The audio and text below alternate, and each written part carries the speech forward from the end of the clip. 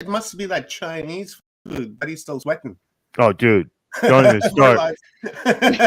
And we're live. Still gassy like a motherfucker, you know. Good morning, all you beautiful starlights, grand rising, you illuminated beings out there, alchemical beings, beings of light. Crazy people like myself. How is everyone doing here this morning? Start off with some little Johnny jokes. Oh no. Who is it that I'm hearing? Is it me? It must be me. It's gotta be you. It is me. Fuck, it is me. Okay. I'm still trying to share out. Okay, we Share got it out, guys. Share it out. Let's unplug humanity together. Sharing it to a stream will help. yes, that helps a lot. So we got this. We're muted over here. And then okay, we're good. Good morning, everyone. How is everyone doing this morning? All you beautiful souls. My name is Omar. I'm a host here at Watchers Talk, coming at you guys from the West Coast, British Columbia, Canada, on this foggy morning, but about +2 out. Quick weather report from the West Coast, Vancouver. Mountain Devil, nice to see you. Welcome. Nice to see you. Nice to see you. Richard Minnick, welcome. Nice to see you again, brother. Oh, look, there's Ride the Frequency. Hello, Ride the Frequency. And who else is in the house? Mountain Devil. Coffee, anyone? Yes, please. I will take a coffee, please. No sugar. Go I will ahead, take Stone. it black. I will I got take that 2 on black. the go. Hello, Mountain Devil. You said hello. I was being rude. So hello, good morning. Thank you very much for being here this morning with us. We truly appreciate you. Oh, look, there's Stone Hobbit. Good morrow, roomies. Should be a fun day today. Absolutely. Yesterday was an amazing day. It was Good so morrow. amazing that I had a hard time going to sleep last night, but I fell asleep afterwards anyways. Oh, look, there's our beautiful sister from another mother, Constance Hey, Victoria Constance. Briggs. Nice to see you, Constance. She is amazing. Constance is going to be coming on when? Let me give you guys a quick date here on Constance Victoria Briggs. We have her scheduled coming up here. Boom, boom, boom, boom, boom, boom. Where are we? We have Constance on March 19th, our day 8 on Saturday at 3:40 p.m. Pacific Standard Time. So that's going to be an epic upload, as it always is. If you guys didn't see Constance or don't know who Constance is, check out Full Spectrum Universe as well as Watchers Talk. We have some videos with her in our archives, so go and check that out. Look, that's at 11:11 a.m. too. She left that message in Eastern Standard Time, 11:11 a.m. Oh, nice. Yeah. Nice. Yeah, looking forward to Constance. She's busy. She just wrote a book, and looking forward to that one.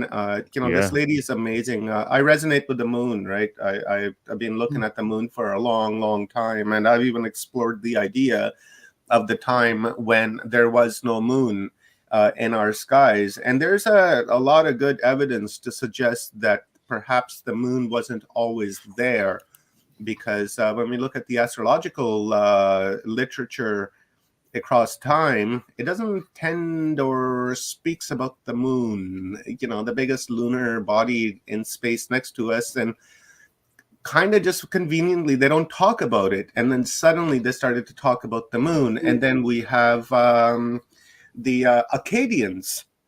The Acadians are the I guess they would be like a form of an indigenous aboriginals of the Greeks. They used to live they're like the Cretans. They right. derived from the islands of Sardinia and Crete. Yeah, long time ago, before there was even a Greece and before there was a Rome, anything like that. And interestingly enough, who was it? Emmanuel Boloski talks about the Acadians, that they used to live in forests, and they used to feed off of berries and acorns. Now, I'm not too sure if he's literally talking about that they used to eat berries and acorns, because I'm not quite sure how you can eat acorns. I'm sure there's a way, maybe back in the day. You can. There is a way. I Yeah, do tell it. us. Give us You a can download. actually make acorn grit bread. Oh, Okay. really? Yes, it takes a lot of patience. Okay, because you've got to crush up your. The best way that I found is you crush up your acorn. Okay, you get the inner seed out of the outer shell, and then you crush it up, and then you wash it and you boil it. You tip that out. You do this half a dozen times. You can taste the stringent of if it's still there. If it has that rough taste on your tongue and in your mouth, you got to keep washing it. And once you've washed that out, then you can dry it out, grind it down, and use it as flour to make your bread. Oh, how cool. See, there's a download right there. I didn't know that, so now I have a better understanding of it. So he Yeah. used to say that they used to live in the mountains and in the woods, and they would feed off of acorns and berries. And this was before there was the moon in our skies. And then we have Aboriginals in Colombia that speak about the time before there was the moon. And then when I think about the acorns and the berries, and there's like stories from the Aborigines in Australia that say the same thing, that there was a time when there was no moon in our sky, and then suddenly one day it showed up. So we really have to question that, right? So if we have our ancestors telling us that there was no moon in the sky, we have to take that and we have to buy that, because when we look at the mainstream, the legacy media and the legacy academia, I think we should call it the mainstream academia, the legacy academia, they'll tell you epidemia, we'll yeah. call it, because it's an epidemic with misinformation. Oh yeah, that's a good one, epidemia. Yeah, those guys, you can't believe a word they say, because they're telling us that, oh, the moon's been there for 4.5 billion years, and without it the earth just wouldn't be around, and we would have 10-mile high tsunamis that would just kill everything. But when we look at history, it just doesn't seem to be that way. Not only that, if we look at John Shaughnessy, for instance, he talks about the earth's axis is just going like that, right?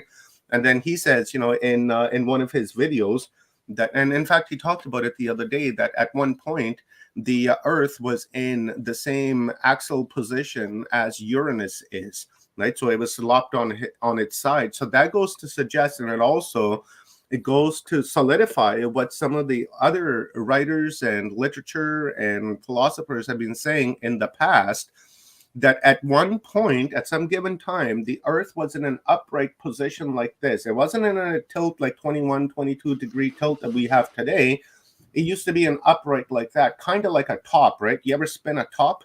Right? You spin a top, it centers itself and it spins, and then you touch it and it goes into that wobble. That wobble, imagine it to be the precessional cycle. Yes. Right. So, that precessional cycle. So once the Earth comes out of that and it levels itself out again, and then it goes up, because a spinning object is going to want to straighten itself out. So once it straightens itself out, that's what the ancestors were saying, that there was only a small polar cap in the North Pole and a very small polar cap in the South Pole, and the entire planet had the same temperature. There were no seasons. There was no summer, spring, fall, autumn, winter, whatever. There was none of that. One solid temperature, 25, 26 degrees, all day, every day, forever.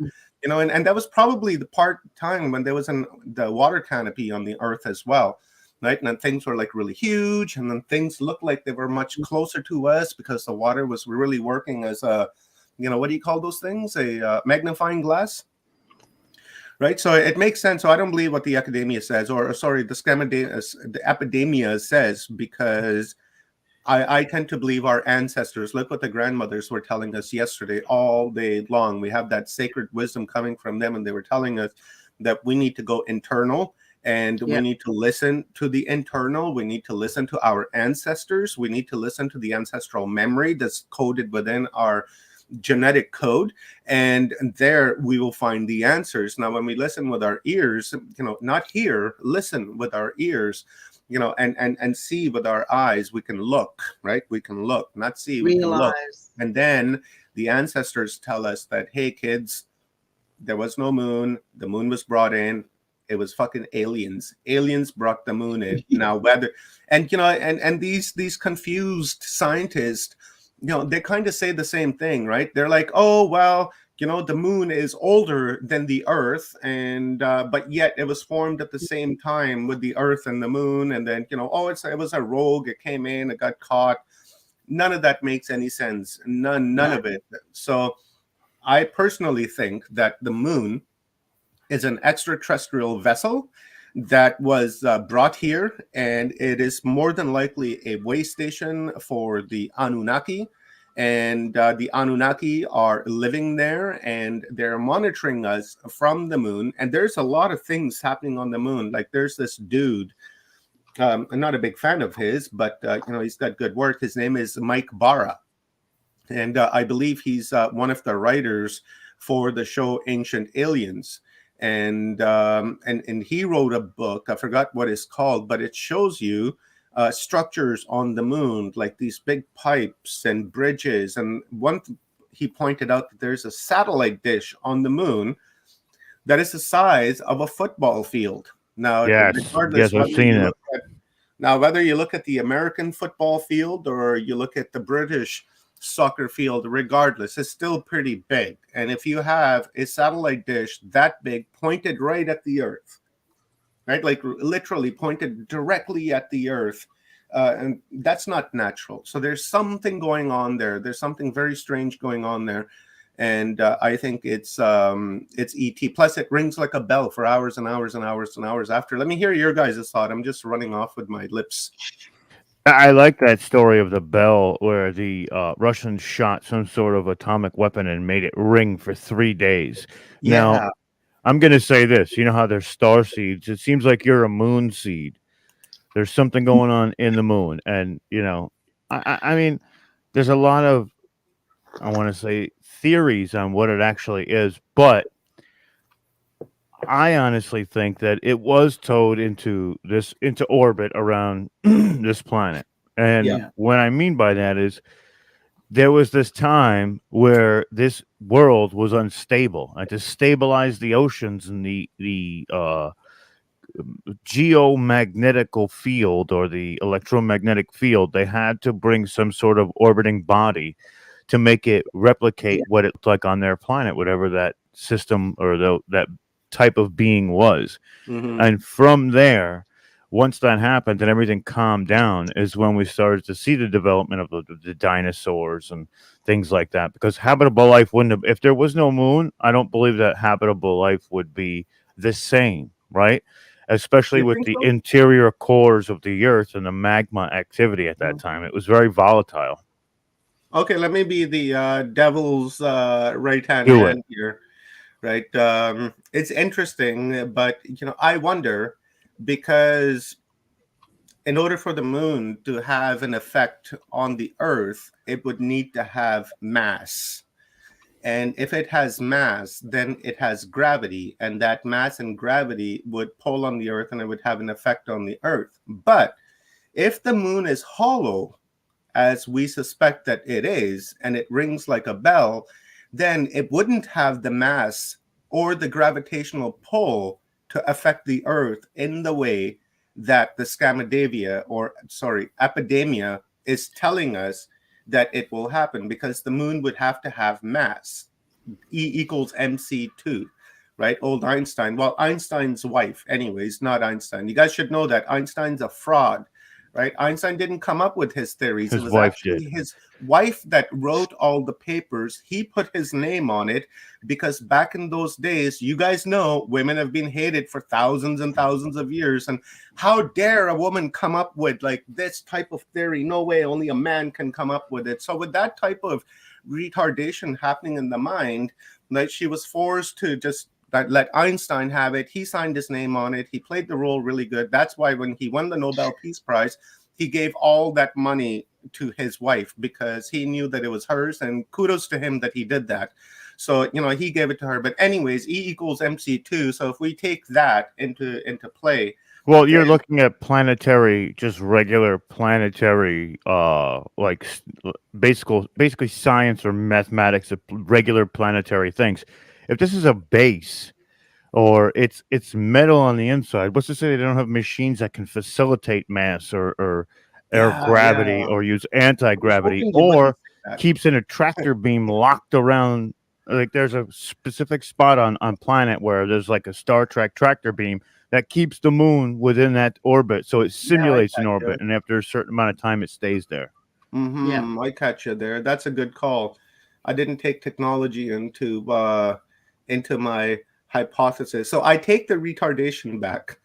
Well, no, this is why we have these conversations, and I love that you play devil's advocate. I love when we do that, me and you go back and forth, because people think that we think alike all the time, and we actually think different on a lot of things. Yeah, But we disagree on more things than we agree on. that's probably true. That's probably true. But we pose a very good front while we're on camera. No, but we do. There's a lot of main baseline things that we feel the same on, and we have these conversations sometimes that go so deep, and none of those are usually on camera. They're usually Yeah. on a messenger, or we'll be on a Yeah, we video do a call and call. talk about it. It's really wild. It's really Yeah. wild. We should start recording those conversations because they get out there. They get really wild. Yeah, those are Here's private conversations, and I would just rather leave them private and not make them public, right? Because we're really brainstorming at that time, tossing ideas, and Oh, for sure. know, I'm just saying, really, if they could it's only see. That's best all. conversations at the moment are the ones that you're having and you go in depth. You don't need to name names. You don't need to name the gore factor. If you just talk about the experiences, you'll find the commonalities. I wanted to jump in and say, have you questioned the craters on the moon? The depth, the shape, the size, how they're all very the same. They look like blaster pockets, or they were carved out by some sort of machine, which maybe is one of the ways that if there is metal underneath, they use those craters as access points for either spaceships to go inside or for military, like a hatch. At the bottom of some of those craters is just hatches. And if you didn't know any better, you wouldn't go down there because you can't breathe on the moon. You could float down there really quickly because of gravity. You'd be like, wee, and just kind of down a hole. But there's a lot of different reasons. And what Omar was talking about before is that satellite dish. There's also a facility that looks like it has a giant cannon on it, and yeah. that cannon is pointed directly at somewhere, like I forget exactly where it's pointed to, but it's pointed to the Earth. It's not pointed away from it.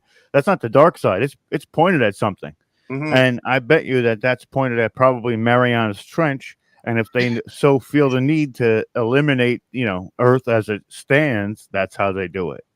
Turn on the cannon, What if that cannon in itself is some sort of like a receiver or a transmitter of sorts, and that is connected to the Saturn moon matrix? Because what if the moons of Saturn are, well, okay, let's go into this a little bit. What if I've hypothesized this in my Saturn presentations, that, and there was an author too, I forgot his name now, Bergen, something like that. The book is called The Ring Makers of Saturn. So let's hypothesize and that the Saturn rings are artificial, that some of it is natural, but the rest of them have been enhanced, and that they are crystalline based. And if they're crystalline based, then we have these artificial moons around Saturn, like Mimas and Iapetus and things like that. You can clearly tell that those are artificial moons. There's one called the Walnut Moon, and there is a 15-mile high mountain ridge that goes on its equator, and it looks like they took the top part and the bottom part, put it together and welded it together. And then there's a bunch of hexagons on it too. Bunch of hexagon on Mimas, bunch of hexagon on Iapetus. Hexagons seem to have something to do with something here. But what if those moons are harnessing the frequency, the vibration, the distortion of Saturn, and then those rings are amplifying that distortion, and then these moons are picking it up, and then they're transmitting it to our moon, and then our moon is picking it up and then transmitting it via that cannon type thing or that satellite, and is pointed directly at the earth in order for us to experience this false reality, this simulation that we're in, and that the distortion that's coming from Saturn that's being transmitted to the earth is causing humanity to vibrate at a denser level. Now, I watched a like a little program of sorts a little while back that let me bring myself on camera. I'm done my work. Yeah, come on screen, bud. Now,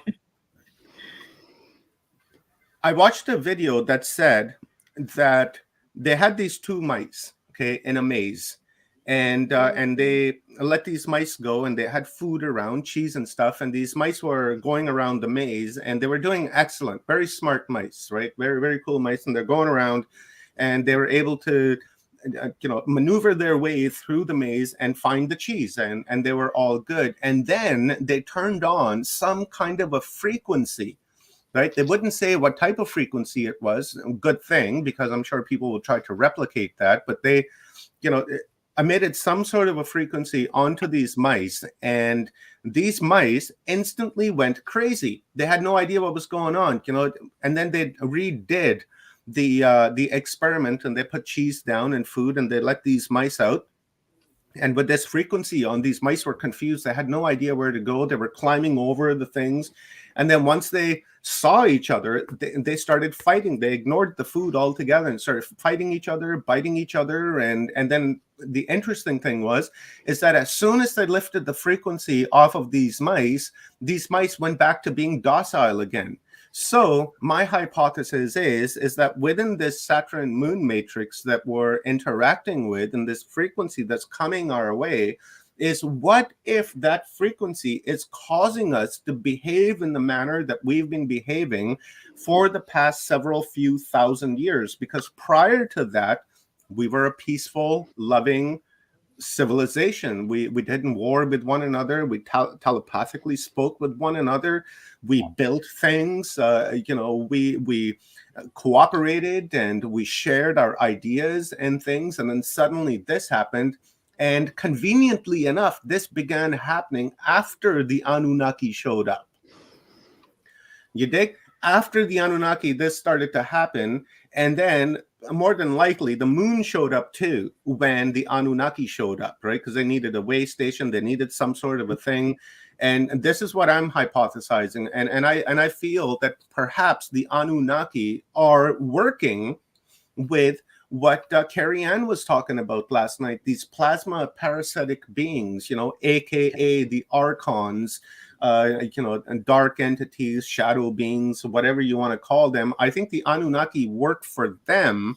And then they're the ones that told these guys to go ahead and weaponize our solar system so that they can control us in the way that they are controlling us, right? So, and then the Black Knight satellite on it's well. So it could be that because this Black Knight satellite is in an north to south orbital orbit like that, when usually weather satellites go like this, right? The reason why satellites go like this, the weather satellites, is because the planet is turning like this, and the satellite's going like this. It'll capture everything on the planet. And then communication satellites are on an equatorial orbit like that, right? And then the weather satellites are like this. So if we got fucking the Black Knight satellite up here that's rotating like this, and if it's picking up the frequency that's coming off of that satellite dish on the moon, right, and then it's transmitting it down like this onto the Earth. Imagine the Earth being here, and then this frequency from Black Knight coming down like this.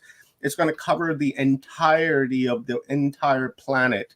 And everybody on the planet is going to resonate like that. Maybe, in some places, the frequency is very strong, like in the Middle East. You take a look at the Middle East, going, pretty much from Israel, Palestine, Iran, Iraq, Syria, all the way to Iran, right? And then once you get to India, it's pretty cool over there. People don't like to fight in India, but just when you get to Iran, right, that whole area is just been war and violence for like thousands of years, and there's really no need for that. But I feel that it's the Saturn vibration that's being emitted from the moon onto us, and then that's fucking us over. So if we take the moon and get rid of it, right, I bet you humanity goes back to being normal. And I don't feel that there will be 10-mile high tsunamis and things like that, because I just don't feel that even with technology, that removing the moon from our orbit would really have all that many consequences. Maybe there'll be a bit of a rattle, a few earth shakes, maybe a couple tsunamis here and there, but that's pretty much it. I don't think we would have any more damage than that. Okay, your guys' turn. I'll let Stone go first. I mean, that's. Are you sure about that, mate? Oh God. Okay. Let's go ahead. First off, I see. I've had a couple of occasions where in one of them they shot me off planet, and it was the noise I heard when I went, and it was like really, really thick metal banging together and being joined.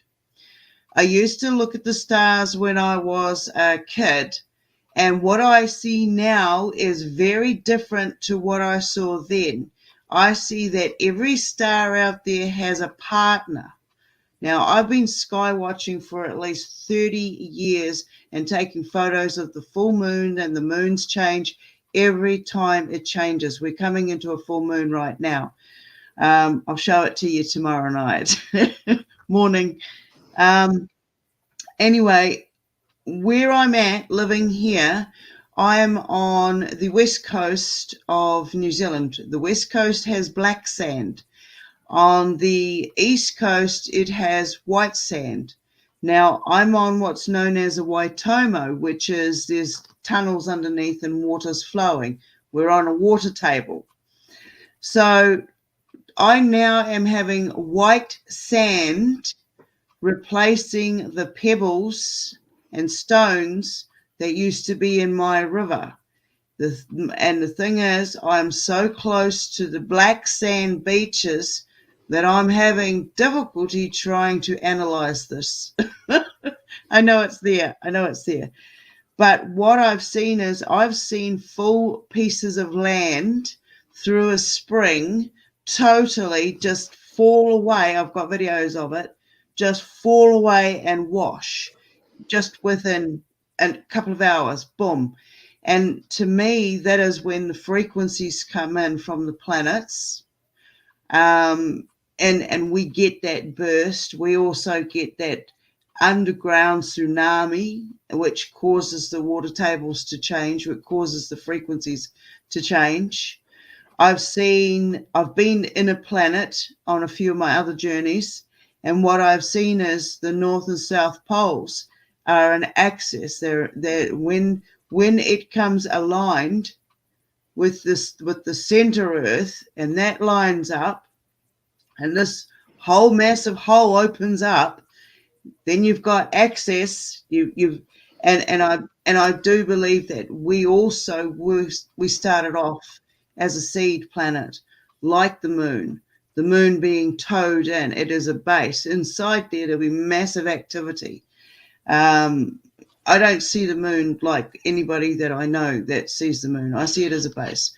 I have an alien contact, and I've nicknamed him the Flasher. We don't have names and places they come from. We just have contact.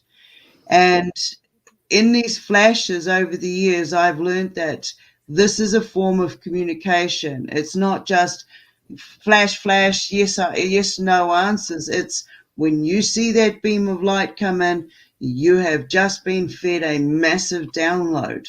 Whether or not you can translate it is another issue. But the more you are in that frequency of these flashes, the faster you're going to open up, because they want to contact with you at your comfortable level. Sometimes you get yelled at, and I get yelled at. But what they've showed me is, at one stage, I was watching planets grow, and I wasn't alone. I had a friend doing it with me at the same time, and we were trying to work out how these rings around these planets were getting bigger, and the different colors. I analyze everything. I analyze the elements. Everything rusts. You just got to see what the breakdown process is. This is alchemy. So when I saw these things growing, then I got into the satellites around the planet, and I started watching them go by, and I started watching them get more. And then you see, I go out there now, and I can show you roadways through the stars. All right. I have watched the stars communicate. So when you're talking about this massive as beam out there, I've seen stuff shoot across the sky that there is a form of communication. Two, there's something firing weapons up there at other ships coming in. Three, there are flashes and signals sent between Stargate to Stargate. These stargates, when you see them, I'm getting goosebumps. I'm getting massive goosebumps. When you start seeing and working out the diameter of where these stars are communicating, and that you can tell it is not a normal light that comes from it when they light up. Okay. You stand there and watch that, I can guarantee you will see something come in that space. There's a zone. Okay. And if something comes in and it's not meant to, the ET that I communicate, who I call Flasher, his crew or his whatever the job description they have, I've seen them fire at these ships coming in. I've been sitting in my backyard and I've had these things come in out of nowhere, drop over top of the house, shoot between me and my friend's seat, and shoot off like a white soccer ball with a tail. It's moving fast, and it's more of a living entity movement than it is a mechanical. That you tell the difference after doing this. So the satellites around these other planets eventually became the rings, and I believe that is what is happening with the devices that are going up there right now. Everything that they've got, we have absolute no privacy already. These beings that have come in and communicated with me over the years, they've shown me what and how to break this illusion, and that is what I do. I accept it, I acknowledge it, and this is fantastic. Anyway, I've yabbered on. Somebody else jump in. All right, so I'm going to keep it real short and simple and look at what we have now on this planet with direct energy weapons, where they use frequencies to make people sick, to make people basically change the brain wave patterns, is what they're trying to do. And I think that if they did that on a grand scale, like Omar was saying, and how it's changed the planet, definitely it could be that doesn't even have to be entities. That could be our own people doing that or working for Mm-hmm. those dark overlords. So with Saturn and I know you guys are a lot more versed in the Saturn sphere than I am, but the symbolism that we see on this planet could directly correlate to what Saturn represents to that far satanic style cult group. And I think that their time is up. The light's been shined on them, but I think once it's like when you overturn a board and it's in the woods and it's been sitting there for 6 months and all the bugs come scurrying out after you flip it over and the sunlight hits it. Yeah. So I think I'm going to go that far because that's all I got right now. And I think that we're going to have that point where we're going to see exactly what Saturn means and why they symbolize and idolize it so much. So that's it. Landing it right there. Okay, Rob, I'm going to share my screen, and I'm going to give a really quick download on Saturn. And while I'm doing that, can you please jump in to the private chat and direct Ron on how to bring his slides up, please? And Sure. I will do a quick download on Saturn, on what I'm talking about. Now, guys, this is an extremely long presentation. It's about 7.5 hours long, and if you guys are interested in watching this, it is on under the video archives of Watcher's Talk. It's called um, the false something or rather. Anyways, let me come over here. So the false perception. So started this off as, I'm going to subject you to a blitz. That is, I am going to subject your mind to tremendous onslaughts, and you cannot get up and leave because you're caught. Not because I'm holding you prisoner, but because something in you will prevent you from leaving, while another part of you is going to go truthfully berserk. So brace yourself, because this is Saturn, the false perception. This is a false planet, guys. This Saturn is not really what it appears to be. It is a holographic. It is a holographic field of information, and here are some symbols that are related to Saturn. The Saturn cult is ingrained into nearly. Let me bring this up a little bit for my notes. Saturn cult is ingrained into nearly every aspect of our life, yet the true significance of Saturn can be found within secret societies and in the deepest underpinnings of religion. Is it possible that the reality we experience, I'll bring this up a little bit, it's been a while since I did this one, so hold on with me. Is it possible that the reality we experience has been hijacked by creator gods who keep us living in subservience, control, and conformity? Why do we look forward to the weekend when we are weakened? Why does the word Saturday mean Saturn's day? Why do we exchange rings when we marry? Why is there so much Saturn symbolism in religion and in the corporate world? Semitic civilization referred to the god Saturn as El, who is the supreme deity and represented by a black cube. The ancients' name of Saturn was, as mentioned, El. It is a reason why those that were chosen by El were called elites. In fact, the word elect, elder, elevated, Elohim, tempel, circle, gospel, apostle, disciple, evangelist, etc., all derive from the word cult of El. Angels are messengers of God, but God was El, and the El, as Paul Anthony Wallace has suggested, is that they are the powerful ones. So the El are the powerful ones, which is why we have the names of archangels bearing the El suffix: Raphael, Michael, Oriel, Gabriel, etc. Now, if my mouse stops, come on, I hate this mouse. Having the same problem as John Cadman the other night, guys.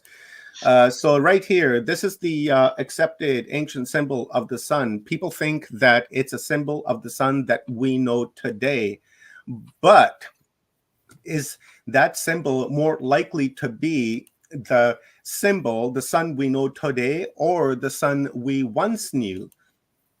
The Saturn sun, the dark sun, the black sun. In the occult, it was and is known as the old sun, and it is known the dark sun and the dark lord. So I'm not going to go through all of them. And here is the reason, the Lord of the Rings and the Olympic rings and all of that, it derives from the rings of Saturn. These are the rings of Saturn, and this is where it really comes from. And now Saturn also has been long symbolized as an eye. And here are some examples of the symbols that have been used in the past.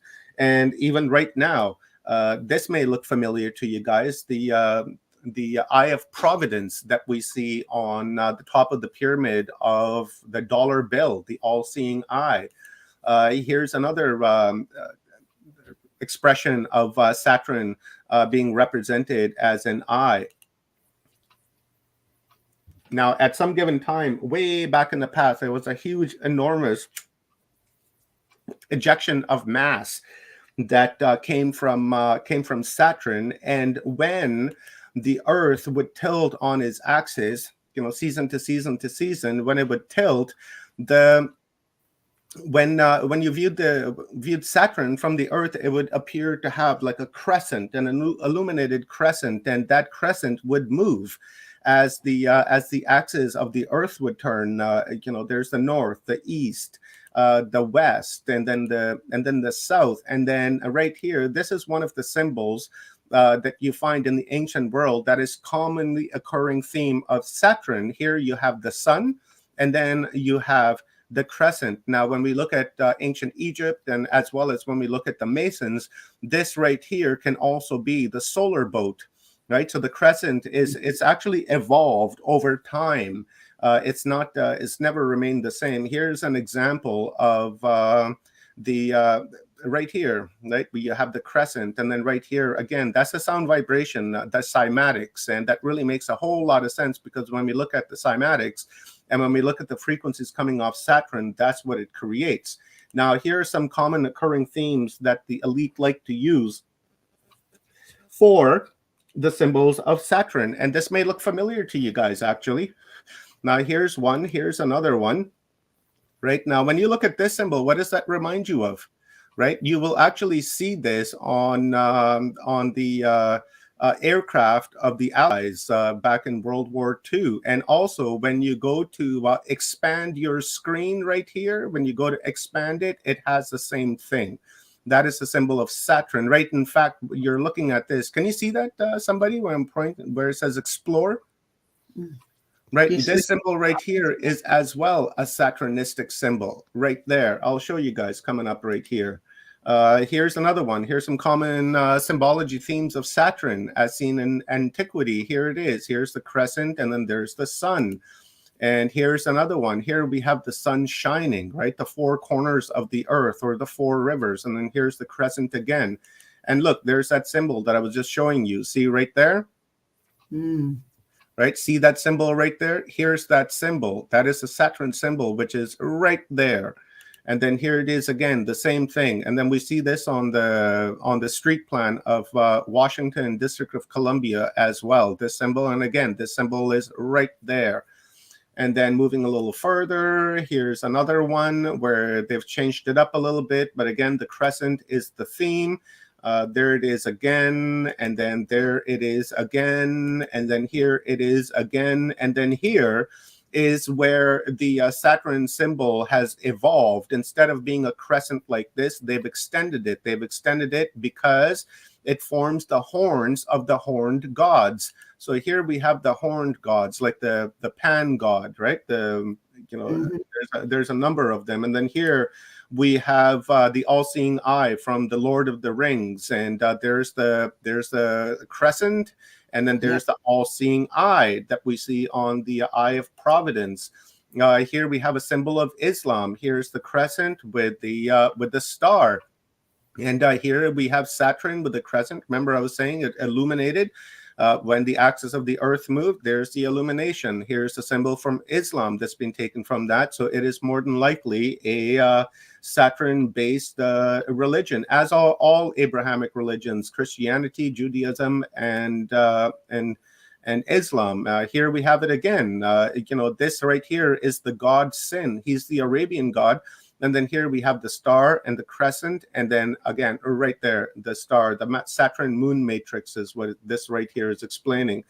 This guy right here, this is the Brotherhood of Saturn, the Fraternitas Saturni. This occult course organization is based in Germany and openly embodies the hidden side of Saturn worship. This is very deep, guys. It goes into the Bohemian Grove. And then when you go to the Bohemian Grove, here's like all of the political leaders and the elites that are at the Bohemian Grove. And Bohemian Grove, they do a lot of crazy shit. Like, look, there's a couple of presidents right there. I believe that's Jimmy Carter, Ronald Reagan. Here's, and again, some of their gatherings. Thanks to Alex Jones. He snuck in and was able to expose these guys, and was able to give us a lot of images. And these guys are, here we go. Here's an image. This is what they do at the Bohemian Grove. The owl, known as Moloch, is riddled throughout history. The more commonly known occultical owl is 40 feet statue at the Bohemian Grove. To start some brief history about Moloch, the owl known by many names, including Moloch, Moloch, Milcom, Baal, or Malcolm, in Hebrew, it quite literally translates to king. And then here we have Behemothep, and we have Baal right here, and then we have the bull. Now, why the bull? Because the bull is ruled by Saturn, and of course the horns, right? Because it's the horned god. We come over here, and I would suggest the ancient bull gods was the worship of Saturn, bull gods of Mesopotamia, Apis, the bull god of Egypt. It just goes on and on. That's why we continue to see bulls with, with horns. And then here we see in Egypt, here we have the crescent again as the horns, and then we have the sun in the middle as sun worship. And then here we have it again. Here is the crescent. This also is Roman. Here we have the crescent, and then we have the sun god right there. And this is what it's looking like, right? See? Like that, like that. And then here's some American symbols that are using the very same thing. Here we have the eagle with the crescent, and then we have the star right here. But if you take the stars here in the middle, you can actually make a star out of that. Here's the Air Force Special. Again, the star, and then the star, and then the crescent. And here's another one. How appropriate. Here's the House of Mountbatten in England. The wheat symbolizes the crescent. And then here, the crown they're trying to say is part of Saturn. Why are they using the crown? Because the crown is an expression of Cronus. Cronus is the god of Saturn. So that's why they use the crown. When you put the crown onto the head of royalty, they're saying that they are agents of Saturn, of El, the powerful ones. Here we have the symbol of the United Nations, and how appropriate that they have a scope pointed onto the earth with the horned crescent. So, it's not a very good organization. Here we have an example of Rome, the two-headed eagle. Again, you have the crescent, and then you have the crown, and the crown is Cronus. It goes on and on and on, guys. It's really deep. Here's a Rosicrucian order. Again, you have the wings, and the wings are supposed to be the expression of the horned god Saturn. And here we have again the same thing, the number 8 in Bentley. That looks like a B, but in fact it's a number 8. Why is it a number 8? Because Saturn is the 8th planet from the sun. Here is one of the major secret societies in the network in the House of Mortor, known as a Maltese cross. Now, this is kind of interesting. I'll come up with that. And then here we have the Celtic cross with the sun in the background. And then here we have the Pope John Paul. Look what he has on his chest, the Maltese cross. And right above him is the upside down cross.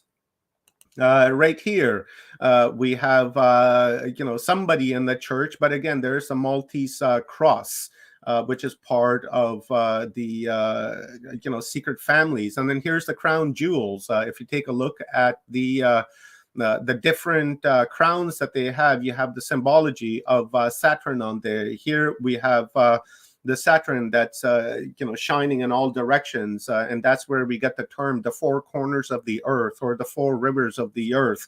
And then again the Maltese cross, and then right here on top of the crown you have the Maltese cross with the sun star, the black sun in the middle. Now let's break it down a little bit. Right here, right there is the Saturn, right there is the Maltese cross, right there is the Saturn with the four corners of the earth, and all around it you have the number 8, the X. The X means to cross over. And then right here, this is the symbol I was telling you when we looked at the Earth, or Saturn. Saturn would shine like in all directions. And this is where we get the star that the kids get when they do really good. The gold star, the silver star, the bronze star, things like that. That is coming from Saturn. Here we take a look at St. Peter's Square. Again, St. Peter's Square, here we have the crescent, the horned god, and in the middle we have Saturn with shining its light in all direction. Here we have Ratzinger, the Pope that was too demonic for the church, so they let him go. And here, look, he's holding again. Here's the star in the middle, the four corners of the earth, another expression of Saturn. Here's a good one. Here is, people say that's Satan, right? But it's been inverted, because this right here is I love you. And these guys have changed that from I love you to Satan. I love Satan. I love Satan. You see that? This is how these guys have inverted that. So very, very demonic. Let me go on. Here's another symbol of the hand symbol of like this, of Satan, which we also find on what do you call that, in the District of Columbia. This is a video. I'm not going to play it. Might be copyright. Now, look, here's all of the political leaders around the world giving you Satan. I love Satan. These guys love Satan. Here we have Eminem with Satan. Here we got Barry Obama with Michael Obama, more than likely. And here he is, giving us a Satan sign. Here we have this fella. I forgot his name, but Bahamutep. Here we have the French president, again with the Satan. Here we have Anton Levy. He was a leader and the founder of the Church of Satan and the former head of the Church of Satan. And he's meeting John Kerry. He's an ambassador and also a Secretary of State, something like that, for the Americans. Here we have Ronald Reagan, loving on old Satan. Oh boy, here we go. Here's the Bushes, the legacy family. This guy loves Satan. There's old George Bush with Satan, family religion, guys. And then here we have his wife with Satan, and they both are loving on Satan. And oh, boom, look, there's his daughter, Bush's daughter, in with Satan as well. So all three of them are into Satan. So it makes you go think what Jeb and all these other guys are up to, because it's a family religion. Here we have the prime minister of the Russian Federation. And then here we have President Putin. And look at Putin. He's just looking at him, and he's not satanic. And this guy right here, look, he's flashing him the Satan symbol. That's why this guy's not around anymore, because Putin is fighting the New World Order. And here we go, right here. Here we have William Mountbatten loving on Satan. Here we have Spider-Man loving on Satan. Here we have Metallica loving on Satan. Here, what's this guy's name? Drake or something? Look, he's Drizzy Drake. Yeah, there you go. He's got the owl on his chest, and what is the owl? That's Moloch. Moloch from the Bohemian Grove, the satanic god. Here's another one. I've got her name, but look, she's got Bahamutep on her shirt. Here is Beyonce, I believe, dressed like Bahamutep. Check this out. This is a Katy Perry at some sort of awards. Look, they're wearing horns and loving on Satan all openly. These guys are extremely satanic. Look, here's another one. All of these guys. Look, I think this is Lady Gaga, dressed up like Satan. Here is Bruce Jenner's daughter. Take a look on her chest. Bahamutep. Here's this lady. I forgot her name. But again, Bahamutep. It just goes on and on and on, guys. It's just too much to say. Look, she's wearing a ring with Bahamutep. Here's another one, Bahamutep. Here's another one. This guy right here, what's his name? Christian Bale. He thanked Satan when he got his Golden Globe for playing Dick Cheney. Go figure. Here's another one, Madonna with Satan. I swear this girl works from a fucking handbook, because she's just right into this. Take a look at that. Here's the two towers. The two towers are actually, I didn't get into that earlier, but the two towers are evolved from the crescent. The crescent turned into the two towers. If you guys want to watch, go back and watch this 7-hour presentation. It's very, very deep. I'm just brushing over this. Again, look, here we have one of the videos, all wearing horns, dressed up like Satan. Her one eye covered like this. One eye covered. One eye covered means the all-seeing eye of providence. Again, you can see that eye on the southern pole of Saturn. Very interesting. Again, right here. Again, right there, covering the one eye. There's the one eye that we see on the dollar bill. And here it's we the all-seeing eye of Providence, Rhode Island. That's right. Here we have, Saturn, it's astrologically it is ruled by Capricorn. Capricorn is ruled by the goat, and then there's the goat, right? Because the goat is the expression of Saturn, and then we have goat, the pan god. Here is another one, the panda goat god, and then it goes on and on. And here, have a look at this one. It's so You know, connected, Uncle, bro. It's so connected. Like you've yeah, literally gone through pop culture, executive branches. Like this is all of this stuff is connected, and you know it's connected through people. People is the connecting factor of it. So yeah, take a look at this with the Uncle Sam, I want you. Right, Uncle Sam is the expression of Behemothep as he comes in. See, have a looky-loo.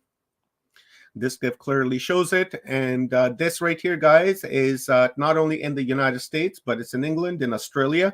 And this is Uncle Sam. He wants you, you know, he wants your soul, your spirit, your essence.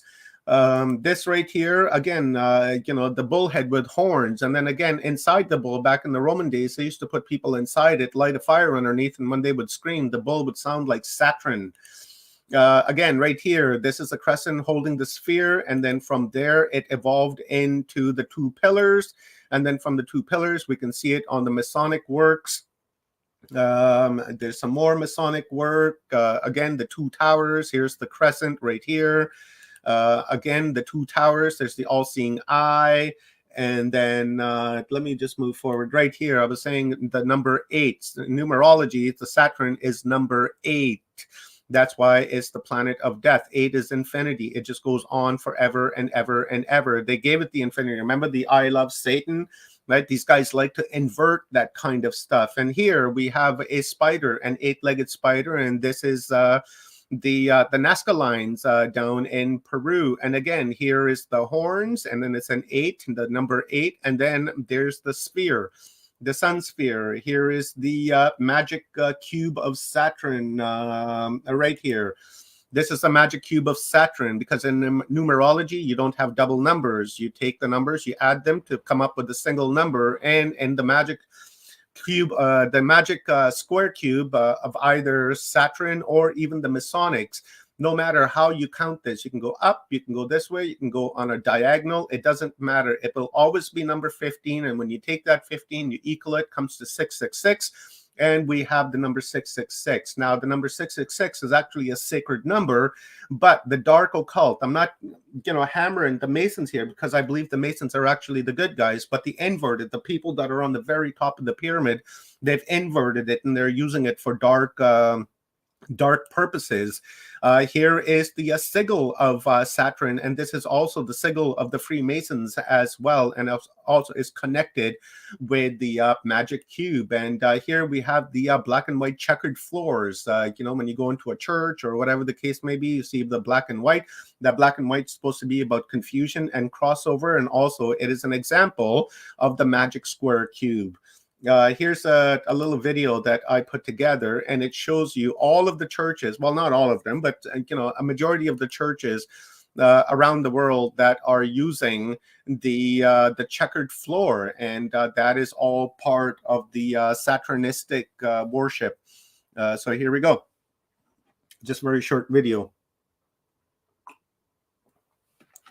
Rob, let me know when Ron is ready, and then I'll jump off. we got everything loaded up, so we're just about ready. Okay, okay. So I will end it right here. Let me just what is it that hold on? I'm sharing out the links to the Saturn Part 1 and Part 2 presentations for everybody and then to go see it. There you go, guys. Part 1 and Part 2. So right here, you know, this stuff is very interesting. Right here, the you know, the hill of Saturn and the Capitoline Hill that they have next to the Saturn Mound in where was that? The hill of Saturn, which is the bloodline family gathering place. That's where the skull and bones and all of that. And then when these guys moved into America, they brought their Capitoline Hill to America, and then now America has a Capitol Hill, and that Capitol Hill is part of the Capitoline Hill, the hill of Saturn.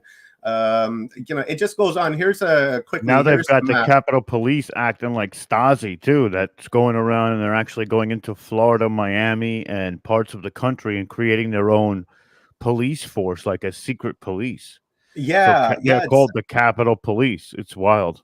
yeah. Here's an image that I was showing earlier. Remember, I was saying it's marked out in the grid plan of Washington, D.C. street plan.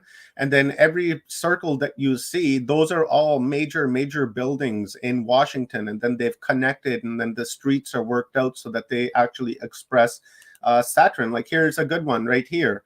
Let me see this.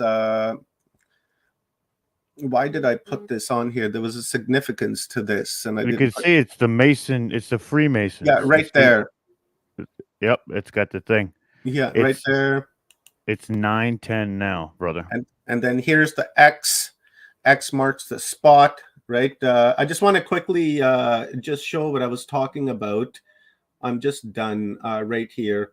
Here's the hexagon that is on top of on the north pole of Yes. Saturn, and then here is the all-seeing eye on the southern pole of Saturn, and then this is where the eye of Providence comes from. So if you guys want to watch more of that, go on after the stream when you have some free time to check out part 1 and part 2. And I actually did another one where there's all in part 1, and then afterwards I ended up having a conversation with Rick Keefe about it. So you guys can check that out as well. So with that being said, guys, I'm going to take myself off screen, grab myself a quick coffee. Actually, let's bring Ron on. Right, yeah, I'm just going to read a little quick, little segment here. We got Ron Holiday, who has been investigating and writing about the paranormal for nearly 40 years. He is an author of several books, including UFO Scotland, Famous Scots and the Supernatural, and Alien Spirit. For several years, he wrote the X-Files column for the Glasgow Evening Times newspaper and has published over 200 articles. Ron lives in Scotland. Let's bring in Ron. Hi, how you doing, sir? Not too bad. Thanks for that introduction. Hi everybody. It's very hard to hear you. Is there a way you can get closer to the mic, maybe? Yeah. Okay. How's that? That any That's better? better. That's better. Okay. All right. We're going to remove ourselves off the screen and pull up your presentation. Okay. Right. Now you'll be able to adjust the presentation. You'll see on the screen it says slides. All you got to do is click the arrows in which direction you want to go, whether it's right or left. So you'll see it when I bring it up here. Okay. So you see it at the bottom there where it says slides? Yeah. Okay. Got it. Next slide. Yeah. Right. Awesome. Okay. Thanks, Rob. That's great. Yeah. Right. I'll just go ahead then. Because first of all, thanks for bringing me on to the conference. Delighted to be here. As was said, I've had a long-standing interest in the paranormal, particularly in UFOs, and the implication on UFO sightings, alien encounters, for humanity. What does it mean? But I'm going to look particularly today at the impact it had on Scotland, where I come from. And just to clarify, in case there's anybody there who doesn't know where Scotland is, because we're not a very big country. Yeah, it's just off the coast of Europe there, the northern part of the United Kingdom. Small geographical area and a small population. There's only about 5.5 million of us. However, having said that, there have been an absolutely phenomenal number of UFO sightings. And what's fascinated me is the impact that those sightings have had on people in Scotland and how it has raised consciousness about alien entities and what it means. I mean, what is the explanation for everything that has been going on? Why has Scotland had so many UFO reports given and UFO encounters, alien encounters, given the size of the population? I mean, so much was going on that the local papers and magazines started printing many articles, for example, like this one, Alien Invasion. Suggestion was that Scotland was being targeted or visited in particular by alien entities because there happened to be so many sightings.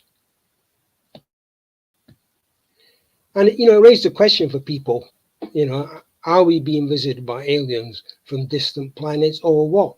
So it did stimulate a really big debate about what it meant. Were people imagining all these incidents, or was it really alien contact, or was it from something else? I mean, there were all kinds of suggestions. And, I found that particularly interesting, that it did stimulate people's consciousness and they started thinking about this whole subject, which I think had been for a long time hidden because people just weren't aware of the amount of, or the possibilities that we were being visited from other planets. But, one of the things that particularly interested me, if this was not, if you like, alien encounters, what was it? I mean, was there something else going on? I mean, were there links between UFO sightings, UFO encounters, alien encounters, and other aspects of the paranormal? Because in some cases, encounters only lasted a comparatively short time. And here's one particular photo that came up, of a ghostly kind of figure with what was claimed to be an alien spaceship in the background. I'm not suggesting all that was genuine, but I do think it did raise the issue of just what we were experiencing, because a number of people had encounters where they could actually see through a spacecraft into the ground beyond, or cases where the spaceship seemed half solid and, if you like, half transparent. So it did raise the issue. I mean, like ghostly encounters, what actually were people seeing? Were we encountering objects or entities from other dimensions? I mean, is it just too simple to say, yeah, there's something coming from a distant planet? They're traveling across thousands of miles to visit us. Now, I know this goes contrary to what a lot of people say, like the Roswell crash, which seemed like a real solid object had actually landed. But a lot of other people's experiences have not been quite as solid as that, if you like. And it does raise the issue of what we're dealing with. Sorry, it's not a particularly good slide, but I just had to take it off of a newspaper that got folded up. But as I was saying, what are we dealing with? Because this lady, Pat McLeod, was driving along the road. She was going to the doctor's just for a straightforward visit, nothing in particular, just a checkup. And as she was going along, she saw this object, which is in the background there, coming down over the road. And it was a large object. And she said, yeah, it looked like Saturn. That's how she described it. And the newspaper did a drawing of it. She said it was like a flaming ball in the middle with this, Saturn-like circle round it. And she watched it come down and land, as she thought, on a piece of waste ground. So she stopped the car, she got out and went over, expecting to see this object lying. There was a large object, it was about 20 feet across, expecting to see it. But when she got there was absolutely nothing there. The object just seemed to have disappeared. And she expected, because she rang up the newspaper and said, she's seen this object. She expected that many other people would actually have seen it as well, but she was astonished that nobody, not a single person, reported seeing it, which again raises the question of what are we dealing with? Are these solid objects? Are these objects from other dimensions? How do we explain these sightings or these encounters where one person alone sees it and nobody else sees it? And as I'm sure as you're aware, there have been many similar reports like that, where people see something, sure everybody else has seen it, and find that, yeah, they're the only ones. So, I mean, is it some kind of psychic encounter, or just exactly what's happening? Just brief history of UFO sightings in Scotland, in case anybody's interested.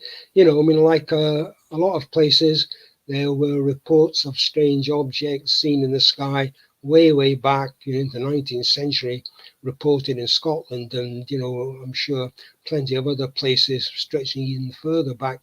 As you know from some of the writings from the ancient world. One thing that was often reported was balls of lightning traveling across lochs or lakes. as you might call them elsewhere. So there were many sightings of balls of light.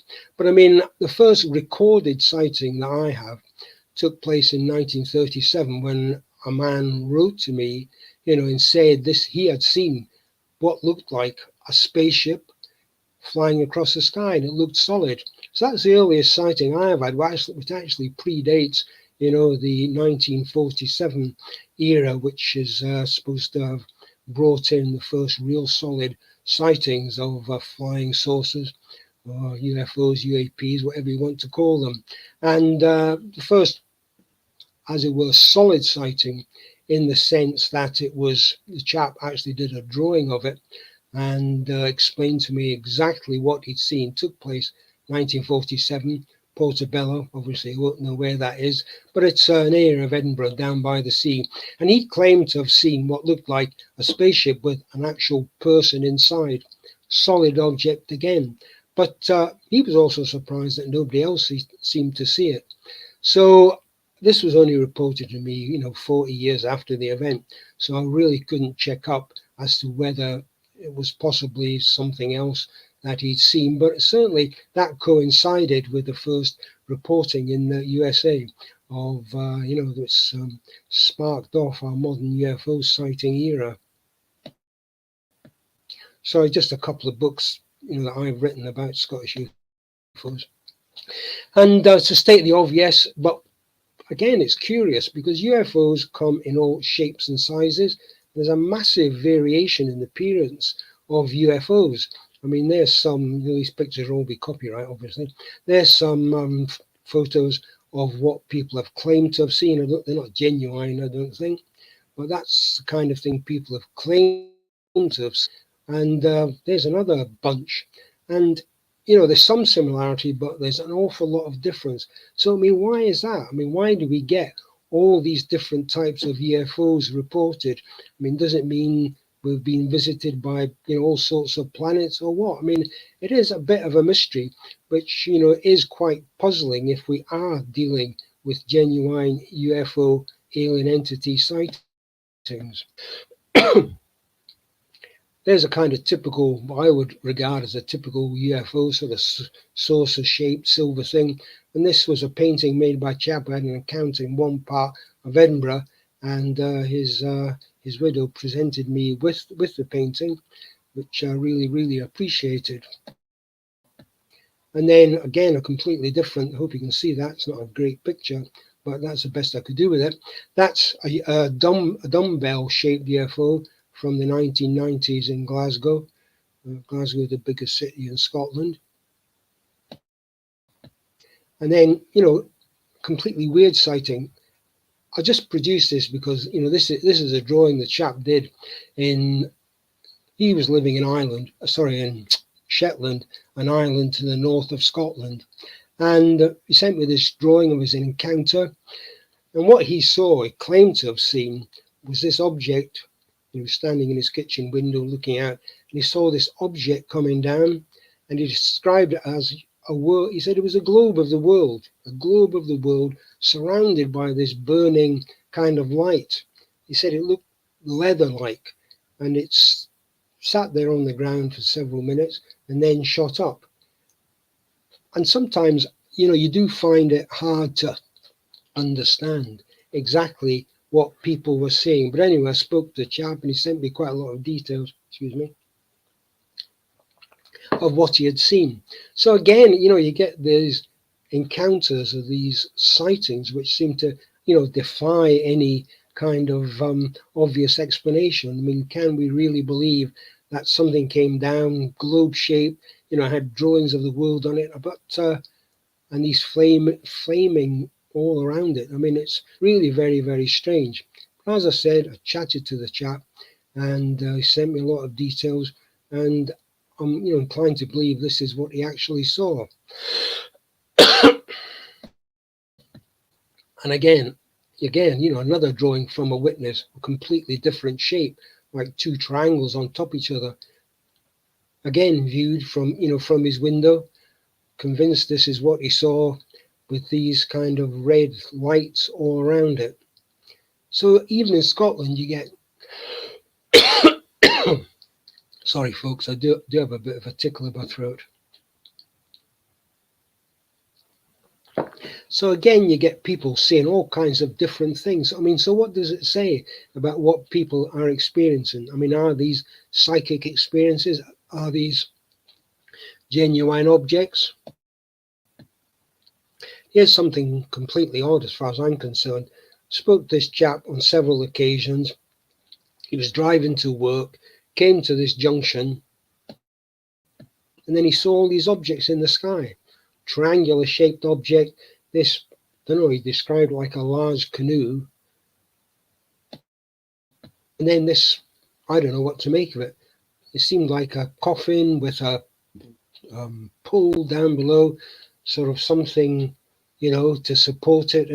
Again, it was completely weird, but spoke to him at length, discussed it all. He filled in various forms. So, I mean, this is what he said he saw. So, I mean, you get such a variety in UFO sightings that you do wonder just exactly what is going on.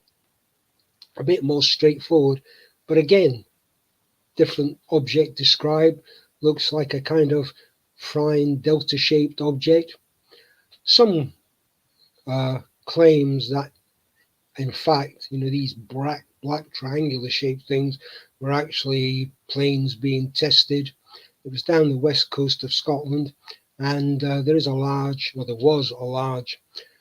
base on the west coast of Scotland, a place called Machrihanish, which was a US and British air base, and it's quite possible aircraft were being tested, but for quite a time there were a lot of these objects being sighted.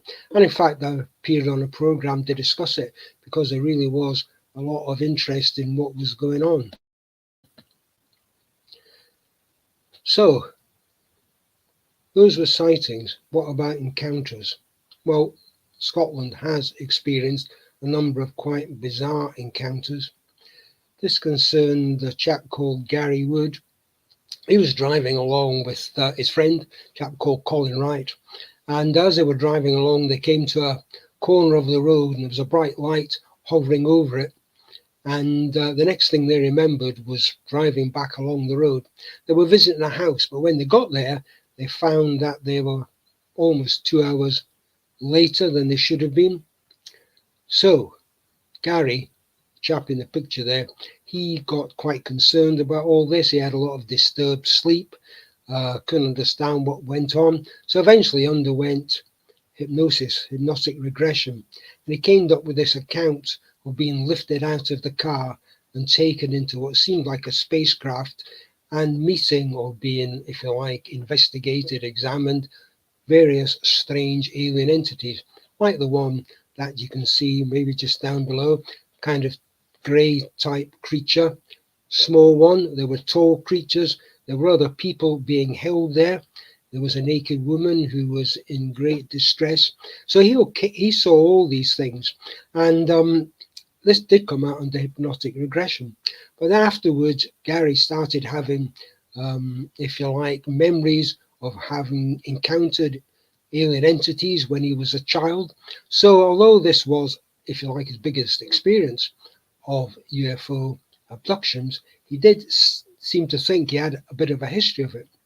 And the curious thing is, which I will come back to, is that he felt that he hadn't been taken up into a spacecraft, but they'd actually been taken down into a base under the ground, which the aliens were using to, if you like, visit various places in Scotland, and in particular in that area. And he was so convinced about this that he actually spent time trying to discover where this base might be.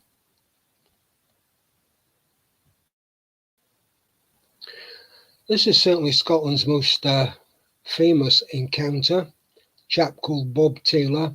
And this encounter was actually investigated by the Scottish police. Bob was a forester. He was walking through woods in the centre of Scotland.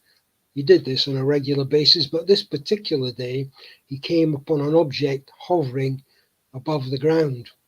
And as he stood there watching it, two spiky balls came rolling out of this object came towards him, grabbed hold of his trousers, and the next minute, he woke up. What seemed like a minute, he woke up. But it turned out he'd been unconscious for maybe 20 to 30 minutes. And this was the description of the object that he'd actually encountered. A round object, so with the flange round it, and there's an artist's description of the spiky balls that came out of him. The odd thing that it doesn't indicate there was that he could actually see through part of this into the ground beyond. So although part of it seemed solid, part of it he could actually see through. So it wasn't a completely solid object. I mean, there was some discussion about, what had he actually seen? Did this object have legs? There's a bit of a controversy about it, but at the end of the day, it was believed, according to Bob, no, this object was just actually hovering in the air. It was not resting on the ground, which did raise some other questions because there were marks left on the ground.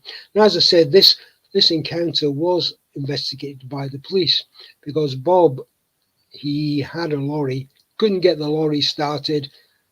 Seemed like there maybe been some interference with the lorry's engine, but he managed to he staggered home. When he got home, his wife obviously saw he was in a distressed state. His trousers were ripped. He had a cut on his head.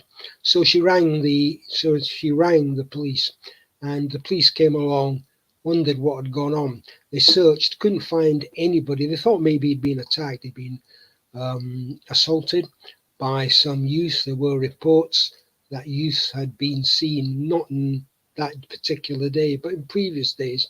So they searched the whole woods, couldn't find a thing.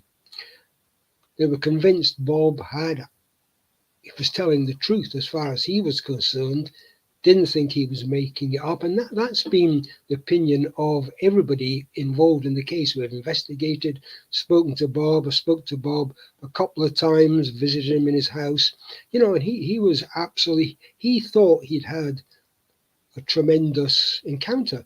He was quite thrilled by, he told me, he had seen something out of this world.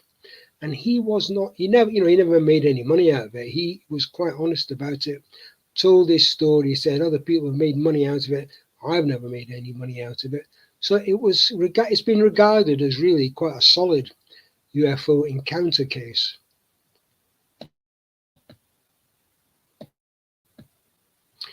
And it was of such significance, and people took it so seriously that I, with one or two others, campaigned to get the site recognised, because I thought it was worthwhile. I mean, it was such a fascinating encounter, one the police had investigated, and there didn't seem to be any explanation, that, we felt that the site should be recognised. And 20 odd years ago, they put up this stone with a plaque on it, and more recently, they've actually put up signage, so you can actually be directed there and look at the site. It's changed a bit, trees have grown up, but still recognized. As I said, as I showed in one of the slides, there was a feeling that Scotland was being specially targeted by alien entities, given the number of sightings. And one area where it was felt sightings were concentrated was this village of Bonnybridge, and up sprang the phrase Bonnybridge Triangle, which is obviously a take on the Bermuda Triangle. I don't know if there ever was a proper triangle, but all we can say is that there were a lot of sightings in this particular area. Hundreds, in fact, which seemed completely bizarre, because Bonnybridge is little more than a village, really. A few thousand people living there, and the number of sightings was just phenomenal. And as a result, people visited from all over the world. The Japanese film crew, German film crew, and the local councillor there, local representative, was campaigning to the government to have these sightings investigated. Needless to say, the government weren't interested, or claimed they weren't interested.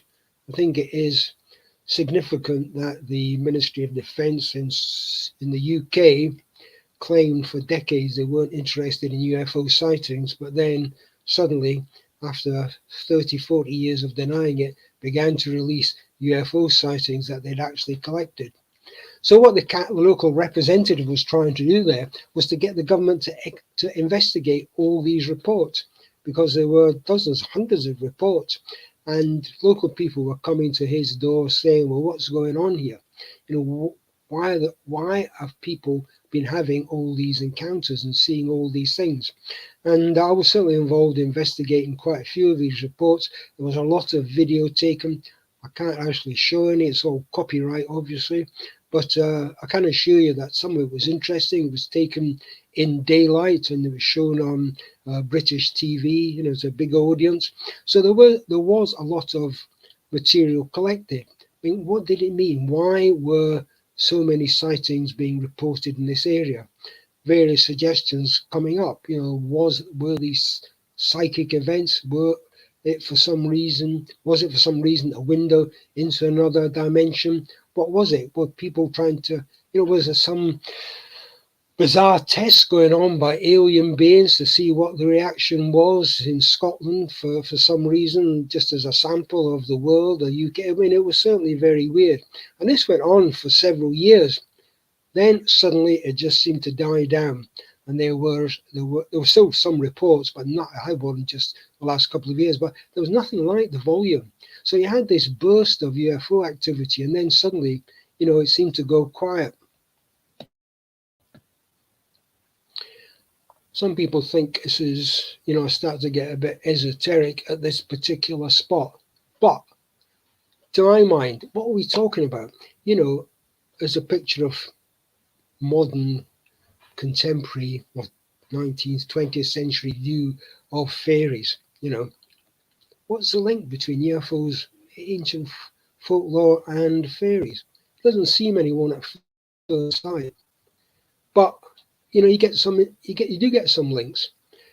I don't know if you're interested in, or people are interested in, characteristics of fairies, but in the past they were believed to live underground, like some people claim. You know, their underground bases.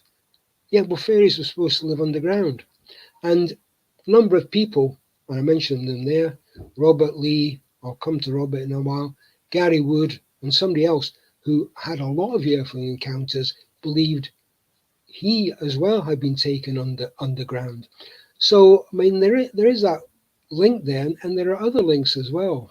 You know, because, I mean, you think of fairies in films and, you know, contemporary books as these small little creatures with wings floating about. But, you know, in the past, that was not how fairies were seen. They were seen as people like us, small, but with, if you like, supernatural powers. And one of those supernatural powers was the ability to walk through walls or walk through solid objects. They also took people to underground. You know, they captured people, took people away. So there is some kind of similarity between that and ancient, you know, the ancient view of fairy people. And if you go around Scotland, you know, there are fairy knowes, fairy hills, which were believed to be entrances into fairy underground towns and cities, because it was thought that fairies, they lived just like us. You know, they had towns, they had cities, but they just lived underground and they had these supernatural abilities. And, you know, that belief carries on today. I mean, that's a site in Scotland which people bring along what's called cloth, as is believed if you've got, say, a sore arm, you rub that, get a cloth against your arm, hang it up on the tree there, and it disintegrates, then that sore arm will go away. And that's still a practice carried on. I don't know how much people believe in it, but I mean, it shows you the influence of the past on the present. I did mention, or I should have mentioned, a chap called Robert Kirk, and he was a man who, back in the 17th to 18th century, had encounters with fairies, wrote a book about it, and described the characteristics as being very human-like, but with these supernatural powers. And he was supposedly abducted by the fairies. Sorry, abducted by the fairies, and he did actually exist. There's his grave. Yeah. So, as I said, I mean, I do believe that there is links between modern UFO sightings and things that happened in the past to people, you know, and UFOs and the supernatural do get connected up in other ways as well. Because I've dealt with more than one case, but certainly I'll describe one particular case, again in Glasgow, Scotland's biggest city, where a woman saw an object which she thought was a UFO just outside her house. You heard a clanking on the roof, thought, oh, that's landed on my roof, or something's happened on the roof with this UFO. And the next minute there was a beam of light came down onto a staircase. And she walked up and she saw what she described as something looked like an angel. And like this figure from the painting here, had this long flowing cloak, had this sandals on the feet, and had this halo around her head. She looked like an angel. So, as I've said, I just wonder, you know, to talk about being visited by aliens from other planets, is this really what's going on? Is there something more complicated? You know, are we dealing with beings from other dimensions, from other universes? I mean, just exactly what's going on. I mean, I've spent a lot of time investigating UFOs and people's reports, but I still find a lot of it, you know, quite contradictory in a way. You know, it's not straightforward. I know people get quite worked up if you try to suggest them. Yeah, look, it's not just, you know, we're not just maybe being visited by people from vast distances away. You know, there could be an explanation nearer home. And again, you know, we've got, as I've said, you know, you just don't get UFO sighting. You just necessarily don't get somebody seeing an object. You get other things going on at the same time. And in one area, when I talked about the Pat McLeod one, you might remember, with a Saturn-like object, well, at the same time, the woman had this real strange experience. It was just within a day or two of Pat McLeod's sighting of that object. She was lying in bed and she suddenly woke up and saw a light going round the room in a quite deliberate fashion. So she felt a bit odd. So she got up, went to the bedroom window and looked out. And at the bottom of a garden, she saw an object which looked a bit like that Mothman object we described there. She said it was about 6 feet tall. It was clinging to a tree at the bottom of a garden, and it had wings.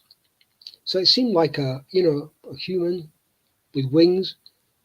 Very, really odd object. But the oddest thing is, she said, I felt really peculiar, and you think I might have been frightened, but I didn't feel frightened. I felt in a bit of a daze. So I just went back to my bed and lay down and went back off to sleep. So I don't know whether she'd been mesmerized or hypnotized or something had happened, but she was convinced that this was the object that she'd seen. And then again, going back to this kind of folklore issue and this idea that, you get a mixture of events happening.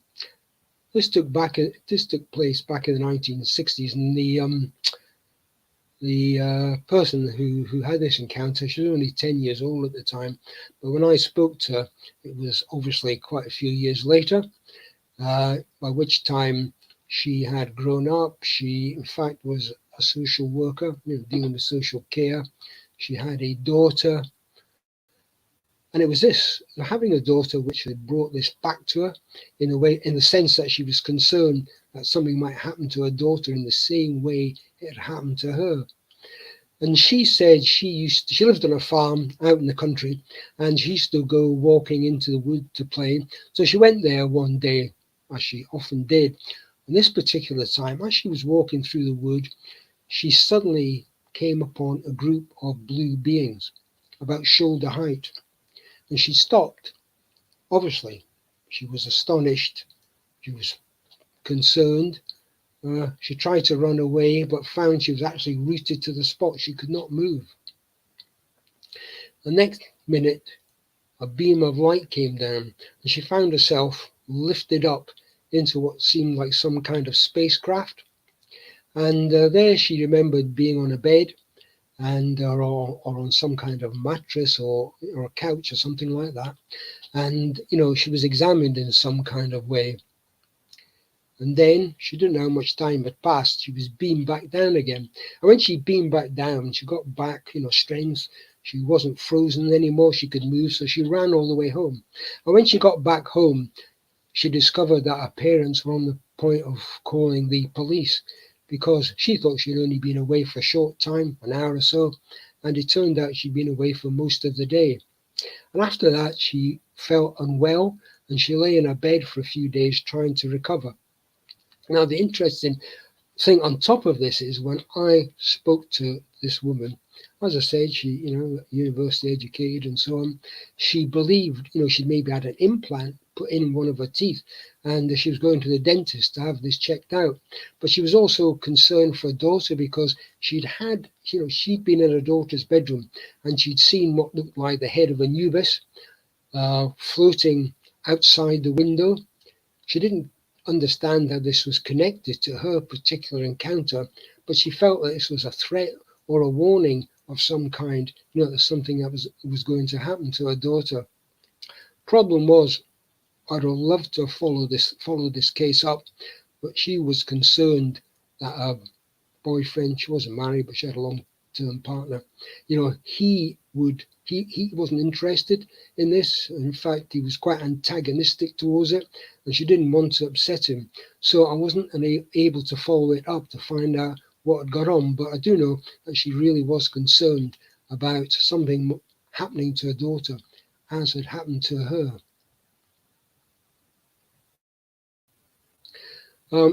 Sorry, I maybe buzz through this bit, but there's a ceremony in Scotland called the Bury, B-U-R-Y, Bury Man ceremony, where you get this person covers themselves in these sort of bury things. I don't know what you call them, just like things you stick on, off plants and the like. And they parade through the village. This is an ancient ceremony, and there's a close up, and there's a picture of them in full dress. And I don't know, maybe somebody will know more about this than me, but I was reading a book about an alien that was claimed to have visited this tribe in Brazil. It was known as Bepcarority, and the story goes that the villagers saw this spaceship coming down. They didn't know it was a spaceship, it was an object with flames coming out of it. They described it, came down. An individual came out, made contact with them, and he actually healed, he carried out healing and so on, and helped them before he disappeared again, shot up back into this. And the kind of thing that they, how they described him was in this way, that it's made up to show just what they claim to have seen. And I thought, yeah, all right. There is a similarity between these things, and it just made me wonder, has this kind of event happened to other people in the distant past? Have we just neglected it, ignored it? Maybe we should been doing a little bit more research into some of these ancient ceremonies, because maybe they do represent a show that in the past there has been contact with alien entities. Oh yeah, sorry. Yeah. Just as you well know, a variety of people have claimed to have had UFO and paranormal experiences. US President Jimmy Carter, pretty famously. I did describe in another of my books, Famous Scots and Supernatural, the kind of encounters and beliefs in the paranormal including alien entities that, famous people in Scotland did have. Based it in Scotland, obviously, because Olivia was particularly interested in that. But I'm sure that applies right across the board, right across the world. And carrying on with this particular theme, William Wallace, you might have heard of because of the film Braveheart, which did get quite a big audience across the world. And freedom. Freedom. Yeah.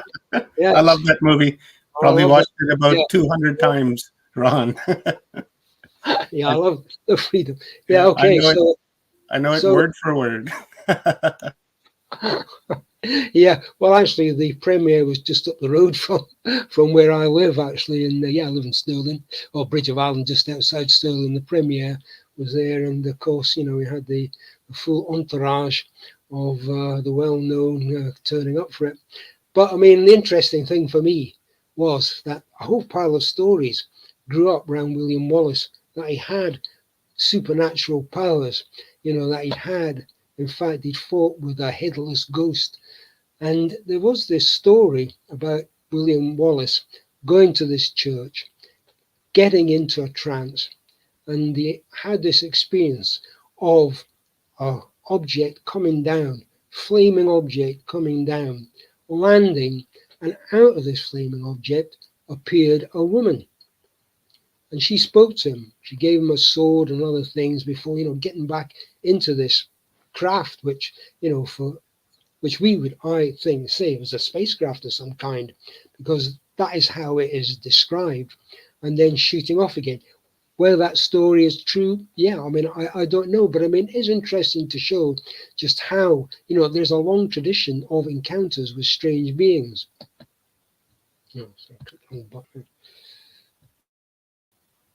That's just a photo of, there's something called the Wallace Monument, and that's a statue. And that's some of the publicity I got for the book and Braveheart and Superpowers. I didn't claim William Wallace had superpowers. What I was saying was, that there were these strange stories associated with William Wallace as an example of how old and ancient some tales were, which linked people up to strange encounters. And, are UFOs dangerous? Yeah, well, I'm sure, we've all got stories about that. And I mean, I found this particularly kind of worrying. I mean, people have different views of abductions and encounters. Some people said, yeah, it was absolutely brilliant. I liked it. A lot of people saying, it's absolutely horrendous. Didn't want anything to do with it. And so, I mean, there's a sense that, maybe UFOs are dangerous in a way. And in this particular case, it says alien expert solves dead pilot mystery. I didn't solve the dead pilot mystery. I just made a suggestion about it, because this chap, he, looking at the time, anyway, this chap, he took off in the Cessna from a place, island of Mull, which is just off the coast of Scotland. He took off from an airstrip, which wasn't a proper airstrip. It was just kind of flattened length of ground, which they used as an airstrip next to a hotel. This was on Christmas Eve. Nobody seemed to know exactly why he decided to take off. Seemed an odd thing to do. It was in the dark. This was an unlit strip.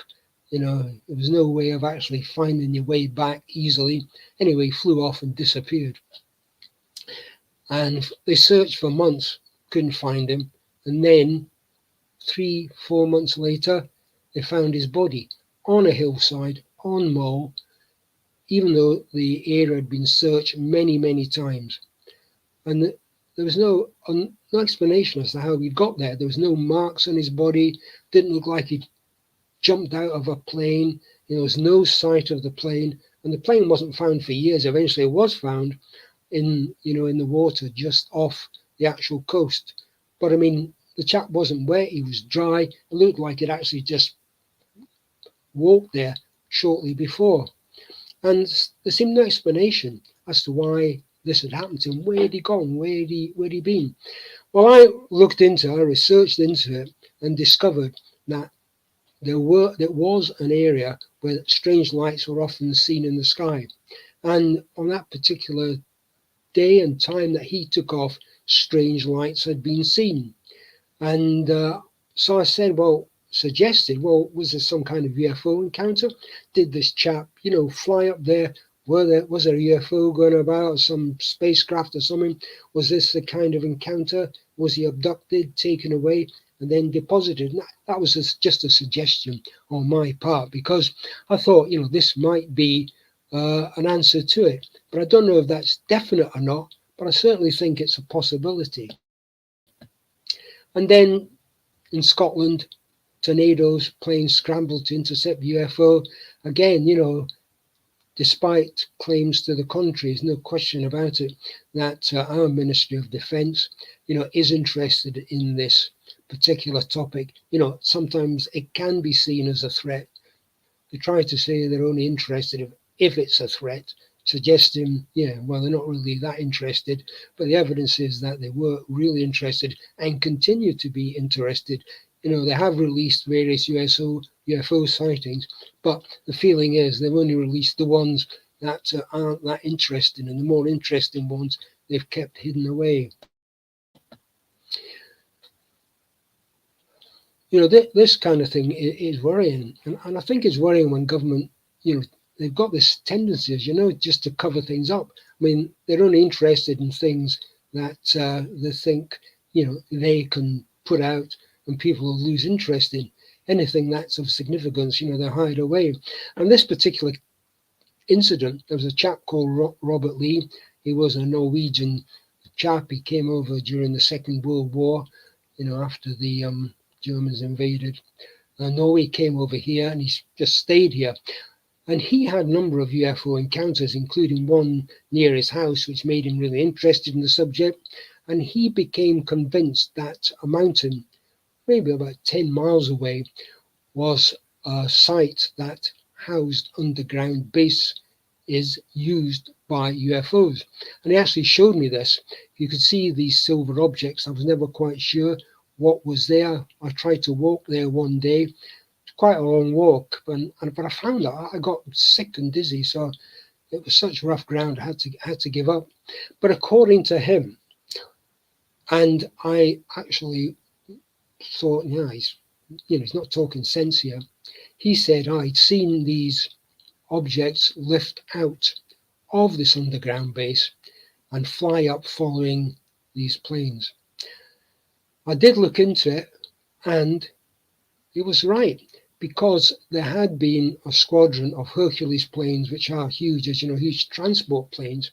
They had been flying over at that time, and believe it or not, one of these planes actually crashed a few miles further along. And he was convinced that this UFO had actually caused this plane crash.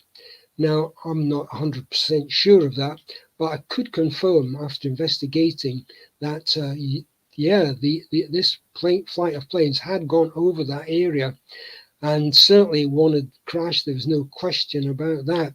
So I just wondered, was there a link? I mean, are UFOs actually interfering with airplanes? I mean, is this kind of encounter being concealed? And Scotland does have, as I've said, a lot of UFO reports. There was a lot of UFO reports down the west side of Scotland. I've got it here, Scotland's Area 51, which I'm sure everybody is absolutely familiar with from the USA. Less familiar, I'm sure, with this area. But Machrihanish, I'll say it again in case you can't follow it, Machrihanish, was a huge base on the west coast of Scotland, closed down now because of the end of the alleged end of the Cold War, and was one of the biggest bases in Europe, and a lot of activity there. And a man who worked there, a witness who worked there, he got in touch with me and told me that he had seen a disc-shaped object. He worked there, obviously. The disc-shaped object more than once, coming in and actually landing on the base. And right, I said, well, can we meet up to discuss? He said, sure, I'll meet up to discuss, no problem. So anyway, I went to meet him up and he never turned up. So I was never sure what had happened there, because I mean, people who work there obviously, have to sign the Secrecy Acts. They're not allowed to divulge anything that's happened there, anything that they've seen. So I thought it was a pretty brave act to get in touch with me. And he was convincing about this. I thought, yeah, I'm sure this chap has actually seen something. And I had that feeling that maybe he had been shut up or told not to get in touch with me again, because obviously that is breaching the Secrecy Acts, which is a serious offence. That's the last book I brought out, Alien Spirits, and this was a summary or description, if you like, of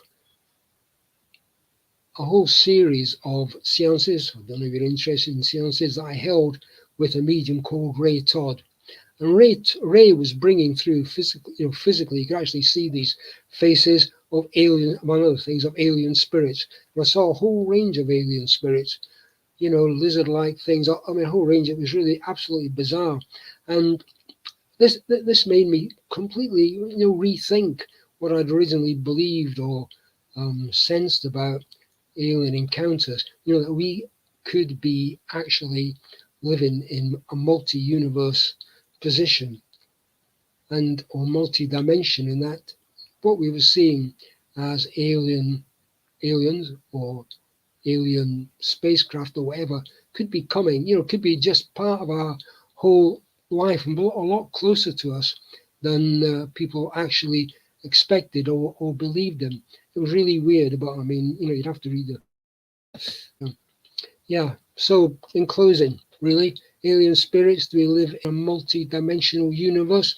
Yeah, I don't know. I mean, I do believe that the alien phenomenon, UFO phenomenon, is just so much more complex, so much more curious, so more inexplicable, that seems at first sight, because I know people originally seemed to suggest, yeah, like Buck Rogers, as it were, showing my age a bit here, Star Trek here, there's some kind of solid UFO. It's a spaceship coming from God knows where, through a wormhole, through a, but is that what it's all about? I mean, the evidence suggests that these entity encounters have stretched back over thousands and thousands of years. So what is it? Are we meeting people from the future? Are we meeting people from another world, another dimension? I don't know. But I do actually find the whole topic not only an exciting one to investigate, but actually mind-boggling in many, many ways. Thank you.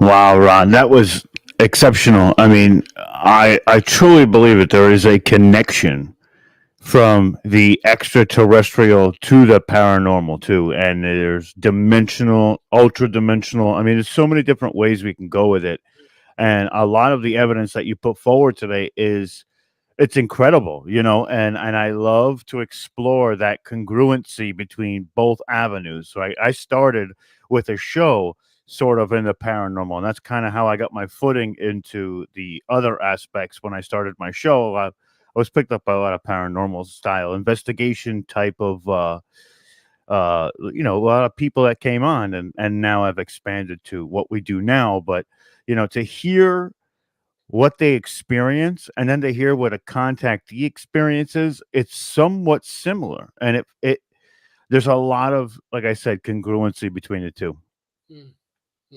Yeah, I absolutely agree, Rob. Yeah, and I think that's what makes it so fascinating. That is such a complicated phenomenon, which brings in so many aspects. I mean, yeah. Absolutely. And it seems as if Scotland is definitely a hot spot for UFO activity. And what's your take on why that might be? Is there something different there than a lot of other places. I mean, of course, there's hot spots, but what makes Scotland so much different when it comes to this kind of contact? Yeah, I mean, that's the issue I've thought about because, as you say, a lot of places in the USA, masses of sightings over the years. I mean, it's just the number of sightings in relation to the population. But if I can just expand on the whole paranormal thing, Scotland's got a lot of, had loads of ghost sightings, poltergeist sightings, Loch Monster sightings, and at one time it was regarded as a hotbed of vampire encounters. So there's been a lot going on in Scotland over the years. I'm not absolutely sure why. I mean, I keep coming up with the idea, is there some kind of psychic window taking place in Scotland? Is there some sort of, I don't know, psychic waves or something? I honestly don't know exactly what the answer is. But all I know is that a heck of a lot of stuff goes on in Scotland, and I mean, there's Loch Ness, people come from all over the world just to see that particular spot.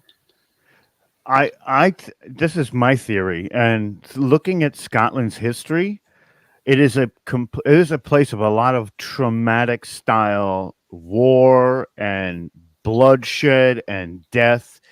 There is a lot of that in Scotland because it didn't have an allegiance with the crown of England for a long time, and there was a lot of activity, violence wise, but also when we see traumas like that, especially in the paranormal field, tends to leave imprints or basically change the frequency or waves.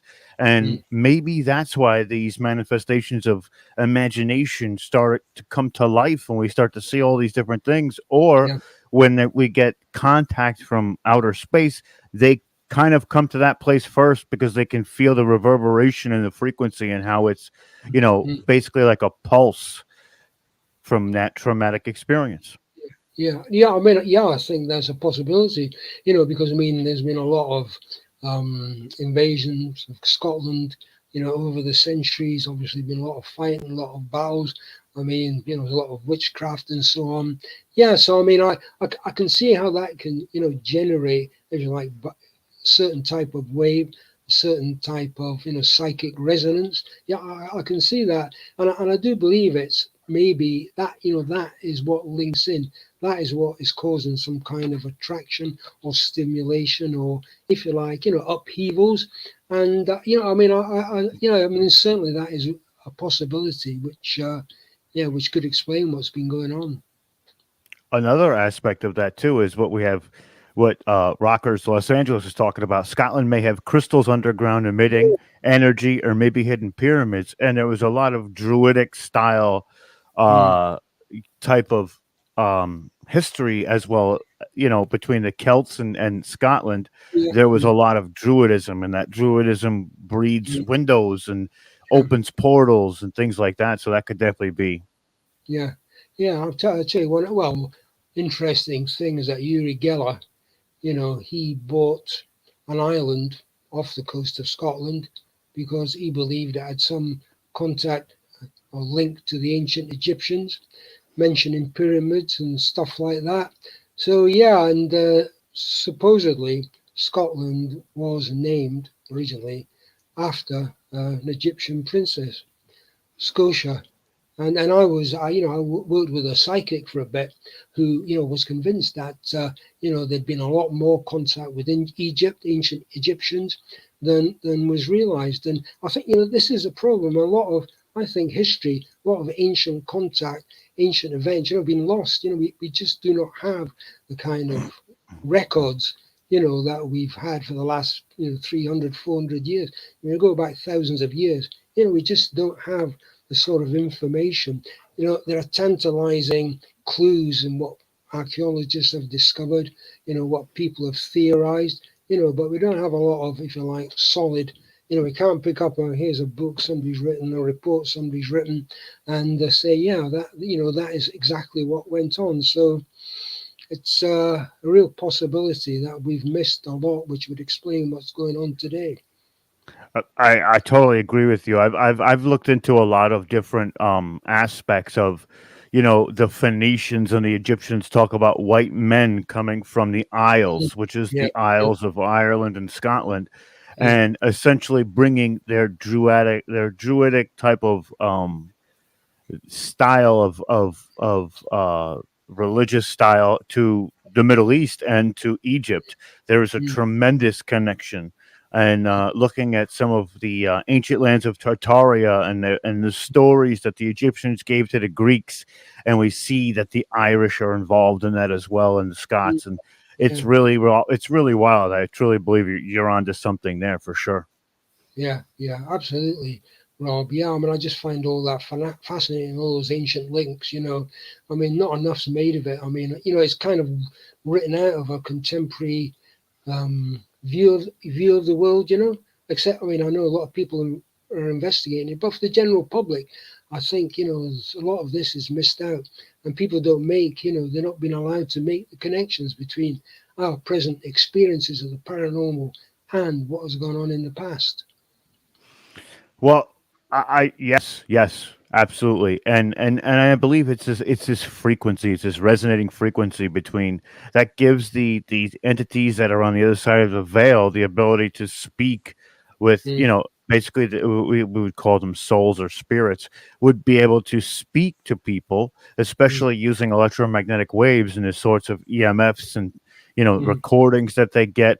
But also, if we look at a contact from a UFO, they would use similar style transmissions to mm, inflict the radio or the television. And there is, like I said, there's so many different lines of thought that are mm, congruent mm. to each other. So it's really Yeah, wild. yeah, yeah, absolutely. I agree. There's so much to connect up that, I mean, it's going to take a long while to get all this together. But I mean, I think people are working in it. People are beginning to make connections, and right across the world. I mean, contact's so much easier these days. People are bringing up ideas which can feed into other ideas.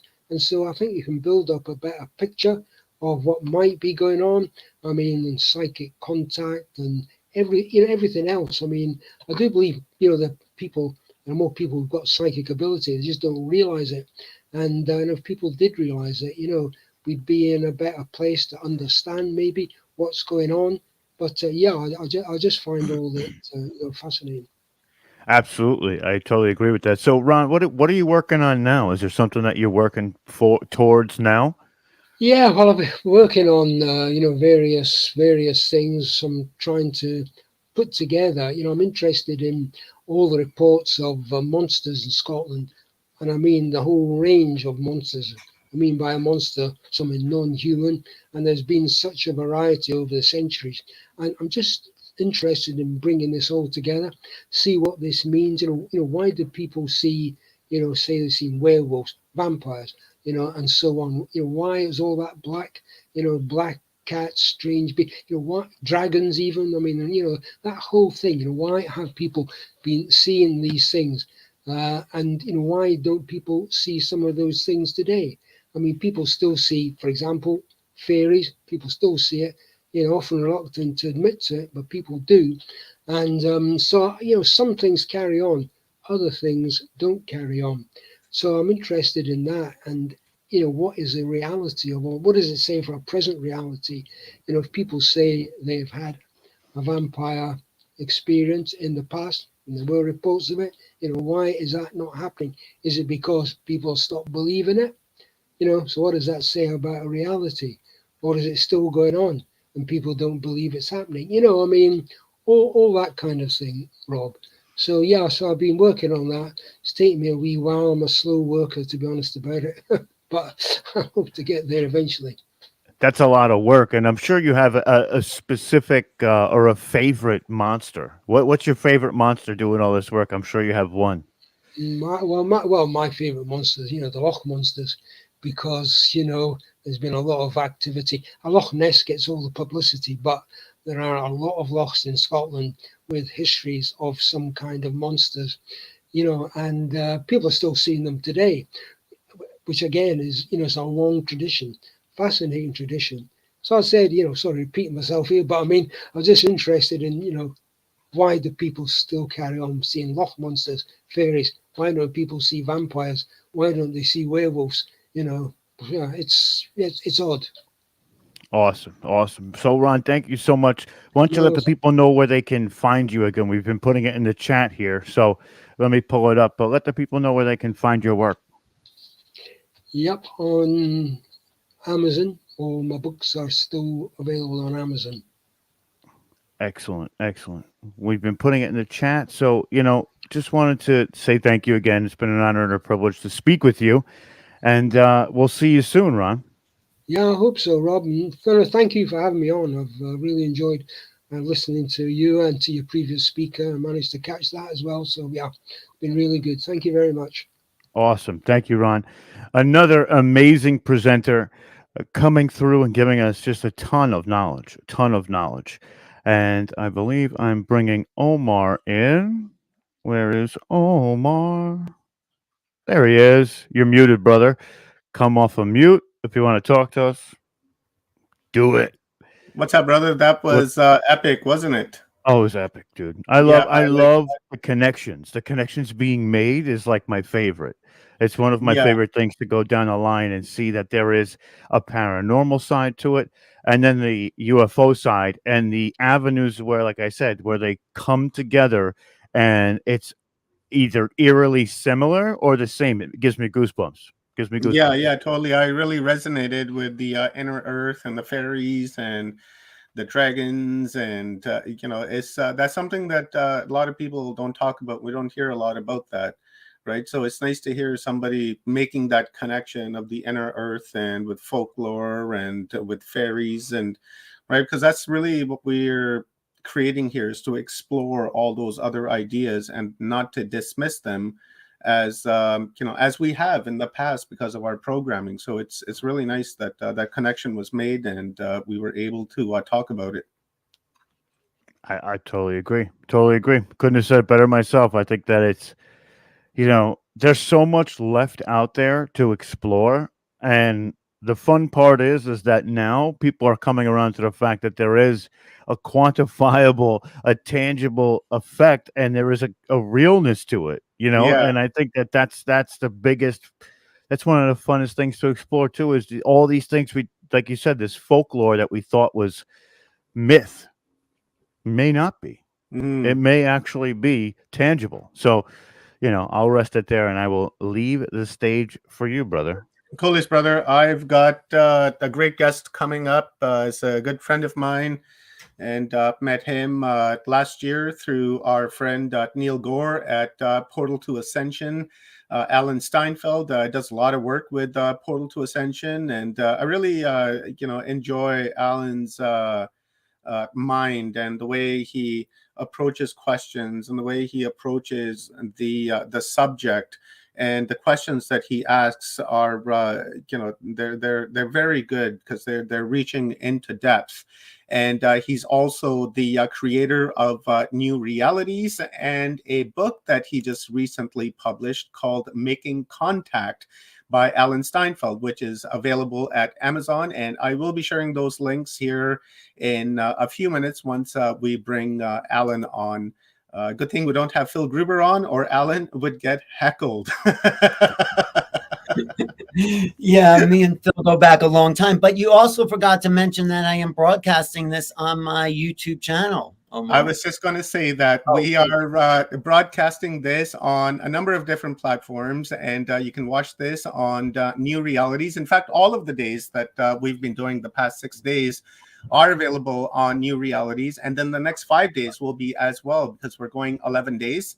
And thank you to Alan for allowing us to stream to his channel. And thank you, Alan. And I will hand the stage over to you, my brother. Wait, before you leave, I just want to have one little discussion with you, because Sure. you mentioned that if we did away with the moon, it would serve us sort of. But I think the moon was put there by aliens as an artificial creation to balance a lot of the energies on the earth. The way that pulls the tides in the ocean. Well, just think of that gravity pulling the atmosphere. So the moon is actually creating different weather patterns, and it's actually helping clean our atmosphere by this gravitational pull, which I think is substantial, because even if it's hollow, there's something in there that is dense enough to keep it in orbit around the Earth and also create a gravitational field. So what do you think about that? Yeah, I like that. And that's kind of what Rob was alluding to earlier. He was saying that there could be like a machine in there of some sort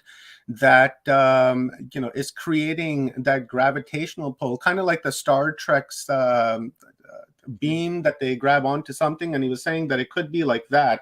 And that's why it's orbiting, in that perfect balance, and the gravitational pull it could be caused by that. And yeah, I totally agree. I myself don't think that the moon is a natural body, natural satellite, and it was placed there. Now, placed there by whom is the really, really big question. And I think Mike Barra really goes into that, and I enjoy his his outlook on the moon. And for me, it's a I'm going to the ancient literature as well and listening to what our ancestors are saying, and then listening to the science. It's just really, really, really confusing. But Alan, I love the mystery, right? That's why I really enjoy doing this. Well, I do agree with you that there was a uniform temperature around the planet, but this is before the cloud condensation started to rain down. It's like we had clouds like Venus has clouds, thick cloud covering. And when it started to condense, it started to form more of the oceans. Of course, we had water on the planet, but that thick cloud covering created a uniform temperature. And I think it could have been actually Atlantean or even pre-Atlantean that some technology started to pierce the cloud covering, causing floods and more of the massive oceans, but also revealing the stars and the sun and the moon and the sky. So there's a lot of mystery, you're right, that has yet to be solved. And you can't look to mainstream to tell you what the answers are, because they will just make it up like they do it all along and say, oh yeah, this is it. It's junk DNA, or it's, there's so many things, like the Egyptian civilization only goes back 5,000 years, when it probably goes back at least 20,000. When they dated the Sphinx, John West and Robert Schoch looked for the water erosion on the Sphinx that was not caused by occasional rain, but it was caused when the Sahara desert didn't exist. It was mostly jungle there. That's why you see lions in some of the ancient Egyptian pictures, because it was much more tropical. And slowly, or maybe even overnight, the Sahara moved east to create that desert there. So Egypt, there's a lot to ancient civilizations and to the technologies of ancient civilization that we need to investigate more, and we need to bring it out to the world, because in that civilizations, there are answers that we need for the crisis in our civilization. Like I've been talking to JJ and Desiree Hertog. They just wrote a book about the batteries that were used in ancient Egypt using salt water and different metals to create electrical charge that probably illuminated some of the inner monuments. Like inside the Great Pyramid, there are no burn marks from torches.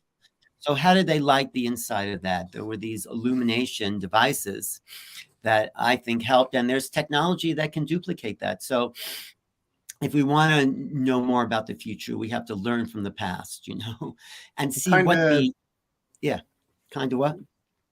of like the Baghdad battery you're talking about, that yes, that they discovered the Baghdad in Baghdad, battery. kind of something similar to that. Yeah, there's definitely technology about the Baghdad battery and other batteries that were used for illumination in Egypt. And, also think of the sanitation problem they had. They used the dung beetle, which would turn, human waste into powder. And that's why it was worshipped, the dung beetle. That took care of a lot of their, sanitation needs. And, so let's look to the past to create a new future, but let's not stay in the past. We need to create a new future.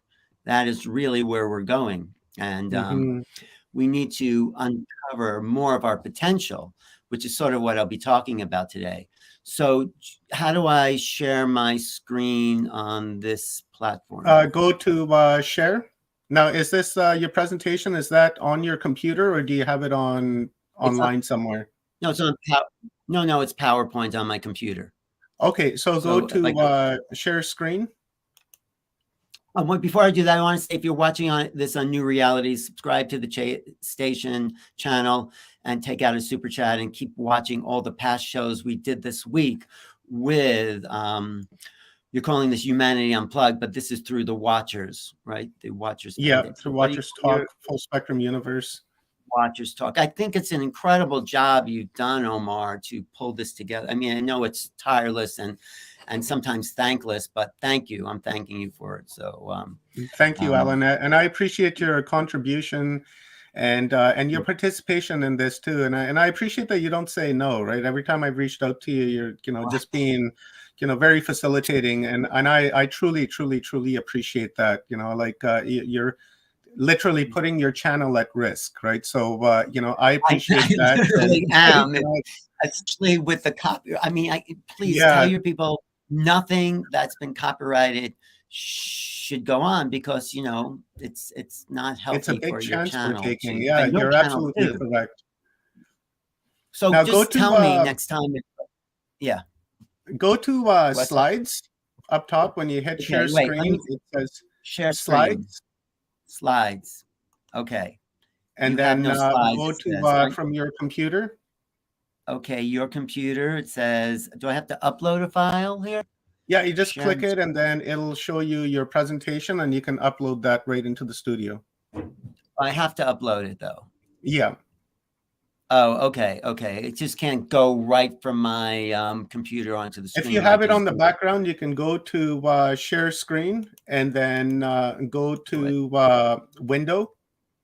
Oh, that would be better. Share screen. Okay, yeah, go to window and then it should be in the background. Okay. Let me just see if I can. It's just giving me Microsoft PowerPoint. Is that? No, it's not showing me that yet. So let me go share screen. Let me pull this up and let me just see. So when I share screen, sorry for the go to share screen here, slides. Yeah. And then you'll have go to share screen and then that'll open up and then you'll have 3 tabs that says entire screen, window, and then Chrome tab. You want to choose window. I'll choose window. Okay, share. But I'm not seeing anything that's showing up when I do window. Do you have it open in the background? It was. Do you have your presentation? This way, slides, would that be better? Your computer, upload. It's open, yeah, but I can go just from the background. Let me just see, pull this up on my PowerPoint here. How much time do I have today? You have until 11:30, Alan. So that's just about an hour. Okay, so let me see. I'm opening my PowerPoint here. Oh, please choose a smaller size. It's limited. So, okay, what's another? Big. Okay, so what's just another go way? to have it open in the background. Yes, it is open in the background. And then go to share screen, and then to window, and then it should be able to see it in the background on the window. Window. I see it's right in the middle, Alan. Okay. Do you see it on your screen? PowerPoint there? Let's share. See. It says Chrome has lost permission to capture. Follow these steps. Screen sharing was canceled. Follow these steps. Oh, do I have to do privacy? Just go through the prompts that they're telling you. Right. So I go to Chrome, screen recording. No, this article is not. So I go to security and privacy on my computer, I guess. That's right. And security and privacy. Where is that? Security, privacy. Where is the security and privacy? Oh, here, security and privacy. Okay. And then I go to privacy. Is that what it says? Oh, then I have to give permission to Chrome, I guess, to it's add about location. It doesn't enable location services, Chrome, accessibility. Let me just see. Oh, recording, screen recording file. Wait. I don't think you need to go through all of that, Alan. If you just go to, I think you've gone through all the prompts. So if you go to share screen to window, it should be in the background there. Okay. So maybe I should share screen. Okay, let me try that again. This article did not help me. Okay, let me just try this again. Sorry for the delay. I want to get right to the talk, but okay, 1 second. Let me go back to that screen. Why is it? Okay. Oh, here. Wait. Oh, there. Okay, 1 second. Here's our buddy Leanne Curtis. She wanted to heckle you a little bit. She can come on and heckle me if she really wants to do that. There, Alan? This is all because what? That damn futon. Okay, thanks, Leanne. Thanks for that. Okay, I think I got it. Or is this stretching you enough, this tutorial here? Require administrative password. Okay. Okay. Anything else you want to say, Leanne? Yeah. I'm watching you. I'm watching you too. I say to Leanne, she really stretches people's beliefs. Okay. She has been stretching us lately. She has been. That music is safe, though, Alan. I promise. There's no programming in it whatsoever. There's no programming in it? Okay, let me see if this works. Hey, Leanne. Good to see you. How's your Hi, mother Alan. doing?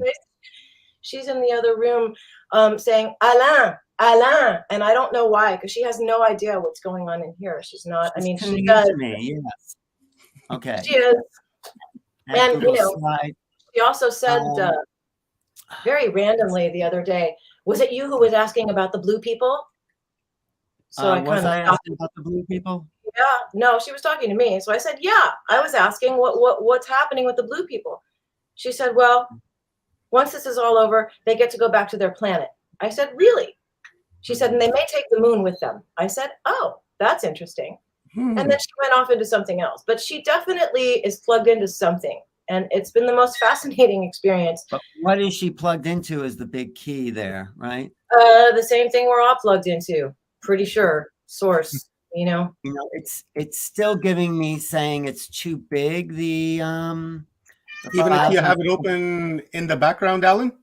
Yeah, I did, I think. Okay, let me try one more time. If not, just give us an oral download. Fix it, Oliver. I'll give you an oral download if this doesn't work. Yeah. Okay. It'll be freaky deaky, baby. Yeah, I'm looking forward to this. Just go share. Chrome has lost its permission. Okay, I'm just going to give you an oral download. Yeah, don't worry about it, Alan. Just stay on the screen, Leanne, in case you have questions, okay? I'll text you. And then we can have ding in the background. No, I'm not doing that. Okay. Can you show my book again, Omar? Because I just wanted to. Sure will, Alan. Here it is. Guys, I will be sharing the link. Sorry for the delay. I didn't know we had to upload it separately. But so this book is not my understanding of making contact. It is a collection of essays by some of the greatest minds in the field, like Whitley Strieber, Linda Moulton Howe, Grant Cameron, JJ and Desiree Hurtak, and they've all come together to understand this phenomenon from many, many different angles, because nobody has the whole truth. This is why the government is so reluctant to share with us what's really going on. So I put together that book, which tells the story of what that is, what is out there, who knows what's really out there. No one really understands the phenomena. And we need to find a deeper part of ourselves if we're really going to understand it. We need to put together a lot of the different pieces of the puzzle here, because no one's going to tell us what's really going on. So I introduced my book with this prologue about what I think the future of humanity can hold and where we're going as a civilization. And this is from a quote that was hanging on my wall for, I don't know, 10 years, because when I found it, I said, I need to be reminded of this. I need to put this somewhere where other people can read about it. And this was written by an abolitionist when there was this whole anti-slavery campaign in the US, and that's led to the Civil War. And there was a lot of movements for, you know, the freedom of people, even though there's still a long way to go for the planet about freedom. That was one avenue that started for at least maybe this country, if you believe some of that, what you hear. But anyway, in the prologue by this guy, William Ellery Janning, he says, there are seasons in human affairs of inward and outward revolution, when new depths seem to be broken up in the soul, and when new wants are unfolded in multitudes. I think that's what you're doing here, Omar. You're helping people expand. Okay. And he also goes on to say, there are periods when the principles of experience need to be modified, which is what the UFOs are doing, and when hope and trust and instinct claim a share in the guidance of affairs, and when in truth, to dare is the highest wisdom. So we are going to the borders of what we thought was possible previously, what we thought was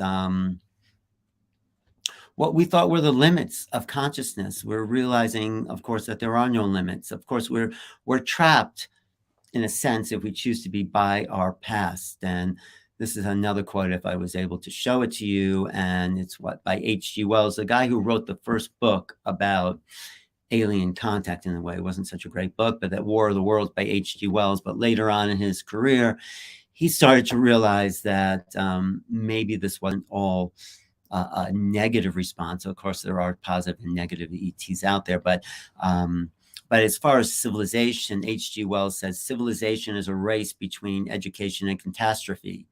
Let us learn the truth and spread it far and wide as our circumstances allowed for. Truth is the greatest weapon we have. So what is the truth? What are we talking about? What's really out there? Some people, you know, I wrote this book with a collection of people about maybe ETs, but maybe they're not ETs. Maybe there's another level, you know. I love this quote, too bad you can't see it, by Terence McKenna, where he says that maybe we're part of a symbiotic relationship with something that disguises itself as extraterrestrial as to not to really freak us out. So what we're calling extraterrestrial or ETs or UFOs is just a name. It's a name for something we have yet to understand. So when we call something unidentified, we think we're identifying it by calling it unidentified. And it's really not. We're trying to categorize the unknown in the language that we understand. And the unknown has no categories of understanding. It is uncategorizable until we evolve to a place where we can move out of the old categories of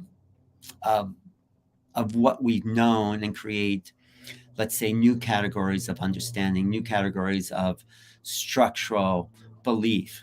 But it's not just about belief, it's about knowing. There's belief, there's thinking, and there's knowing. So do you believe you're watching this? Do you think you're watching this, or do you know? Knowing is a direct communication of mind to awareness. Thinking and believing are, well, believing is really nothing. Believing is only conjecture. Do you believe this? Do you believe that? You can believe anything you want. I call that make-believe. You can make yourself believe anything you want or be programmed to believe it. Belief is a kind of overlay of someone else's ideas about the nature of reality. So don't believe anything. And then there's thinking. You could think about things, which is great. We're here as thinking beings, but a lot of thought it's sort of related to what that woman said yesterday about the archons. A lot of thought, thinking is trapped inside a cyclical sense of worry. You're mostly thinking about, oh, should you do that, this. Real thought is unlimited. Real thought takes us into unknown possibilities. So there's thinking and there's thought in a way, but knowing, or what the Greeks called gnosis, is direct understanding. Understanding is not really the right word. Direct communication of mind or consciousness to phenomena. So we want to come to a place of knowing, and that's the key. So we need to transform on 10 levels. This is what I've mapped out, and too bad you can't see the PowerPoint, but I've mapped out 10 levels of knowing, and these knowing areas are being awakened by what was been called the UFO phenomena, whatever it is that's out there. I mean, UFOs don't really say anything. Are we being visited by aliens? Maybe. Are they always been here? Are they us? All those things are possible. It's whatever you believe, but maybe there's something outside belief that we have yet to know. And that's where I'm going. So when we transcend belief, we come back to knowing. And what do we know and what do we not know? That's the way to restructure the nature of reality as we perceive it. So perceptions are based on what we know. They're based on experience. They're based on what we know about that experience. And perceptions can be based on belief, but that's a distortion. And they can be based on programmed thought, but that's also a sort of it's in the way of knowing. So on 10 different levels of transformation that we need to come into if we're really going to know the phenomena and what's out there and who we are, I think it's first biological in a sense. It's biological, transcends knowing because it's more instinctual, but it is a biological transformation that we are going through. We're upgrading our DNA. We have to, and that's one level. The next level is psychological. Psychological is how we're going to integrate the perceptual values of what this next level of awakening does to our understanding of who we are. That's the psychological. And that's why a lot of people are freaked out by contact, the abduction phenomenon. I think people are freaked out by abductions because there's no preparation psychologically for it. So what my book subtitle is, Preparing for the New Realities of Extraterrestrial Existence, is a psychological preparation for meeting the others. Of course, there's starseeds and all these people who have come from other realms, and they have prepared somewhat humanity for this next level. But each of us have to prepare our own psychology for when, let's say you're in your bed in the middle of the night, the doors are locked, and something shows up at the foot of your bed. Are you going to freak out? Are you going to go to another level of awareness and meet the beings on a kind of mental interface? Or are you going to let yourself be overpowered by that vibrational frequency of those other beings? So preparation has to be, vibrational and psychological and intellectual. These are the levels that we have to change or upgrade, let's say. I mean, change is always happening, but how do we upgrade to those different ways of embracing an unknown phenomena? Well, it does come down to vibrational. So we have to do things that will increase our vibrational field. I think we have to eat clean diets. I think we have to drink pure water. We have to breathe fresh air. We have to be around people that are uplifting. There's a lot of people who like to complain about their lives or the world or, war. And, it's great to take notice of that. But, Marshall Rosenberg in his Nonviolent Communication said, instead of complaining, think about how to make life more wonderful. So if you think about how to make life more wonderful, because it already is pretty amazing, then there's an increase in vibrational frequency on all levels. If you're looking for the wonder, if you're looking for that movement towards a higher field of vibration, you have to do that from the inside out. Making contact is making contact with the energetic forces that run your your body, mind, and spirit. You know, the spirit is always pretty evolved, but it's pulling us to the next level. But unless you're prepared for that, unless you're increasing the vibrational field by lots of other things, you know, doing exercise, yoga, you know, reading, stimulating books, listening to great lectures, listening to what's been presented here for the last few days. That's all an increase in your vibrational field, because you have to take this new information into the embodiment. And when you do, there's a shift. It has to make room for embracing new knowledge, but also helping other people, having integrity, listening to your intuition. These are all aspects of vibrational increase. Going to power spots is another place where you can feel the earth, you can feel that connection, and you can feel the cellular vibration. And when you feel that, then the endocrine gland system, the pineal pituitary system, starts to expand, and you start to have greater levels of thought and thinking. So that's another aspect. And so that's the fourth level. The fifth level of transformation that we need to go through is cultural. So it's not just on the individual. Those first four were just your individual. Then it becomes collective. How is the society? How is the groups? How is the countries and the planet dealing with this influx of new realities from these beings that are coming here? Are we ready for disclosure? Are we pushing for disclosure? Are we making room within our cultural sphere about other levels of reality? So that's a cultural level. And then it's planetary.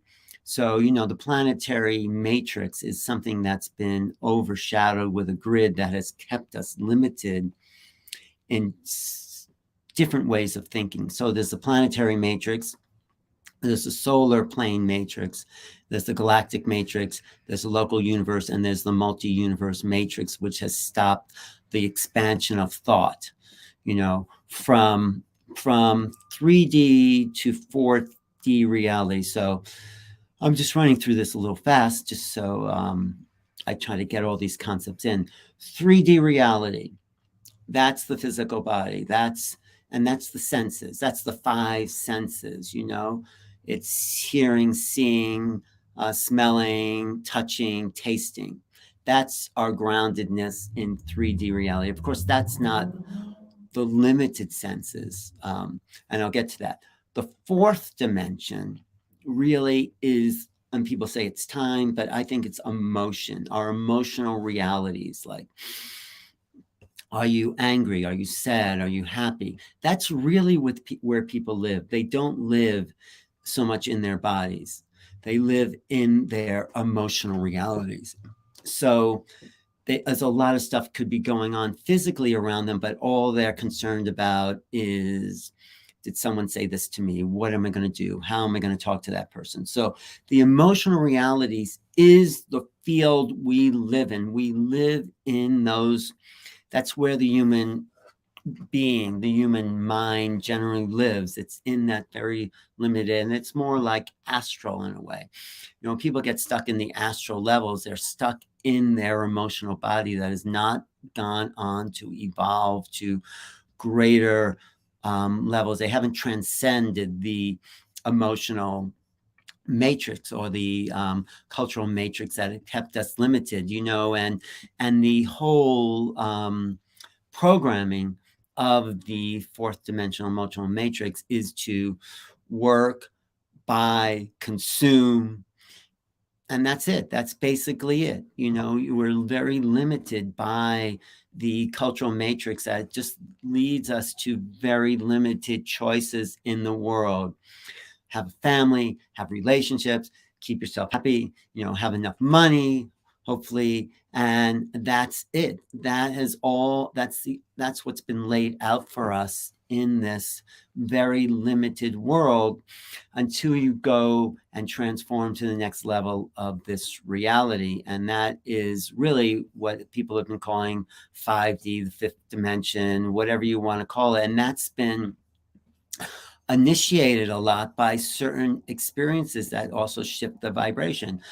People with near-death experience, people who have had out-of-body experience, astral projection, past life memory can trigger this fifth dimensional awareness. Even seeing a UFO, once you see something in the sky that's unexplainable, whatever that may be, you move out of the limited mind and the limited way of being stuck in this cycle of repetition and karmic limitation to the next level. Something is with Grant Cameron in my book, Making Contact, says if you've seen a UFO, it has seen you, and you are entangled in that field. You are connected. You're connected to a phenomena that's bigger than yourself. And whether they're positive or negative, you are now awakened to something. So if you see something, believe what you've seen, trust what you've seen, because there's a huge increase in sightings and I think visitations that are happening here on this planet. The next way of shifting to a fifth dimensional understanding is just having a telepathic communication, have a telepathic conversation with someone, talk to them psychically. And, if someone is ringing on your phone, don't look at who's calling, see if you can get the impression of who that energy is that is calling you. Also, remote viewing. I teach remote viewing classes on Portal to Ascension, and we talk about activating the remote viewing aspect of the non-local mind, meaning that we think our minds are part of the brain, and it's generating thought, and the thought has memory, and we're sending this memory or thoughts or ideas out there. But the brain, in my understanding, is really a receiver. It's a sender and receiver of higher consciousness. It's like a radio. If you open the radio, you're not going to find an announcer or musicians in there. The radio is a receiver, and it can be a sender. So that's what the brain, the hardware is the brains, the physical brain. The software is the personality, but you can have hardware and software, but it doesn't go anywhere. Let's say your computer, it's hardware and it has these software programs, but it just sits there until you have one thing, and that's the operator. The operator is consciousness itself. So without consciousness, it doesn't matter what kind of hardware and software you have. Without the operator, it doesn't go anywhere. So the operator, the consciousness, is the universal agent. It's the true nature of who we really are. It is a non-local awareness that transcends time and space. So when you become familiar with the understanding that you're not your body, you're not your mind, even you're not your personality, and you have those things and they're great, but who you are is made up of the consciousness field, then you start to awaken to a fifth dimensional understanding of new realities. That's what I'm calling new realities. So the evolutionary cycle really goes from the personal to the cultural to, let's say, the interdimensional. So we need to start from the person here, and we start to get involved with a group of people or a collective, or being unplugged from the old humanity. And that starts to influence a cultural meme or a cultural vibrational field. Of course, we're talking about fields of energy that start to shift the whole planetary matrix, the whole human unpluggedness into the next level of interdimensional awareness. And it's only by having an interdimensional awareness that we'll be able to really make contact with these other beings, because they're not, in my understanding, they're not of this 3D reality. They come in and out of the 3D, even 4D realm, the emotional realm, but they're not in this realm. They're not of this realm. They may visit, but so in order for us to meet the others on a higher level, on the level that they exist on, which is why I think we're getting so much UFO activity, because we're being pulled, for those that want to be, to the next realm of awakening. We're being pulled there. So my favorite quote along these lines is by John Mack. And too bad you can't see this picture of me and John Mack out for coffee from like 1995. He was the Harvard psychiatrist, head of the psychiatric program at Harvard University, who started to talk to people who have had contact in the early 90s. He wrote a book called Abductions, and he validated people's experience and said to these people, no, you're not crazy. You're having a real interchange with a phenomena that's unexplainable. So John Mack says from his book Abductions, and he also wrote a chapter in my book Making Contact that you could see there in the upper right-hand corner of the screen. Even though he died about 2001, there was a unpublished article that he had transcribed that was never in print. So I asked permission from his archivist and his family to print this article by John Mack, which is titled Making Contact with the Subtle Realms. So he says, probably in my book and in Abductions, we're dealing with a phenomena which violates our sense of reality. That means 3D limited reality, which operates in the area between the physical objective world and the subjective experience.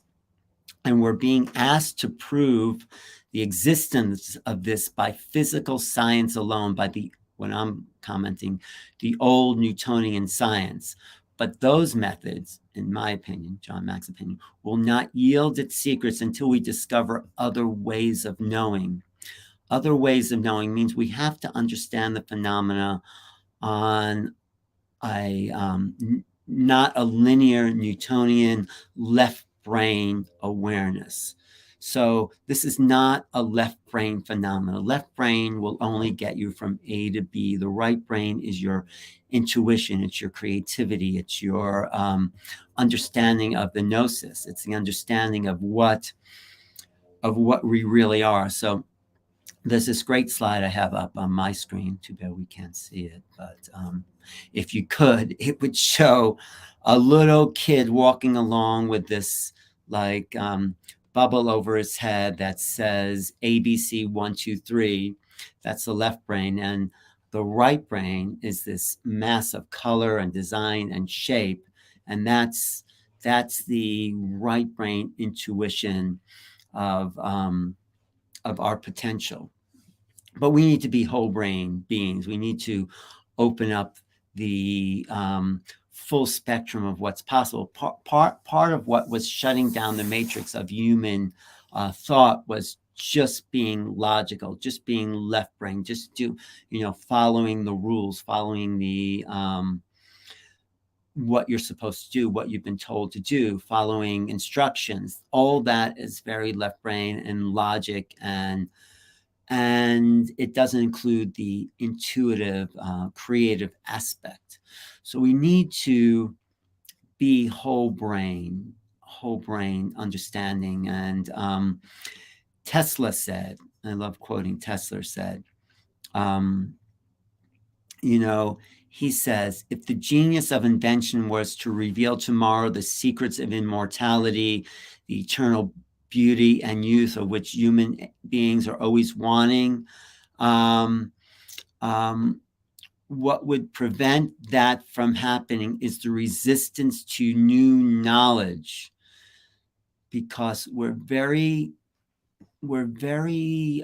attached to what we think we know, not what we don't know. And I'm going to go through some examples of this. So, and then we'll open up into how we can expand into the unknown. So there, John Locke, the English philosopher, writes about how this ambassador from Holland went to Thailand, called Siam, back in his day. And he said to this king of Siam, he said, the water in my country gets so cold that an elephant could walk upon it. And the king, just by what his culture allowed him to understand and believe, said, no, that's impossible. I've heard you talk about many strange things from your culture, but now I know you're lying, because an elephant cannot walk across water.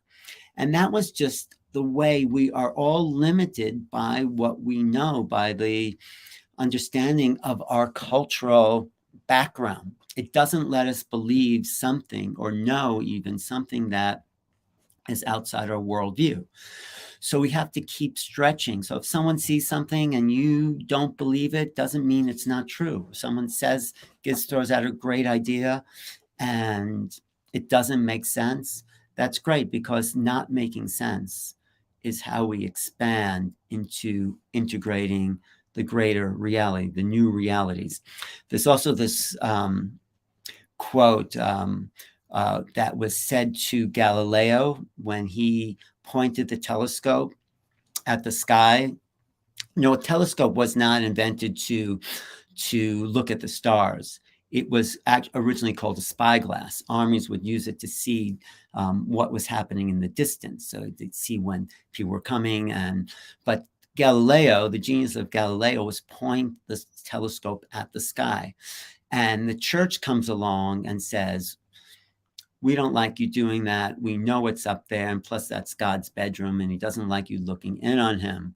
And then there was someone else from the church. And there's nothing wrong with, whatever you want to believe. But these people back in the 1600s, that was 1615, said, when Galileo said, the earth revolves around the sun, he said, that's as erroneous as to think that Jesus was not born of a virgin. And well, people can believe whatever they want, and maybe Jesus was, but it just talks about the limitation. Another way we can look at limitations, when Robert Fulton, who invented the steam engine, went to Napoleon and said, I can make your ship sail against the winds and the currents, and by just lighting a fire underneath the deck. And Napoleon said, excuse me, I have no time to listen to such nonsense. So this goes on and on through human history. And when the railroads were created in 1829, the president at the time, Martin Van Buren, said, railroads that carry women and children at such breakneck speeds as 15 miles per hour are scaring people and livestock. And the Almighty certainly never intended people to travel at such speed. So, we're always limited by what we know, but we're also limited by what we know about ourselves. There's this cartoon here that I'm showing. Maybe there is a way to show, where this guy is at a bar and he's sort of drunk and he's yelling at the bartender saying, hey, pal, you have no idea who I think I am. So your history, your understanding, your thoughts about yourselves, what you think your history is also another level of limitation about the expansion of consciousness. So what do we believe? What do we know? If we go back to UFOs, it is not about belief. It is about understanding. It's about opening up our minds to new possibilities. So there's this other quote I often show in my PowerPoint about the 1903 article in Scientific America, who said the Wright brothers are hoaxers. They're hoaxers because they said they can fly a heavier than air machine, off the ground. And it was proven just that same year by a guy named Simon Newcomb that it was impossible to fly a heavier than air machine through the air.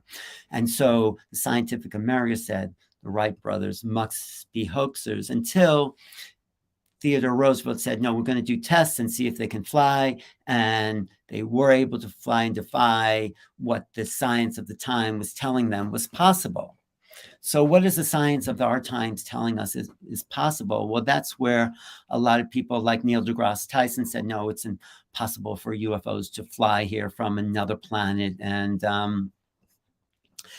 people are limited by their belief system. So what I show here in this PowerPoint is that we need what John Mack said, other ways of knowing. And the main principal way of other ways of knowing is quantum physics.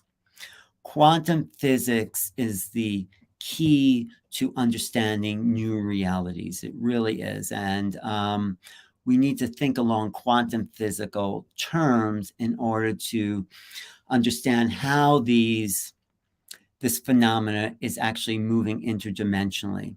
Of course, I want to just quote Richard Feynman says, if you think you understand quantum physics, you probably don't, because it supersedes the understanding from the old paradigm.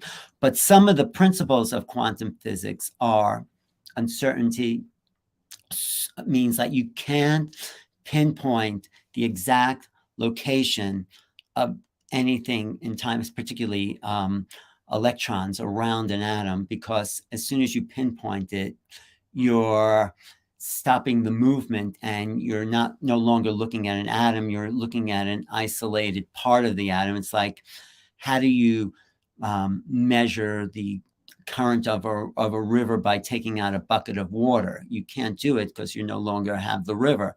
So really, reality is a wave, not a particle. Everything is turning into everything else, and there is no exact position of anything.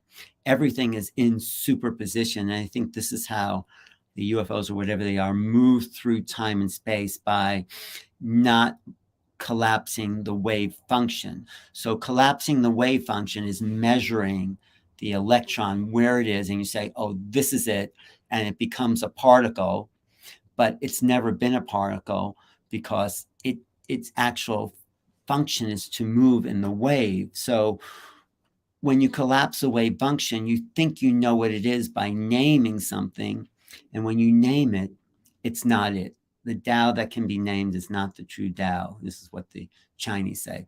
There is no, what we're naming things is not actually what the thing is. It's only a label for what these things are. So if you see a picture of an apple, is that an apple?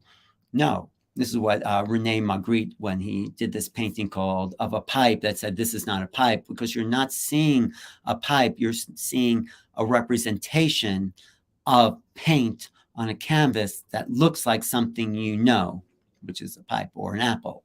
But that's not what it is. Even when you see an apple right in front of you, you can call it that, but in a sense, you're also limiting it, because if you think you know what it is, you're not really experiencing the thing. If you stand in front of a tree and you're calling it a tree, you're not really being with that entity of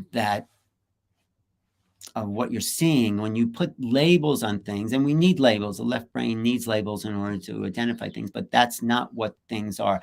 That's what Joseph Chilton Pearce calls a semantic reality. And people live in this world of labels and things and self-identity, but that's not what's really going on. What's really here is unlimited possibilities. This is what the quantum function is saying. Another aspect of the quantum function is entanglement. If you're connecting with somebody, your minds are entangled. The energetic field of your mind are intersecting with each other. So entanglement, and the more time you spend with someone, the more entangled you are on the quantum wave function level with that person. So let's say you grow your brothers and sisters. Somehow your minds are entangled together. You can feel what they're feeling. And like I said about seeing these ships in the sky, that greater mind, because they do have a greater mind, they may not have a greater consciousness, but that mind is entangled with our mind. And as Grant Cameron says, you're part of the phenomena. If you've seen something that you can't explain, you're part of it. Actually, Nietzsche said, if you gaze into the abyss gazes back at you. So that's sort of some of the principles of quantum physics that I think apply to how the functioning of these UFOs operate in and out of our three-dimensional world. By staying into superposition, they can move in and out of our reality, because maybe they were never actually in our reality or appearing in our reality, or appearing in the time space that we've identified, because it's really part of the programming of our mind. So they're really playing with our minds in a sense. So consciousness is key in understanding quantum physics, is understanding making contact, it's understanding who we are as unlimited beings, not personality, bodies, or identification of what we've done, our history. So what is consciousness? I'll quote Max Planck, who really was the father of quantum physics. And he says, I regard consciousness as fundamental. I regard matter, including time and space, as derivative of consciousness. It's not something we can get behind. Everything we talk about, everything we regard as existing, is postulated by consciousness. So people say, well, what is consciousness? It is, in a sense, undefinable, but it's beyond thought. It is existence itself, because nothing would exist unless there was this consciousness that led to existence. So we're connected to a vast consciousness, as a fractal of that. Robert Spira, who teaches non-duality, said, the materialistic point of view that asserts that the existence of realities outside of consciousness is a fabrication, because no one has been able to experience anything outside of consciousness. So is there an objective world out there? Well, who's to say? Because there's no objective mind, and to see what's outside of their mind. So there is no real objective world. This is the fundamental nature of consciousness. I think this is where Einstein's theory of relativity came in and sort of was such a shock to the old Newtonian science that said, no, there is objectivity out there in the world. Einstein said, no, everything is relative to where you are, the speed of light, the pictures of reality is relative to where you are standing. He didn't quite use the term consciousness, but it's relative to who you are. So who you, all, me, all of us are, is an aspect of conscious awareness trying to understand itself in existence. But it's not about understanding. Consciousness is about gnosis. It's about a direct knowing. So really, this is what the great philosophers were understanding, the Gnostic principles of awareness, of knowing, of pure being. Pure being is gnosis. When you're just present, that is the embodiment of consciousness. I think, this is my understanding. John Wheeler, who was another leader in the field of quantum physics and understanding, he wrote a book called The Participatory Universe, where he says, we are not simply bystanders on a cosmic stage. We are the shapers and creators of a living participatory universe, meaning the universe would not exist without you, because it would exist for other people maybe, but it wouldn't exist without you for you. It would exist, for or not. All we know is what we know, and we have to stay open to what we don't know, so we can increase our awareness, so we can start to merge with the gnosis of the greater existence. So another example I use is something Donald Hoffman says, who talks about how time and space are really just mental fabrications. And we can agree upon time and space because we live within a cultural matrix that says, okay, it's 1 hour, 60 seconds, or, there's agreements that have been programmed into our cultural matrix about the time space understanding. But Hoffman says, it seems that levels of consciousness shape the results of our observations. So you could be looking at an apple, but someone could see a whole energetic being. You could be looking at someone, you could be seeing auric fields. You could be seeing an infinite amount of things that are like an insect with their multiple eyes. They see lots of levels that we're not seeing. So I like to quote Alex Huxley, who says, if things were known, really, I'll quote, this is really a quote from Marcel Proust, who said, the voyage of discovery is not in finding new things, but it's in having new eyes to see the reality of what those things are. So what does that come down to? It comes down to hacking reality. So how do we hack reality? Well, let's say you have a website. And this is on the screen here. You can't change what's on the website until you go get the password and go into the HTML coding, and then you can change what you see on the screen. So you have to go into the coding to change reality. So how do you change what's out there? By going in and changing the coding or the belief system or the perceptions of the world, and then you start to see a different screen out there in the world.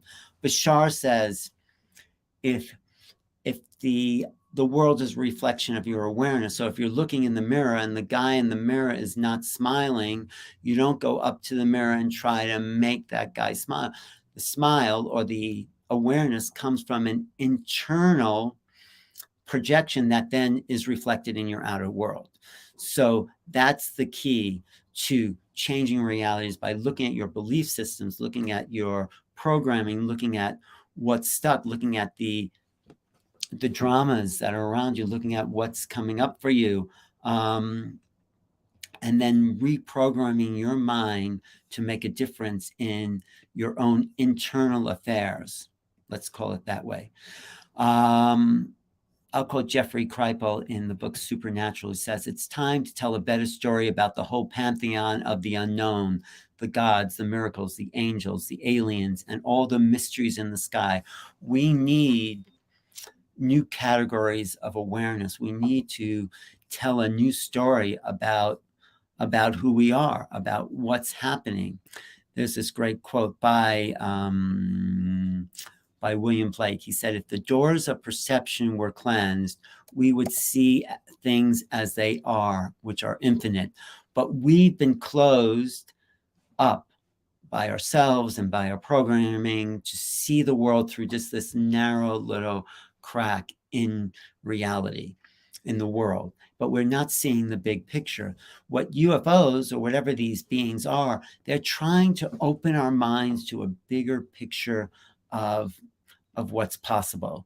You know, we're just seeing the tip of the iceberg, and the great mystics of our time, the people who have been more creative, the people who are tapped into more of an internal knowing, that are able to communicate it outside. The great artists of the world are able to show us what's really there, or as opposed to what our limited understanding of what's there.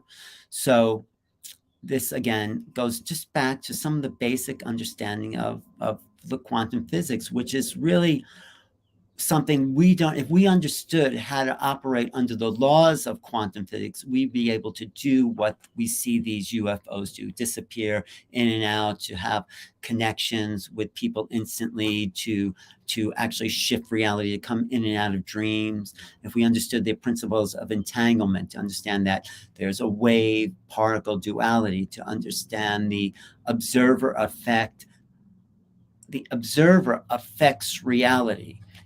And when you collapse the wave function into thinking this is what it is, you're losing the connection to the greater mind.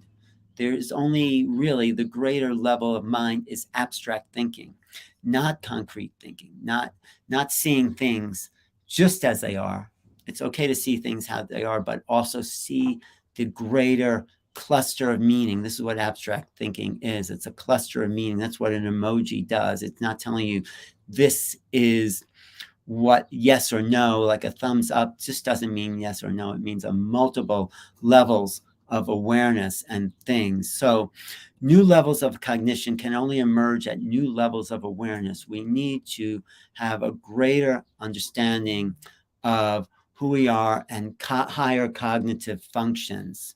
And that opens us up to other levels, and then we'll be able to. Someone just said hello there. Able to understand the true nature of reality by apprehension versus comprehension. Abstraction is being able to apprehend levels of reality, not comprehended. Comprehension, in the sense, is left brain thinking and collapses the wave function into a thing to make it happen. So getting back to the book I wrote, if you look at that, can you put that up on the screen one more time? Omar, did I lose you? Here. I just want to show people. So this all makes sense to me. If you look at this little asterisk inside between making and contact, that is a symbol. And what is a symbol of? I'm trying to tell people how I think these ETs think. They don't think in words. They're not communicating in words. They're communicating in symbols. So this asterisk actually means little star, but it's also a marking point. It's a point of contact. For me, this symbolic notation in the title is the point of making contact. It's how we understand the greater reality with abstract thought, symbolic nature, and not thinking in words, but thinking in more of an artistic way of interpreting reality. So what's the point of making contact? The point of making contact is expanding the knowledge of who we are as human beings, expanding the place of being our own true divine self. So the point of making contact really is to increase our creativity, imagination. This is the evolutionary impulse in us. Art, creativity, imagination. That is why we incarnated here on Earth. This is what's really hardwired into us. And this is what's the matrix of limitation has stopped us from dealing with, intersecting with our true intuitive artistic nature. So this is what we have to kind of open up to and understand the unlimited aspect of the human being. And when we can do that, we start to increase the vibrational field around us. We start to accelerate the cellular structure. We start to expand our mind. We start to leave the old limitations behind and awaken to the next level of existence. So, Omar, I think. Did you want to take some questions, Alan? Yeah. Okay, cool. I will. Let's go with this one here. Question: Seeking Heaven says, "What does a holographic universe mean to Alan? And does he feel our life experiences are tailored to our awareness level?" Well, your life experiences are particularly tailored to your awareness level, but if you increase your awareness level, you have different experiences. I think holographic, yes, the universe is a hologram. It is it's a more holistic way of looking at things. We need to look at the holographic nature of existence and the universe. Each part contains the whole. So each of us are a fractal of the whole nature of existence. That's part of the hologram. Every piece of existence contains the whole of existence. That's the quantum thinking that we need to come to if we're going to expand the possibility of the of this existence that we're here in. Mm-hmm. Let's take a question from New Realities from Pono888. Says, when consciousness traverses multiverse in sequence with, we have no idea consciousness is as free as electromagnetic resonances.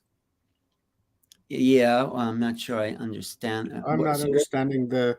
Well, let me look at it on my New Realities. Yeah, let me look at it. What another question to go to while we're looking at that? Yeah, for sure. Let's hit. Actually, I wanted to ask you the relationship between local and non-local communication with ET, right? So we know that our consciousness is, our brain is a receiver and a transmitter. So when we have these, contacts of the first, second, third, fourth, fifth kind, right? What are we dealing with there? Because when you look at something and it's beginning to communicate with you, would that be like local contact, or would that be like non-local contact? Well, it's the difference between like talking to you, I'm talking to you, that's local, or I could get a telepathic message from you, then that doesn't have to be local.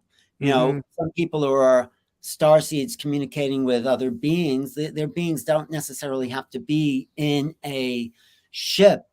They could be anywhere in the cosmos. It's just how I think seeing a UFO or making that associations helps open our mind a little bit more to contact. But when we really become universal cosmic beings, that is just open. When we really understand how our brains operate, that it's not a local phenomena, just like you can pick up the same radio station wherever you are. It's like, how open are we to receiving? And that becomes, everything becomes non-local. I'm talking to you now locally, but if we were really practice, we'd be able to just communicate. We wouldn't even have to look at each other, and we'd just be able to distinguish the frequencies. Everybody's communicating on their own frequency, their own bandwidth. We just have to tune into the bandwidth and pick it up, and that's how channeling happens. They tune into a bandwidth, and those beings come through, and those beings aren't necessarily even in this dimension. So the brain as a receiver is an incredible instrument, and we don't even know how to operate it. So that's the next level of our evolution, Yeah, I like that, because it's like what you were saying earlier with the telephone call. When your phone rings, don't answer it, don't look at it, try to focus in on who's calling. So that's kind of the same thing that you're saying here with the non-local and local, right? Where we can go inwards and then begin to focus, and then that bandwidth or that frequency, once we're vibrating at a particular level, will just expose itself, and then we can connect to it like a TV channel or a radio station or whatever, and then we can begin to transmit and receive between the two. Right. It's like your telephone's picking, if it's not on, you're still getting messages, right? It's still you're receiving it, but you're not actively engaged. When you turn it on, you're downloading. So when we actively open our brains, I think this is what or our minds or our capabilities, we can start to receive this higher than consciousness thinking. Here's a good question for you, Alan. It's about your book, and it's from our friend Kathy Mason. And I wondered about that too. How did you select the people to include in your book? Because just so many people. So how did you choose like these few particular people? That's a really good question. That's something I thought about. So I went to this publisher. We developed this idea, and I've been going to conferences, I would say, for 30 years, UFO conferences. So I resonate with the people who I feel have done the most research, who are really totally involved, who are dedicated to understanding the phenomena, but each of them have their own specific take. So and there's 12 different essays in there, including my own, but I look for people I consider the top of the field. This is just my category. So we get Nick Pope leading it off because he worked for the Ministry of Defense, and he just talked about hardware, government cover-up. That was the first level, but I think he was great. And second chapter is Grant Cameron, who's also, I feel, able to put the whole phenomena into perspective. So these are people I thought were top of the field.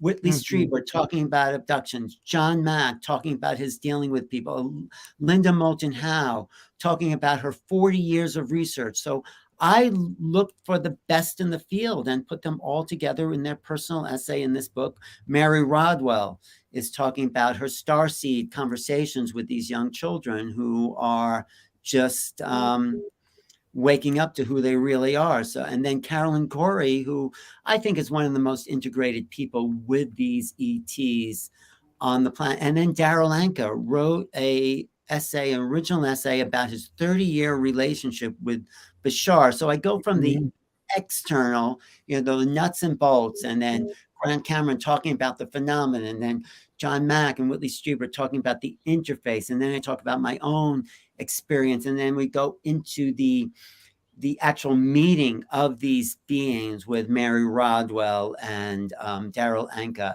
and Carolyn Corey, and how we integrate it. So we go from the exo to the esoteric, from the to the all levels of phenomena. So it's a really great primer. Like, people involved in this field, they probably know a lot of what's going on here. But if you, the only one in your family says, you know what, there's other beings, there's other things out there, this is the book to give them, to help them sort of understand.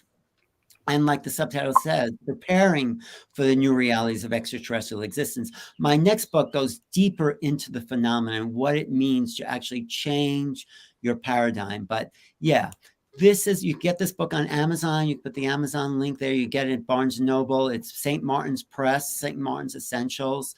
And it is, I think, one of the best collections of essays around, not because I put it together, because they really lay out the phenomenon from so many different perspectives that, you see, because no one has the whole truth. That's, like I said before, the government's not telling us because they don't really know. They have a little piece. They might have more than others, but to make sense of the phenomena, it's a subjective reality. Each of us have to make sense of it for ourselves. How do we integrate this into our own worldview? Because I think we're going to get more and more revelations as we get closer to public disclosure. We're going to understand the phenomena in ways that aren't apparent to us. But we have to understand, like I was saying, abstract language. How to think. Like, if you're talking to your dog, you're not going to bark at it, right? You're talking to that's what I'm saying. They're talking to us in the language of a more advanced intelligence. That doesn't mean they're greater than us. It does mean they probably have a greater technology. So, and the language, from what I've been able to understand, what John Mack suggested, is another way of knowing reality that's much more abstract. It's the difference between apprehension versus comprehension. When you comprehend something, which is nothing wrong with it, you collapse the wave function and say, this is a computer. When you apprehend it, you start to think more symbolically, more in a cluster of meanings, more associative, more as a wave. And so this is sort of the level of symbolic interaction these beings are having with us. And that's my conclusion at this point. It might change, as there is something out there that is trying to communicate with us. We just have to get out of the density that we've been locked into in order to meet the others on an even playing field. That includes being lucid in your dreams, thinking more creatively, intuitively. And then we start to open the field and start to trust your own knowing. I think you said that to me yesterday, Omar. Trust your own knowing. Yep. Trust your own knowing, my man. Just follow your gut and follow your instinct, your intuition, because they'll never steer you wrong, right? That's your higher self really talking and communicating with you, and you really have to listen to that. Yeah. So thank you for this. I'm sorry we missed the PowerPoint, because you get so much more with the visuals. Next time, Stonehoppet said, change your phonics. Yeah, change your voice, change your inflection, change your frequency. I'm sort of monotone, but we change the vibrational frequency of our voice.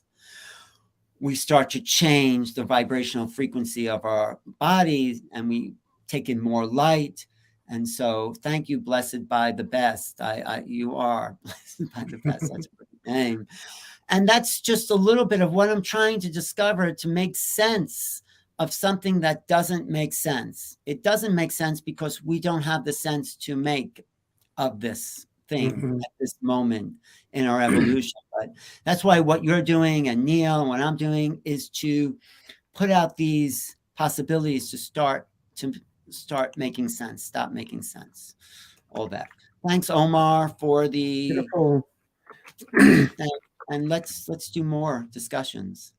Yeah, absolutely. I love these types of conversations because they really help us expand our vision, our mind, helps to throw ideas out there, brainstorm, and try to really wrap our head around what's really going on, because we've been misled our entire lives, and it's really is up to us now to try to discern what's been going on. And it's only through dialogue and gatherings and communication that we can really begin to go under this whole subject and begin to understand who we're being contacted by for what reason, for how long, what's the purpose, what's in the future, what have they done in the past, have they tinkered with us, things like that. We really need to explore that so we can understand ourselves, because the more we understand ourselves, the greater our future will be, the better timeline that we can create. But if we have fog and just there's no memory of what's happened in the past, then we're doomed to continue to make those mistakes in the future.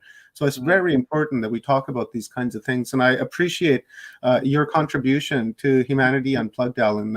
Truly, I do.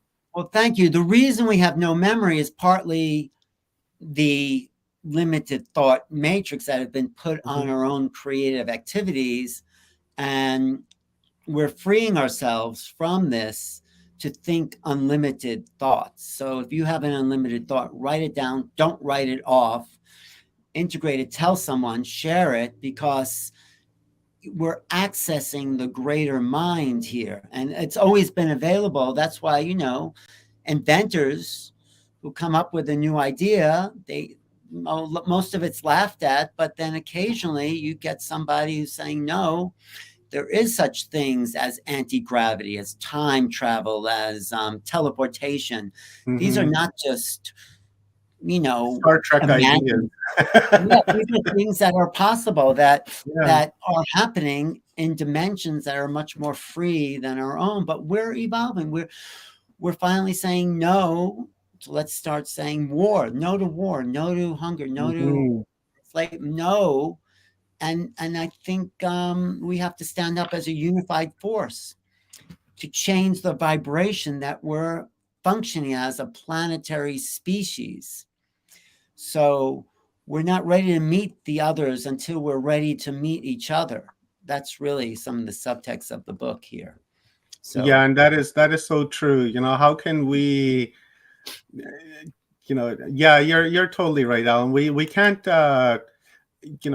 hope to connect with ET when our own backyard is dirty and nasty. We have to address our own social issues, personal issues, societal issues, and then once we have all of that taken care of, and then the universe and consciousness and everything that's involved will just make it happen, right? It'd be just a part of how things really are. So thank you very much, Alan. I totally appreciate your contribution. Guys, subscribe to Alan's channel, New Realities. It's an epic channel. It's been around a long time. It's a huge channel. I watch it lots. Let me see this. Yeah. Okay. Yeah. No, thank you. Yeah. But subscribe to New Realities. Take out a super chat. I want to get to 100,000. I have 75,000 subscribers right now. It'd be great to get to 100,000. Thank you. Can we bring Leanne on? I want to say hello. Sure, we'll bring Leanne on. Where is she at? There she is. Leanne, unmute so we can hear all your comments. Unmute yourself, Leanne. I was saying that I had my glasses on so that I could look extra smart for you. You don't need glasses for that, hon. Yeah. What are you going to do for us today, Leanne? What have I done today so far? What are you going to do now? What am I going to do now? Well, why don't you hang out and find out, Alan, and why don't you do it with me? I love doing it with you. Okay, sure. I know you do, Alan.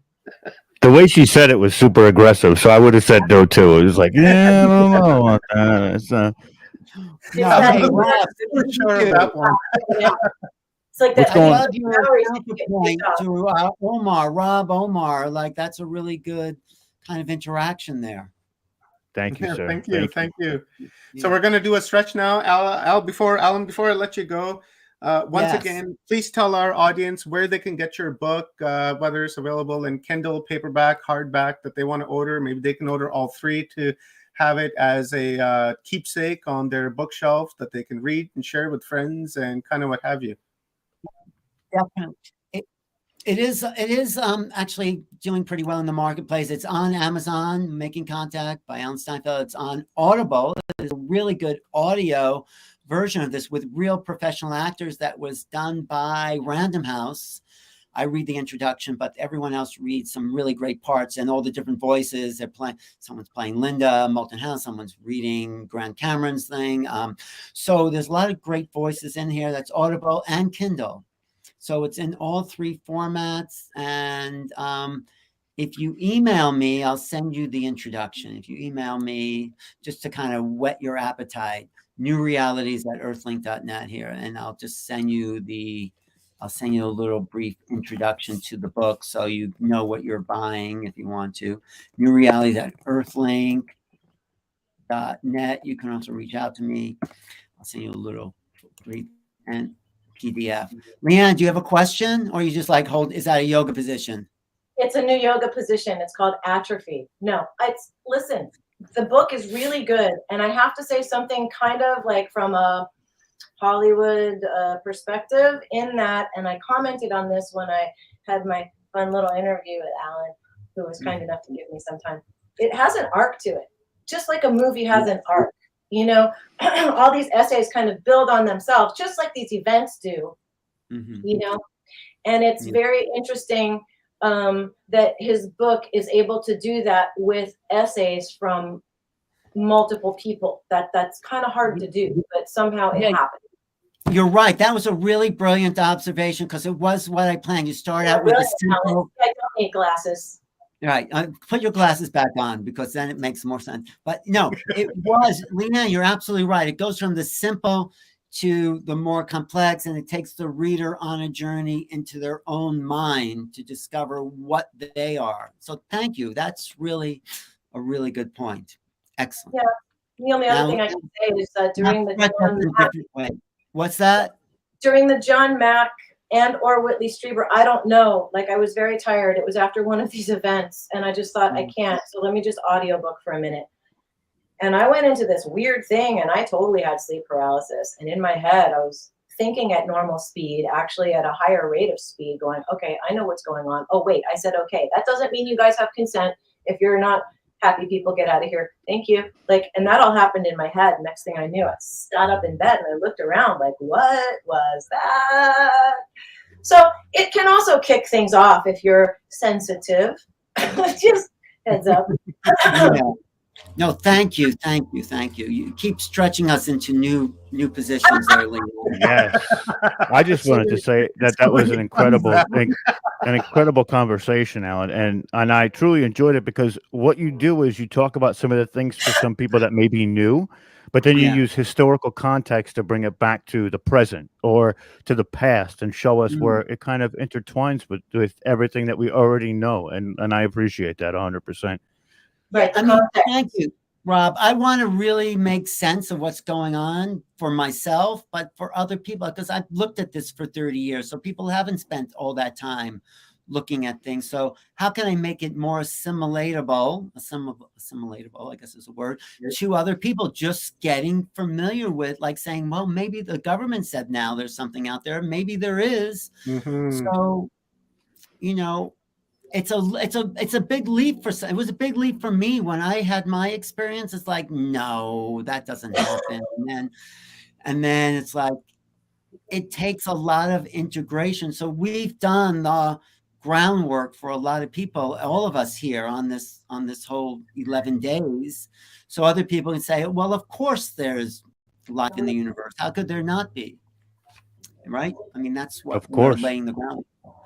Well, thank you, guys. Thank you, Alan. Thank you, Alan. It's always a pleasure to have you here. I'll be back. Maybe I'll come in back later and make some comments later, okay? Sure. Yeah. Would love that, Alan. Thank you very much. Have a wonderful day. Okay, Leanne, talk to you.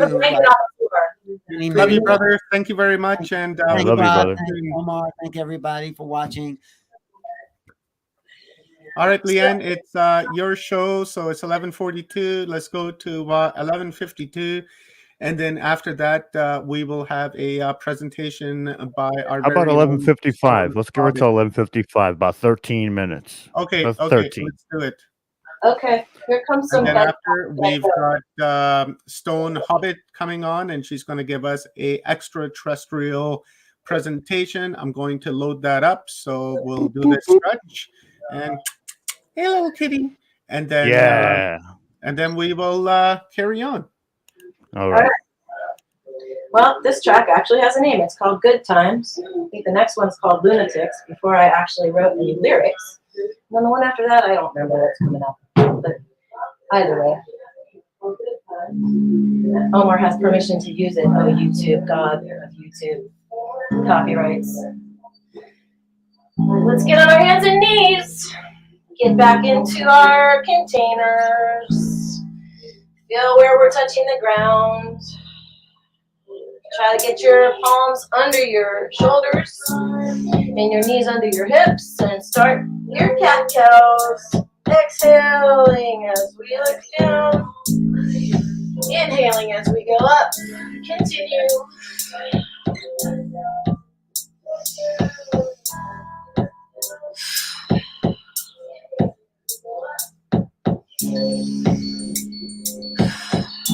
Okay, let's go into rotation. Go one way. Breathing. The other way. Loosening everything up.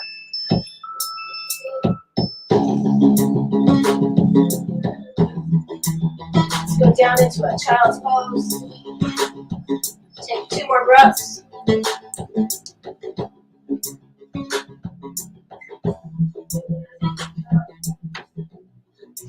Volume control. Okay. Let's push up into a downward dog and walk that out.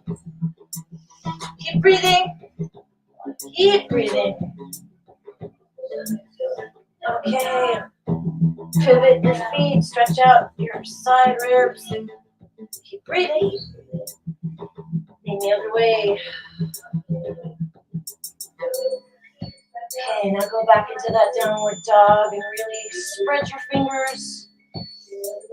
And push back. And feel as if somebody's got a belt around the top part of your thighs. And push out of your hips. Good stretch going. Okay, deep breath in, step up to your hands. Exhale as you go all the way down. Breathe in halfway up. And then back down again. Okay, big breath in as we come up. Hinge your hips. Stretch up or lean back as you can. Exhale back down into a chair pose. Stretch back up to the ceiling. Go up on your toes if you can.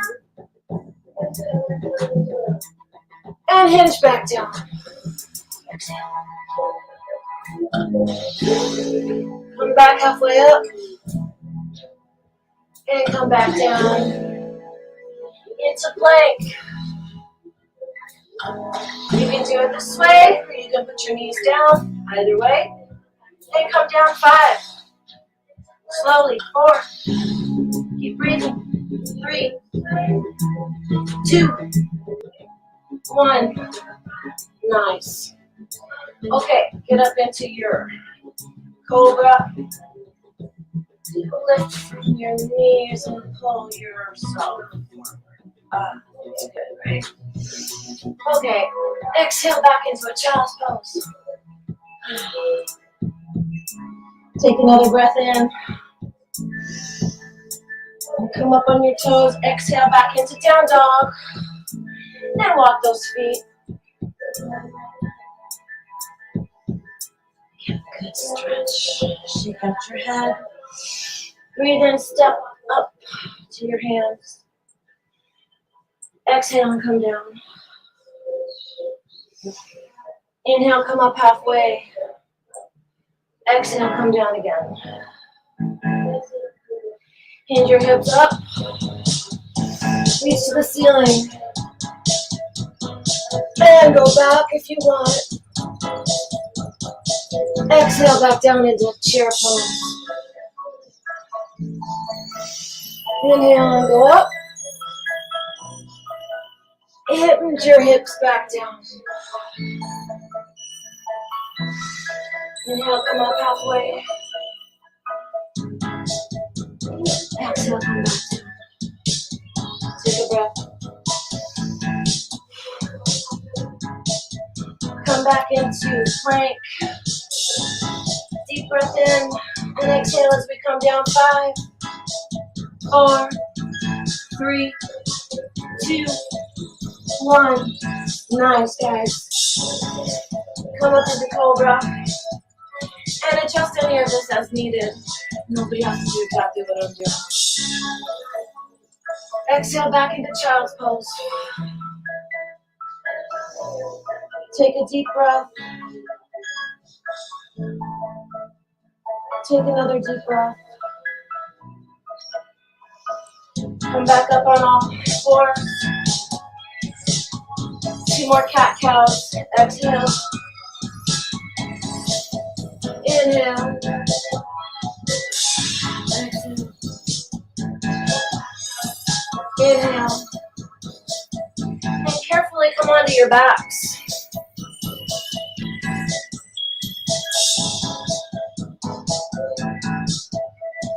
Put your feet flat on the floor and come into a neutral position. Flatten your shoulders down onto the floor. See if you can flatten your lower back on the floor. Take a deep breath in as you tilt your head down. And then as you tilt your head back, let 2 go.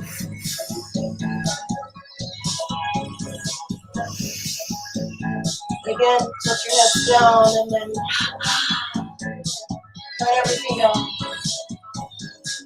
Inhale one more time. Tilt your heads back, let it go. And then take 1 deep, delicious breath in. And let's all hold it together in the space that we're sharing. And exhale any way you want. And start rocking or swaying, whatever makes sense to your body.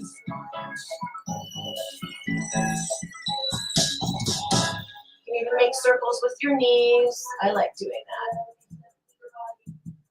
Oh, right. This track is called Icky Picky. I have no idea why I named it that. Keep breathing.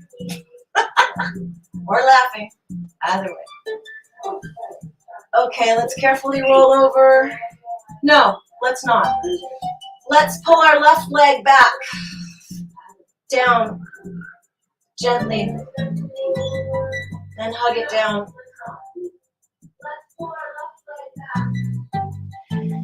Let's take a deep breath. Now let's pull it over. And let's take our arms out to the side. If you need to put something under your knee for support, that's okay. And let's put our arms, just sort of feel around to where it's really comfortable. And then start stretching from your hips up across your side, out in both directions from your arms, and take a deep breath. Take another one. And come carefully back up. Put your left leg down. Pick up your right leg, extend your left leg straight. And let's pull our right legs back, just to the side of our bodies. Whatever your body does, it does. Take a couple deep breaths.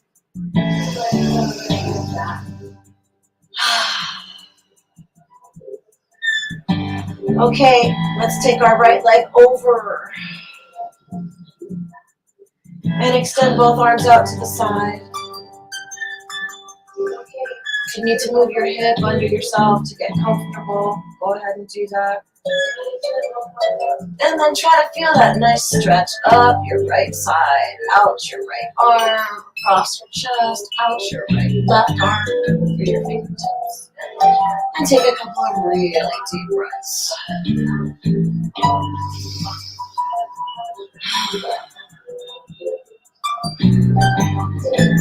Okay, carefully come back up. Now put both feet back on the ground. Adjust your hips. Rock back and forth. Sway up and down. On the ground.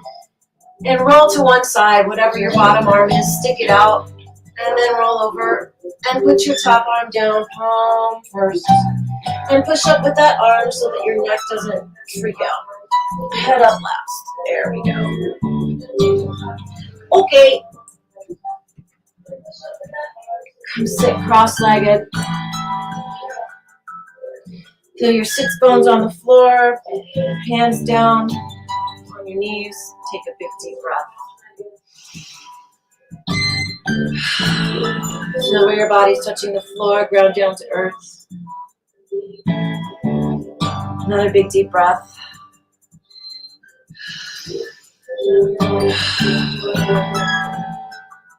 Do we have time for a twist, or are we done? As you can, put your left hand on your right knee, put your right hand behind you, and extend up on an inhale. And as you exhale, try to twist a little more from the bottom. You got 2 minutes, Leanne. Feel that nice twist. Take a deep breath. Inhale and pull yourself up from the ribs, from your hips, as your sits bones ground into the earth. And on your exhale, twist just a little more. And now do what you like with your necks, whatever they need. Take a deep breath in and exhale and come back to center. Palms up this time. Deep breath in.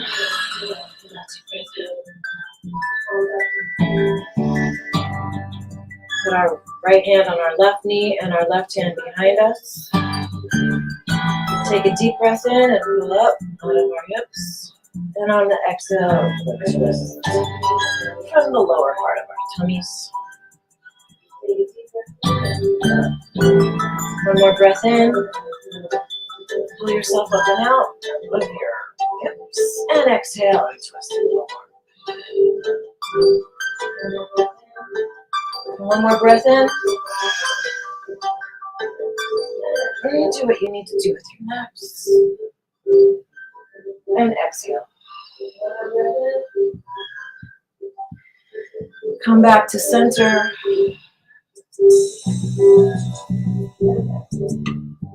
Take a couple of nice breaths.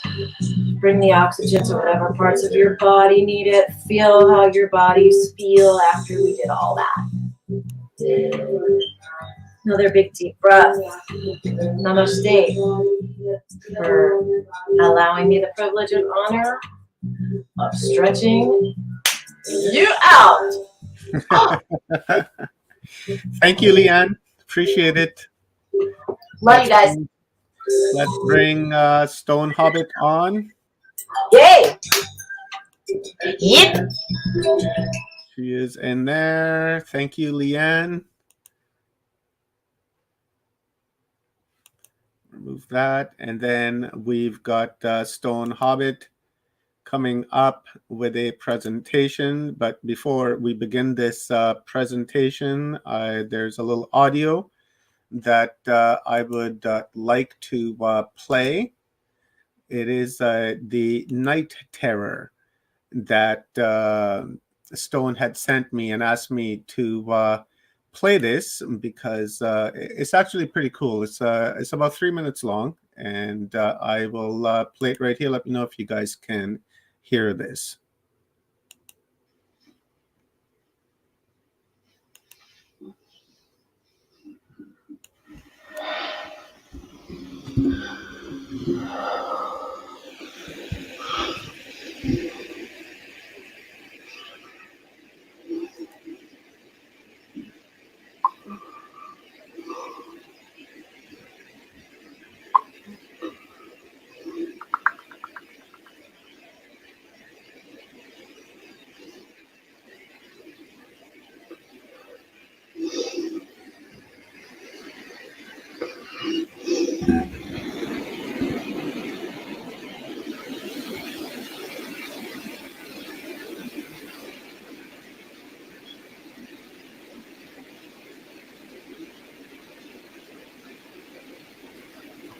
It was muted at 50 seconds, but it'll catch up in a second.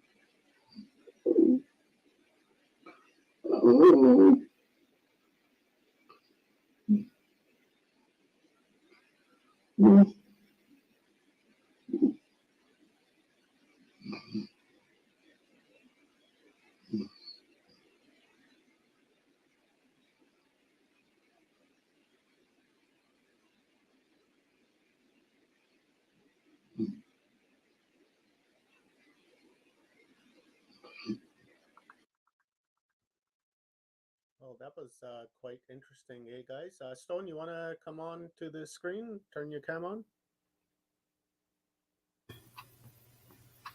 Oh, I still get all emotional and stuff when I hear it. It's like, whoa, because that was the first time I've ever been able to capture my own night terror.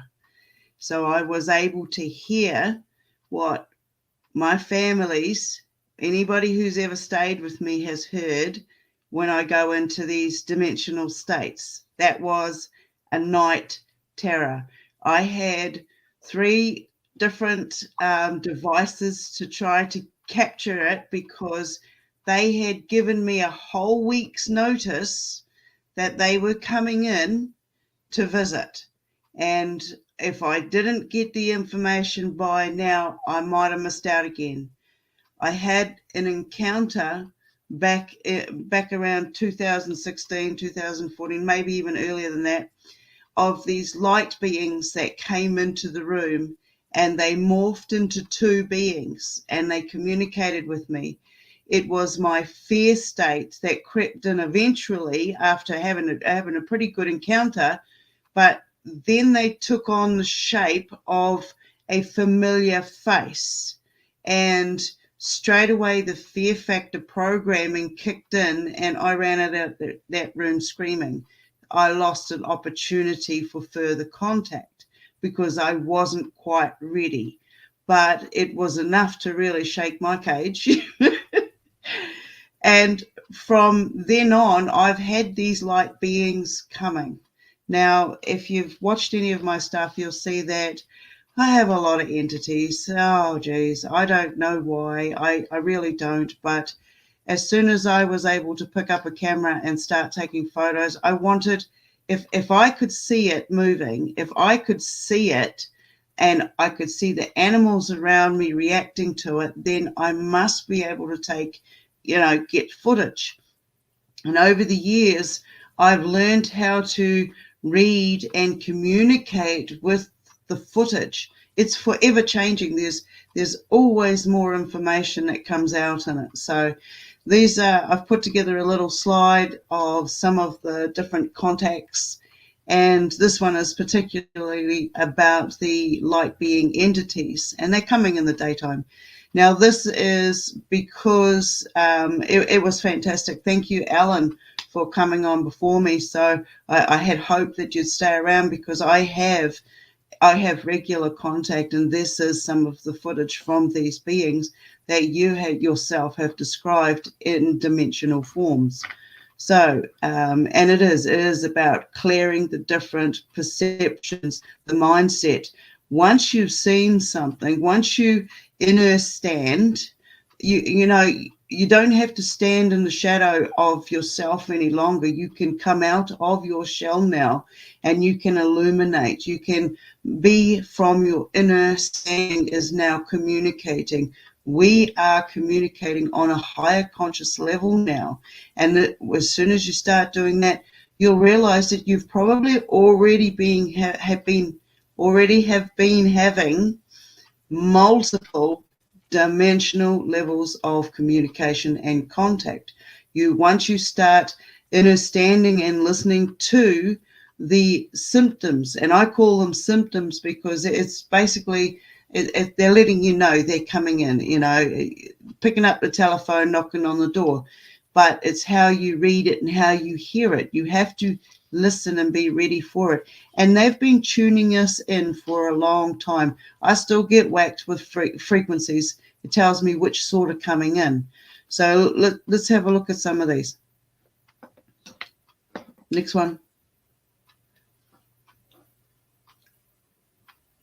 So this is the entity. Are you able to blow up the bigger picture and have a look at the being inside it?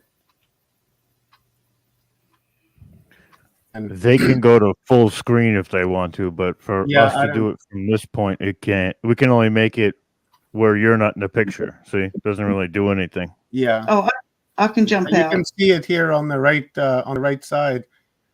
This orb. There's someone sitting inside of it. When Stone sent me this earlier, that's what stuck out, and it was actually this morning. I didn't know Mike was on, and I was like, holy shit, look at this, blah, blah, blah, blah, blah. And I was like, there's somebody sitting in there, and you can clearly tell the arms are there. There's the back, there's the legs, there's the head with the eyes. Pretty interesting. Yeah, so this is the orange plasma sphere being, and I when I see this, I mean, we see them floating over the top of us, okay? And there are different types of dimensional beings. They look similar because they use similar frequencies, but they're doing this, they're coming from a different density. But this is the frequency that they can hold their image and hold their frequency, hold levels of communication, hold that energy, so that then they can absorb that particular type of energy to keep in that particular form. So those that are of a certain frequency will see this type of entity, this type of plasma spheres that are coming in, and there's a lot of different sorts, but this is the plasma sphere that comes in. If you go down a bit more, next photo or something. These beings have been coming around for a long time. They've really made me think about and question everything that I see, everything I hear. There's a lot of stuff out there that I can't agree with, because I know what I've seen now. It's changed my whole perspective of my life and the journey. Really, these guys came in force in 1 year, just like hammered me with all sorts of images. Everybody that came over was capturing their own footage and stuff. There was Ron was on first thing this morning, excuse me, and he was talking about the military plane that flew over. Now, with the regular contact, you get this sense, you get a pulling, you get a knowing that there's something else in your frequency, and it's like a ringing that goes on, and you automatically go outside. You know, it's I've been in situations where I've been pulled right up on front of the stage, or, you know, I've had to help somebody when nobody else would, yet there's hundreds of people there. You get to see the true inner being of that shell, that the human form shell. So in these, I've started seeing ourselves as light energy. So I started changing the way I use my words, my phonics. And that's when I started breaking the spellcasting. That's when I started understanding trauma programs, all these different programs that they've used out there on us. I realized I used my real eyes. I saw with what was inside and how I had been treated, and how the programs rule ego. When you don't know what your free will is and what it is worth, you don't know when you are being perpetrated. And I say this planet is totally under a veil of mass Stockholm syndrome. There's so much that's going to be revealed. So in this one, these on the three on the left-hand side of the screen, it's the same being. It morphs, it changes shape. This is its energy. This is how it holds its energy as it's traveling. It can also dim its light right out and go into shadow form, so you can't see it. But if you have primed yourself to knowing this particular entity or particular frequency of being, because I don't believe it's just a singular ship. I believe they work in a symbiotic relationship. After watching them come through the ceiling and morph into two beings standing there and then taking on a physical form, it's a symbiotic relationship energy. They can morph into themselves singular, and they can also carry other beings with them. This is just the findings that I've had so far. So then on the other side of this picture, you've got the different sort of sphere that are coming in. These are a different form of dimensional beings that are coming in. And they're also using the energy to try to manifest it in a form that we will be comfortable with. These beings know our thoughts. They know our thoughts before we formulate them. They just don't know how the formulation goes about or comes about. This is just some of the conversations I've had with these beings. So in this, I've seen that they've proved to me they can read our alphabet. They know our alphabet. They know our numbers. They know a lot of the sigils that we've used over time, because it's frequency, and they work in mathematical frequency, bars and strings, densities, and we will too. We will remember putting back together how to do it. We are telomeres. We are rebuilding ourselves. We don't have to keep dropping off at the end and going back into these blank states. We are that DNA. We are repairing ourselves. So you take that energy, that knowing, that healing of that light, and I believe that I'm sort of this type of energy, because I keep seeing them everywhere I go. I can be driving down the road and I'll see one in the distance, and I know straight away, they know that I know that they know I can see them. And then there's like these little games that go on, like I'll follow it around the streets or whatever, and they'll change their form now. They're now at a stage where they're now morphing into and appearing in front of us as creatures that we are familiar with seeing. So that took it to another stage, like when he started to morph into a familiar face for me. Now I see how the dimensional orbs, like the one on the right-hand side, will use the energy and morph into other types of light being energy, more energy form creatures, insects to start with, and then getting bigger. The more of them that there are in that space, and the more energy that they gain, the bigger the creature, or the form that they can take. on this other side, you've got these ones can take on whatever appearance. It's about frequency. If they are in the right area of frequency, they will reveal themselves. They will show themselves more to you. And then once you start seeing them, you're automatically building and clearing tunnels in your tubes, in your fantastic tree of knowledge, and it's opening up and it's starting to clear all of these different vessels. And the information just starts flowing. It just starts flowing. So there is a lot more to who we are and what's going on. And I'll tell you, I've had some really weird brain twinges. I know I should get checked out, but hey, but it feels like they've put their hands on the back of my head. It's tingled all over. It's like I've been hammered a couple of times. There's some crazy stuff that comes in, but at the same time, I am aware that there is something physical going on. There is something of another energy form going on, and I know that they're going to be standing in front of me. And I say things like, come on, show yourself. I've seen you. You've been coming here. You've been showing up. Everybody can see you. Why are you playing this cloak and dagger? I don't fall for that stuff. That time is gone. You're making a stand. We know you're here, so just, show up. And so my Frasher friend, he's an alien. He's a Zeta. And I get a lot of stick from them because he gets angry with me a lot for asking lots of questions. But that's just who I am. And so they start showing up in daylight, in form, and showing me stuff that's inside them. Now, this is the first time I've put out a lot of this information, including my night terror. With the night terror, it's when I was going into it, they showed up by one of the shadow spheres. Now, what I've learned about some of these dimensions is I get shadow beings, different types of shadow beings. And then one day when I was in an experience where I was in another dimension and I was running from a couple of these guys, a couple of these guards, because you got to have a ticket. You got to be, they've got to be waiting for you. If you just happen to suddenly pop in, it sort of knocks the balance out a bit. And I tend to do that.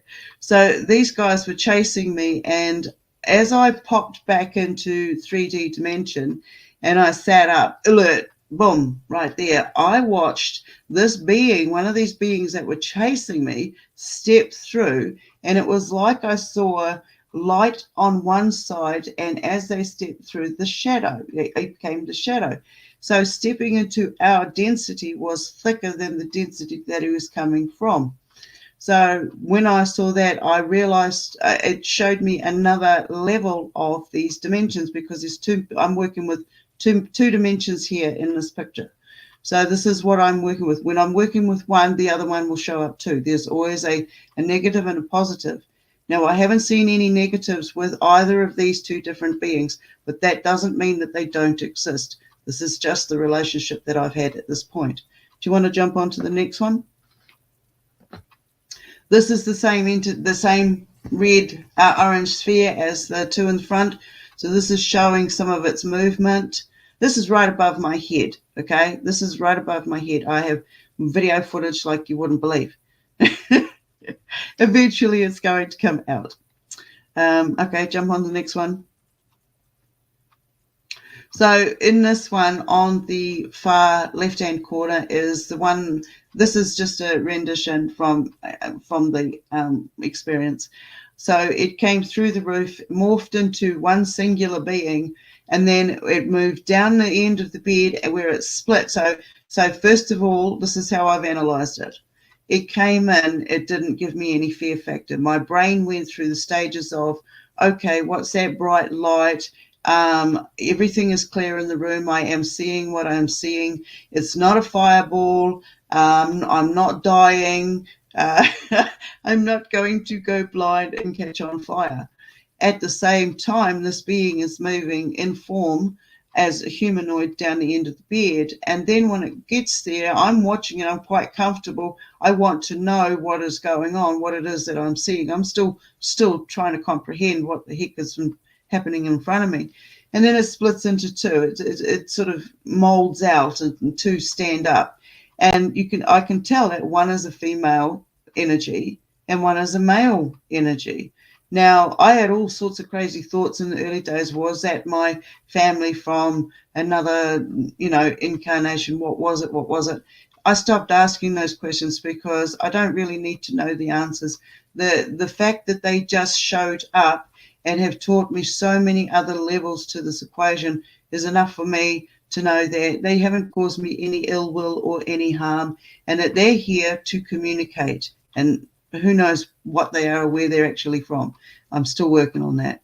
But then when it started to morph into a more solid form and familiar face, that's when I freaked out. And the stories that we're told when we're younger, like the red eyes under the bed, or when they step out of the wardrobe, and all of this, they start to take on form. So next to that picture is a being that I knew I saw in both forms. I got the privilege to see in both forms, and he knew that I knew, which was, and he knew I took the photo as well, because we had a conversation about it. So that is a light being who came and was a native in a tribe down here, or, well, he didn't actually belong to it, but he knew who I was as soon as I came in because of the conversation that we had had. It was on a different level. So the next one is who I call or label the flasher. And at first, when I first saw it, when I first took this photo for years, it's only just been recently, I noticed that it wasn't just one face in this picture, and he doesn't have big pointy ears on the side. More like there are two other entities the same as him standing behind him, and he's looking out of a round window. So once I saw that, I've had to go on to another level. I've always known, because of another experience, I've encountered this being for easily 20 years. So I have so many different collections of information of encounters. One particular one made me realize that there was too much human contact going on between myself and this being and his crew. Now, I'm nobody special, and I'll be the first one to claim that. I always stay in my humble. This is just experiences that I've had, and now I'm comfortable enough with myself and the experiences, and I acknowledge that these experiences were real, because if I am that, if I have that much ability to be able to create these images, wow, I'm happy. But if I could just push a button and boom, it's right there and everybody can see it, that's all I ever asked for. And so I stand in truth, and I put my material out there so you can pick up the frequencies and you can know for yourself what you have seen and what you haven't. Because we have to analyze every little bit of those details when we encounter them. It's like what Alan was saying. There's been plenty of times I've been lying on the bed and I've felt movement walking across it, and I go, in the early days, I used to go into a panic state, because I come from a very dark background.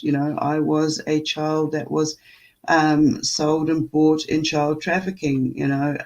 My parents were pedophiles and groomers. So I went through that dark stuff, and I never saw these entities turn up. All right, I saw dimensional parasitical entities.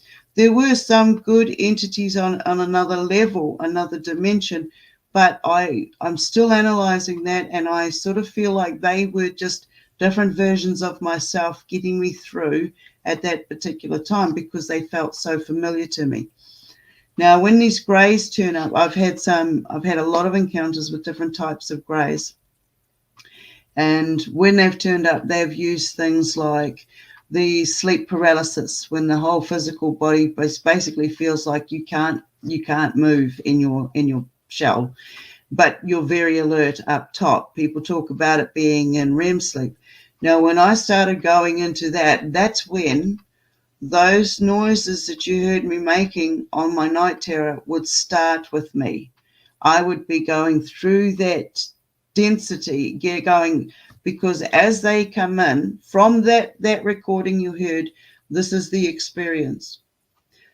With the different knockings, the blue sphere going up into the light bulb and that changing blue, and the tappings on the window, the knockings under the bed, I knew they were coming, and I you know, come on. I'd be crazy if I didn't by the stage. So I prepared myself. I got my recording devices, and as soon as I felt that pulling state, like I was about to fall through the bed, and then the body started, it's like it comes down and it goes along my body. So I know that I'm going through this wave that's coming down this. It's like a tunnel that comes down, and I stand inside it, or I lay inside it, whatever. I position inside it. And when that comes in, at the same time as that's coming down, I know that these other beings are coming in, and I wait until they appear. Or this last time, I had a shelf behind me, and it was loaded with books. And there's no doorway over there. The door's here, it's not over there.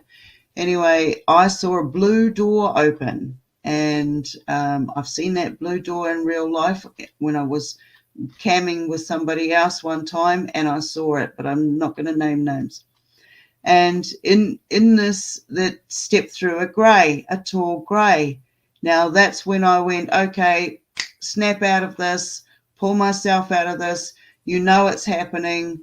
I get myself out of the state.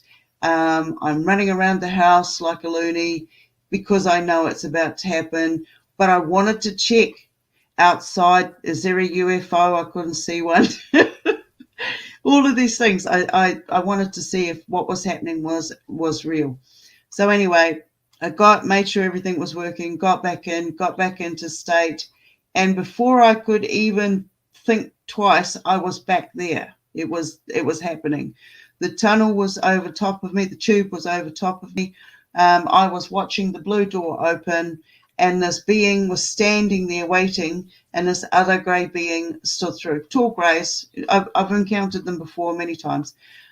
Stepped through, and it came over, and basically where I would have been lying vertical, it came and stood right there. So now my soul, or whatever you want to call it, my inner self, is now standing there communicating. I'm not worried. I can't see. I don't even bother seeing what's laying down anymore, because I'm in that moment. I'm in that frequency of communication.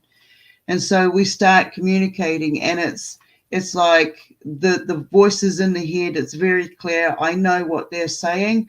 I can't tell you if they're what the language is or what the language sounds like, because I already know when they send the message to me what it means. So it's been translated when it gets to me, and I know that they understand everything that I think. So, you know, this time they asked me, he turned around and said to me, it's your turn. You asked me the questions. You asked the questions. And I can't tell you at this point what the questions were that I asked, but I know it's coming. I know it's filtering through. But it's opened me up to a whole lot of other information. Like when I came out of the experience, I sat up straight away. I knew I had a recording. I knew I had to have a recording. So I sat up straight away after it, and I listened, and I heard it, and I listened to it at least 100 times. And every time I went through tears, it was like this trauma, this energy, this sadness, this grief and terror was being pulled out of me. And what was being pulled out of me was programming. I felt the programming breaking, because I'm in that experience, and there is no terror. There is no fear. And yes, I know how different types of beings, some of the smaller greys and stuff, and some of the browns, and they like to use memory and terror, imprinting these illusions that they've created. We grow up and we see images of fear. We see all sorts of different programming and triggers, and we're not even aware that we've got it. You can get post-traumatic stress disorder, even to the point of complex, from sitting down watching a TV program, because the information has been programmed in you at an earlier stage, and it just takes that trigger point, and that comes in different forms of frequency. There is so much frequency manipulation, and these beings have come in and shown me some of this through the mere fact that they've even just come in. So move on to another one. I don't know how much time we've got, so anyway.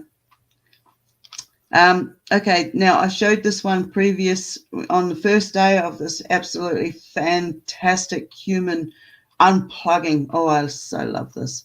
So this is what people call an orb. So, but this is a different type of orb. This is what I call a ship orb. When I first started working out what was the difference between a ship orb and an orb, because they gather the energy, and some of them will just spit out different little bug-looking light energy beings that are trying to take on memory forms within the energy that they see around them. So if they come at night, they're going to take on the images of the creatures, because that's the frequency that they're in at that time. If they come during the day, the same thing will happen. They'll come out like birds or animals or cats or dogs or other types of insects. But this one is what I call a dimensional ship, because you can actually see that there is another circular energy inside that where it has split open. Now this one's gone right through, and on the left-hand side top, you can see another entity has come out of that. Now, I'm not sure whether that's actually an entity in itself or whether it is another ship. But I say it's got eyes. That's where I'm at the moment with it. Do you want to pop on to the next one? All right, these are some of the ships that I've seen. The first one on the left-hand side, the triangle one, I was getting a lot of purple and pink tones in the skies and stuff. This was going back in, I don't know, about 2016, between 2010 and 2016. I was doing a lot of sky watching because of the colors and the art of the clouds. They'd started talking to me. And so I'd seen a sphere come across miles away from what we used to call the city tower. And it was come over, and it came over, and then it hovered high enough but low enough for me to see it and make it out. It would just look like a silver disc, like a silver circle, and then it shot off like a ball and went flash, and it was gone. And I just couldn't believe what I'd seen.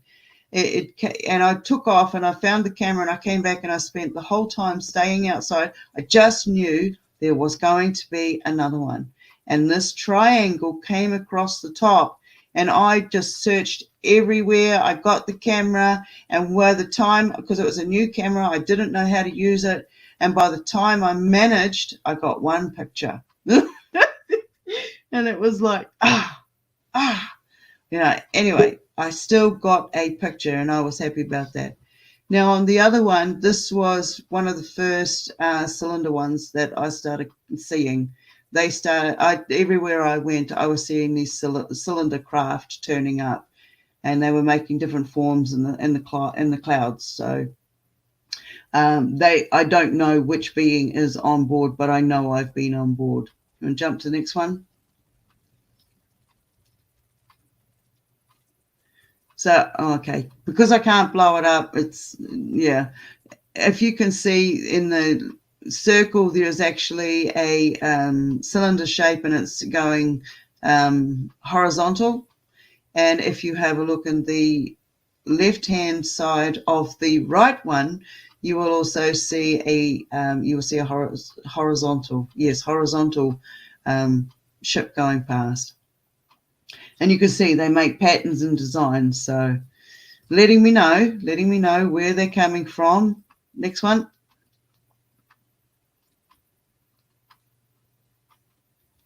That's the last one I got.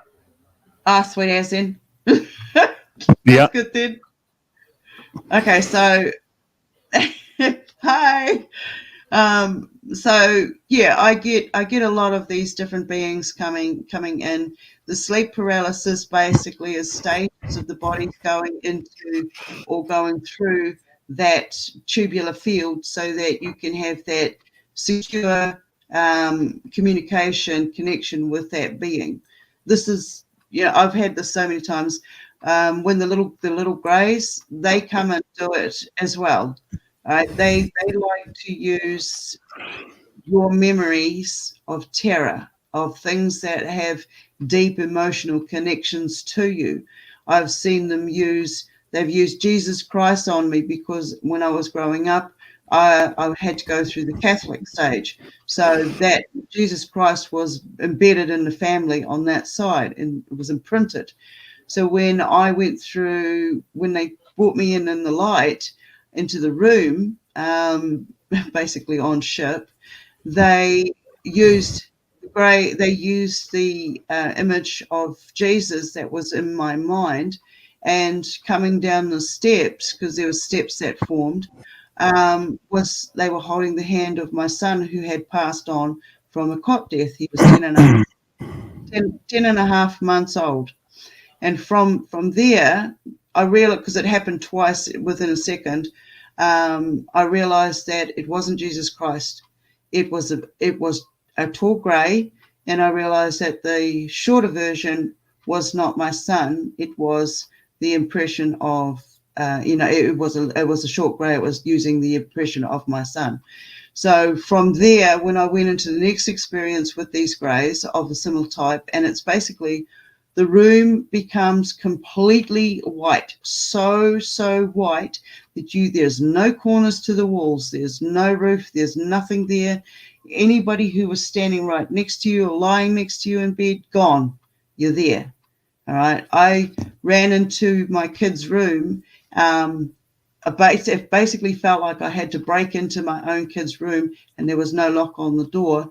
And as soon as I opened it up, I basically stepped through one doorway, one dimension into this white room where I knew the bed bunks should be, but they weren't. And I'm screaming. And as soon as I interrupted them, I changed the energy field that was within that space. And in doing so, it was like, boom, I hit the ground. I didn't literally hit the ground. It was just like the energy, the weight of the room. I'm back in this density.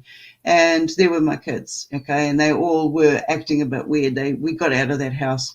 We don't actually remember how we ended up back in that house the next day. We got up on the road, and none of us have any other memory of how we ended up back in that house because we weren't going back in the house. So from there, I did a reading for a lady, and these images were coming in, and I'm trying to figure out where this information was coming from because it wasn't my normal abilities. It was too easy. You know what your energy is. You know what you create, and it wasn't that. And so I questioned what was standing in front of me, and as soon as I did, the illusion changed. Okay, it showed what was controlling that illusion, and it was a short grey. So when I said I could see you, that was it. That spell was broken, and they're all over the place. Okay, greys will turn up in all sorts of areas. When we talk about going in and being on a higher consciousness, I am aware that we communicate not even by touch. Okay, there's so many levels to our telepathy, to our skills of being able to communicate, and we don't give ourselves enough acknowledgement for it. And by not doing that, we are limiting ourselves on the communication with the beings that are with us all the time. I see us all in different energy forms. I've had encounters with reptilians. I have a shadow reptilian, or in other words, I have a reptilian that lives in the shadow dimension. Now they've shown up. I've really had to think about this because I've known that energy. I recognize that energy from different encounters I've had. So I've looked at it like one of the first times I've recall is I saw this big demon-like creature is in a reflection of my TV back in the 80s. And when I turned around, there was nothing there. So I didn't know where it came from. So when I looked back and then I did another look, it was on the wall behind me. And I'm like, what the heck? Now, back then, I was practicing black magic. I just, basically left home, getting into my routine, having my little family. But I was practicing what I grew up in. And so when stuff started to happen and it just went crazy, it was like, okay, what I saw behind me, was that a demon? It felt like it was a demon. It had demon kind of sensations, but that was programming to what is a demon? How does a demon feel? I only know what I've been taught by others, but I've seen these creatures and I didn't know what they were. But now, on hindsight, I communicate with them because they never actually caused me any harm. They've been there communicating with me the whole blooming time. So, hi, Rob. Hello. That's, you know what? When you said that, the construct of the demon itself and what you were programmed to think that a demon is what it is. I think it's amazing. It's amazing that you had that realization that you could see that. So, I mean, that's shows how far ahead you are, Stone. And we appreciate that little presentation you did for us. We've seen so much presentation from you for the last few days. It's awesome. I'm really getting to know who Stone Hobbit is. You know what I mean? Yeah. And now we're friends on Facebook. Everything's, ready to rock and roll. Yeah. But I just say, look, the information is there. It's being, I for years being in stuck states, having authorities tell us they know better. And all it is a gold sticker to let people know that they think they know better. They don't. They don't know bugger all. I saw how the government works when I went through psychology. I did psychology to work out what people were saying about me by going through psychology, weird experiences. And what I found was I wasn't prepared to regurgitate information that is outdated. It is unstable in its thinking. It's racist, it's sexist, it doesn't compute with me. And we are forever evolving, and so should this knowledge be. Not stuck totally agree. Totally agree. Inner stand, people. Don't stand under your shadow no more. Well, that's it. We can't keep it into a box. And, keeping it within that box only limits us to the potentiality of what it truly is. Oh, And you're absolutely right. And thank you again, Stone. We're going to bring in the next speaker, and Stone is going to be back with us for probably the rest of the day, I would assume, right? You're going to stick around, Stone? You're going to come back in and help us out? Oh, you know it. Oh, fantastic. All right. We'll see you soon, Stone. She's in it for the long haul, brother. Thank you, I know she is. All right. So next, I get to introduce one of my friends, somebody that I've looked to, who has inspired me for so much so far with his information. He is an author by the name of Philip Kinsella. He's written books that are You, the Public Decide, The Grand UFO Deception. He also has Philip Kinsella, Guardians of the Dead, and A Passage Through Eternity. So these are some of the books that Philip has written. He also co-hosts a show with his twin brother, and we're going to go talk about that in a moment. But let's bring Phil up here. Philip, how are you, my friend? Hello, Rob, and do forgive me because it looks like there's light above me. It's not a UFO ready to beam me up. I have a sense of humor here, We love it. We love it. Is there a way you can get your mic to come up a little bit? Maybe put it closer to your mouth? Yeah, sure, yeah. Is that better? Much better. Much better. I look like Davros now if I took the glasses off from the That's Dalek. all right. Listen, you look stylish. You look like, one of those guys you see, like a Brit that's walking down the street in the metropolitan area with his pea coat on, ready to rock and roll. I'm like, oh, this is a guy. All you need is that slick back hair that I have sometimes, and then you'd be right on the money. It's grey, and it looks like I haven't got any in this light, but there is hair on there. All right, Philip, the floor is yours, brother. See you soon. Thank you. Well, a warm welcome to everyone. And I know that we're all here with our own thoughts, our own opinions about the UFO, UAP phenomena, elements of the paranormal. And I got involved in this many years ago when I had what I can only describe as an alien abduction in the winter of 1989 in the small village of Marston Mortain, which is 5 miles outside of Bedfordshire.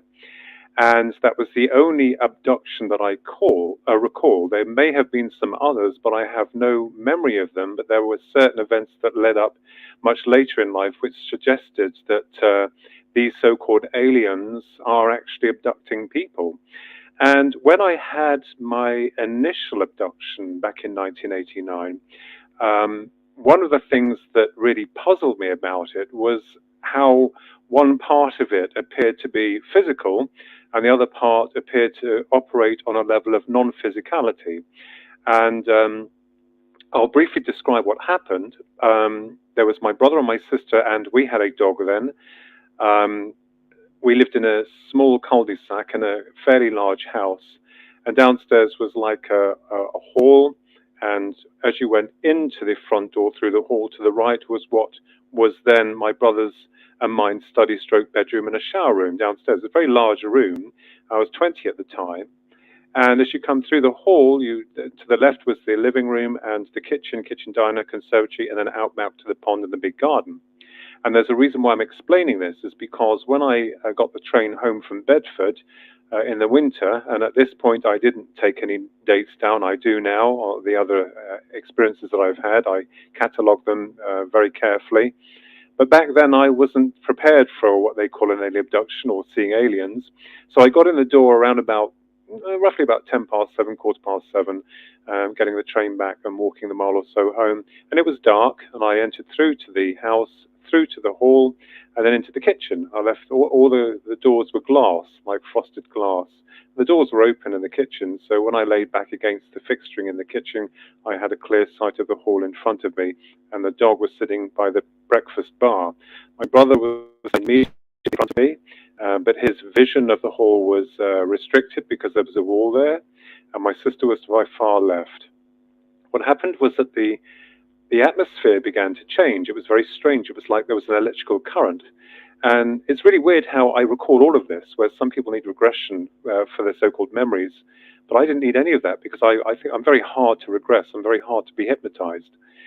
And as the atmosphere is starting to change, the dog begins to growl, and my brother goes into a strange trance. I've never seen it before. He stood there, and he raised his head up towards the ceiling, and he said, and his exact words were, "There's going to be an earthquake or Grandma's going to die."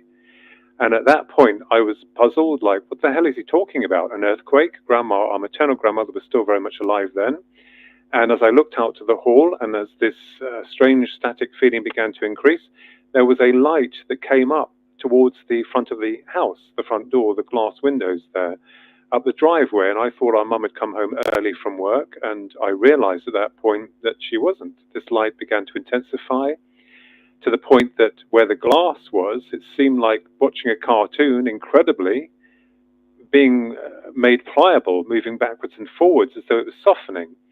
And while my brother was still frozen in this strange trance, I don't know what my sister was doing because my attention was focused to the door, and our dog was going really crazy. And then all of a sudden, this small being, about 3 foot tall, clad in black, and I'm not dressed in black because of this. I didn't even think about that. But it was only 3 feet tall, diminutive, had a large, what I thought looked like a motorcycle helmet on its head, although it wasn't your classic motorcycle.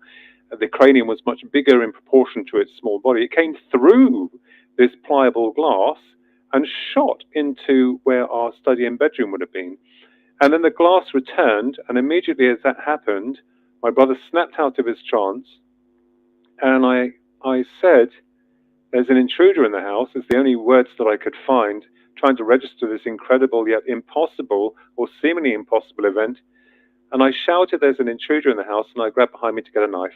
And we went round the house. We couldn't find anything. In the early hours of that morning, I then found myself floating 3 feet on my back off the floor in the hall, in the very place where this being had come through. And I couldn't move. And people say sleep paralysis. Well, I've looked into that, but I can assure you that I had my faculties. I couldn't move, and I was being drawn through the glass doors to the kitchen. And I'm wondering, how the hell am I able to get through solid matter? That's impossible. You know, I'm physical, the door's physical, and yet I'm going through it as though I'm like a knife going through butter. I can see the dog asleep in his bed in the corner in the kitchen diner, and he didn't stir or react to my presence there.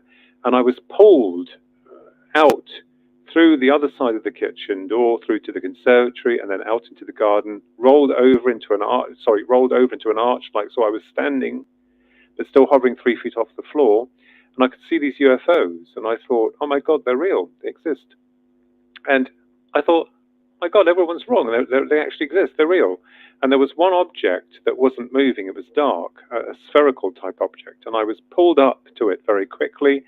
I'm making this as quickly as I can because it's time.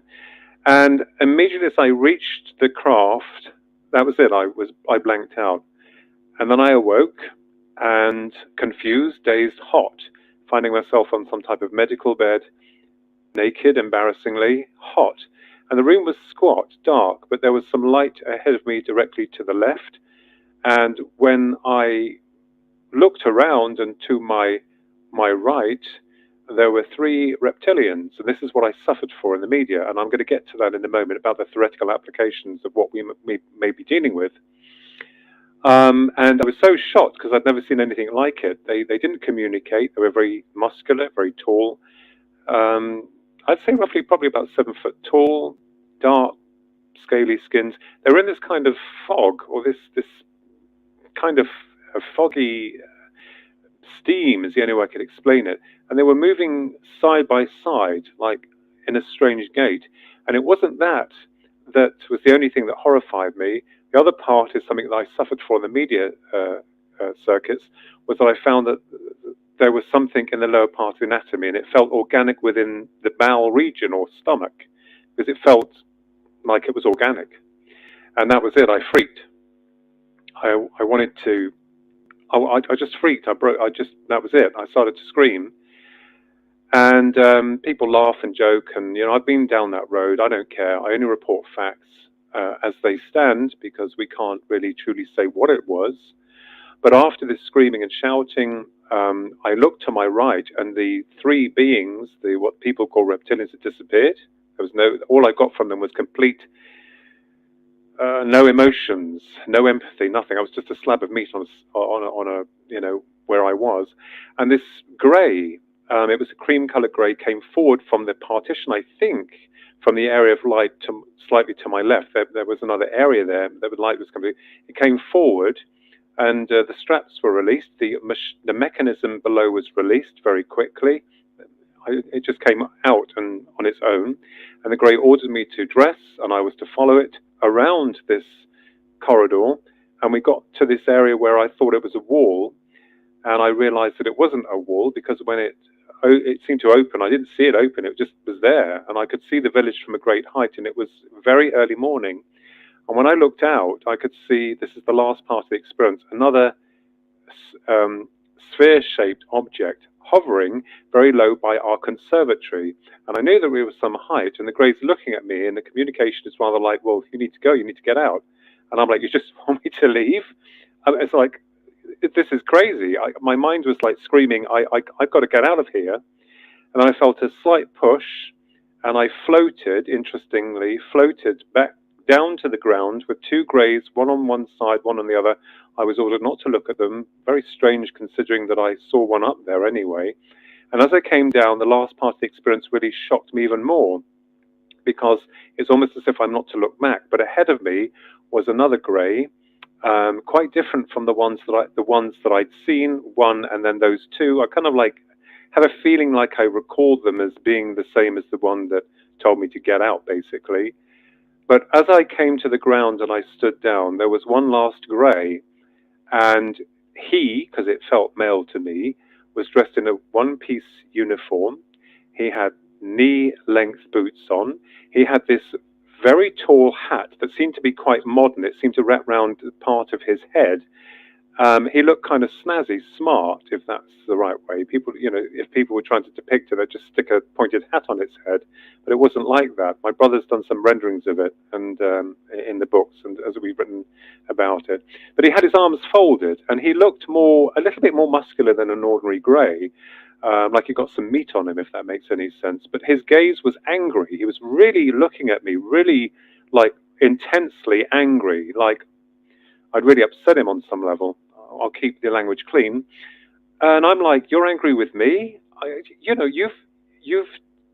You've done this to me, and you're angry with me. I couldn't understand what the hell was going on, and I realized that I had this feeling near the solar plexus area, like I'd been punched, and I wanted to punch it. I wanted to punch him. I call him Noddy. It's the only way I could describe him. That was the character created by the British author Enid Blyton, who was the J.K. Rowling of her time, although he was very different from Noddy. But I wanted to punch Noddy. I wanted to really, but I couldn't move. And then a thought came into my head, and I thought, well, if I ask him a question and he answers this, then I'll be able to prove that this experience happened to me. So I said, or I thought, because people then try and catch you out by saying, did you say, well, it's when you're in that state, communication is rather like speaking anyway. It's just there.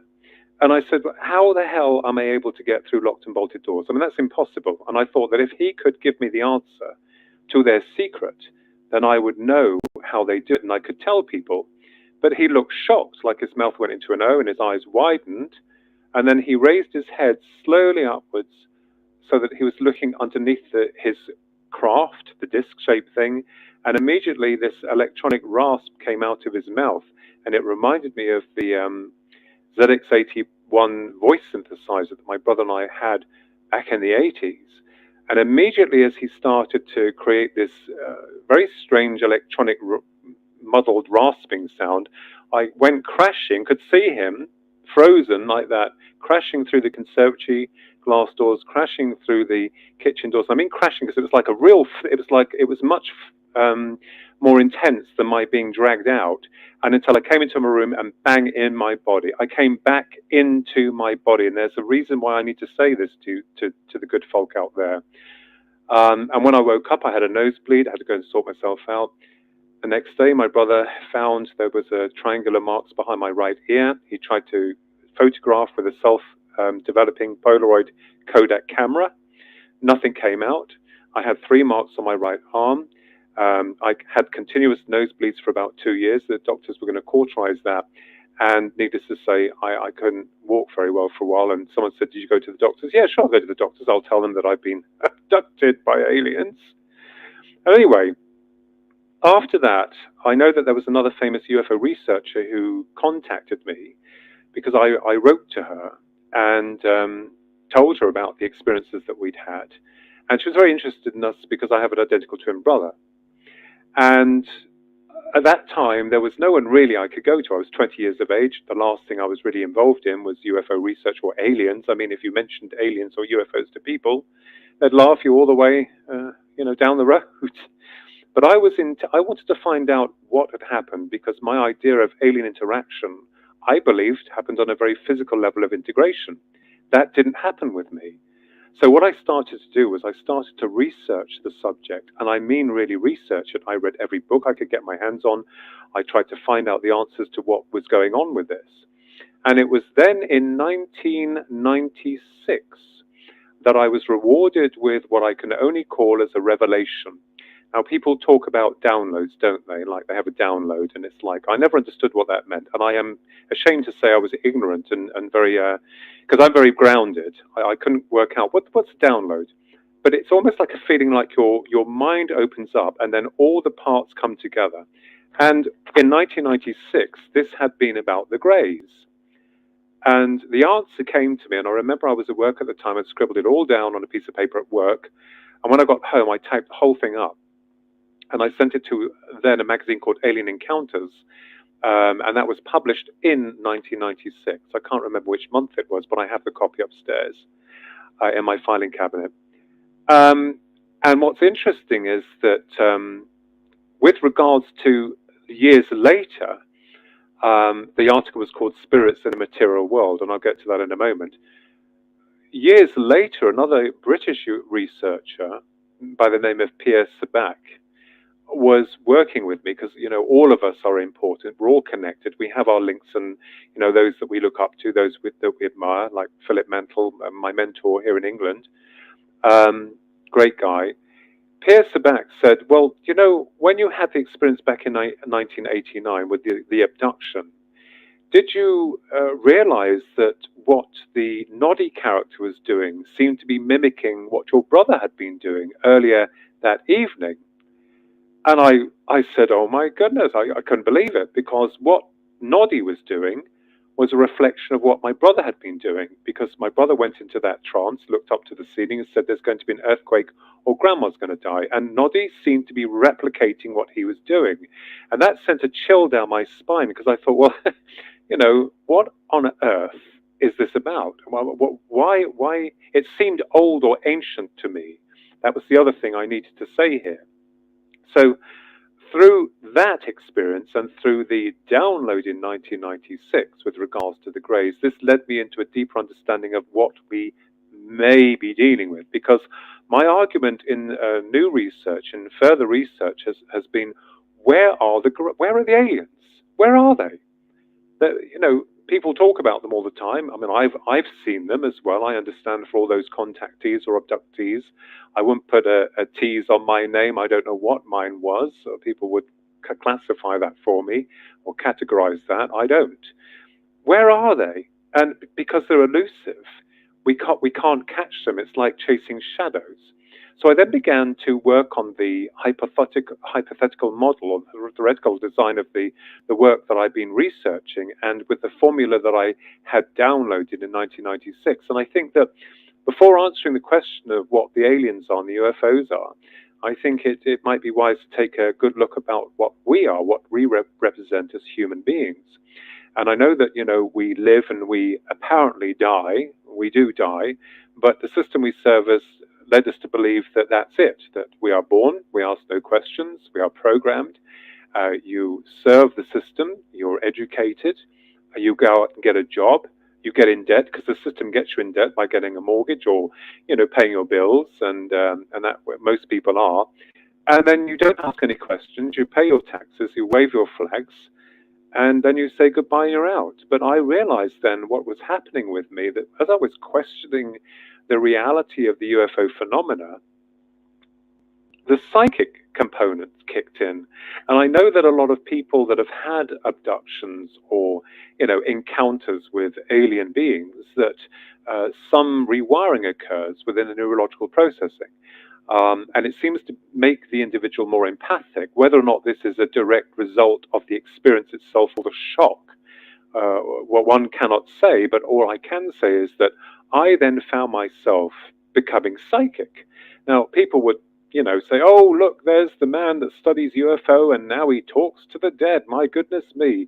And I was embarrassed by that, even more so years later, many years later, when I wrote a book called Believe, Bridging the Gap Between the Psychic and UFO Phenomena, and incorporated the abduction experience in there. When my publisher was ready to publish the book, John Day from Kapelbaum Publishing Limited, I think it came out in 2009, I believe, because the spiritual one came out before, even though the UFO happened before and the psychic afterwards. It's the way it worked with me in terms of literature. My publisher said, well, we'll publish your book, but we can't include the part about the examination, the intrusive medical procedure, or the reptilians. And I said, why, John? Why can't we put that in there, John? He said, because the reptilians are, people don't understand. And he had a good point, because at that point in time, I didn't understand about reptilians, and I'm no expert in them. There are people out there who've done a far lot more brilliant research than I have. I'm more interested in the Greys. But how do they fit into this paradigm? And I understood him, but the experiences I had been published years before in another magazine that was published by Matthew Williams, who's a British ufologist, and Truth Seekers magazine it was. But I understood that kind of, like, from the publishing point of view, when they brought the book out, kind of stung. But happily now I'm able to address it, even though I still don't understand major parts of it. Now, where are the aliens? Where are they?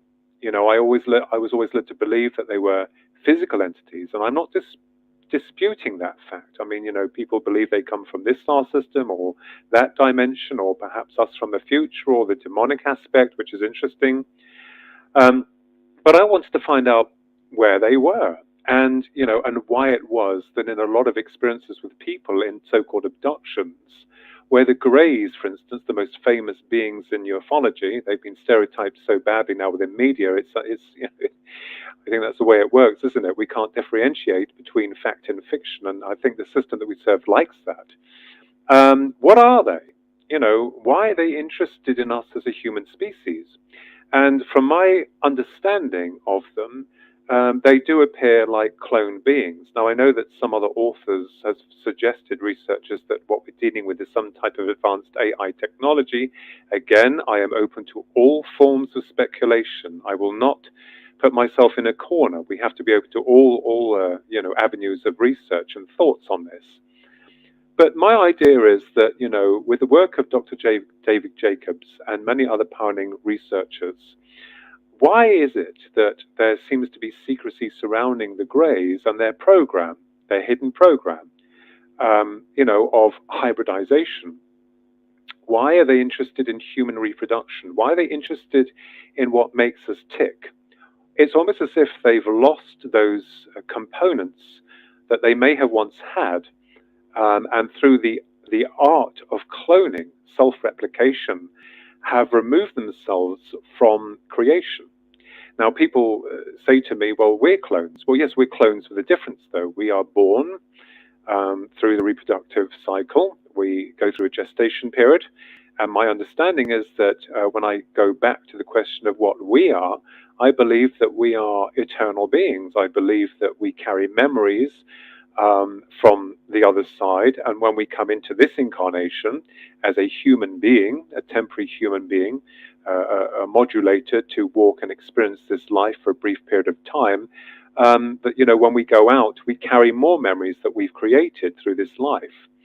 And I believe in the other side. I know there's another side, most definitely, another dimension.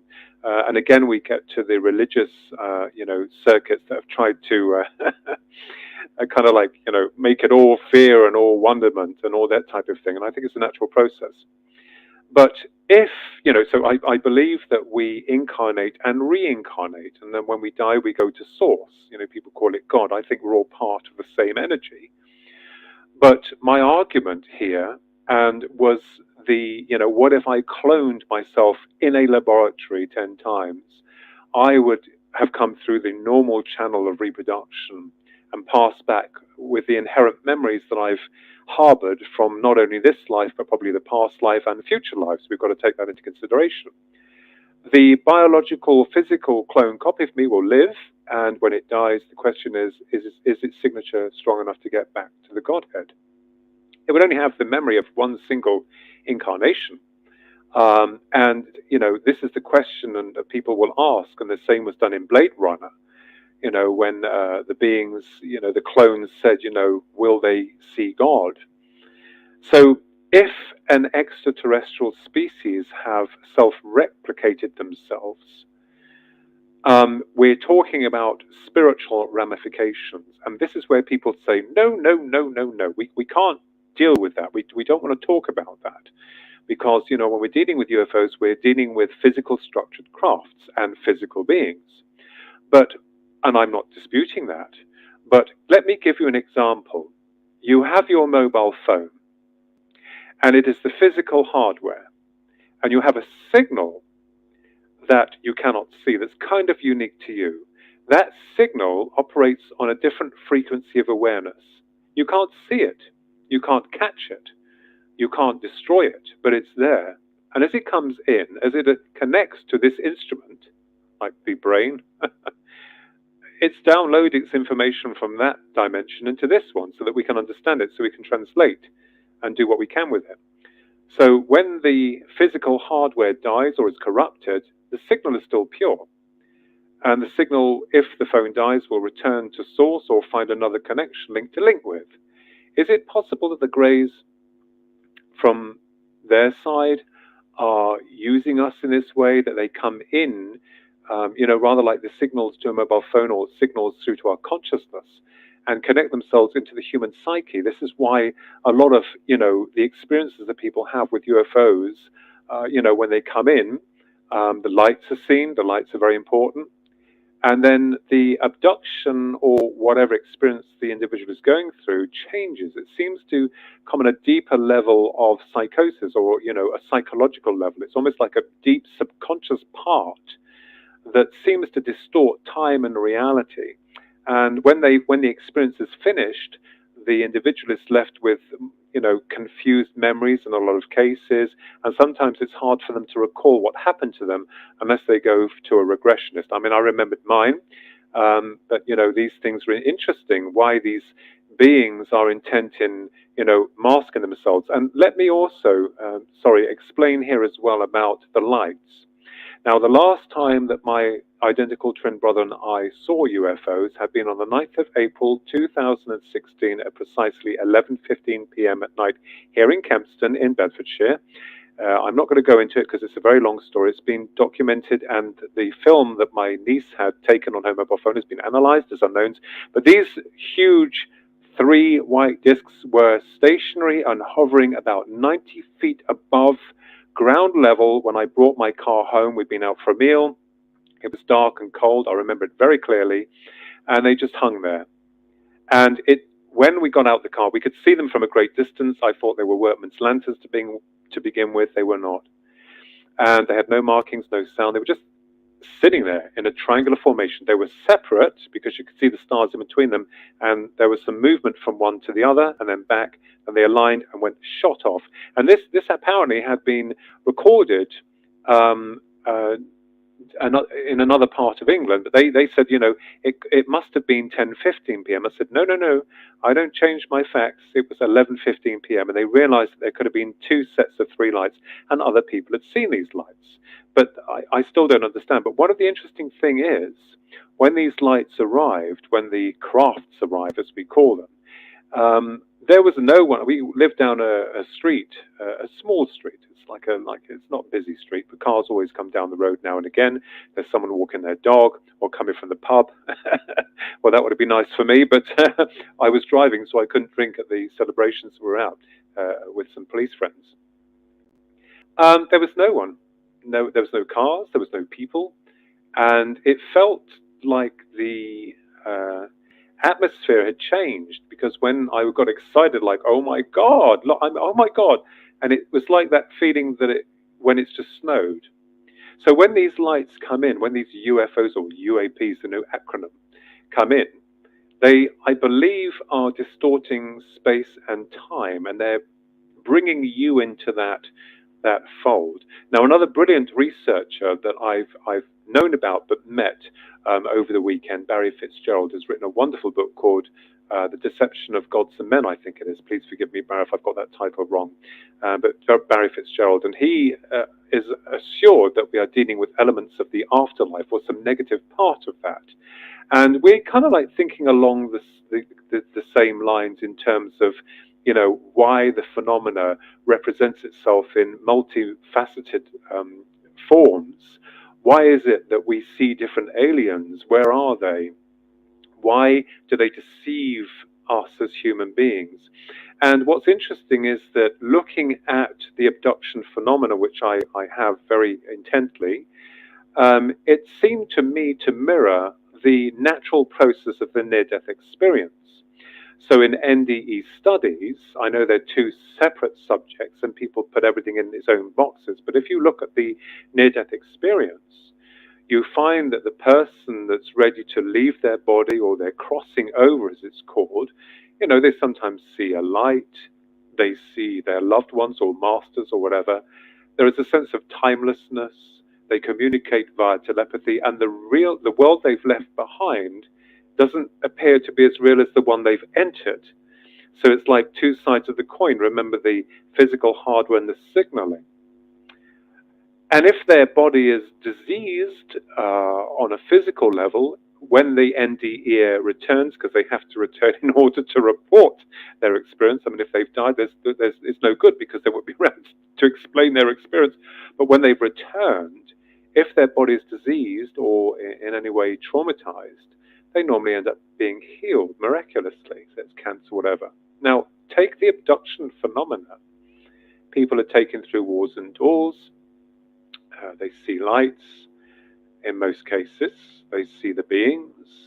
There's a sense of timelessness. The beings communicate through telepathy. And remember, what happens in the near-death experience, because the person is no longer in the physical realm, their vibrations have heightened to another level or dimension, and that realm is real to them. But they're still attached to the body because they have to come back.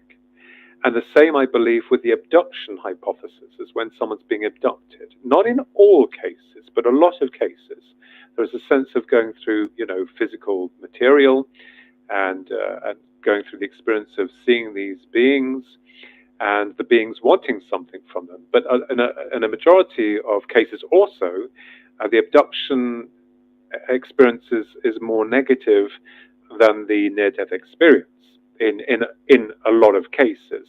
Sorry, I've used the word cases too many times. I get excited when we're talking about research. Anyway, what does this tell us? Now, mediums, what's interesting, not jumping the gun here, I've got to get this through because I'm like some, crazy scientist trying to think about everything. Mediums see lights around people when they're reading for them. Now, some mediums got it all worked out, saying, well, the lights come in. I have seen them. I see them directly in front of people, not on the peripheral view, but directly in front of them. They come in different colors. Some are gold, some are blue, some are like a pearl color. I mean, I know I'm colorblind, but I know my basic colors. What are these lights? People who ask when I see them, I report them to the person if I'm reading for someone. And they said to me, who? I said, oh, I don't know who it is. I wouldn't tell you any old rubbish. I don't know, because I'm matter of fact, I'm black and white, yes or no. So it's interesting, isn't it, that those on what we call the spiritual dimension, their lights are much smaller or not as intense as those that's coming from UFOs, which come on a larger light form. And these lights then, in a lot of cases, disable, disrupt, or promote fear when they appear, when they come near. Now, that doesn't sound to me like a benevolent species of aliens.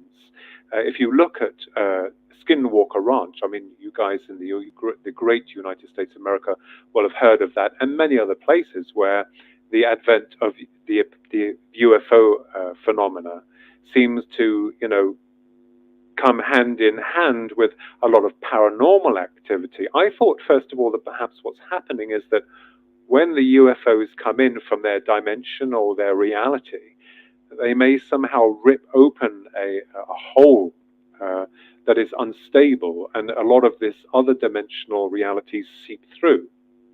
I think I may be wrong there, because new research has shown that there may be a lot more that's involved with this than mere emerging of alternate dimensions of reality. But we have to take into consideration also that when we send a rocket up through the Earth's stratosphere, that would create issues for the planet that is like a skin that does heal. But the astronauts also have reported that they feel different when they're in space. There is a connection, some kind of link. So when these abductions are taking place, it may be that because we're removed from the normal processing of consciousness that we're aware of here on Mother Earth, and we're removed from that, this may also lead to the understanding that memory is displaced, and when they come back, it can't be recorded fully, and it's stored within the subconscious mind. So the lights are very important. The phenomena is very important and very interesting on how there are varied levels of interaction with these so-called aliens. And I think that, there is a history that goes back, which talks about good and evil. And I think the system that we serve is adamant in not releasing this information to the public. And because, through the decades, they haven't helped themselves. I have to go back to Roswell, the most famous UFO case that started all really in terms of conspiracy. And I believe that a structured craft, because we've got to understand that perhaps these objects were, have created themselves through our reality, or maybe it's more fantastic than that. But what makes me laugh is that the military said, oh, they were in possession of a flying disc, and then they said it was an experimental mobile weather balloon, so secret that they didn't even know it was missing.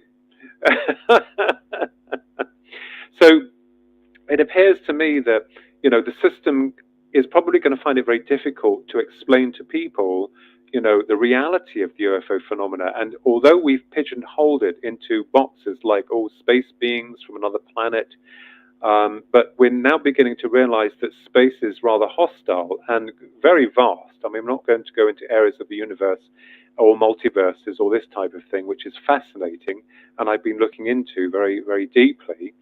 But I think that these beings are interdimensional. I'm absolutely convinced, personally myself, that they're interdimensional. And, you know, and if I'm wrong, that's fine. I'm open to all forms of speculation, and I agree with everyone out there, whatever your thoughts are. I have no right to overstep your belief system, which is a very dangerous thing to do. But one of the other things we have to take into consideration is look at the Greys. They seem to have lost their identity. They do not understand about emotions, empathy. They have no memories. They don't know what taste, color, smell, love is. They've been robbed, it appears, of these attributes that they so desperately yearn for. The dangerous part now is that we, ourselves as a human species, are beginning to, you know, move forward rather like the Greys. You're not allowed to have an opinion today. You've got to think like everyone else. You're not to question. People don't want an identity. You know, where is this leading us now? And of course, the official narrative puts you in a corner. You're not allowed to speak without being attacked. You're not allowed to voice an opinion without being blocked or attacked. And you can see what's happening. So we're being, you know, we're being wrapped in chains when the dangers, the inherent dangers of what's happening to us as a species is clearly evident. And yet, you know, the system that we serve is adamant to promote fear. Now, the other thing as well, going into the alien hypothesis, UFO UAP hypothesis, notice how they changed the acronym into a more scientific explanation, unidentified aerial phenomena, because, you know, UFO, unidentified flying object, was too spacey. So the acronym had been changed to make it more scientific. And in the preliminary assessment of the unidentified aerial phenomena, which was released by the Federal Mandates Assessment and published on the 25th of June, which I know I've just got to read here so I don't get it the wrong way around, surmising its information regarding the UAP issue, it gave very little indeed, and we're still waiting for more information. And a lot of, you know, brilliant and renowned UFO researchers around the world are waiting for these documents to come out. But what is the system going to tell us? One of the other things I discovered, and which is interesting, you know, the 1989 abduction was not the only UFO experience. It was the only abduction that I recall. There very well may have been several others. One not so long ago that I'm still working on. There's another brilliant researcher in America who's going to help my twin brother and I with that. But I prefer to record facts and not embellish anything, which is important, to be honest and truthful and grounded with your research. But one of the things that I found is that this phenomena seems to operate on the guise of fear. You know, it seems to work very well when you're worried or you're fearful or you're going through a really bad time. And it feels like maybe there's some kind of excretion that we send out that these energies are and can attach themselves to. And of course, the phenomena does come in many guises, many forms. And so are we dealing with one entity that's a huge mind consciousness that is here on Earth, or are we dealing with a faction of different entities? We don't know. But we do know that all across the world, the phenomena carries the same patterns. When UFOs are seen or experienced by good people, honest people. They normally report paranormal activity, discarnate voices. And this is very worrying. This is troublesome, because I think this is why the system that we serve is not willing to release its data. And I'm sure that it's got most of its data from researchers out there in the world, secretly analyzing and collating information from other researchers to see what they make of the situation. And of course, they would have a core scientific unit or their best minds to try and work out what's going on. And I think myself personally that it's not good.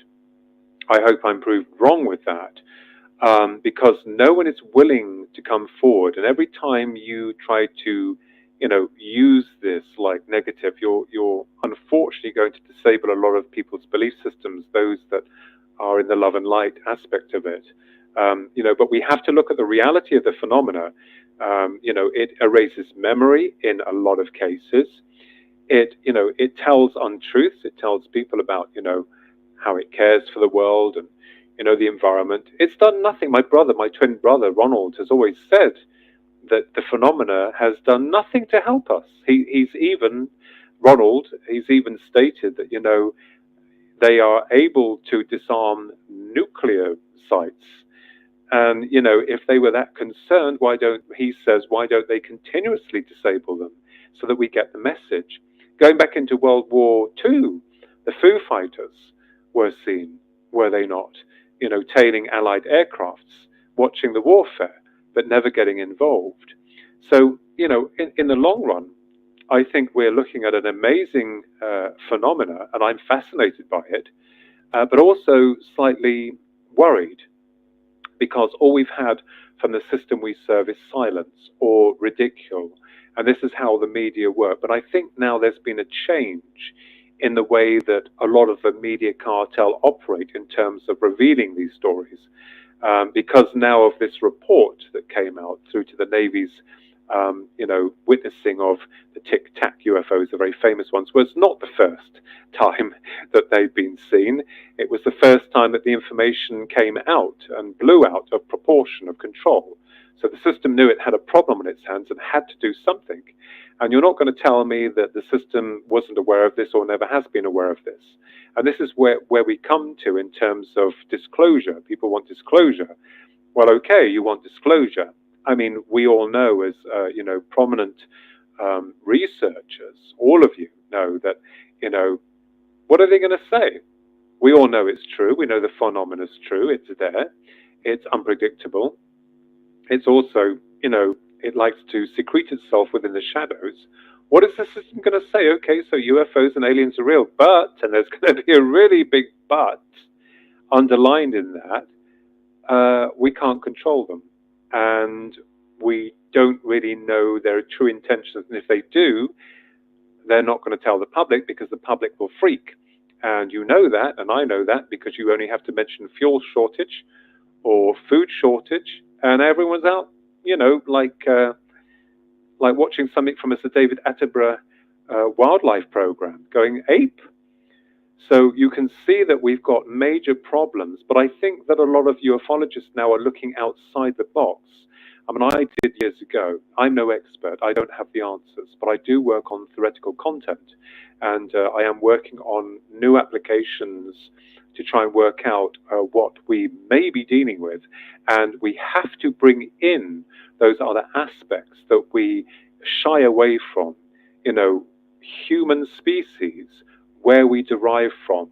I am convinced, however, that we were created by an extraterrestrial species, not so much the Greys. I believe that we were fashioned by something other than them. But we, are and represent two aspects. We are, the soul and physical. So it's like the mobile phone. You've got a signal and you've got the hardware. And it's interesting how the Greys operate on signaling frequencies, changing the environment, coming in this way. And, I'll give one other example here.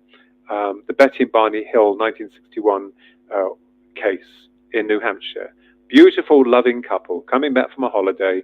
And, Barney gets out the car after Betty, and he witnessed this object that is not a satellite or a moon.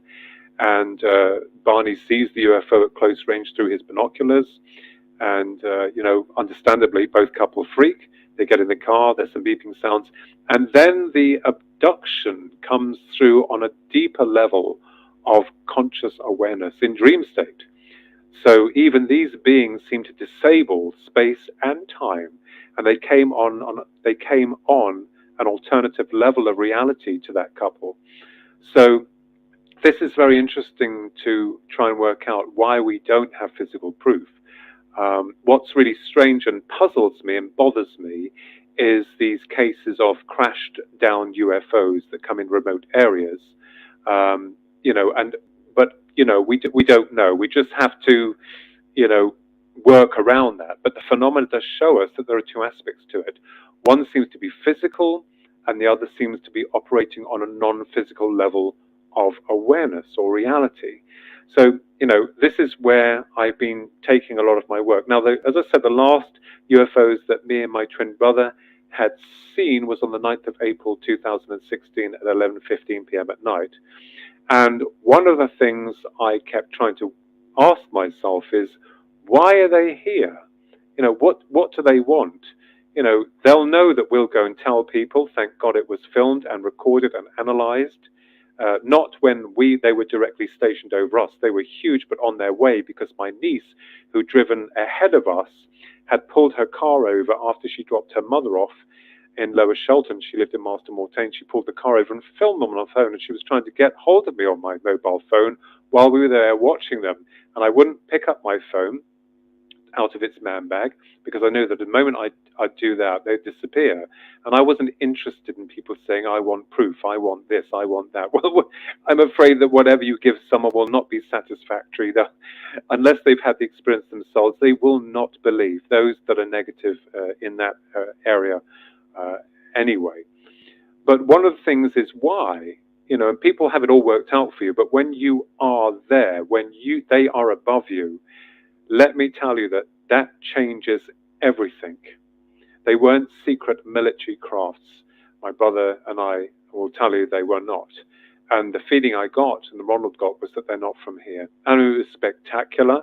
It was incredible the way they moved. And the next day, on the 10th of April, slightly earlier, I can't remember, around about 7 or 8 o'clock, a helicopter came over, very low over the house. And 3 times, see the pilots. It wasn't a black helicopter. It wasn't a police helicopter. You could see it so low, they could see the pilots in front because they were facing us and going round in 3 circles and went off. And I kept thinking to myself, my goodness me, this seems to generate levels of high strangeness, doesn't it? Because you hear this. And the other thing I found is that when you meet people, genuine people, who've had UFO experiences or experiences with what we call aliens, there's a lot more to them than just that experience. And it's like literally going down the rabbit hole, isn't it, with regards to the phenomena. I think that's what, when you get involved in this subject matter, you begin to realize that you have to loosen your grip on reality, because you're going to be taken for a ride.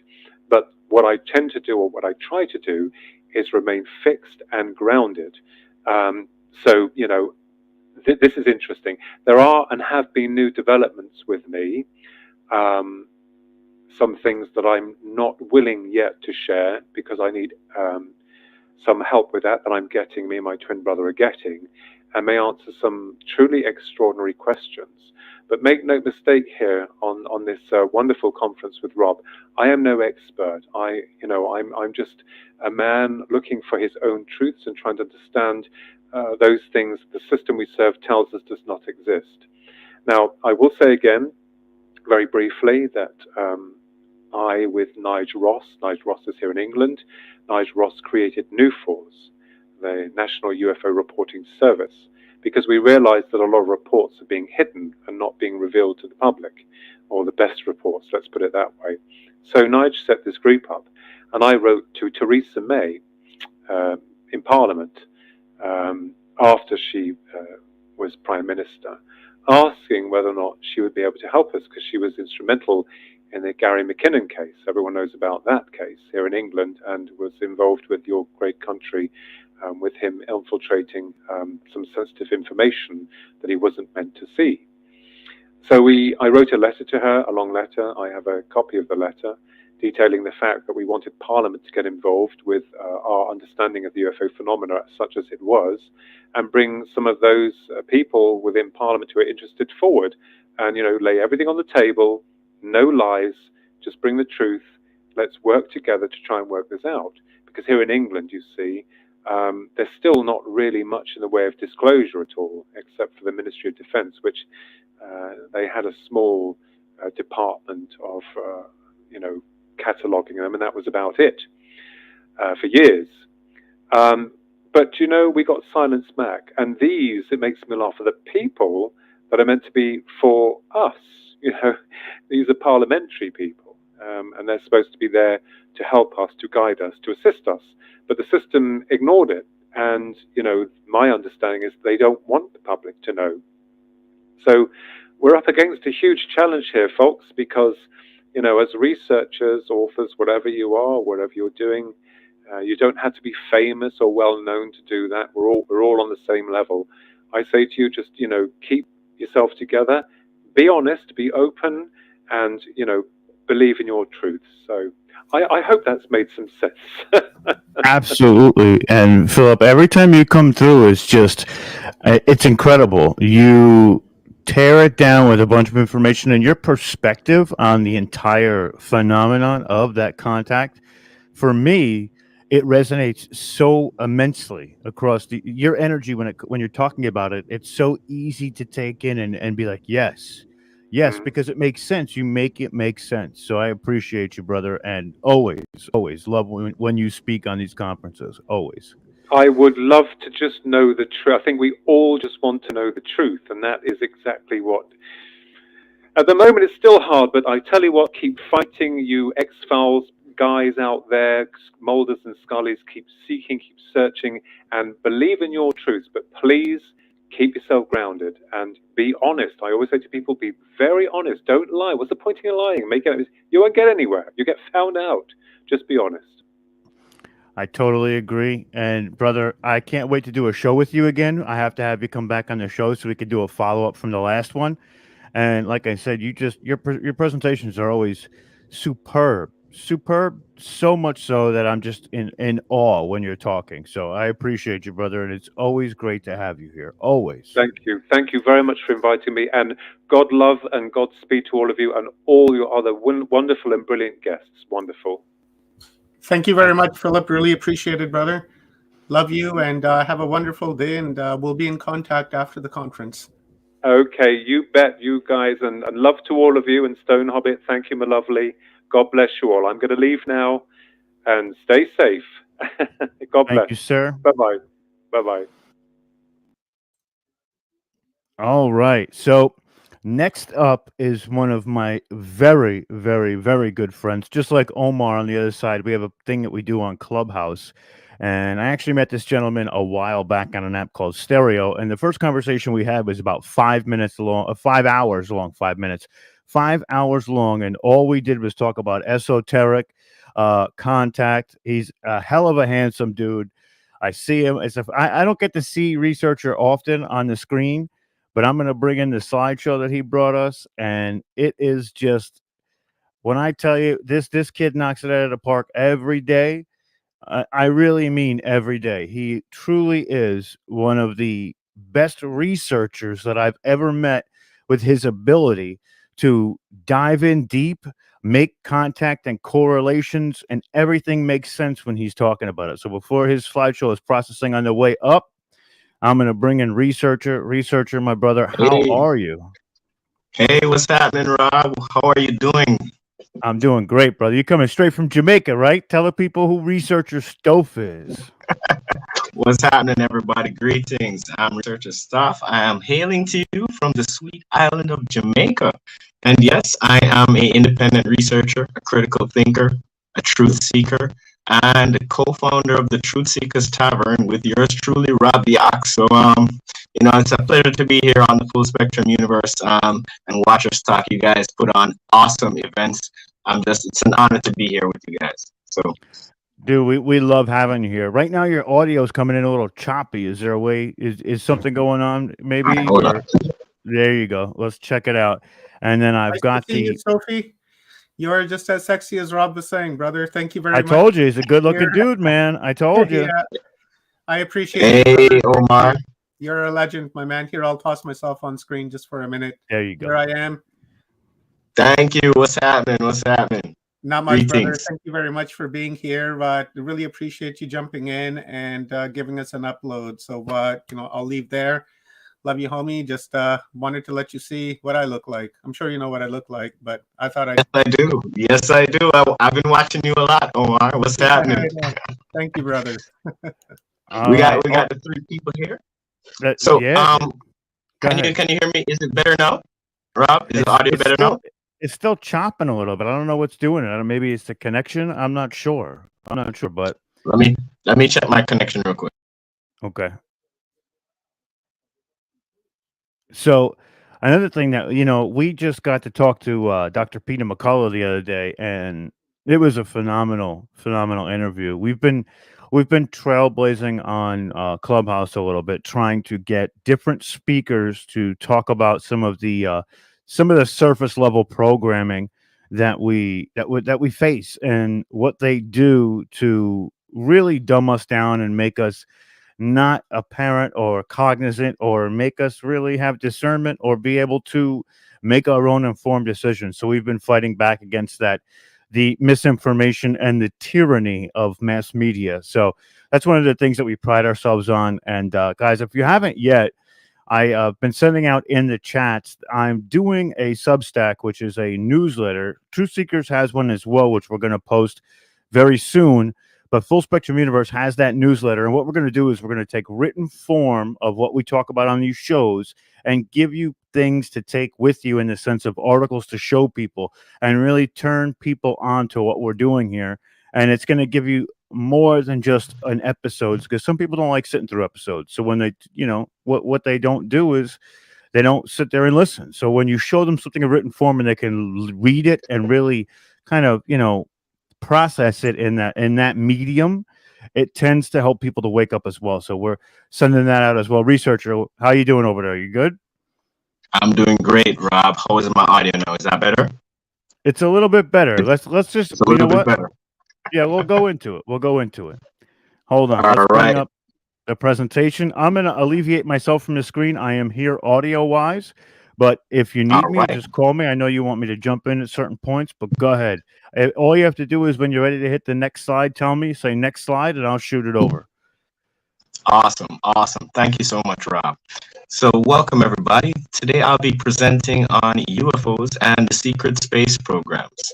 Now, over the years, we've seen many sightings, anomalies, and NASA, of course, has never given us a straight answer on this particular topic. So I've done some research to present to you all some evidence to support the UFOs, UAPs. Researcher? They've been. Yeah. Can you back up from the mic? If you back up, it gets better. The further back. Okay, how's that? Is that better now? I think it's a little bit better. Is that better now? Yeah, it sounds better. Go ahead. Awesome. So UFOs and the secret space program, right? So what we're going to do is we're going to go over a few basic terminology. We're going to dive into the history of certain secret space programs, UFO developments, and talk a little bit about the different factions and the technology closer towards the end. So with that being said, my name is Researcher Staff, and it's a pleasure to be here, guys, and let's get into it. And you can see some images here on the opening slide that I've posted. These are the Hannibal models you can see in the top right, various images there, but let's get straight into it. Rob, next slide. So we're going to go through a little introduction. We're going to talk a little bit about the history of UFOs, some various types, UFO sightings, and we're also going to talk about USOs a little bit, and UAPs, which is a new classification that they're giving them right now. And of course, we cannot mention NASA in this entire conversation, can we not? They're at the forefront of the suppression of the propaganda. So let's get into it. Next slide. All right. So we're going to talk about the secret space programs, a little bit of a history of them, and Hey, some of the researcher, SSP while you're factors. doing the presentation, shut the camera down. Bet you that helps from the choppiness of the audio a little bit.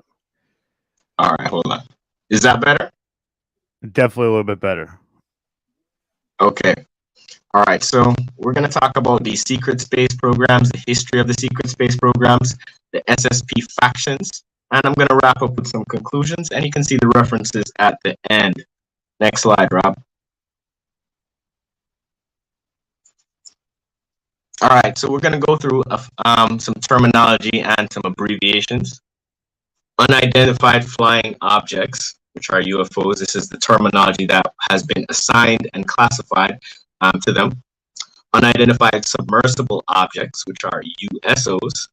Unidentified aerial phenomenon, which is a new classification that we're seeing them classify these UFOs right now. So special access projects or special access programs, we're going to talk a little bit about that as well. And of course, the secret space programs, abbreviated SSP. So you will see these abbreviations during the presentation. So let's get into it. Next slide. All right. So now this document that you're seeing on the right is from the Department of the U.S. Air Force. They classify UFOs as any airborne object which by performance, aerodynamic characteristics, or unusual features does not conform to known aircraft or missiles, or which does not correspond to definitions in A or B above, which is actually in this document. Now, they've been looking at these unidentified flying objects for quite some time. And this document here, which has been declassified, is proof that the US government, the Department of the Air Force, has been monitoring, tracking all of this information regarding these sightings. So let's go a little bit further. Next slide, Rob. Awesome. Now you see this picture on the right here. This was taken from the Amalgamated Flying Saucer Club of America, which is headquartered in Los Angeles. And they released this photo. It was taken in New Jersey in 1952. Now, as you can see, it shows a flying saucer in flight, right? Any comments on that one, Rob? I think, you know, a lot of these pictures that we see coming out, what they've done is they've tried to debunk a lot of them. But with that being said, they've pushed a narrative, especially through things like Project Blue Book and you know what I mean? Those types of programs to really, I want to discredit is more of a better word than debunk. They try to discredit these photos. These photos are actually seen more prevalent, and when people actually look into the digital makeup of those photos, they actually end up being completely true. So, indeed. It's interesting, Rob. You know, the suppression that goes into the UFO file. You know, it seems to be one of the most highly suppressed classified documents. You know, the entire archive that they have, it's compartmentalized above several different levels, and we're going to get into that when we talk about special access programs a little bit later. Just quickly, can I jump in there with that image? Just from observation, you know, I've seen lots of images before, and you know, the images falls when you have like a direct, you know, like your camera is pointed directly at it. You have that leveled image. But with this one, you can tell that somebody was in a hurry to take that picture, because you can look at the pole. It's sideways. They like kind of grab the camera, they'll, you know, and put their head sideways and grabbed it really quick, right? So that's right there that this picture is genuine because of the fact that it's angled. I agree with that. Omar. And, you know, this is what we need to take into consideration when we're reviewing the evidence, you know. So you're going to see quite a lot of interesting pictures in this slide today, and we're going to have a nice discussion about it. So UFO sightings have officially been recorded in Canada, Sweden, Denmark, Greece, Australia, and the United Kingdom. The most complete records were those of Project Blue Book, so they say. But we know better than that, right? The earliest UFO sightings in recorded history can be found in 4th century Chinese texts claiming that a moonboat hovered above China every 12 years. Now that's kind of interesting. I might need to dive into that particular ancient lore, you know what I'm saying, about China. I haven't even looked into that one yet. But let's go to the next slide, Rob. Now, other enthusiasts cite the book of Ezekiel, which is a very interesting case study you can do on some of the scriptures in that book. But in the book of Ezekiel, a curious vessel dropped from the sky and landed in Chaldea, which is modern day Kuwait. A wave of these sightings occurred near Rome in 218 BC, and again in Germany in 1561. Now, here's where it gets interesting. Speeding up a little bit, during World War II, right, more recently in history, Allied pilots coined the term Foo Fighters for the bizarre orbs of light that some insisted flew alongside their planes during combat. Have you ever heard about the Foo Fighters, Rob or Omar? I sure have, brother. Absolutely. I sure have. Weren't those the lights that would like wrap themselves around or hover around the aircrafts, and then the aircraft would lose power? Yes. That's yes. the one, right? If my memory serves me correct, yeah.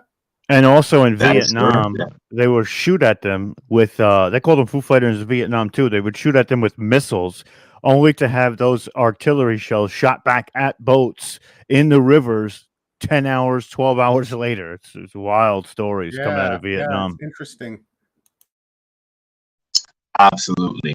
And, you know, when we see these reports, these incidents of UFOs and unidentified phenomena through time, we should take it into consideration, especially if we have, you know, several pilots indicating that they saw something. I don't know why they like to hide and suppress this information, but we're going to get into it. And maybe we can figure out some of the reasons why the suppression is taking place. So let's go to the next slide, Rob. Now, this is an interesting one. Do you guys like these images? Researcher brings the evidence, right? The evidence. This is what I'm entering into the conversation. Now, take a look at what you're seeing here. As you can see, there's schematic diagrams on the top left, and you can see actual pictures of these models in flight, right? Rather interesting, don't you think? So, are you familiar with the Hanabu models, Rob? I'm looking at them and they look familiar, but I've never called them the Hanabu models. But go ahead, man. They look right on the money, and you can see, like you said, they're in flight. So obviously, some of those pictures could account for these specific craft being photographed from them, or from, you know, a suburban street when they're test flying it. Yeah. Any comments, Omar, on these pictures that you're looking on here? I want to kind of pass the mic around while we go through these slides, you know? Yeah, you know, I'm looking at those, and it's kind of reminding me of a design that we would see on the Vimanas that we see in ancient India, especially the drawings up on the left-hand side. That really gives me an indication and a memory of Vimanas out of ancient India. Yes, I do see what you're talking about, because I have seen schematic drawings of Vimanas, and there is some resemblance with some of the models. What I would postulate is that maybe the persons who developed these were privy to some of the Vimana technology. Maybe that makes sense. You know, I haven't really found any continuity in the information, but I do know that Hitler was doing a lot of research, you know, before all of this stuff was developed, and he found some very interesting stuff in the Middle Eastern region. So, you know, maybe not. They were definitely artifact hunting and trying to find some sort of upper hand through spiritual technique and or artifact, for sure. Indeed, indeed. So what you guys are looking on are Nazi Hanabu models, right? Now these are the ones that are typically called flying saucers. And you can see there's several types. The Hanabu 1 to 3, I think, are in some of these pictures. And they're not to scale, so you can't see, you know, the exact scale of, especially for the ones in flight. But the models 3 and 4 are quite large, almost cruiser types, right? So when you think about what they can do, their capabilities, it's really fascinating that they had this stuff in the, you know, right towards the end of World War II. And this is when this was developed, you know. So just wanted to give you guys a quick history on the Hanabu models, but there's many other types of UFOs that have been spotted, right? We mentioned the Foo Fighters talking about these orbs earlier, and we've seen plasma orbs being spotted. We've seen cigar-shaped cruisers. Do you guys remember when we were seeing those sightings of the large cigar-shaped crafts? I can't be the only one. Yeah, That's like the 70s and 80s. Yeah, I've never seen a cigar-shaped one, but I have seen the saucer type, and once I saw the triangular one, but more than likely that was a TR3B, I'm thinking. Yeah, most definitely. And that's part of the compartmentalized special access projects. You know, they're developing a lot of stuff using the taxpayers' dollars. But yeah, so you got many different types out there, the cigar-shaped ones, the TR3 series, and many other phenomena. So do you guys have any comments on this slide before we move forward? No, I'm kind of curious to go look up some of those things myself too, the Hanabus, and check out what they say was the actual story for their development and things like that, and look a little bit further into it. So you definitely piqued my interest on that one. Oh, it gets deep, Rob. You're gonna hear about an anti-gravitic device that they were researching, called the Glock, or the Nazi bell. Das Glockenspiel, the Wunderwaffe. Yes, that one. Yep. Interestingly enough, with that bell, didn't it like land in Philadelphia or something like that? 1967. Yeah, that's it. In the forest of Philly, and then it fell, and they took it away immediately. Nobody saw it. Like one person saw it, and that person was disappeared shortly afterwards. Yeah, and isn't there like a great big statue of the bell there as well now? Could have sworn I thought. Yeah, they do have some bell statues. You're correct, Omar. Yeah. There's even some, you know, well, we could do an entire show on just bells, you know, because there's certainly a history there that they're hiding from us. That's where they were creating a Stonehenge. Once they got into Berlin, they found the Stonehenge with the chains on it. That it's not really a Stonehenge, but it looks like it, and it has the arches, and the bell was attached to chains in the center of it, and then it just disappeared with the creator. So it wasn't just the bell that was gone; it was the guy who made it too.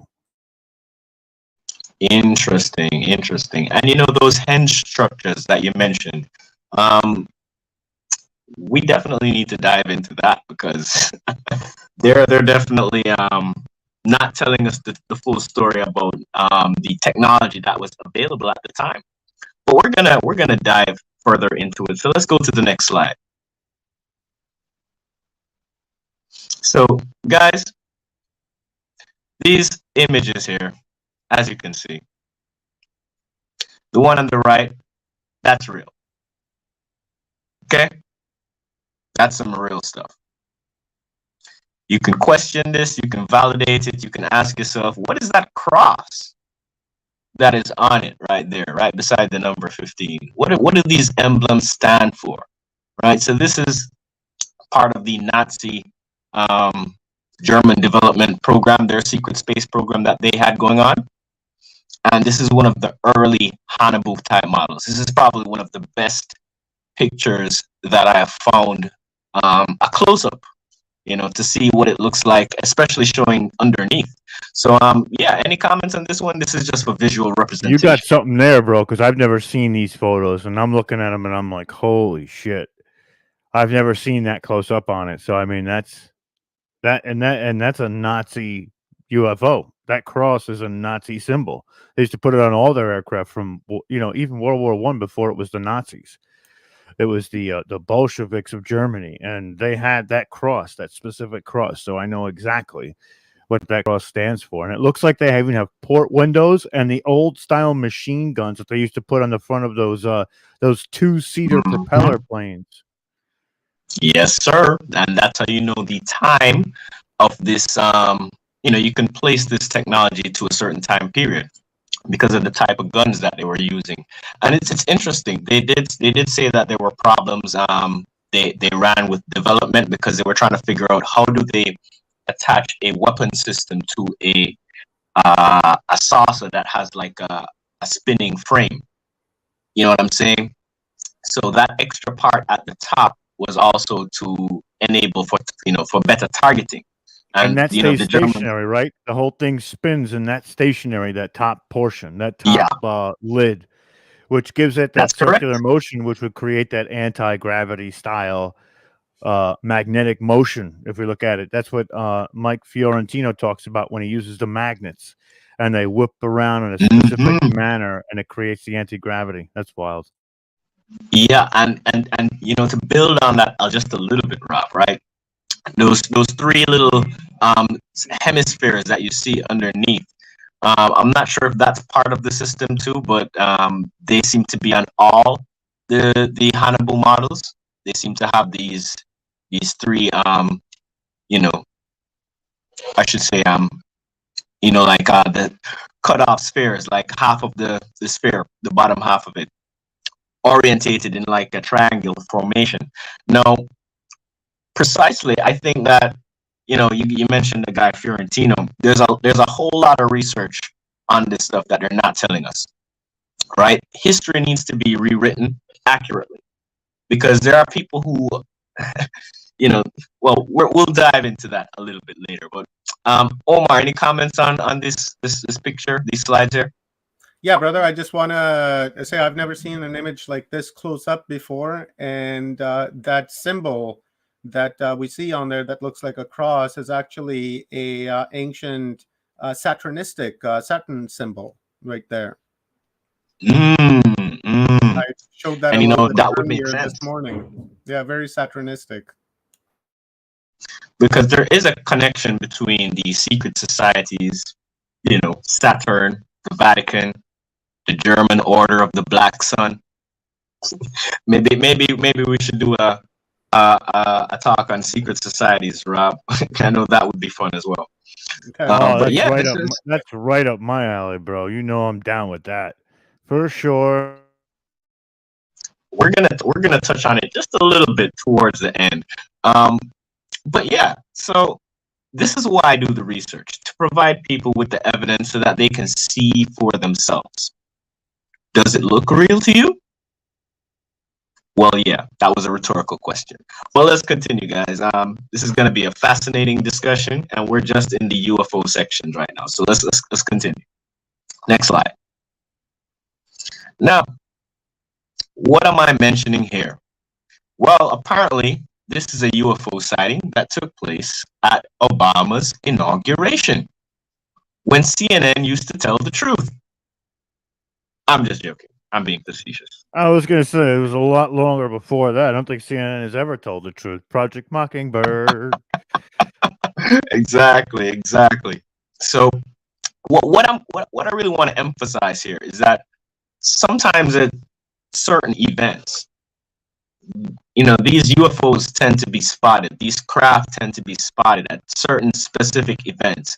And I'm led to believe that that is not a coincidence. What are your feelings on that? I think like these certain events create emotional energies, and those energies can be fed off of like the excitement around Obama becoming president. Now, while some people may be like, how were people excited? There was a lot of excitement created for this event, and it was a historical event. So, the first black president, of course, people would want to see this ceremony be so hyped up, and the UFOs seem to channel that and come in those moments that are so high energy for people. Yeah, I agree. And, I would have to argue the black part, though, Rob. Yeah, well, we know that, I would but say from what they believed, yeah, right? yeah. I don't want to say it because I might flag this video, but, I would have to argue against that one. Don't talk about Michael either. Don't talk about Michael. Yeah, that's right. But, interestingly enough, you're right. The energy that people created, and I would assume that ET is monitoring us, 24/7. And when they see something historical like this happening, I am pretty sure that they would show up. And anywhere we have like huge energy, like I heard that there were UFOs spotted during the trucker protest in Ottawa not that long ago. So Wow. it's kind of Think about Uluru. They showed up at too. Uluru showed up too. So it's quite interesting. With there's a whole huge gathering of people, UFOs tend to show up. I wonder if that's like splitting a timeline, and they're observing that timeline as to like how that timeline began. Oh wow. I'm not quite sure, because I would imagine that these high energy events that happen in human history would be almost like a chapter, like a turning point or a split in the timeline. And then we have this timeline happening, another timeline happening, kind of like back in the day when George Bush and Al Gore were running, and Al Gore lost, but there would be two timelines split from that. And I would feel that the same thing would have happened here. Very much so. That's an interesting observation you bring up, because when we talk about timeline splitting and the type of technology that some of these groups have access to, it gets kind of scary, Omar. It gets kind of scary. I'm not even gonna lie. Some of the stuff that they're capable of doing with the technology that they have access to, you know, it really frightens me, especially if these World people are or using it. planetary ending type of technology. That's what it really comes down to. It's like you could literally snuff Yeah. out the entire multiverse, probably. Well, I know that they have technology out there that is able to destroy, stuff on like a planetary level. The stuff that's like, affecting different planes of reality, like CERN, and those type of experiments. Well, I have no idea what's gonna come of that, but there are many portals on the surface of this planet. Some of them are natural, and some of them are created, through use of technology and so forth. But it's rather interesting. But I kind of wanted to bring up this stuff about Obama's inauguration, and also kind of talk about one thing before I go to the next slide. Right? Think about let me ask you this question, Rob and Omar. Have you ever heard about Obama going to Mars? No, I I've not heard that. about him possibly being a secret space program like adjuvant. Like he went there, went through training, and then he came back, and now that's why Rob, you heard of it? Okay. they had him become the president. They hoisted him into the presidency because they were coming up on the end of a bargaining agreement with alien races, and they wanted somebody who was, I guess, versed in what's going on out there with the planetary corporations and whatnot to be able to speak on behalf of humankind. How interesting. I never heard that before. When you said training, I had other things going through my mind, and not Mars. Oh God! Listen, I go down a rabbit hole sometimes, and I can't come back out unless I've got like 2 shovels and some spiked shoes. Like I really jump down the rabbit hole sometimes. I'm not gonna lie Same about it. here. And everything around Obama to me is like a little fishy, right? It's a little strange, and there's a lot of weird things happening with that guy. And and his partner. I'm not really, not quite sure what's going on with him, but that is first news for me that he was part of SSP. Now I wonder how many times he's done the 20 and back. Right, that's something I would have to think about if he's going to Mars to do this type of That's an training. interesting question. I was going to say, I know he could take the eight. I can say he could take the 8 and back, but 20 and back, that's a little bit, a little bit too out of control. Or is that too much of a dirty joke for everybody? Yeah, it's appropriate. All right, so take a look at well, actually, go just look up Obama's trip to Mars, and you'll find some interesting stuff. All right, but let's go to the next slide. All right, we can talk about that rabbit hole another time. Now everybody has heard about this one, right? The Black Knight satellite. Some say this is over 13,000 years old. I don't know where they're getting those numbers from, but as you can see, this is definitely one of the anomalies that NASA has photographed, and they've tried to obfuscate and delete these photos or put them in places where we can't access them. So the image on the lower right is,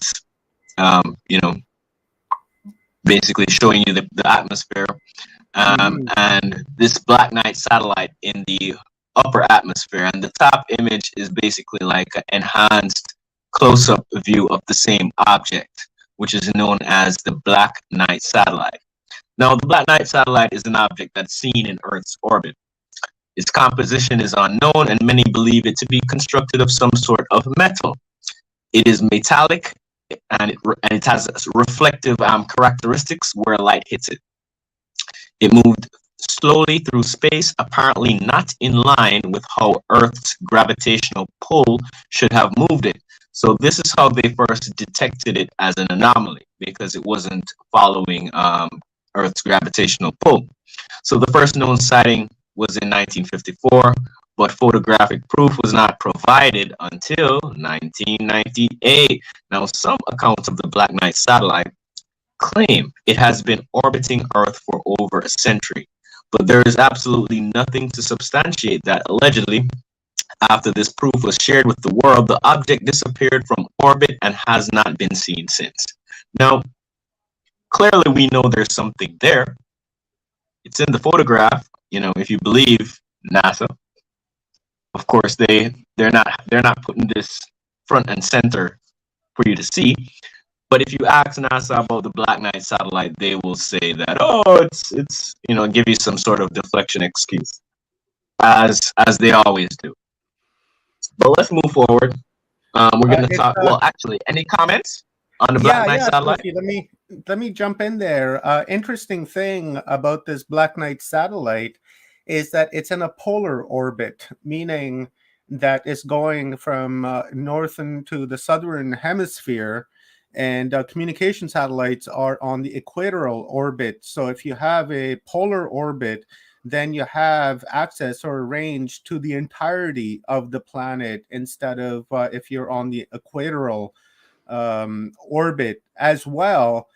Cliff Dunning from Earth Ancients recently, or a couple of years ago now, wrote a wonderful book on Black Knight satellite, which I think you might find of interest. And anybody out there who has an interest in this Black Knight satellite, like myself, that is a wonderful reference to go and check out. Cliff Dunning from Earth Ancients.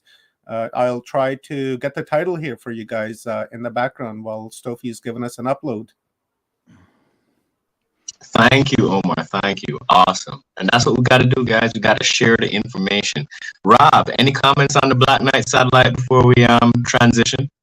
No, I mean, I'm intrigued to learn more about it myself. I'm not versed on the Black Knight satellite too much. It's one hole I haven't dove down head first, but yeah, we've talked about it a couple of times, but not in great detail. But no, yeah, it's like Omar said, that polar orbit is way different than that equatorial orbit, and that's going to really give them access to anything that they want on this planet. They have full access to it at that point. You can't be, they can literally see across the entire surface of the earth from there. Billy Carson from Forbidden Knowledge recently did a documentary. I think it's like a 3-part documentary on the Black Knight satellite as well. I have huge interest in this stuff. This is like one of the mysteries that we need to solve. And Forbidden Knowledge, Billy Carson, is another great source to learn about this. I'll try to find the link for that documentary for you guys as well. Yes, he is. I love Billy Carson, man. He's just an awesome human being. He's spreading so much knowledge, dropping so much gems to enlighten the people about what's been suppressed on this planet. He covers so many areas. It's hard to kind of tie it down into one place. I mean, spiritual development, ancient histories, the space stuff. It's all connected. I definitely, He's kind of like our buddy Neil Gore, right? Give him some gum. Oh, yeah. And he'll tell you the molecular makeup of that gum. That's right. Or you get to tell him you want a presentation on goldfish. Yeah. It'll make it happen. Yeah, exactly. I was going to say something else. Oh, yeah. If you guys want to check out some of the conversations that I've had with Billy Carson, you can see that under the video archives. Just a shameless plug there during the presentation. Ooh, awesome. I don't mind. I do not mind. I will be checking that out, Omar. Thank you. Make sure you send me the link for that. So guys, we're awesome. So guys, we're going to move on right now to the USOs, right? And we're going to talk about the Baltic Sea anomaly for just a little bit. Now, USOs, unidentified submersible objects. Now, the Baltic Sea anomaly was discovered, and explorers discovered it in June 2011, right? It was called the Baltic Sea anomaly, and it's roughly 70 meters long. It has a strange, shape. Let's call it that. That doesn't look like a natural structure, right? So there's been many people have postulated that it's a crashed UFO that crashed in the ocean and found its way there. Some say it's very old. We don't have any evidence to substantiate the age of this so-called artifact, but it definitely is an anomaly, and it's worth mentioning regarding the topics of USOs. Especially since most of these craft that are now being developed seem to have underwater capabilities as well. Now, let's move to the next slide, and we'll kind of talk about the Baltic Sea anomaly a little bit more. So, the image at the top that you're seeing is a tuned sonar image of the Baltic Sea anomaly. Now, this is what convinced me that we're not looking at some sort of geographic or geological formation, I should say, right? Which is the excuse that some of these researchers like to give. Oh, it's nothing but a geological formation underwater, Anyway, so when you look at these, Yanaguni. Go ahead, Omar. The Yanaguni comes to mind off the coast of Japan. That is clearly a man-made object that's been submerged underwater, but they continuously go there and say, no, that's a natural formation, blah, blah, blah, but that is incorrect. That is made by someone. I agree. It is incorrect. So in terms of we see their modus operandi, Omar. It's like that's the excuse that they use for deflection. Oh, it's a natural geologic formation. Just forget about it. So anyway, we can see here some rectilinear formations here, sharp lines, sharp edges, and this gives us an indication that this structure is man-made. As Omar said, there's various indications that you can use when you're looking at these or when you're analyzing these underwater structures. Now, Stefan Hageborn, which is part of the Ocean X team, and they did some extensive work on the Baltic Sea anomaly, they said their electrical equipment stopped working when they got to within 200 meters of the Baltic seabed. Interesting. EMP, anybody? EMP? Protective layer? Protective layer? Yeah, like, well, think about it. If the object is giving off some sort of electromagnetic disturbance, right, that is affecting your electronics, then even more reason to believe that it's not a natural geologic formation, although there are some natural areas on the earth that do have similar types of phenomena there, but albeit for a different purpose, or I should say a different reason. But yeah, so he's quoted by the NDTV as saying anything electric out there, and the satellite phone as well, stopped working when we were above the object. So let's move forward. One more slide on the Baltic Sea anomaly here. And here we see somebody has done quite an interesting analysis, a structural analysis of the dimensions and structures of the Baltic Sea anomaly. And, I had to add this in there because I was like, well, see for yourself, So I definitely think that it's, like a Millennium Falcon type spacecraft that we're looking on here. I was going to say the same thing. Just like Chewbacca should be driving that thing. Like, that's exactly what that looks like. That's what I was just thinking too. Or it's the front saucer of the Stargazer from Star Trek. Well, guys, it's like Star Wars, Star Trek, all that stuff is kind of real. But let's move forward. So the Baltic Sea anomaly. Let's go to the UAPs now, right? So what are UAPs? Unidentified aerial phenomenon. This is the new classification that they're giving it. So as stated by the Office of the Director of National Intelligence, the ODNI, in 2021, unidentified aerial phenomena, or are airborne objects that are not immediately identifiable.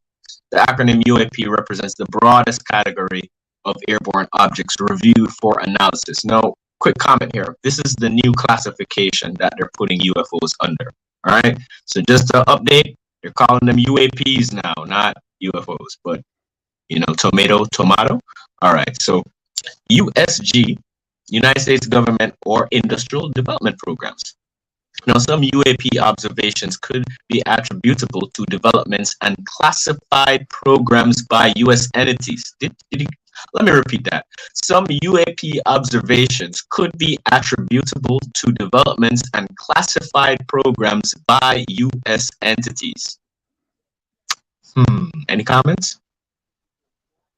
Well, that goes back to what you were talking about before with the Hammurabis and the manufacturing of instances where they're man-made or homemade objects that we're seeing, and everybody goes, "Oh, look what I got on camera. You see it?" And it's like, "Yeah, we built that." That's why I think they've created drones, right? That we see every day that people have. This, I think, one of the reasons why they are allowing people to fly these drones around, so that anytime a UFO is seen, they can pass it off as saying that no, it's a drone. And the whole UAP thing, all it is that the government shot themselves in the foot by putting this stigma around the word UFO.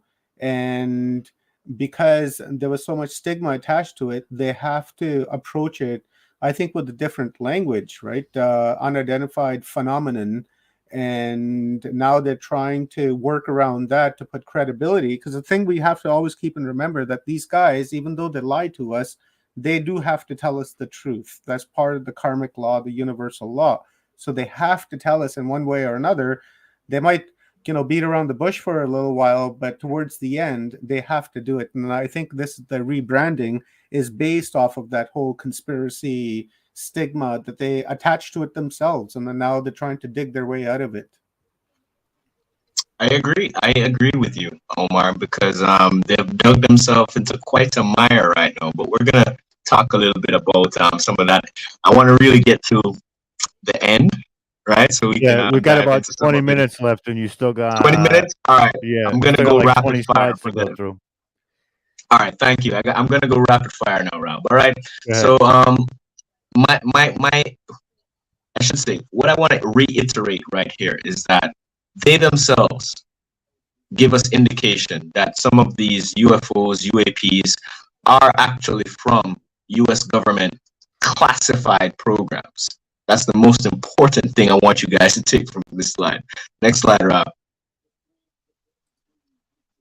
Okay, so yeah, so most of the information that you saw in the previous slide was actually quoted from this preliminary assessment of unidentified aerial phenomena released by the Office of the Director of National Intelligence. So this is what they're saying.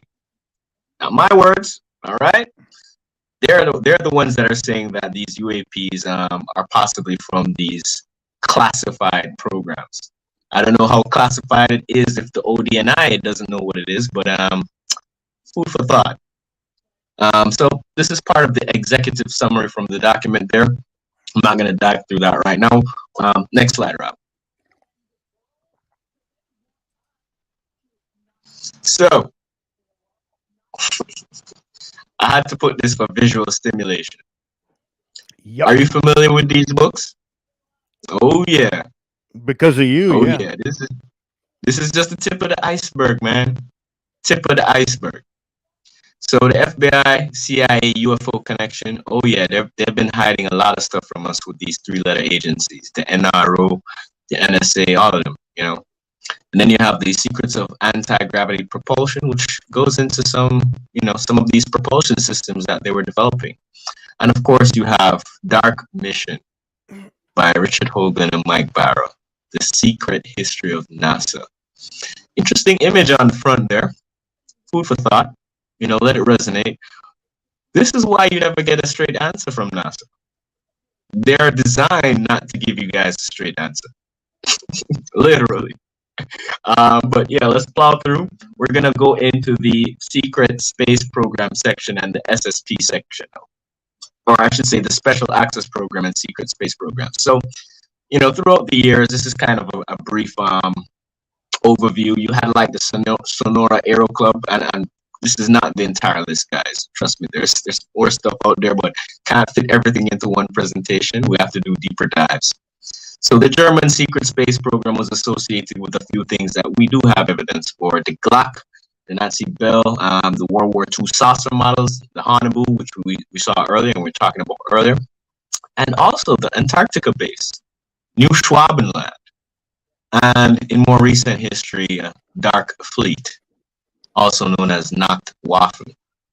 Of course, there's underground military base facilities as well, and NASA essentially exists as a secret space program misinformation agenda to withhold the actual truth from you. But there are also many different types of special access programs, of which secret space programs fall into one part of that. So the image that you're seeing on the right is actually from an Italian newspaper where they were talking about Hitler's reverse engineering some anti-gravitic technology here. And this was reported in 1942. Yeah, people. Check your old newspapers. Next slide. Wow, so we mentioned New Schwabenland, right? I thought that was just a conspiracy theory, right, Rob? Have you ever seen this map before? No, I have not. Yeah, this is what researcher does. I bring to you the Fox man, straight from Jamaica, man. Yeah, but seriously though, what you're looking on right now is an expedition map of New Schwabenland, the Germans' expedition to the Antarctic region. Now, consider this evidence. That's all I'm gonna say. This is a map, right? Maps are made for a reason. Cartographers don't play games when they're making maps. They make maps for specific reasons and for specific purposes. This actually shows one of their main routes in the expedition. So log that in your memory bank. And yeah, so the German space faction, after World War II, they went to Antarctica, where they established a breakaway civilization with off-planet technology, right? A secret base underwater beneath the ice shelf. Some say it's accessible by submarines only, which would actually make sense, since we know that some of the Hanabu models that they have were able to actually go underwater. I'm pretty sure Admiral Byrd. Yeah, Admiral Byrd had an interesting encounter with some of them, right? We all know about that story. I know Rob knows about it, but we'll dive into that a little bit later. So the Navy sends a force to investigate the so-called German base, right? Called Operation High Jump. Next slide. Now, in February of 1947, you got Admiral Richard T. Byrd, right? He was in charge of this procedure. And of course, they went to the Antarctic region. Now, clearly, there was some thoughts that the secret underground Nazi establishments in Antarctica, there was much evidence that there was something there. So the Navy sent a force to investigate, and Admiral Byrd was heading up the force. Unfortunately, he came across some of these German Vril flying discs, and some of these Hanabu models, which actually emerged from the ocean and obliterated most of his fleet. So the story goes. But we can dive a little bit more into that. And the top picture on the right is image of Antarctica with some known German base locations. And you can see the image right there beside Admiral Byrd's face. That is another Hanabu model taken from Operation High Jump, so they say. So next slide. Let's plow through this, because I got a few things that I want to talk about now. Operation High Jump. Clearly, you can see the ship there. This is part of the expedition, and they might say it didn't exist. There was no Operation High Jump, but clearly you can see the insignias.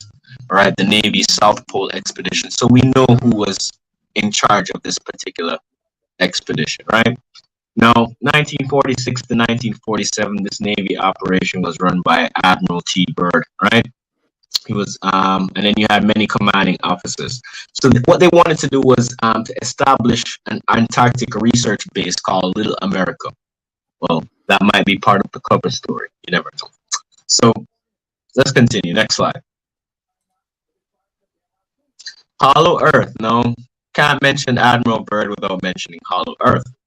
Now, Admiral Byrd had some journals where he indicated that he actually entered into the hollow interior of the Earth, traveled several miles over mountains, lakes, and waterways, and, similar animal life existed there.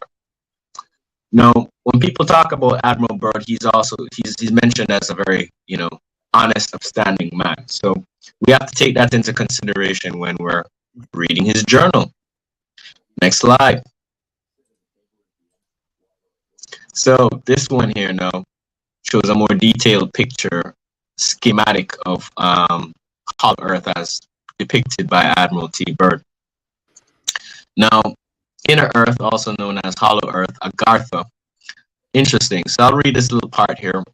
According to Admiral Byrd, he said that the inhabitants there, they claim to be the protectors of planet Earth, to protect its inhabitants from the scurrilous activities of the power brokers and nefarious government agencies with impure agendas. And we know that there are some impure agendas out there in these government agencies. So, food for thought. Just want to let that one sit. Next slide. We're gonna plow through these quickly here.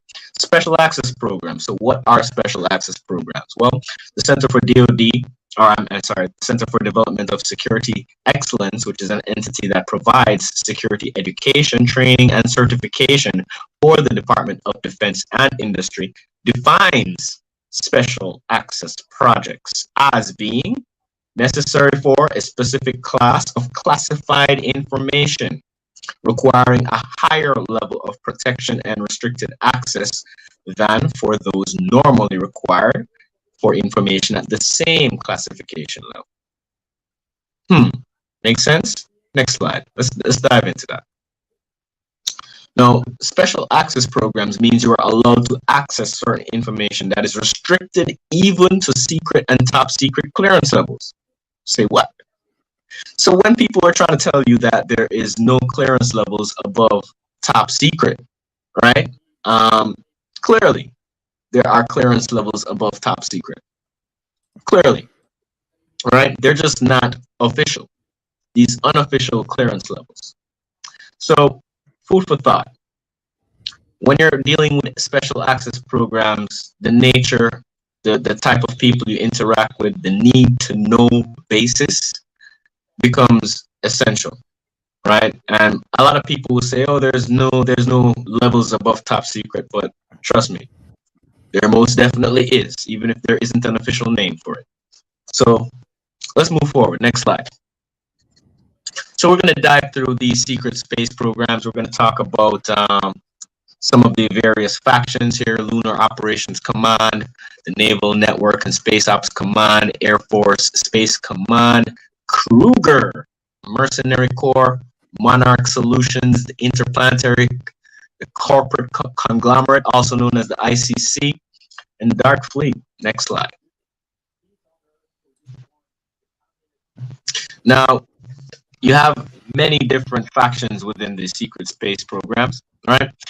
The ICC, you have the Mars Colony Corporation, and from there you have the Earth Defense Force and a subgroup called the Mars Defense Force. You also have the Global Galactic League of Nations, and you have the Draconian Federal Alliance, the SSP Alliance, and of course the SSP Alliance comprises of defectors from various factions from the ICC, the Dark Fleet, and other rogue special access programs. And also you have the Earth Alliance as well, which is another group that is working for benevolent purposes. Next slide. So SSP technology, so this is what we're dealing with. This is what they have, this is some of the capabilities that they have, right? Neural interface, right? Human soldiers being hooked into ship computers, regeneration tanks capable of regenerating, your entire body just from a, as long as they have your brain, I hear that's all they need to regenerate your entire body. Consciousness transfer technology. Yeah, very scary stuff there when you're talking about that.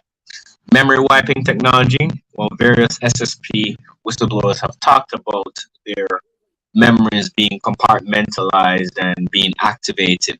So we know of this technology as well.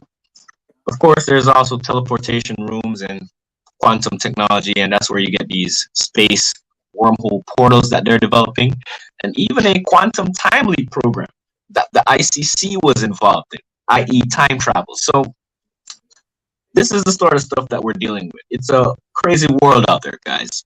So next slide. So we got like about a few minutes left here. So let's take a look at some of these SSP models. I'm not going to go through these in detail, but this one is the Good model, right? By Corey Good. And it shows some of the groups here and their connections between each other. Solar Warden, haven't mentioned them a lot, but they're definitely a part of one of these secret space program factions. And Gary McKinnon found I think it was sometime in the 1990s, where he found a list of off-world officers, possibly a part of that particular group. But next slide. Let's take a look at the Wolf model.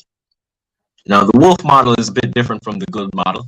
And, these are just models put together of these various secret space programs that exist based on the knowledge that they have. Now, this model here talks about the Alliance and the Corporate Federation of Worlds and the United Races of Orion. But you can also see mention of the Cabal and MJ12, which are, definitely, I'm sure you guys have heard about MJ12. So they're intricately connected to this and, all of the secret space programs. Next slide. So we're going to look at the hybrid model here, and I might spend like maybe 1 minute on this, but so this is a comprised model. taking information from Wolf's model and Good's model, and also cross-referencing it with the information that is known. So as you can see, Solar Warden, U.S. Space Fleet, and you have various factions. And of course, you can see that certain treaties were being made, and you have the secret governments, including the NASA is involved, the NRO is involved, the NSC is involved, and DIA is involved. So lots of different factions working together to shield and compartmentalize information from you. So what I'll do right now is next slide. This is the last slide here now. So just a brief wrap up and conclusions. Now, early records show that several factions were involved in the development of exotic propulsion technology. Sonora Air Club, the Virile Society, the Order of the Black Sun, etc. Now, by the end of World War II, there was a breakaway civilization that established a base in Antarctica. This is fact. NASA is the white space program, which is acknowledged.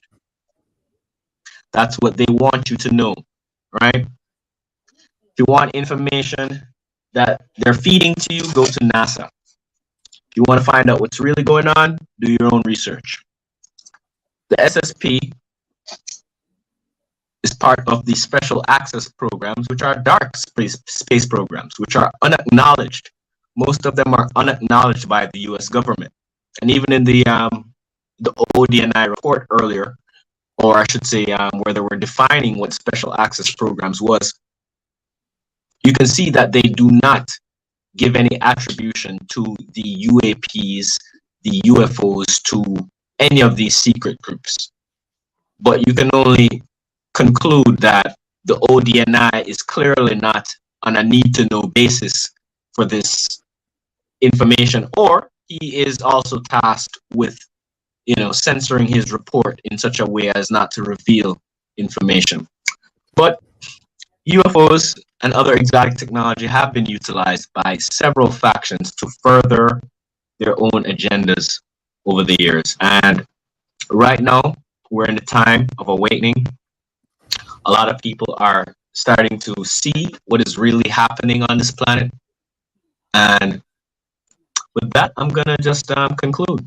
Researcher staff here, thank you guys so much for allowing me to present this information on UFOs and the secret space program. I hope you guys take care and have a wonderful day. Researcher staff, I'm signing out. Peace, Dude, love, and light. Absolutely epic, bro. That was absolutely epic stuff. I love when you come through and drop some knowledge. You did a hell of a job. And I appreciate you, and I can't wait to talk with you further on that stuff. I mean, you just showed me a couple of things. I've been doing this research for upwards of 10, 15 years, and I haven't seen some of the things you showed us today. So I always appreciate that, and we love you to death, brother. So we'll see you soon. So next, I'm going to let Mr. Omar come back on the stage. What's up, brother? That was really amazing. I loved it. So much great nuggets of information there. So much awareness. I totally loved it, and I love how it delivers it too. That was really epic. It's got humor in it, some seriousness in it, and some sternness in it. It has everything in it. It's like a good teacher would, deliver his stuff. I loved it. Love to have Stofy back again. Yeah, he's got his own show he's been working on too. So. He's getting out there. We did a lot on Clubhouse together, and I kept pushing him and said, "Listen, bro, you got to get out there and do your thing. Mm-hmm. You got the voice for it. You got the information. It's time. It's time." Yeah, absolutely. I've been trying to get him on my show for a while, and I'm going to blow up his spot a little bit, but I've been trying to get him on my show for a while. I'm coming, Rob. I'm coming. I know you are. That's why I'm saying it right here for everybody to hear it, because now they're going to tell you that they want you to come. See how that works? Maneuver you into it. No, I love muted. You're muted. Most definitely. It was a pleasure, guys. Peace, love, and light to you all, and just keep doing the great work. Some of your presentations that I've watched, the speakers that you've put together, it's fascinating, and I think that we're really causing a change, guys. We're really causing a change right now, and so many people are coming into the knowledge of what is really out there. So much of this information has been suppressed, willfully. But I don't want to take up too much time. I know you guys have the next speaker waiting. So take care, peace, love, and light. This is Researcher bidding you adieu. Beautiful, brother. Thank you very much. I love you, and looking forward to seeing some more from you. So I have our next guests that are in the house already. Let me take Rob off. Looks like he froze. These are some of my favorite people. These are the most beautiful couple I've ever seen. I love their energy. I love their knowledge. I just simply love them. They're amazing. We talk often, or not often enough, I should say, but we do keep in contact, and we work together. And I just totally love these guys, and I know that you know them. I know that, but I'm going to keep that as a surprise here until like 1 second from now. So guess who my next guests are?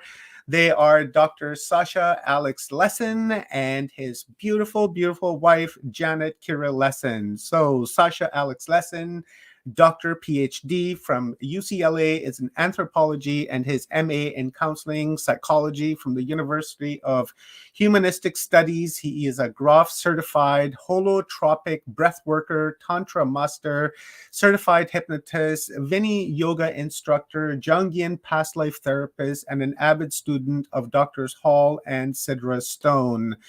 It's a long one, but I'm not going to keep going. And then some about my favorite person, Janet Kira Lesson, is an author, radio talk show host, television personality, educator, experiencer, contactee, researcher, conference presenter, conference organizer, workshop leader, hypnotherapist, and counselor, a content creator, and just totally, totally amazing teachers these people are. And I totally love these guys. They're just amazing. I can't say enough about them. I've done several shows with them, and you guys have to check that out. It's in the video archives of Watchers Talk. The last one that they did was on LSD. Imagine that. And I learned a lot. And in my younger days, I took a lot of that too. So it was a good experience, and a lot of great education there.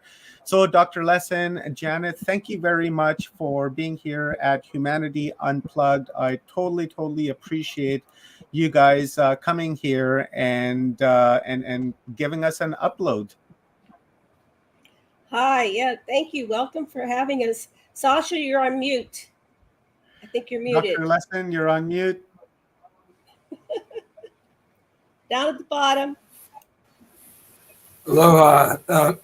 Hey, There thanks for you having are. us again. I just love the little film that you made out of our last show. And it's just, what great production. I love it. And thank you so much.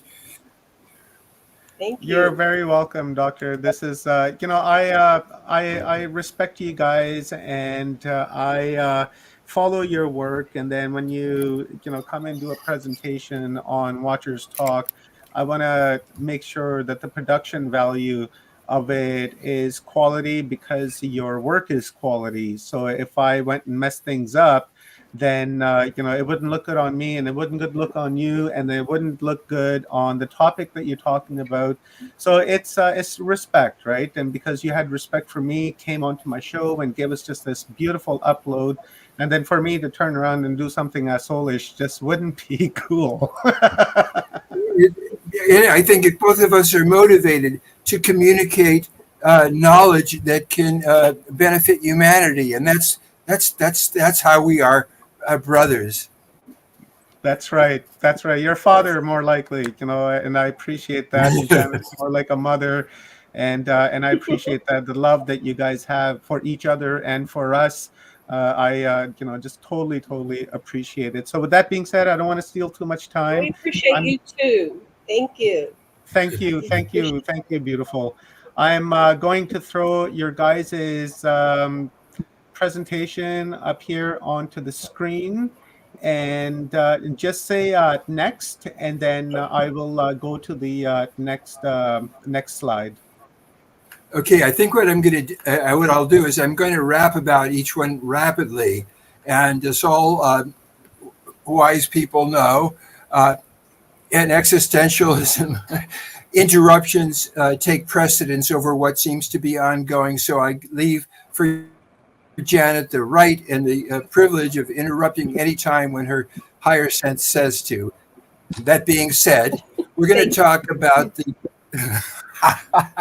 Okay, so we're talking about the boons, the perks, the problems, the suffering, and the promises, the pledges that the Anunnaki, these extraterrestrials who time and again pick up the survivors of whatever disaster we're having as we pass through the torrid stream and so forth, and re-educate them and show them the temples that they already built or built new ones and tell them how to contemplate these structures and understand everything. In the meantime, they instruct people. But let's look at the next slide. Next. Okay, so what we're going to look at is, as I say, what did they give us? What did they curse us with? And what do they want? How can they help us do better? They say they're going to, we'll see. Next. When they come down, they're usually way bigger than us or than the people that survived the last catastrophe. Here's Shamash, the commander of space operations. He was a full-on, Shamash actually was a grandchild who was born on Earth, so he wasn't nearly as tall as the original guys. But there's some ordinary people being brought before Shamash, and there's another Anunnaki woman. It looks like very much like Inanna, clapping hands. We're just trying to show you they're different size. They were big people. There's giant skeletons all over the world, every continent, every island, and under the seas too. Next. And we know about him because of our teacher, Zechariah Sitchin. He basically got hold of the book that Enki, the chief scientist of the Anunnaki, had dictated to his scribe in Dubskar. He brought it all together, these clay tablets that at the end of each one, it said the next one's first sentence is, and the end of that one, it says the next, and it had a sequence. So this was called the Lost Book of Enki, and he basically said, these guys said, they don't say everything, so that's what we got to remember.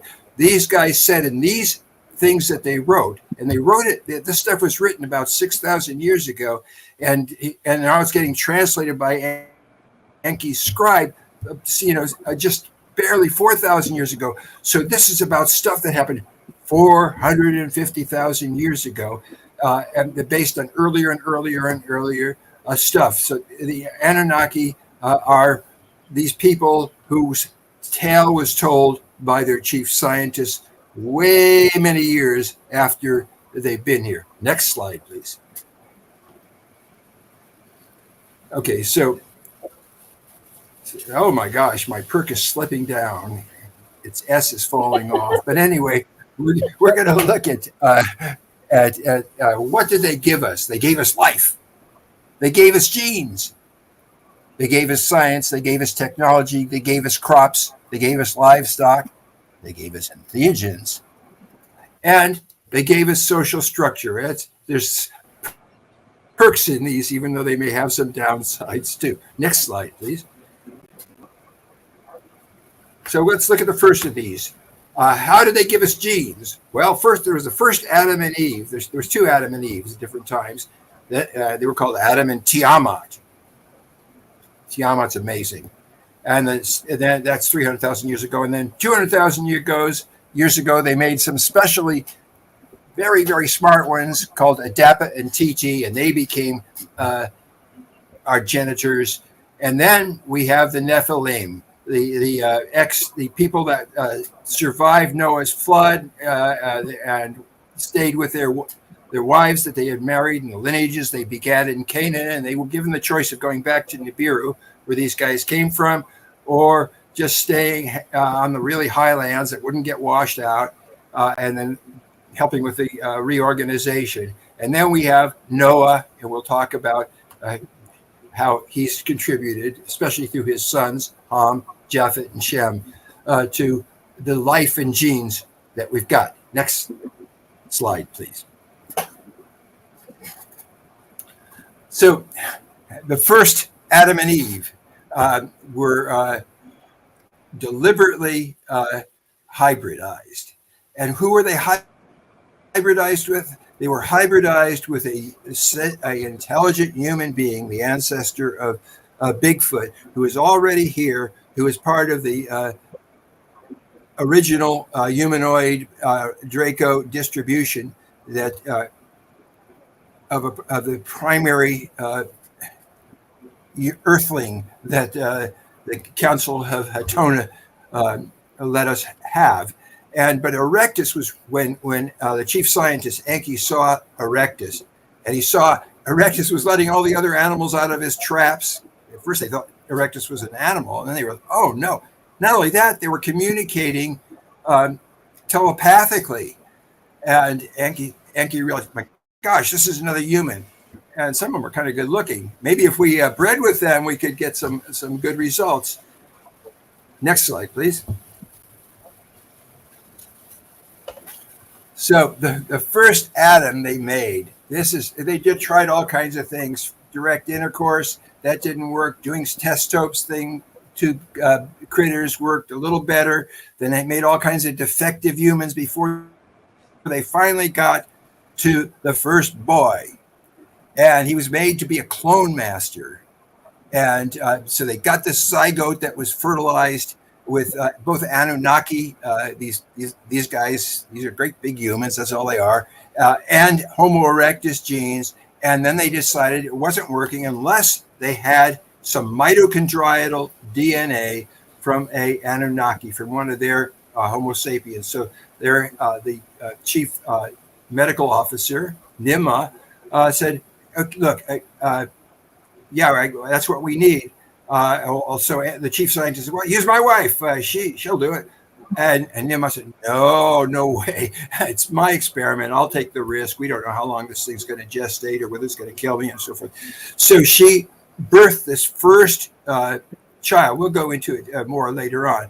But the interesting thing about this child was the child was brown, like the red-brown, like the clay of Africa. He was just like the Anunnaki boys, except for one bit of skin. He had a foreskin, and the Anunnaki didn't. So that's one of the distinctions of our race versus the others. But so there it is. The first boy, this is supposed to be the clone master, was this brown boy. Boy, were they happy to get him. Next slide, please. There's a close-up of this. Of course, this is a perk. This is a miracle. This is a being. This is the beginning of us. Next slide, please. They decided these guys were they had a lot of them to give them women so that they would enjoy themselves too, and so they created a female. Again, she was supposed to be a clone mistress, clone master, that they were going to give to the clone man, and so again, Enki was volunteering his wife, and this time she took it. Okay, I'll take this one. I saw nothing happen to Nima. I'll do it too. And so they put this second child in Enki's wife. Her name was Damkina, and she has blonde, red hair, like so many of the Anunnaki in her genome. And so let's see what we get. Next slide. She gives birth to a blonde, blue-eyed, white-skinned, sandy-haired kid whose name is Tiamat. Next slide. And what Ningishita, that's Enki's son, he's wearing his,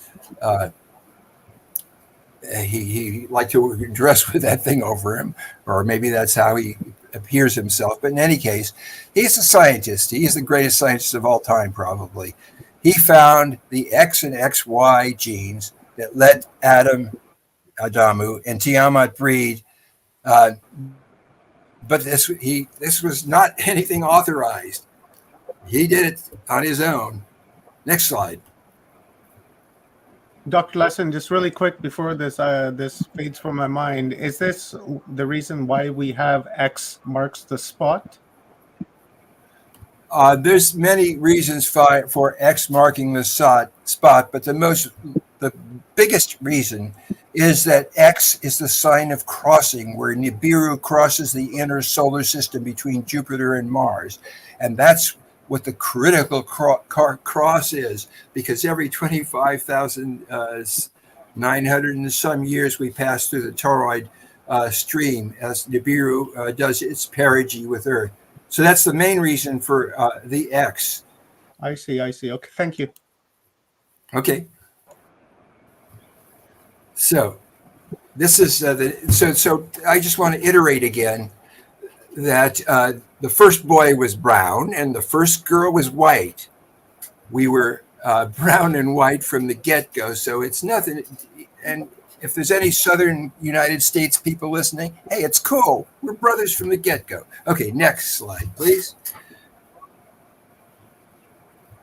Now, this thing about Tiamat is the big boss. His name was Yahweh or Enlil. Said, hey, I heard you got these clone masters you made. Bring them up to your place next to mine. You got this others, and so I can take a look at them. And so they brought them up, and of course the parents, Enki and Nimma, came to take care of their kids. They're just teenagers, and Nimma had a garden of psychedelics of all kinds. That's what she brought over from Nibiru, and Tiamat took one of her fruits. It's probably some form of dimethyltryptamine, and then she had sex with Adam, and she had a Kundalini experiment. She became enlightened. She was really smart, and she had the smartest adults in her whole society educating her anyway. The snake there is a representation of Enki, the way he's come down in the Bible. But anyway, let's go to the next slide, please. When the boss came over to see these kids, that's Yahweh and Enlil, he little Tiamat, the first Eve, comes up to him and says, "Hi, Uncle, look what I've done. I'm working out the geometry and she was doing this thing on a table, and look what I made, these clothes," and she's just chatting, just like a smart little Nibiran girl, a royal, just like a princess. She was a princess. And well, the boss, Enlil, called for his son, who's got all the weapons, and said, "Put cuffs on him and put him in a stasis. I want him tried for treason. He was only allowed to make just clones, that's all. And he made this creature smart. That's really stupid." Anyway, so that next slide, please. And they'll say, "Well, you're supposed to be slaves, huh? You said you wanted them." Enki had organized a revolt of the miners who had come down from Nibiru to help get gold to send back to Nibiru, so that he could say, "I got to make slaves," and that was his whole excuse for making this whole experiment of creating slaves. That's what the clones were all about. So Yahweh and Enlil said, "Well, okay, you say you want slaves? Well, take them down to your place in Zimbabwe and make slaves. Leave me alone. Get these things out of here." Next slide, please. Well, Enki said, we've created these beautiful children and we educated them. I'm not going to let this die. And someday humans are going to evolve past the commander. God, he's awful. I'm going to take the smartest of these and teach them. He calls me a snake. We'll call it the Brotherhood of the Snake. And I'm going to teach selected humans how the science, teach them we are not gods, teach them how mechanics work, how math works, and all those things like that, and teach them to teach others in the secret society. But we can't let the boss, Enlil Yahweh, know it. Next slide, please. And there's a representation of the snake and the society of the snake. Next slide, please. So they worked out pretty well. They dug the gold, they smelted it, they sent it up the Persian Gulf to Sumer, where it was refined to bars, and then it was rocketed to the Igigi, this astronaut core, Nephilim, rocketed to Mars base, and from there it was shipped up to Nibiru, their home planet. Next slide, please.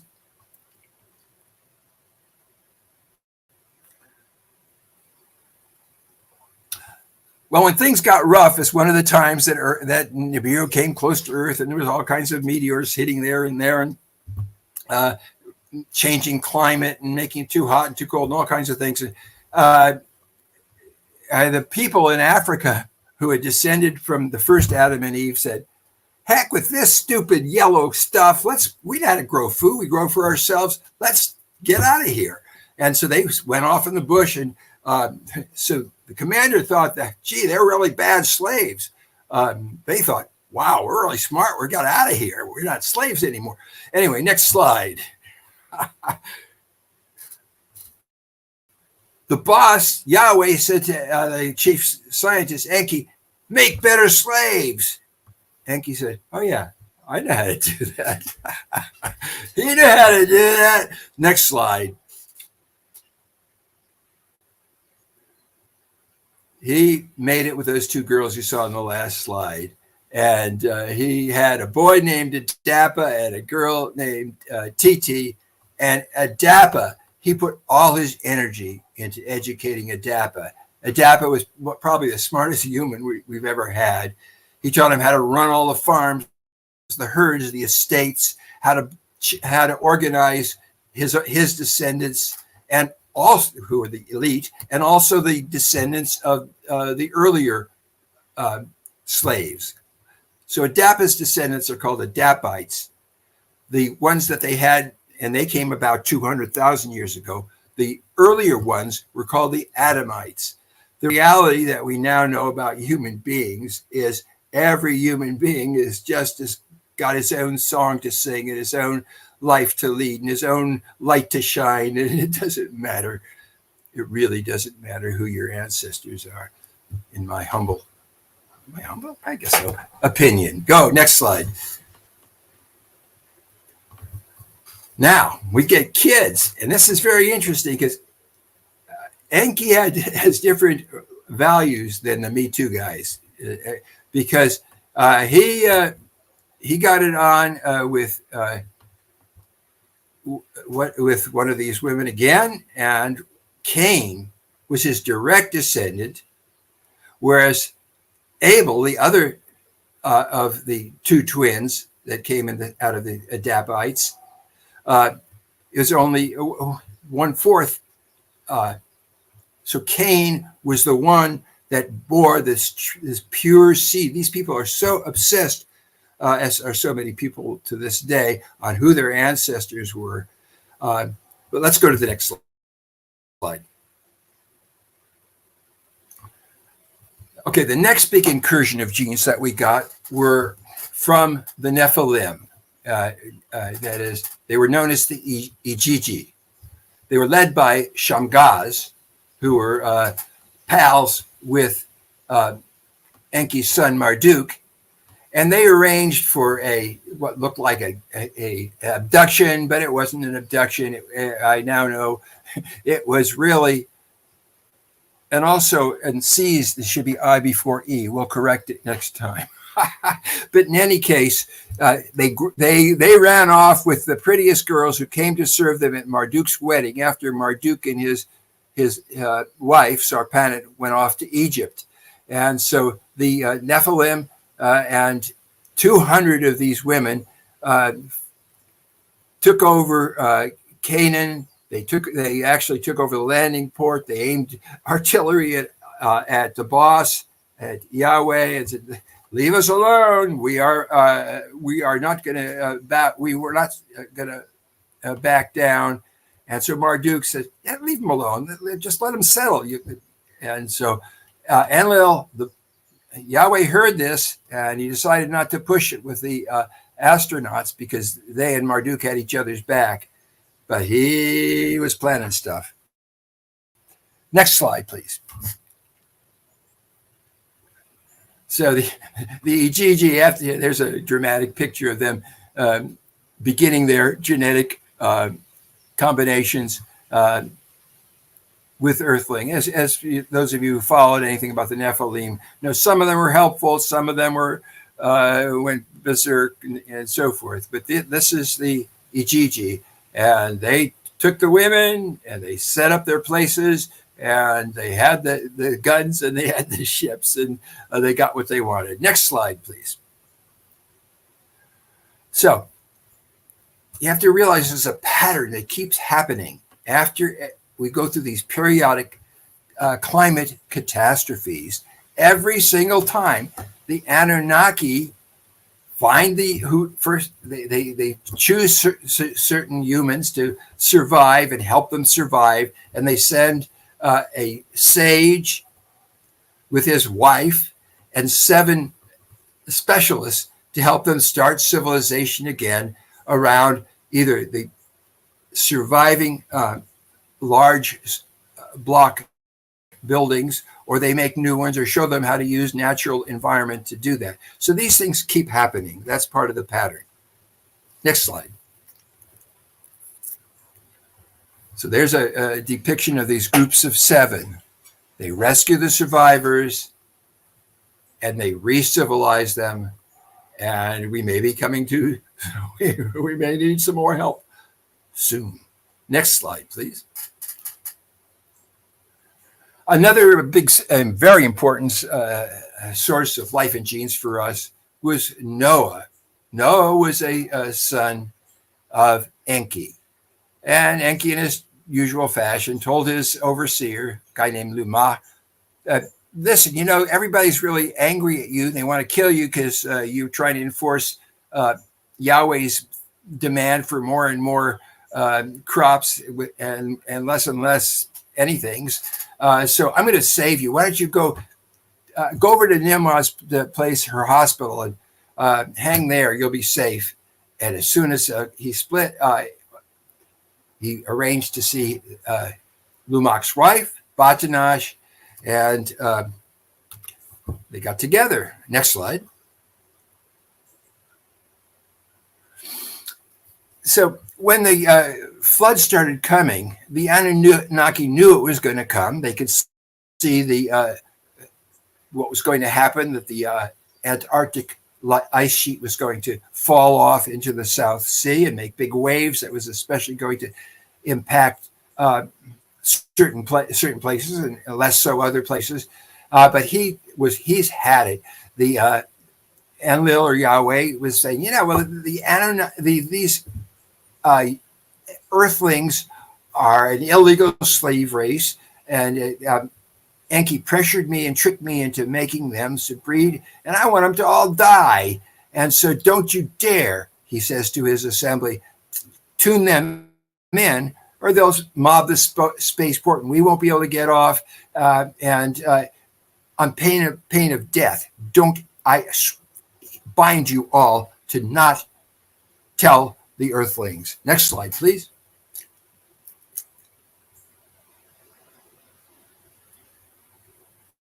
I'm ready for the next slide. It's up, Dr. Listen. It is?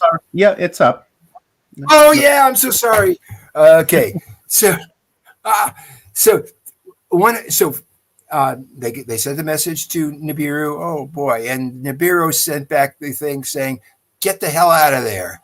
I want you to get all the gold that you've gathered and tell the people that the Igigi and others that want to stay on Earth, they can stay on Earth. Go to the highlands, save yourself, because here's the flood. We'll tell you exactly where it's going to come.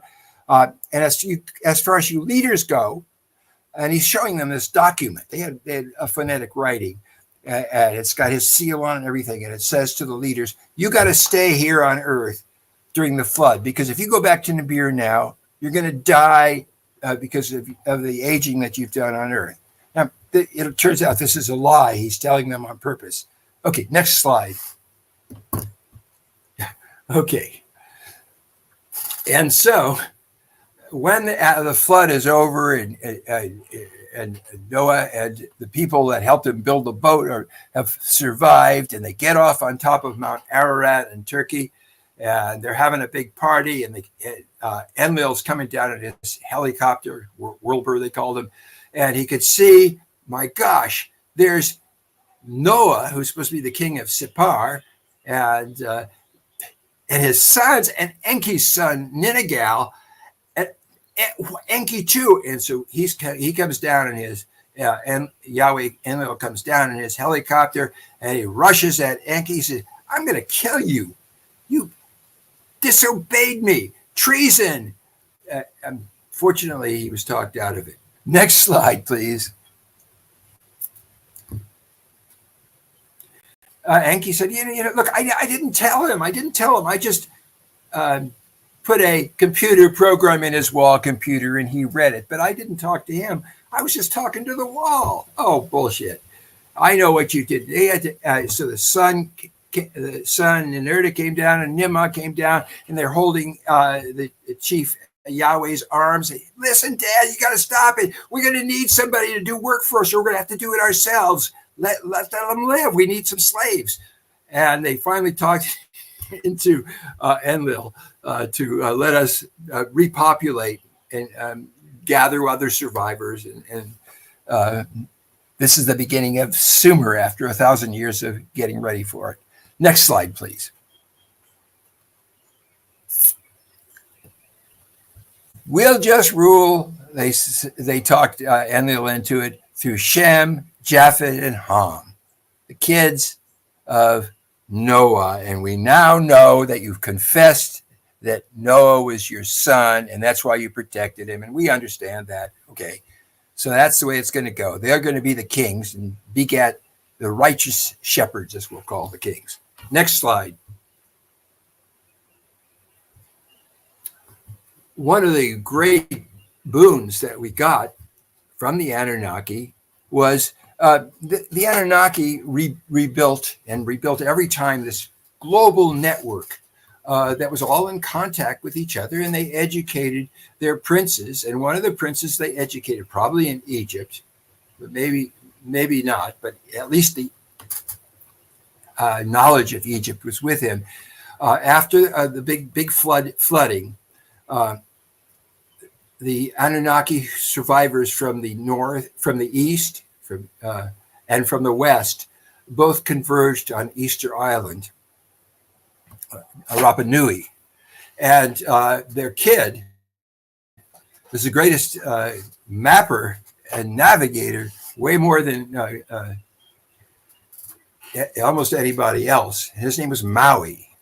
And his job was to map out where are the coastlines now? So much is sunk. Where these peaks? Where are they? Are they what islands are they part of? Make maps for us. And so Maui went all around. He brought his people to New Zealand. There was already other survivors that were there, but the maps that he made maps, and he showed symbols that the Anunnaki use everywhere to show that it's part of this system that they have of a worldwide network. Next slide. Okay, so anyway, that's so much for genes. Let's look at some of this things that they gave us in terms of science. First, astronomy. Next slide.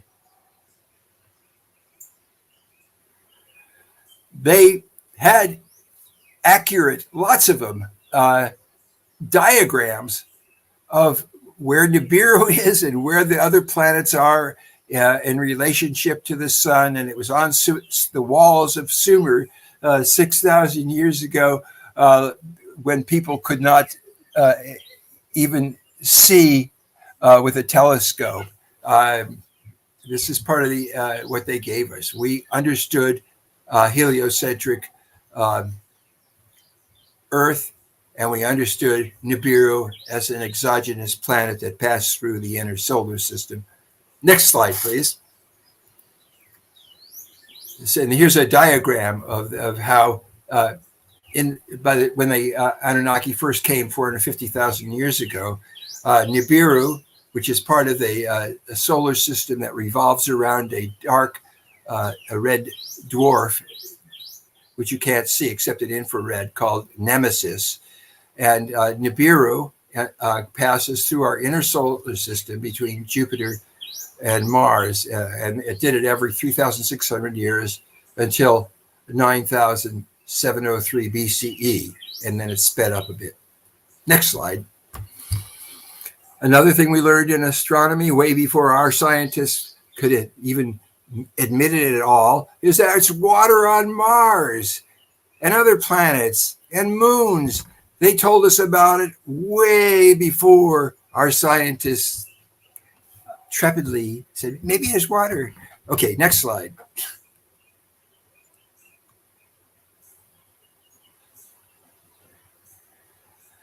They also, because they had this perspective of hundreds of thousands of years, they told us different things about the map. They said there's 4 rivers that come out into the Persian Gulf.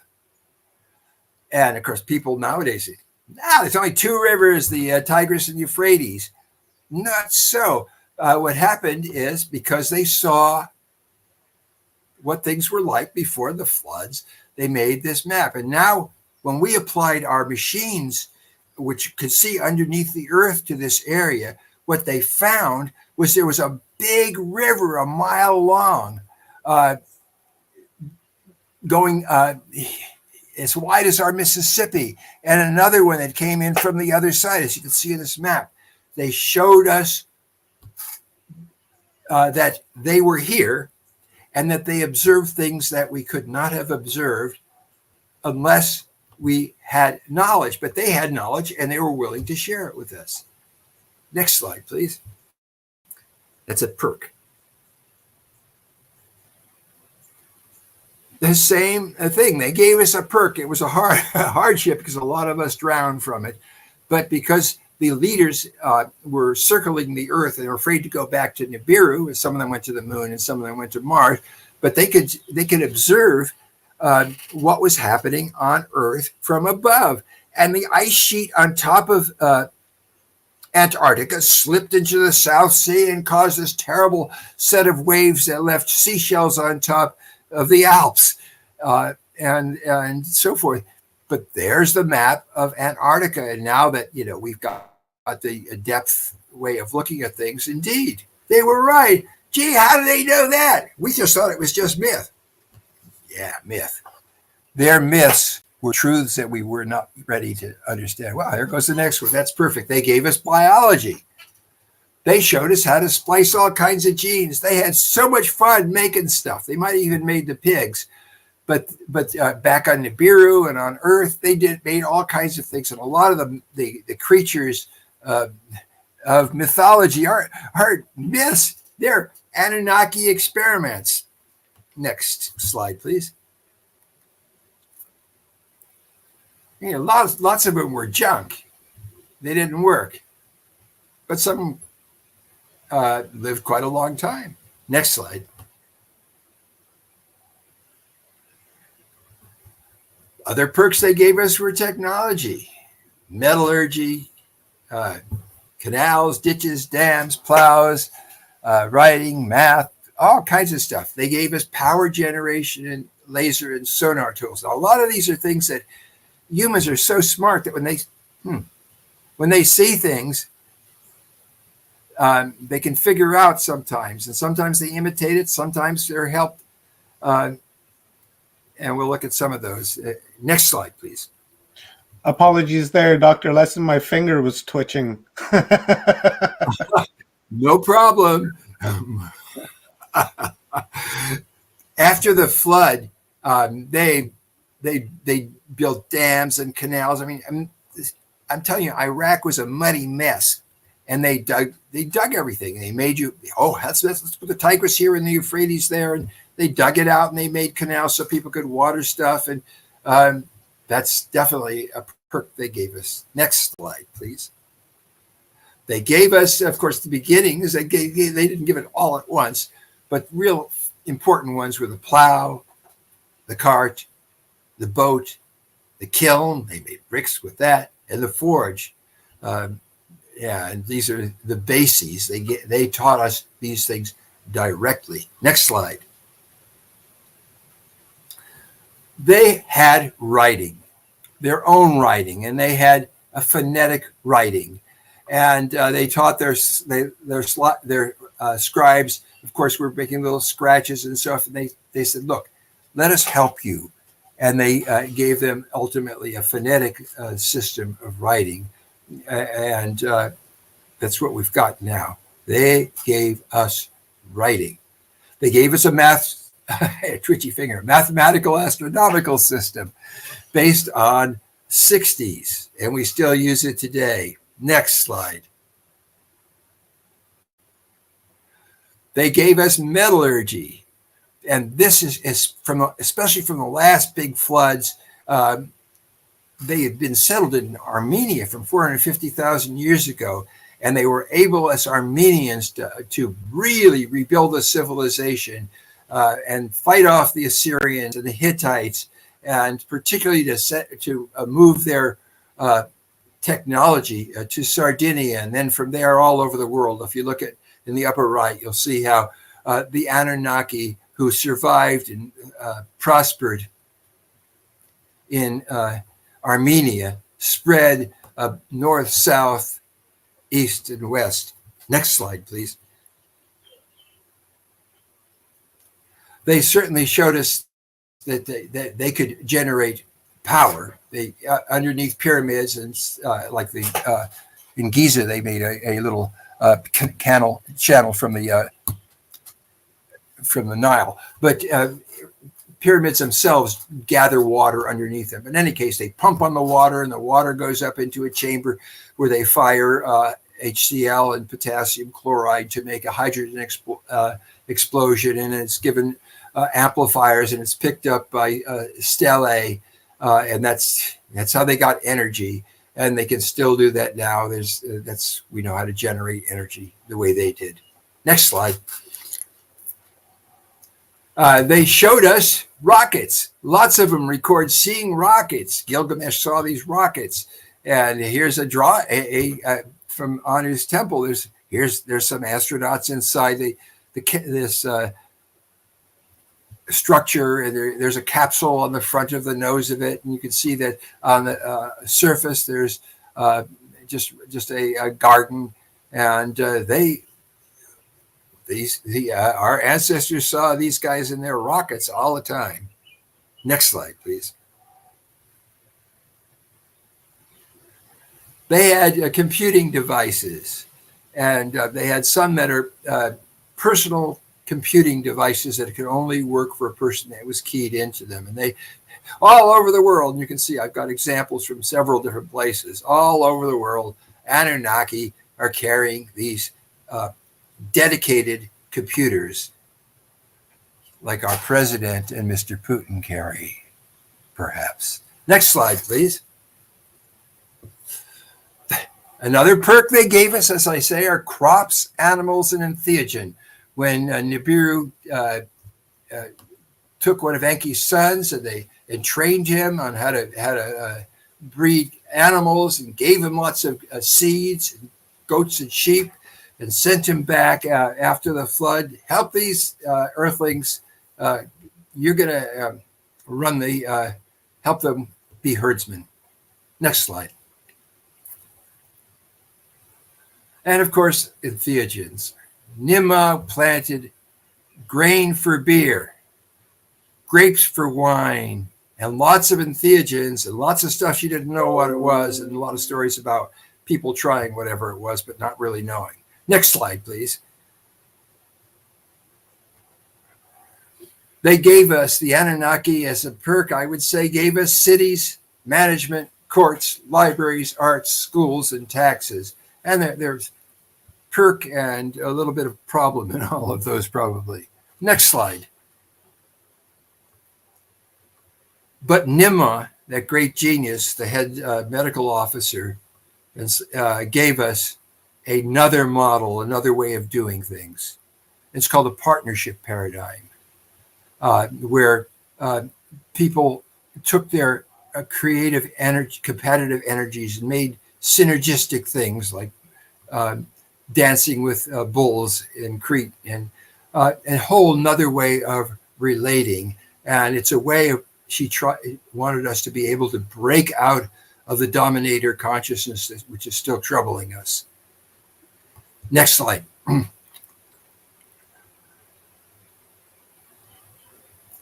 Unfortunately, she was overthrown, particularly in Crete, where her civilization reached its highest level, by a Minoan hostage or guest who allied with the other slaves. And when the flood that caused Noah, Moses' flood, from also flooded the island of Crete and sunk the Minoan fleet, the head hostage, Theseus, and their head priestess rebelled. Of course, he just dropped her off on the Isle of Lesbos and sailed on back to conquer the rest of Greece. But in any case, Camelot existed. Okay, next slide. Another thing that they gave us was crop circles, and they're still giving it to us. They answer crop circles. Here's a crop circle that the head scientist, Enki, who's still around, gave us, where when he's answering Sagan's thing where he sent this is us, and this is what our man looks like and what our genome looks like. So Enki gives this crop circle back in binary, MS-DOS, and he says, here's who we are. So crop circles have been given us a long time. They used to make crop circles out of in space with ice. But next slide.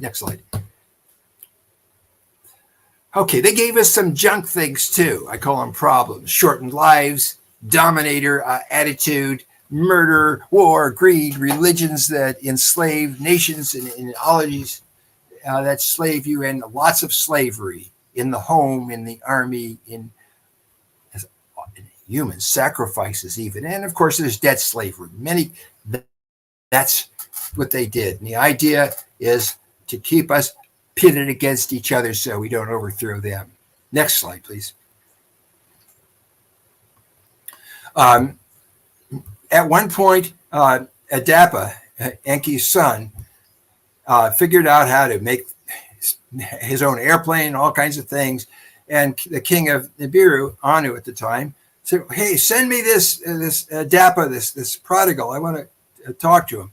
And so Enki, Lucifer is what your Bible calls him, sent his sons, not just Adapa, but Thoth and Ningishita and Dumuzi to Nibiru, and he gave Thoth Ningishita a tablet, and the tablet said, hey, I got to tell you, Dad, Enki said, Adapa is my son. Please don't keep him there. He's going to ask you for everlasting life because he knows we live a long time. But I need him. He runs everything for me. I'll be overwhelmed by stuff to do, and I've got really creative things to do. Let him come back. Please don't take my son from me. And so, okay, well, we're not going to give him life forever. We'll let him live a really long time, but not as long as us. Next slide, please. Well, the worst thing they did in a lot of ways is they give us this dominator mindset that still goes today. The ones that kill, people will kill to be the boss. Everybody's always competing with everybody. Men put down women, and winners rule losers. That's the dominant mindset from the time that the Yahweh and Marduk started controlling us right up to very recently. Next slide. Dominators mindset, they'll kill anybody. They'll kill their mother, brothers, sisters. They hire people, they're killers. Next slide. and boy, did they put down women. Marduk, when he got to control of everything around 2024 BCE, fired all the women that were running the education and started this period of brutality,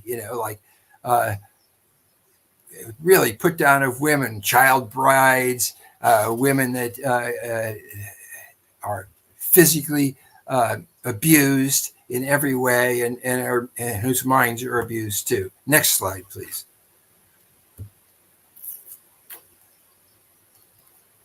A terrible example is Enlil, Yahweh, having Jezebel killed because she tried to bring tolerance to Israel. Next.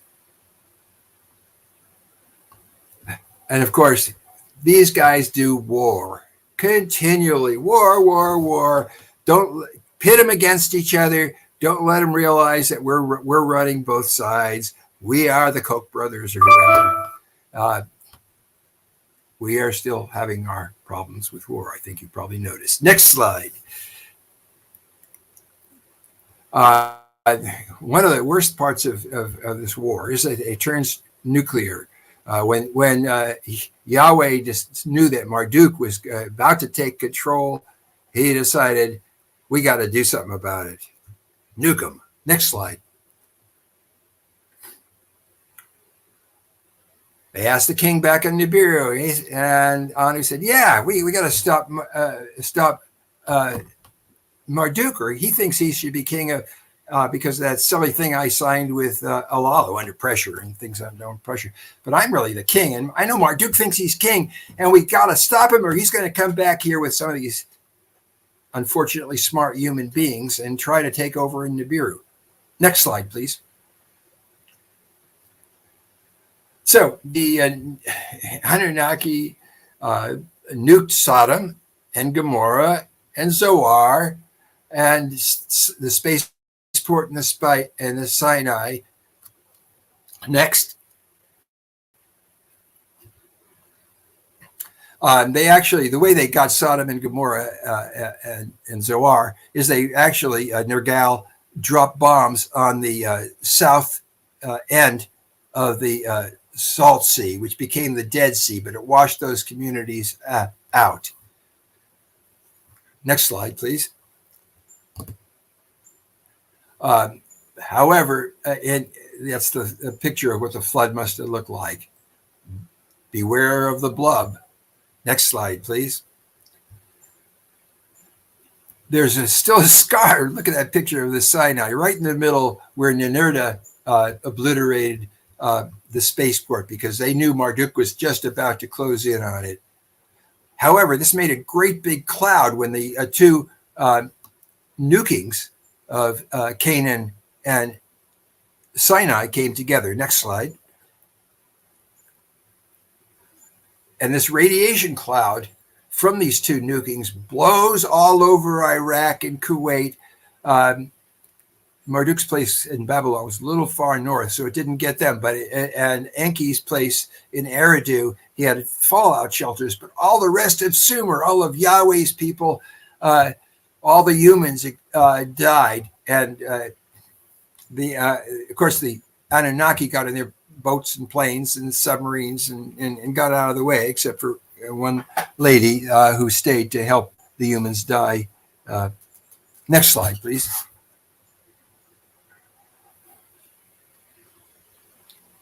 Another problem we got from the Anunnaki is they regularly used germ warfare. Just before the flood came, Enlil, Yahweh wanted to make sure everybody, all the humans he could die, and so he basically he saw they had disease. Nimrod said, "I know how to cure them. I'll give them a vaccine." Yahweh said, "No, I want them to die. There's too many of them. They're supposed to all die." And then Enki tried to teach him, well, here's how you deep sea fish. And Yahweh told his son, bomb it so they can't get out to sea and get any big fish. Nice guy. Next slide, please.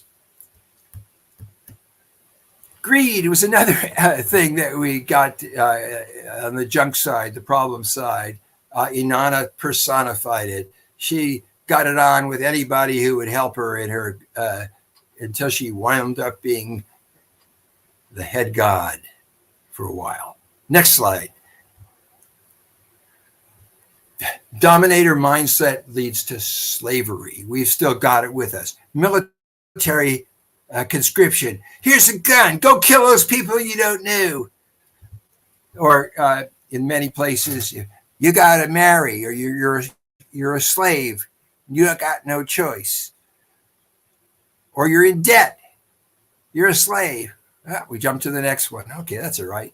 Prisons, of course, are not modern form of slavery. We know darn well that it's especially people of color and poor people that are made to work forever. It's like what they had in the South. It's still going on. It's in our prisons. And a lot of them are pay private companies that starve people and don't give them adequate anything. And you have to pay for the cell, whether it's filled or not. So they try to find lots of minority people to fill them with. And it's a form of slavery. Next slide, please. They practiced human sacrifice from the get-go. In making the first Adam, they had a volunteer, an Anunnaki. His ghost is supposed to be there every time there's a sacrifice. And boy, did the Aztecs and others take this to extremes. But this is all part of our heritage from these Anunnaki. Next slide, please. Well, what did they promise to do about all this? When Anu came down for a visit in, I think it was 50, 80 or so, he told the people who had filled the other Anunnaki, look, humans are going to take the earth, not us. We can see that's what's going to happen. So I want you to tell them as much as they can hold. Teach them to have morals, and then get the hell off this planet. Next slide, please. But Marduk stayed, and he got control of all the power centers on the planet. And he runs them through proxies who are really answering to him. He's the power against all these forces. For example, Russia and America. It's the same Marduk that was being on both sides. So for a long time, we have been, and he ultimately is saying, well, this is going to stimulate them to technological singularity, and then they'll be able to handle things. But right now, they need to be challenged. Next slide, please.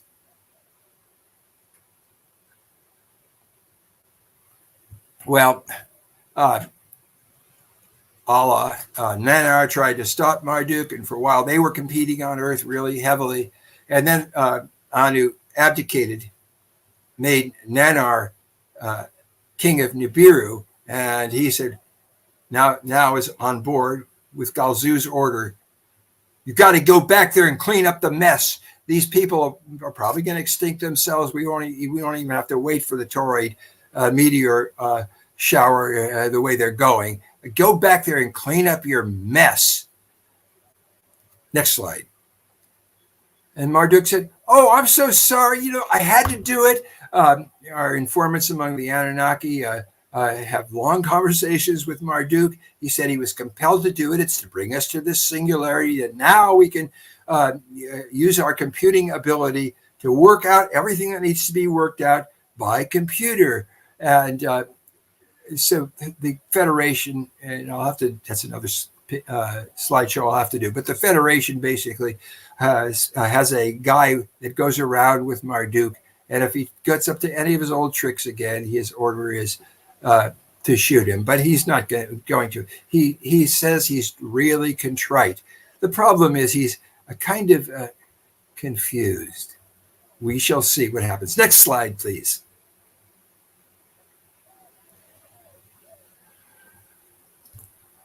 Ningishita's niece, a friend of ours at Anunnaki, and what happens is the Royal Anunnaki particularly tend to walk into a present avatar.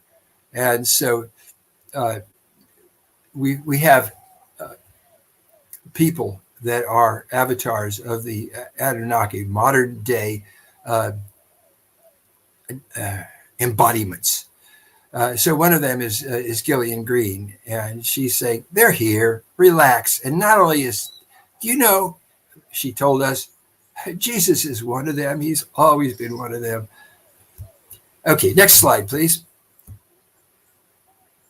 And of course, one of the most powerful around nowadays is the peacemaker, Michael Lee Hill, who's been recognized by American Indians and by Penray and myself and others. We know who he is. This is the guy to listen to, in my humble opinion. Next slide, please.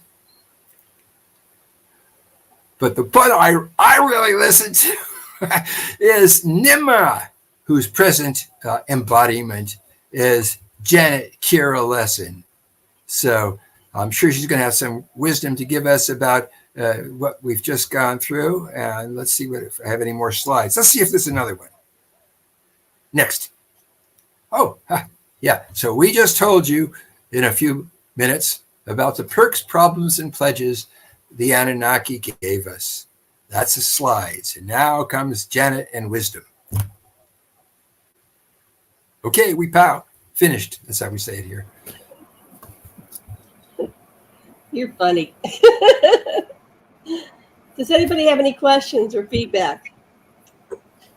Yeah, there are a lot of questions, Janet, but why don't we get an upload from you for a few minutes, and then we'll hit up a few questions, if that's fine. That's fine. Yeah, that was an interesting slideshow. I hadn't seen the whole thing. My husband, he goes in the back room and he works for weeks, and then it's like, this is my first time to see it all the way through. What we're finding is a lot of people are fractals of the Anunnaki, and so they're coming forth with the information and wisdom about what's going on here from the Anunnaki perspective. And then we have all these experiencers. And so I've been interviewing a lot of experiencers and correlating their information with what I have from my experiences in Johnson Atoll and other lifelong experiences with the extraterrestrials. So your other guest was talking about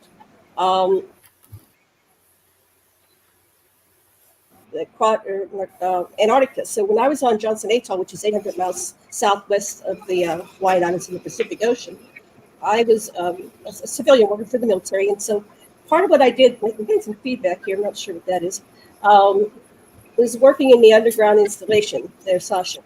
He left. And down in the underground installation, there's the dragon at the end of time. The dragon is a large original species being from the original polarization of existence. So the original polarity was Lyran and Draco, or Draconian or Reptilian. That was the original polarity, like male and female, masculine, feminine, and we had this polarity. So the whole entirety of existence works on polarity, and we're working, like Sasha, Dr. Lesson said, to embrace the opposites within us and outside of us, and come into a singularity, which is symbolized by oneness, universal consciousness, and alignment with each other. So we go through the separation, and that creates all the wars and division and polarities. And so when I was on Johnson Atoll, I don't know what your other guest what his name was, but he talked about the neural interface. So a number of experiencers are neural; they're able to interface with extraterrestrials and other species. So I'm one of those people that can do a neural interface. And so when you Janet, that was researcher Stoffi. Stoffi, okay.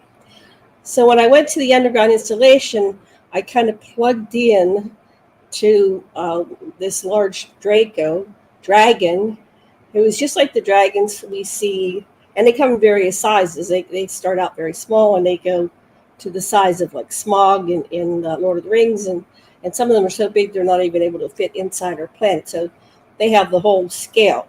So this dragon was big enough to be inside the planet, but she was extremely large, and she was so large we couldn't see her all at once. So she projected an avatar of herself so she could stand in front of me. And then we plugged in by looking into each other's souls through our eyes. That's one way you can kind of do the Vulcan mind meld. And when I was acting as an interface, then I received this download from her about what's going to go on, especially in these times and throughout the continuum. So at this meeting, there were like 1,000 different species, or mainly Anunnaki, but various representatives of other species from all over the universe, I guess. And there were also a lot of military brass, plus some representatives from all over the world. So, I'm not the only person that's had this kind of interactions with these grand meetings of all these different species and beings and top brass and top world leaders. Gloria Hawker also had one of these experiences about 20 years ago or something. So I've heard this from other experiencers. But my experience was I plugged into I guess it's the universal supercomputer. Now, this little brain of mine can't hold all this information, and I'm doing the best I can to translate. But there's a part of me that's just my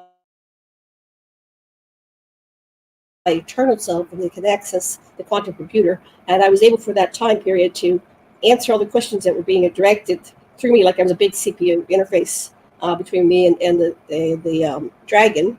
And so for that exchanger, we had all this information.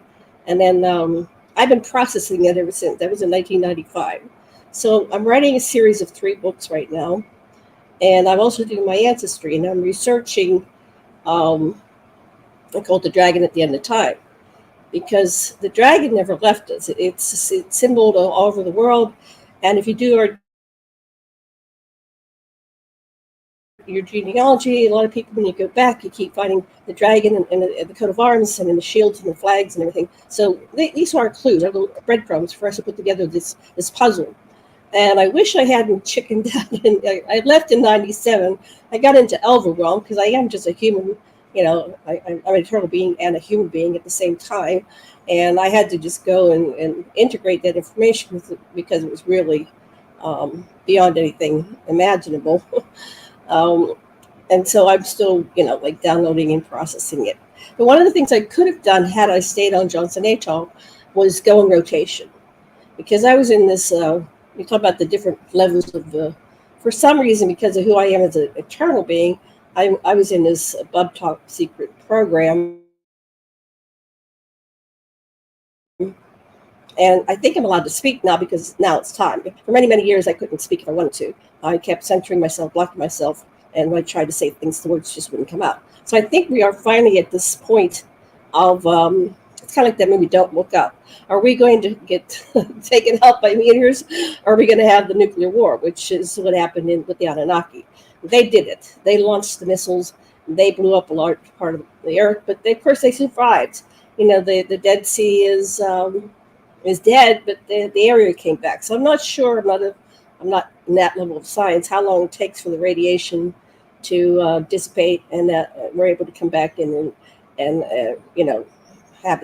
habitat or reproduce and take over the area again. So these are some unknowns for me. But it looks like what we're doing, unless we get intervention, like what happened in the day the Earth stood still. So in '54.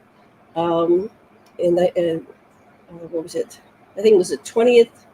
Eisenhower met, and I'm piecing it together. That was the Anunnaki. The Anunnaki were the first species that came through, and they said, stop the nukes, and we'll give you technology, and we'll bring you into the Federation. Basically, it's just kind of summarize it.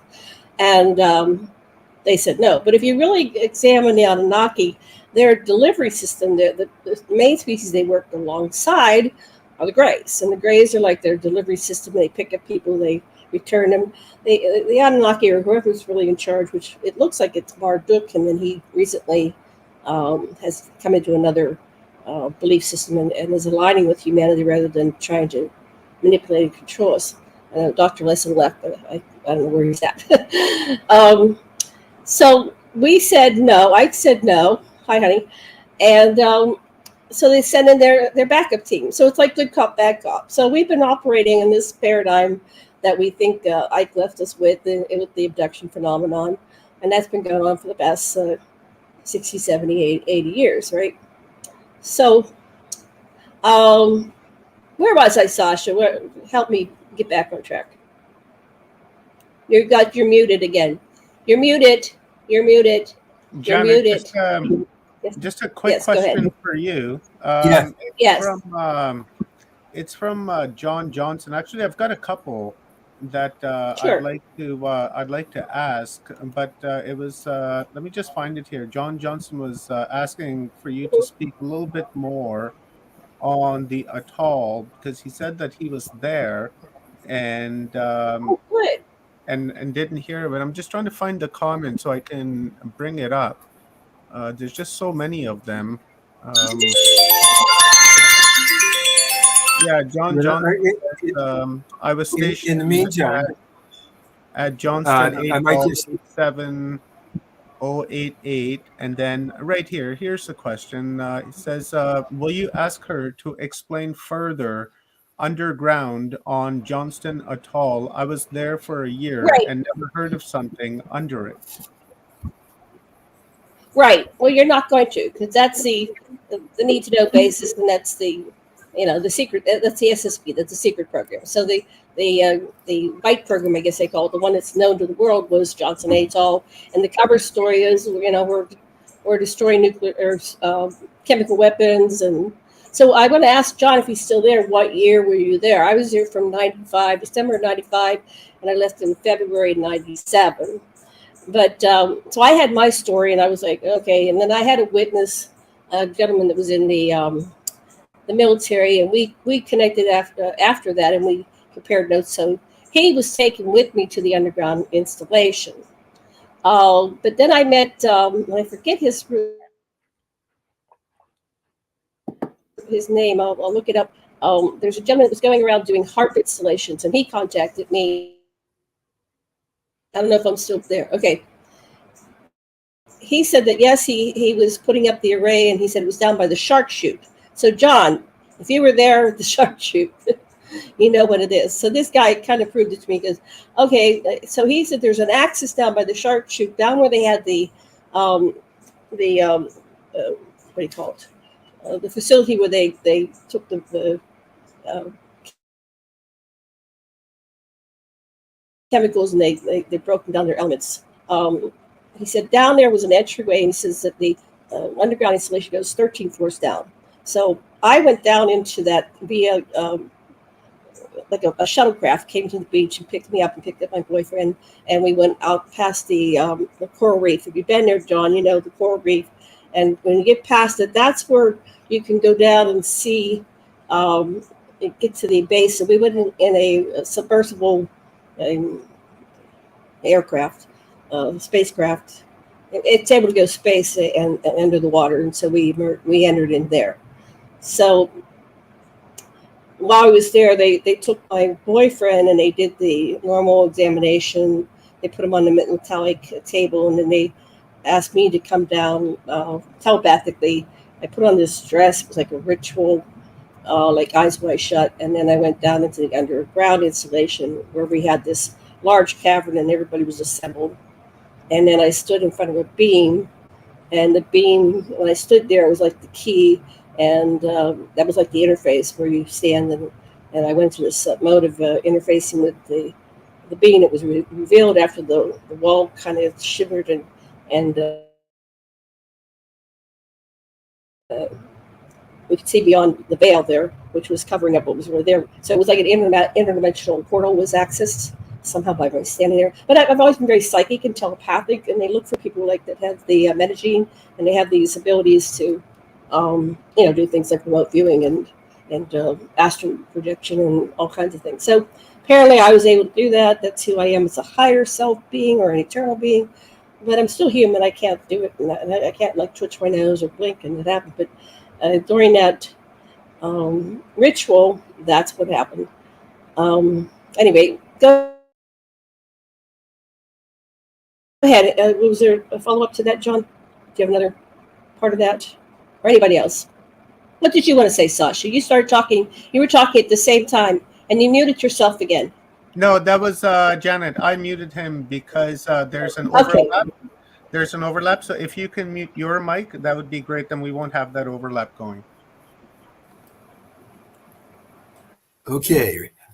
This is going back a bit when you mentioned the two visits that Eisenhower had with first the Anunnaki, then with the Greys. And I just wanted to say that way longer ago, millions and millions of years ago, when the Dracos first attacked the Lyrans, the first planet they came to was Apis. And they told the humanoids in Apis, join the Draco Empire or we're going to blast you. And they said the leaders of the Apis people said, we'll call a council. We'll definitely consider what you're saying. Give us a little time. And they said no time. And they started attacking Apis. Some of the people went underground. Some of them escaped. And ultimately, after many years of being bombarded from the end, the ones that were inside of Apis, they finally left too, and they became spacefarers. And over the years, they evolved into the gray form. There's different castes among the grays, but they are people. They are people like us. They are not soulless beings. They're homo. They're humans. They're a little bit different than us, but so who ain't? So that was just my little aside about the Greys and the Anunnakis. As Janet says, Janet, I think you're right on. They are the same team. Right. But they want us to stop doing news. Right, and that was the reason behind the day the Earth stood still in 1951. So we had Roswell in 47, and they were delivering craft, so we would reverse engineer and catch up and become intelligent, and maybe they give us technology sometime to facilitate our ascension and development and growth, and it's a gamble. So then they came in 51. They did the day the Earth stood still. If you looked at that, especially the final message, that was like an Eki emanation, maybe an avatar. And he said, "Stop the nukes, or we're going to send our police and annihilate you." It's like something that humans can relate to.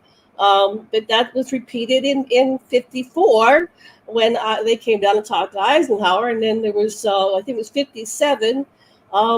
Valiant Thor came down, and so he was there a couple years at the Pentagon. So we've had a lot of contact trying to get us to stop the nuclear holocaust, because it happened before, but I don't think they're going to let it happen.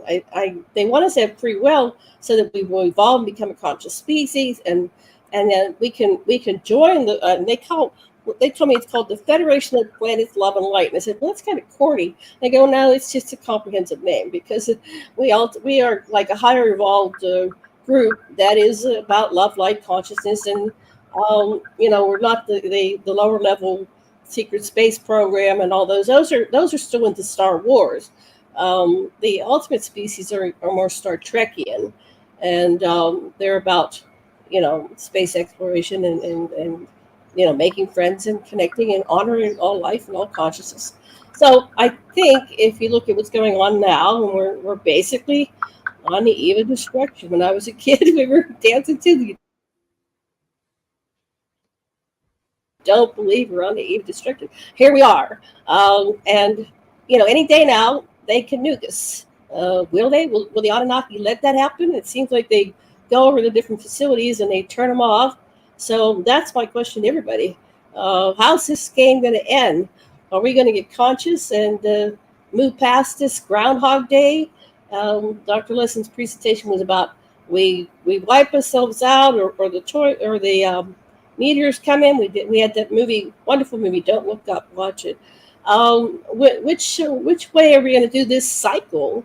And can we wake up and get conscious? Not woke, but really conscious, and understand our oneness and stop playing these games which aren't games anymore. I mean, we're going to live as eternal beings, but this earth is precious.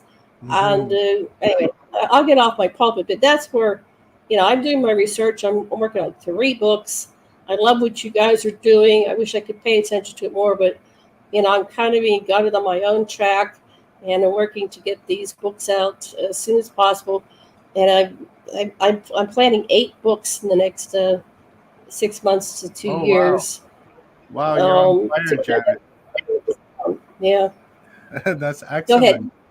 That's excellent. You're on fire. I've got. I'm on fire. Let's do one it's question. It's shitting off the pot time. It's really shitting off the pot time. Massage making faces. If we don't do this now, when are we going to really become conscious?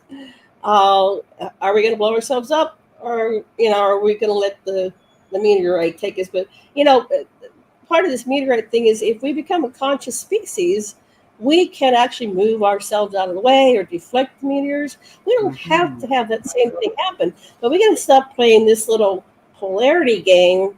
That everybody's demonized and they're the boogeyman. You're the boogeyman because you're a different country, you're a different race, you're a different color. What is that? That's insane.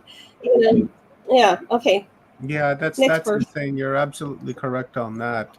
And I agree with you that with our consciousness, if we all come together and use our consciousness and become conscious and aware of ourselves, then there's no doubt that we can deflect anything that's coming our way.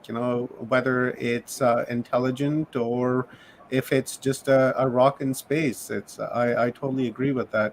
Let's hit this question. We'll do this final question with Dr. Lesson. We have Mary Rodwell in the house. So, Dr. Lesson, this question is from Greg Herrera, and thank you very much for the super chat, Greg. The question is, what is Dr. Lesson's thoughts on firmament and flat earth mentioned in Old Testament, fact or fiction? Dr. Lesson, you're muted.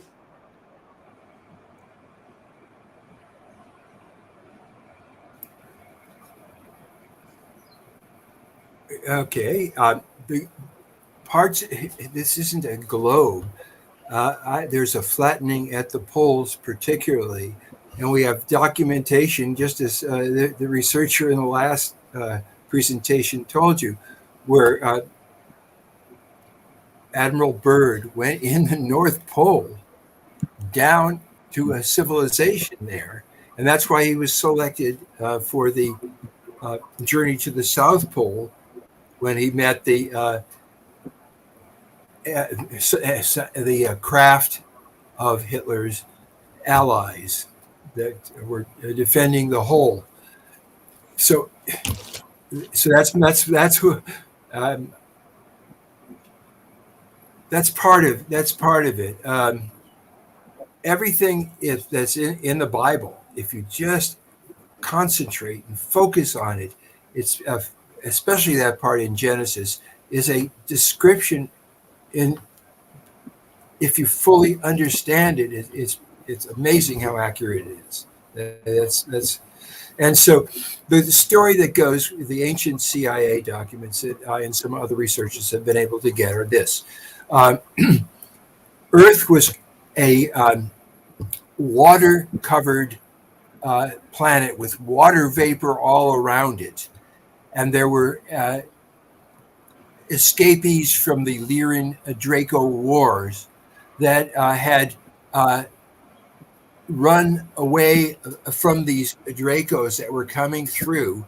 They blasted Mars, and they blasted Maldak, another planet that became the Kuiper belt of asteroids when it got broken. But this disguised meteorite was really full of Dracos, but it had a strong gravity, and as it came next to Earth, it drew off enough of the waters and enough of the water vapor so that 2 continents arose: Lemuria in what we call the Pacific, and Atlantis in what we call the Atlantic. And then the meteorite went on to become Venus, and a number of things happened. But those were the first 2. So that's one story that the ancient things that the CIA has been able to accumulate and let Stuart Swerdlow look at it, and he shared it with all of us. But there's a number of people that have that exact same tale, and it's told again and again in different metaphors. But everybody all over the world, all the great traditions, all the wise people always come up with the same thing, however they phrase it. But this is really not just the worst of times, it's the best of time. It's the only time you got. When you're going to be kind to your neighbor, when you're going to play with your kids, now. When everything comes down, you'll either die or you won't, but you might as well live while you're alive.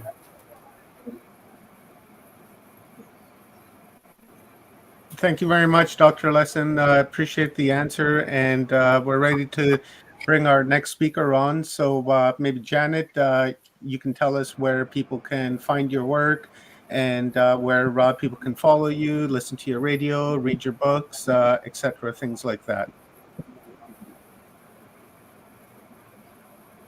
Go ahead, Sash. What's your website? No, you said your turn, Janet. Go ahead. Okay. EnkiSpeaks.com is where Dr. Lesson's writings are. He's got a huge following, about 5 million people. One of our friends gave him some stats somehow. EnkiSpeaks.com. I'm writing a lot of stuff on DragonAtTheEndOfTime.com, which is my upcoming series of books. And I'll be, I'm right now trying to publish it, and I'm getting rejected by something I'm not doing right. So hopefully it'll be up in a couple of days. And the other one is aquariumradio.com. And I haven't been broadcasting for like a year. I will go back to it as soon as I get these 3 books up that I've been working on for the past year. I'm going to go back to doing probably a weekly show. And I'd love to interview some of the people that are on here. We like to go really deep into subjects, and I like to kind of take things apart and look at it under a microscope. So thank you so much for having us. Great group you have here. It's amazing what you're doing. I really appreciate you doing your work. You're just amazing, and thanks for doing this, especially during these COVID times. We need to get this information out because a lot of people, it's not safe for them to go to conferences at this time. Thank you, Janet. And there's someone I would like for you to meet. They're great friends of mine, and I thought I would introduce you. This is Stephen and Evan Strong, based out of Australia. And Stephen Evan, this is Dr. Lesson and his beautiful wife, Janet Lesson. G'day. How are you? Hi. Really enjoyed the talk too. Well, I did. Great stuff. I only just got here. Well, I did anyway. I'm sure it was good. Yeah, no, awesome stuff. Hey, I'm gonna have to watch it again a few times just to unpack everything. But thank you so much.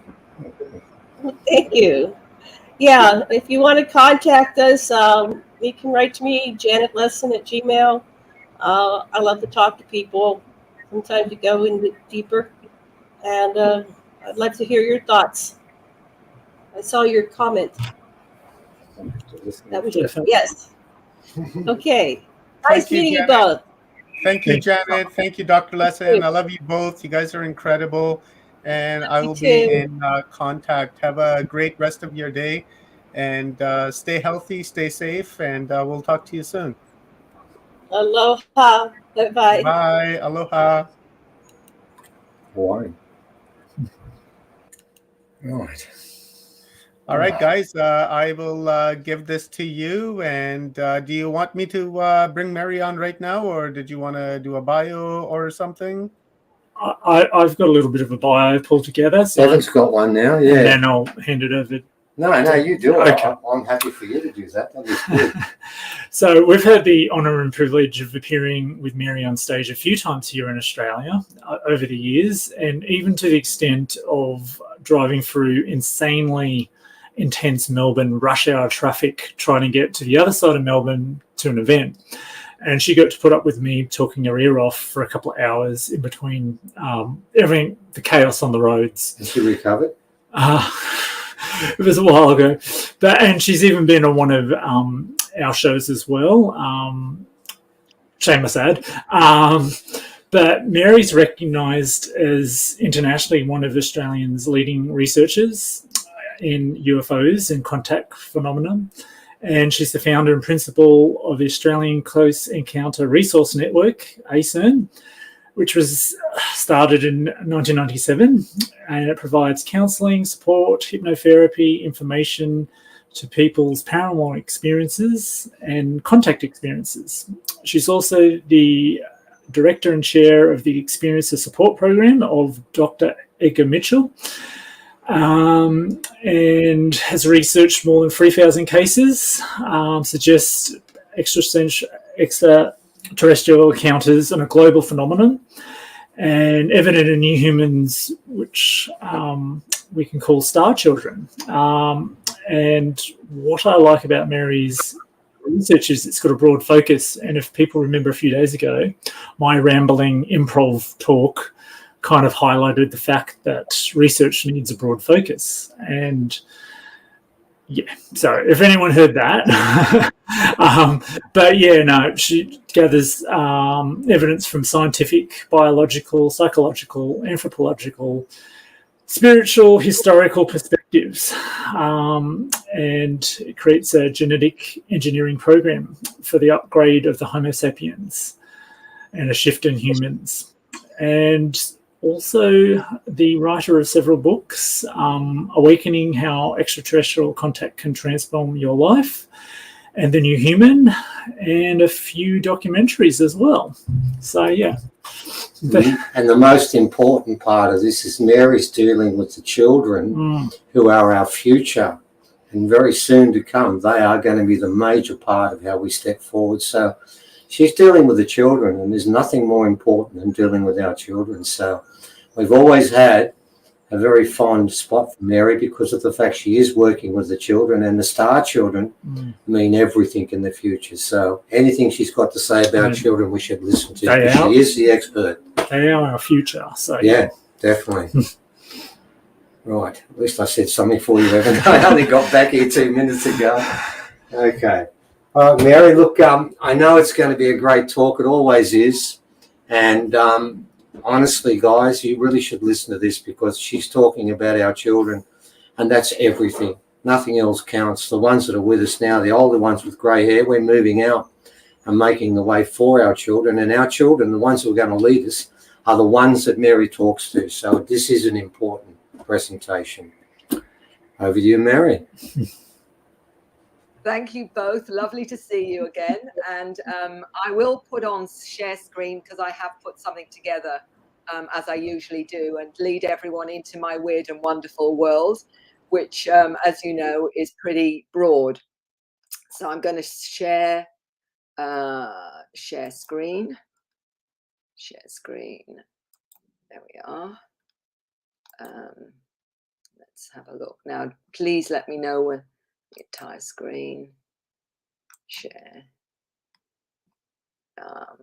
Hold on. I don't know what's happened there. Oh, hold on a minute. Exit. I want to exit this, guys, because I want, hang on, share slides. Oh no, that's not right. Mary, hold on. You have to stop sharing your screen first, and then go down to share screen. Yeah, go to share screen. Hold on, stop screen. So hold on.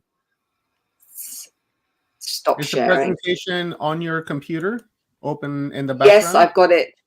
Yes, it is. Okay, so let's go to share. Let's go to share and then share screen. And then up top, you'll see entire screen that's highlighted blue. To the right of it, you'll see window. If you click window, you'll see your presentation in there. Right. So I've got share screen. So I go where now? You go to window. If you look above top, you'll see entire screen that's highlighted blue. To the right of it, you'll see window. Hold on. I've got share screen, share 2 monitors. Hold on a minute. I'm not sure where I'm supposed to go from here. I've got screen sharing tips. Okay, yeah, just go through those prompts. It'll give you that when you screen share. I don't know why it's doing that to you again, because you shared screen here before. Share audio checkbox next window. Share video with audio. I don't know why it's share screen. Sorry about this, guys. I normally just click on and it goes. Share screen. Where are we? Chrome tab. Share. Just right next to the Chrome tab, you'll see window, Mary. You'll have 3 options. It says entire screen, window, and Chrome tab. So you would want to hit window. Oh, I'm still trying to find it. Sorry. Screen sharing. Oh, gee whiz. Helps them during the stream. Still lost now, I'm afraid. Oh.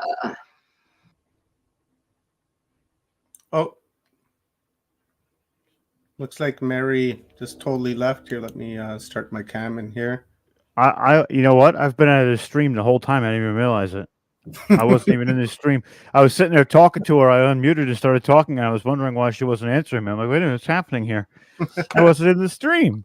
Now, you know what? She had it. She shared the first screen. It just wasn't what she wanted. That's right. It was the one just over, right? Yeah. Yeah, she'll come back here right away. Where did Evan go? Aloha, Evan, are you around? Hello.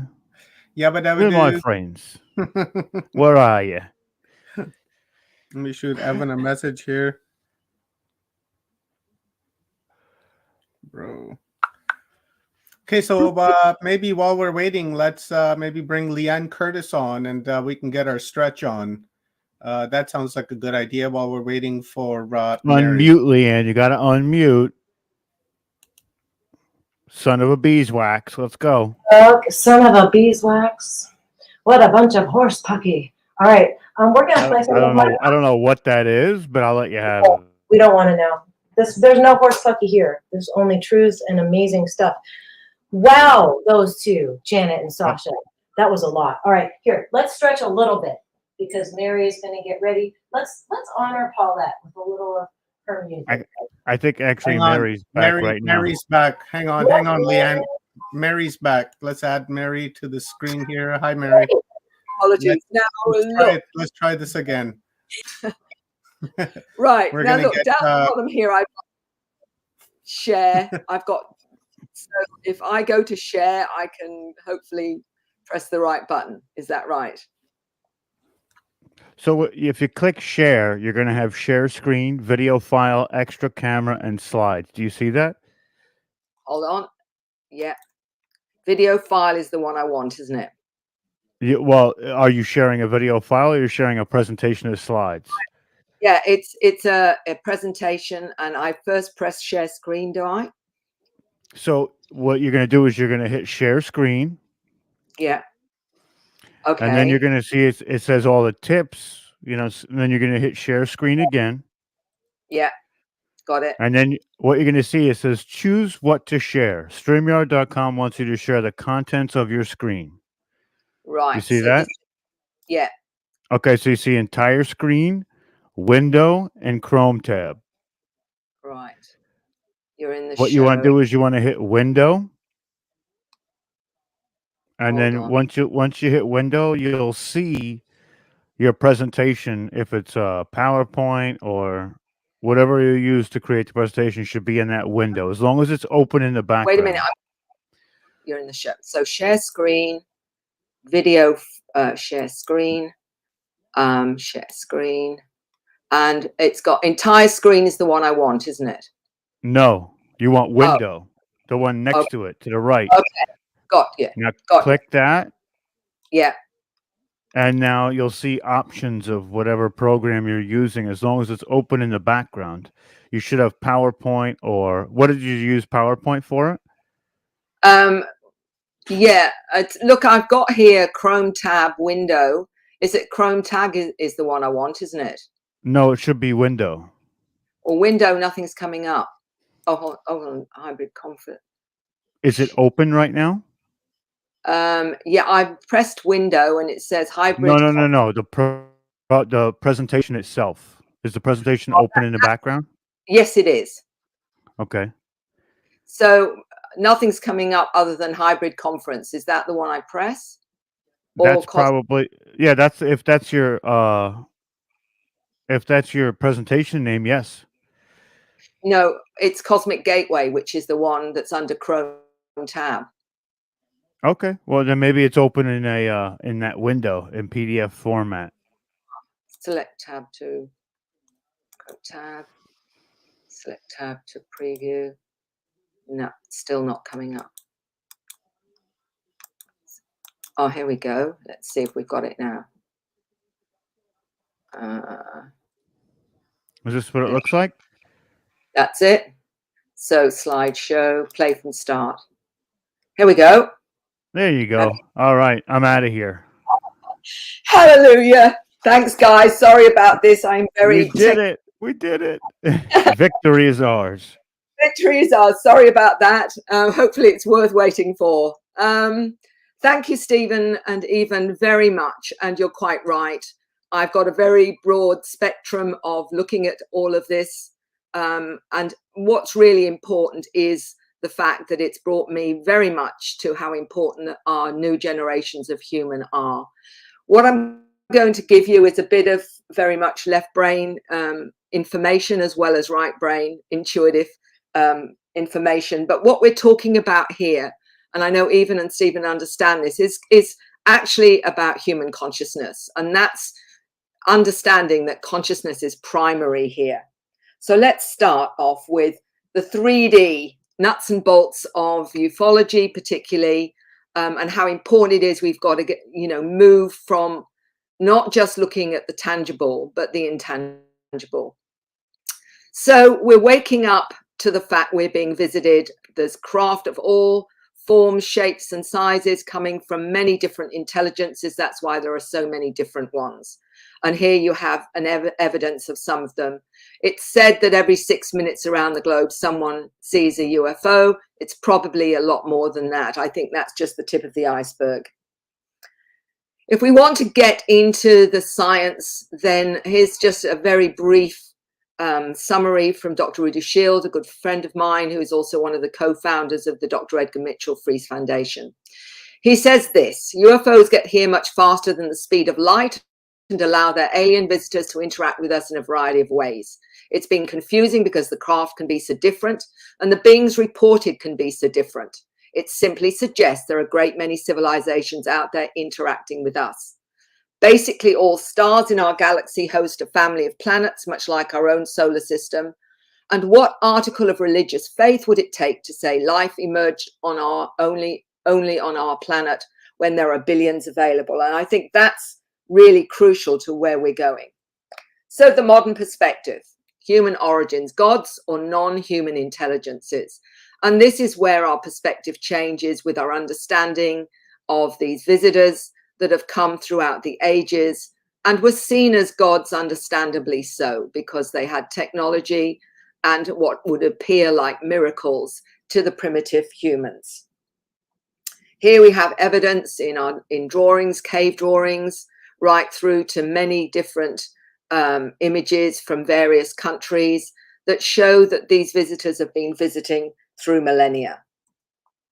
And of course, interestingly enough, we also have to look at religion with this, because again, what are we seeing here? Things like the baptism of Christ with this strange object above the painting by Art de Gelder. Also in the crucifixion, and also here as well. The Christian Bible in Genesis, then God said, and now we will make human beings. They will be like us and resemble us, but who is us? Well, if we bring this now into the modern perspective, here on the right of the screen is a blue being that Imoko, which is a 9-year-old's special friend that comes and visits her. And many of the children that I talk to have a special friend. And I think in the past they would be considered imaginary. Well, I don't believe they're imaginary in this case. I believe they're very real, and they have relationships with them. Here we have the Indian god Krishna and what suspiciously looks like a craft above their head.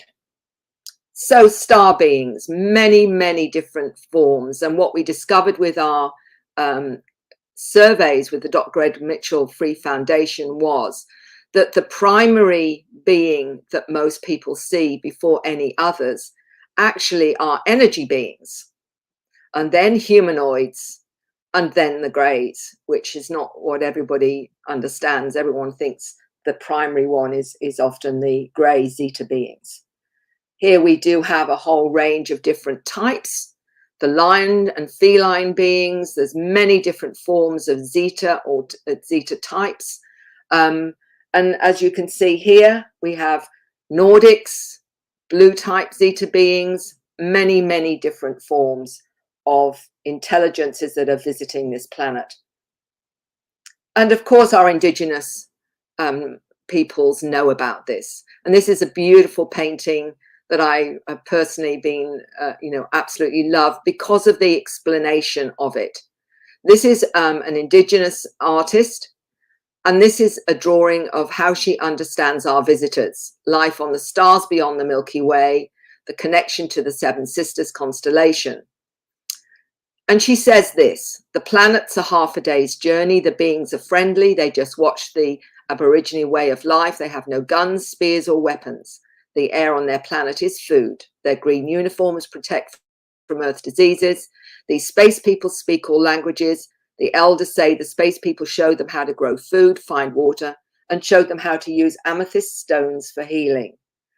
And this is really important to look at, is that indigenous tribes all around the world are very familiar with the star beings and know they're there.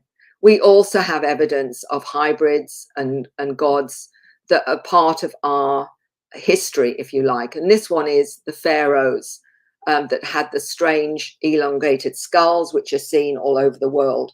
And we have lots of talk now about hybrid humans.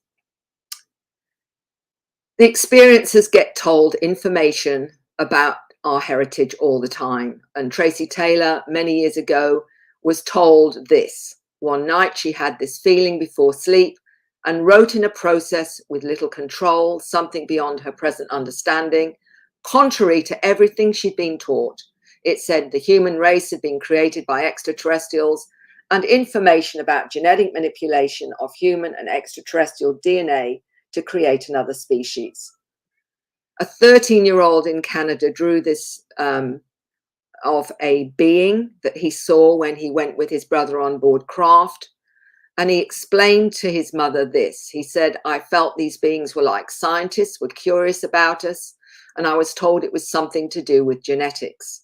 And we have now noticed with our surveys that 25.80% were given information about the upgrading of human DNA. And this is where we get into the new human. We've looked at this, I believe, and I know many others understand this, initially from a very nuts and bolts point of view, seeing craft, talking about crashes, what does the government know, all those kinds of things. And we have photographs, people have video of the spacecraft, the sightings of viewed as credible, implanted objects. Some of them were removed by Dr. Roger Lear in his book. He talks about the aliens and the scalpel, marks and scars which fluoresce under black ultraviolet light. There's whistleblower testimony, for example, missing time where people find out they've had encounters, EMF changes in soil after a spacecraft, multiple witnesses was what was the focus in ufology. But what we have come to understand through our research, and certainly my research as a hypnotherapist and therapist generally, is there's a broader, more inclusive, multidimensional aspect to this that has been hard for the nuts and bolts side of ufology to understand. It's been a limited paradigm we've been exploring. The evidence for the reality of extraterrestrial encounters is supported scientifically through the quantum hologram theory of physics, and linked to non-ordinary states of consciousness. So what we're discovering is that the surveys are saying that out of the 4,300 individuals surveyed with conscious recall, 75% of their encounters are out of body, not physical. And that is extremely important because it makes it much harder for the nuts and bolts to look at this. But we have to look at this from a completely different perspective, which is consciousness. So the quantum reality of expanded senses is people that may have had near-death experiences start to have contact. They may be already very intuitive, perceiving spirits or orbs, energy fields. They may have had a shamanic experience or a Kundalini awakening, which activates their connection to the multidimensional reality and consciousness. They may have had healing experiences or find they have healing abilities. They have a heightened intelligence, information downloads, heightened multidimensional senses such as telepathy, clairvoyance, clairaudience. They may have past life recall, and many, many children are aware of their past life origins that are now coming onto this planet and have done over the last 20, 30 years. Telekinesis, moving objects with the mind, and also producing a whole range of creative information that is being downloaded or they've got access to, such as music, scripts, artwork, star language, etc., etc. Dr. Olson, a molecular biologist, is one of those scientists that now have come out to share her story, and what we're seeing happening is disclosure is coming from the ground up, no matter what the Pentagon Papers are and the bright lights they talk about, where they say they don't know where they've come from. She asked for guidance to know if she was on track and if she should come out to give her a sign. She suffered dislocation of her atlas vertebra, causing extreme discomfort. Spontaneously, the vertebra rotated by itself into its correct position. She now swallows without pain and called that her sign to coming out. And it was with the mantis being. So she's now talking about her experiences as many, many very credible individuals from right across the spectrum are now sharing their experiences. She has also experienced both physical and multidimensional experiences with a number of extraterrestrial beings. At least, I think at the last count was at least 12 different types. And this is what people need to understand, is it's not necessarily just one type of being. She's had a near-death experience and out-of-body experiences, past life recall, shamanic experiences, healing as a healer and being healed. She's been given scientific and intuitive understanding of loading and energizing water, and understanding the new upgrades such as the letter people, which we call Asperger's, ADHD, dyslexia, some forms of autism. All the new generations being misunderstood, she calls letter people. These are some of the beings that she's interacted with. And this is what is so profound, as many experiencers realize there's not necessarily just one type of intelligence they're interacting with. You know, she's got all these wonderful intelligences that she connects to. And what is really important here is that we look at maybe only one or two different species and think that's all that's coming to our planet, when in fact there are many, many different forms of intelligence: fairy, pixie beings, water spirits, shadow people, blue orbs, and the orbs can contain within them many of these intelligences as they're going in their, if you like, the astral form. And we also, I believe, will be in that kind of form as an orb, or which some will call a Merkaba. So there we have a whole range of amazing beings, cat beings, mantid, etc. So how do we start to bring some sense into understanding what's going on? I go back to this wonderful gentleman, Nikola Tesla, and he said this: if you wish to understand the universe, think of energy, frequency, and vibration. And that's really what is causing, I believe, what people are calling awakening and ascension, is a vibratory shift that's happening to this planet on multiple levels. Dr. Olson has talked about this, as many others have, that the human DNA has the ability to transform. The information of the donors and their background is there, a hidden key, and like PC programmers hide their work. It can be activated, and these programmers know the person's ready to be contacted. The activated ones spread a signal to wake others up, and she feels they're speeding this up. And absolutely, I agree with that, because I have never been so busy in my work with the numbers of people that are now exploring their experiences that may have been silent for many, many years, but now feel they have to understand it. And I believe that's the timing trigger that many are operating with now because of what's happening on this planet right now.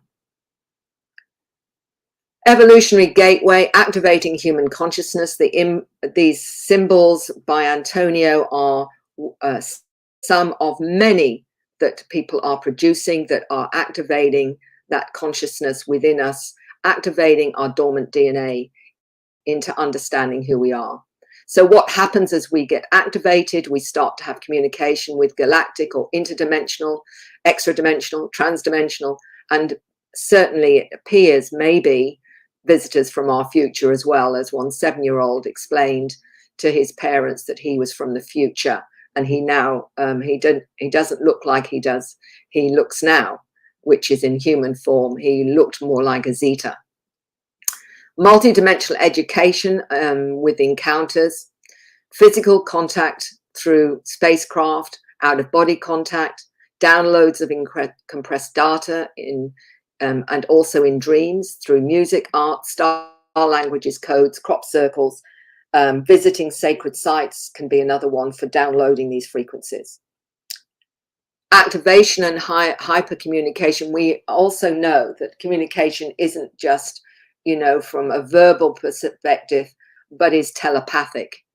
And it should be borne in mind, as Tracy says, that the nature of extraterrestrial communications, that in a majority of instances, star visitors communicate with humans by telepathic transfer of mental images and concepts rather than by words and speech, because everything's made up of the same matter resonating in different harmonics. So the ETs are able to communicate with us, directing thought on subatomic levels, and so activate the subconscious. The symbols are meant to communicate the nature of the macrocosm. And this is interesting because many people are activated through this very method that they're downloading these symbols. And what I was told by one experiencer was even one small symbol of a script can contain information that can fill a room with encyclopedias. So the new human, what does this mean? Who are the new humans? And I think we all have the potential to be an activated new human, although the children are coming in already activated.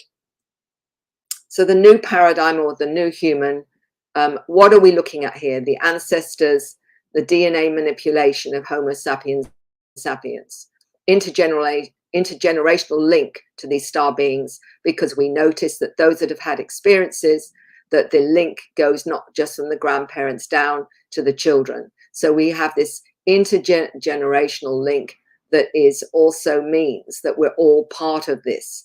Only some of us are more activated than others. Upgrades of each generation. The new human programs and how to recognize them, and how do the non-human intelligences keep us awake. And part of that is through schools that we go to astrally or physically. And how can we help? Tracy mentioned this many years ago to me, that there's a race of beings upon the planet increasing in number, although visually and physically indistinguishable to most humans. They're the bringers of light. They're here to guide the awakening of terrestrial consciousness. The new children are born without programs and will bring about a global awakening. And that's why they're much harder to educate, by the way, because they're wired differently, deliberately, I believe, so they won't be programmed into an inaccurate system of reality. So what do they have? They have direct connection, superior mental and analytical capabilities to higher awareness, extreme sensitivity to thought and emotion, enhanced DNA, photographic memories, fast motor neuron response, manipulation of time and space, non-verbal communication, and resistance to disease. And Dr. William Brown, a molecular biologist, said this many years ago to me in several of his communications. I believe genetic modification is occurring right now in utero, producing new humans. The exponential increase in autistic, ADD, and indigo children have new genetic architecture, which allows them to see the world in a multidimensional fashion. I believe research would show dormant genetic regions are being reintegrated into the biological systems occurring in all of us to produce expanded awareness. Their brains work faster, they have access to more information in the beginning. In the classroom, learning is much faster than normal. And he said this, I believe they know what is being taught. So the new programs for humanity may be under the misnomer of ADHD, Asperger's, dyslexia, forms of autism, even potentially bipolar. They're called Letter People by Dr. Olson, who is also a letter person, has experienced much of what she is talking about in terms of the new human. And she says this, I do not believe these are broken genes, but offering new multidimensional skills to prevent limited reprogramming of a third dimensional reality. And this is what I am observing with many of these children. And we say, oh, well, they don't do well at school. They don't have the concentration and what have you, particularly the ADHD. But what is interesting with that is, if that's the case, is there a purpose to this? And I believe there is. And it is that the harder they are to program, the more they will retain the integrity of what they've come in with as new aware humans. And this is also what Dr. Olson is tested herself on herself in terms of the physical senses, such as above normal sensory cells for pressure in the skin. She hears sound frequencies above and below normal range, aware of minute differences in shades of color than normal range. Taste and smell are enhanced, sensitive to all frequencies, and can feel overwhelmed at times by sensory overload.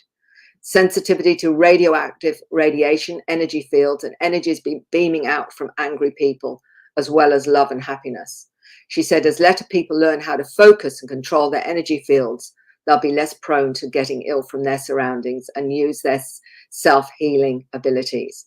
So there you have not just more aware, multidimensional awareness in their abilities, but their physical sensitivities are enhanced. And that's why many of them struggle being in crowds of people, feeling other people's energies and emotions, because many of them are empaths as well. This is a very interesting retranslation of ADHD, which is in a very positive way. And I got to understand more about this through Anil Gold, who's a researcher in Hong Kong. When I talked to him, he wrote the book Close Encounters of the ADHD Kind. And he said this, my book's about what happened in my extra-dimensional world where I met the light beings of light. Being symptomatic of ADHD, I'm not limited to the square template of the universe. I'm wired to the multidimensional universe, my internet browser, and I can browse into chaos, be it on Earth or the multiverse. I can perceive hidden layers of order and make sense of it all. Most folks without a supercharged browser cannot do this. They're focused towards convention in this reality. And he retranslated it into always dialed into higher dimensions. And that to me is really spot on to these children if they're given a chance to stabilize and be able to operate healthily. And there are ways to do that. And Dr. Olson has found various things you can give the children, both in vitamins and minerals and food, that can actually allow them to stabilize. So to be a hybrid is to be awakened. And this was what Zach told me some years ago when he was only 16. The hybrids are a part of the new human archetype we're evolving into. The labels don't matter, the humans are evolving. Our DNA is advancing and we'll express it in any way possible, and it's contained in our DNA. There is scalar imprinted memories of all other beings in our DNA has passed through. We can express it in the new human. We can express it in the hybrid forms such as indigo crystal. That is the energy they're expressing or perceiving through their reality lens and what we are emitting. They are all interconnected, but you perceive it as different if you wish to. He also mentioned he was told he was hybridized for expressing the human genome. There are many different agendas on the planet, and each species has their own programs. What he has been told about the hybridization is it's to expedite the evolution of humanity. It's not like hybridizing us by replacing our DNA with theirs. We already have their DNA in our bodies. They are activating it through frequency and light manipulation. The consciousness that we're vibrating with is the attributes we take on. So if someone is strongly connecting to Arcturians, they will take on Arcturian attributes. If one is connected to the Greys, it's the same thing. You're connected to which creates the expression.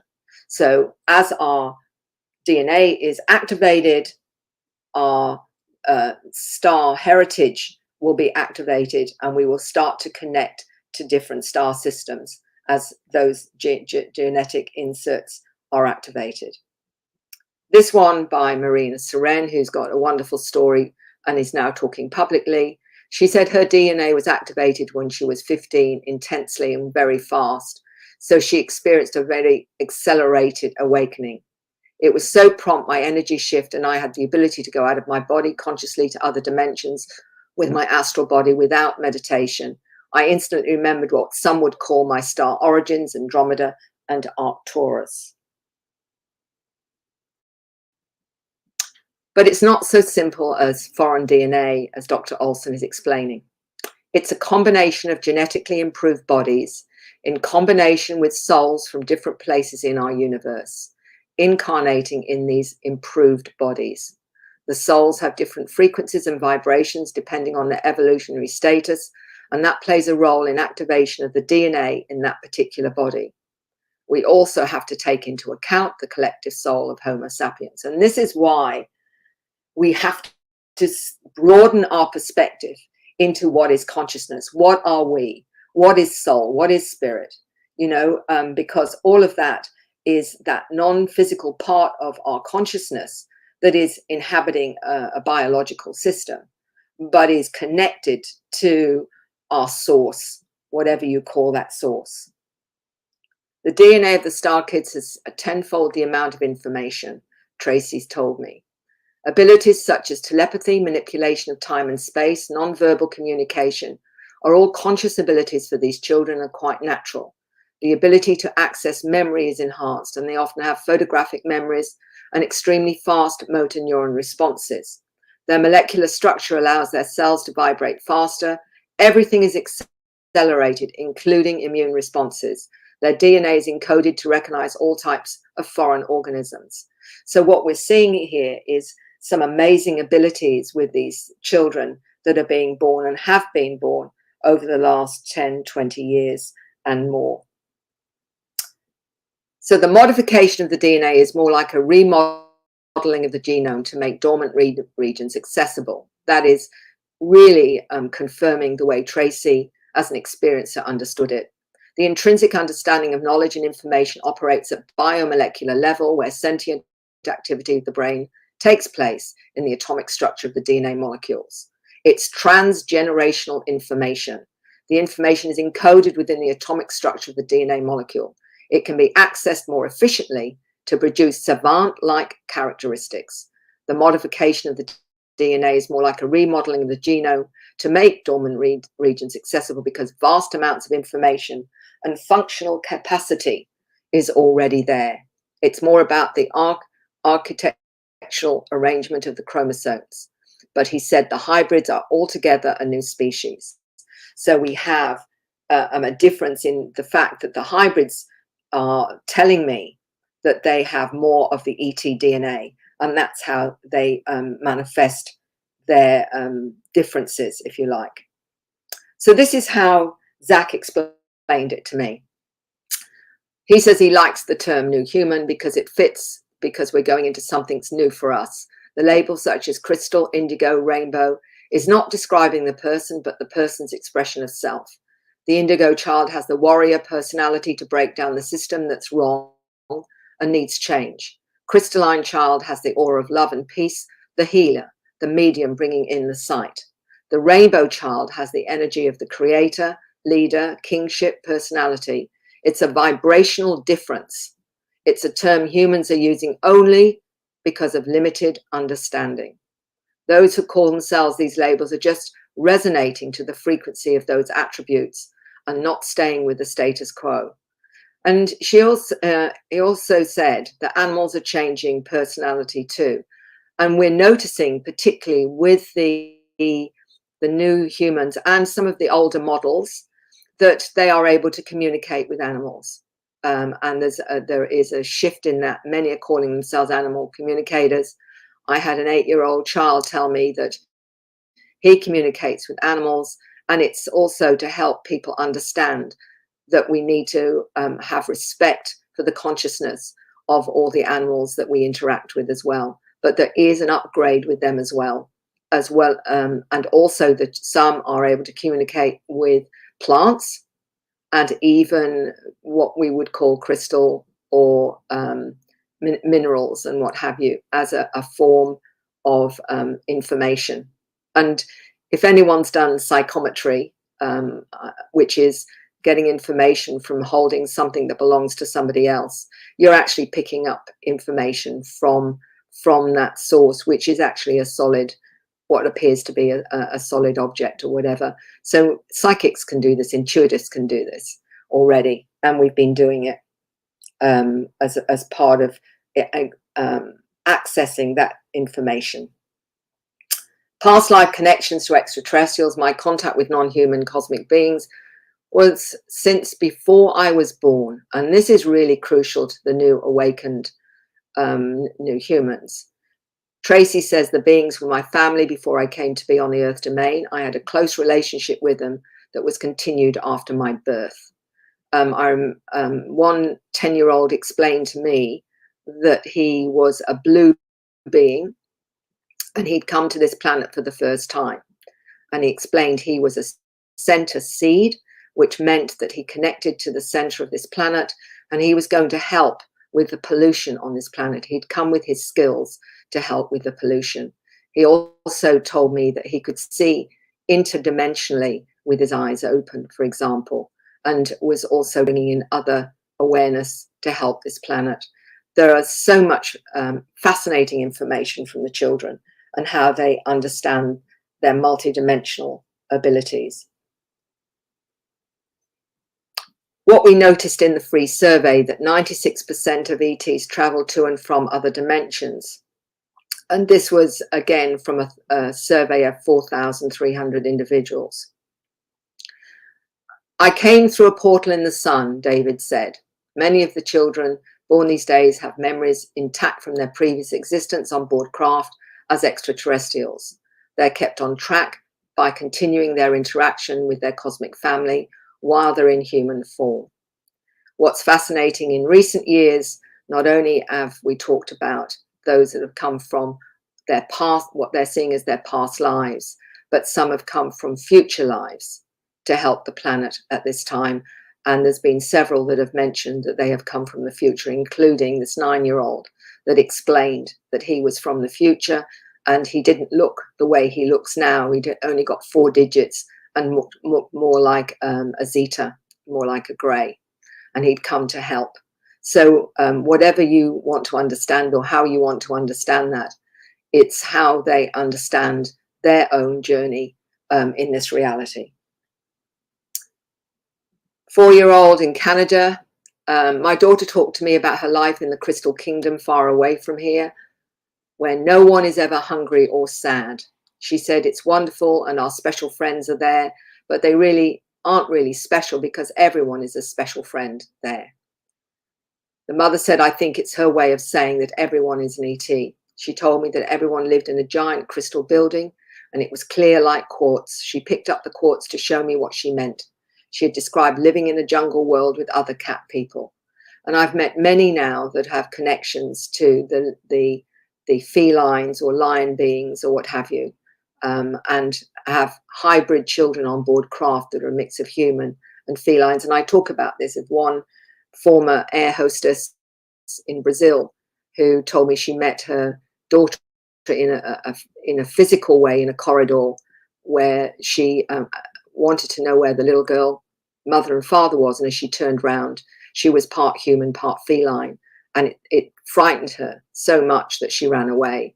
But later, when she was taken on board craft, she saw this being again and was told it was one of hers.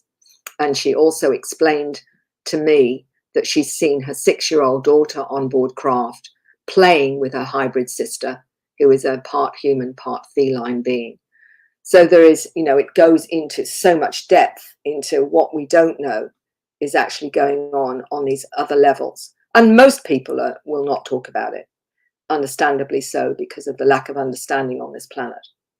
This 9-year-old explained to me when he wanted to talk to me, he said he wanted to tell me that he was a light physicist on Orion.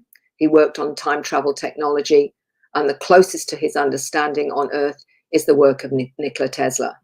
He explained to me that he goes to various sacred sites for downloads, particularly because they help him understand more of what he needs to know about being on this planet. He also explained the pyramids aren't working in the way they should, because they should be surrounded by water, the purest water possible, and that the consciousness of the individual is needed to be of a high consciousness, and then they will act as portals, was how he explained it to me.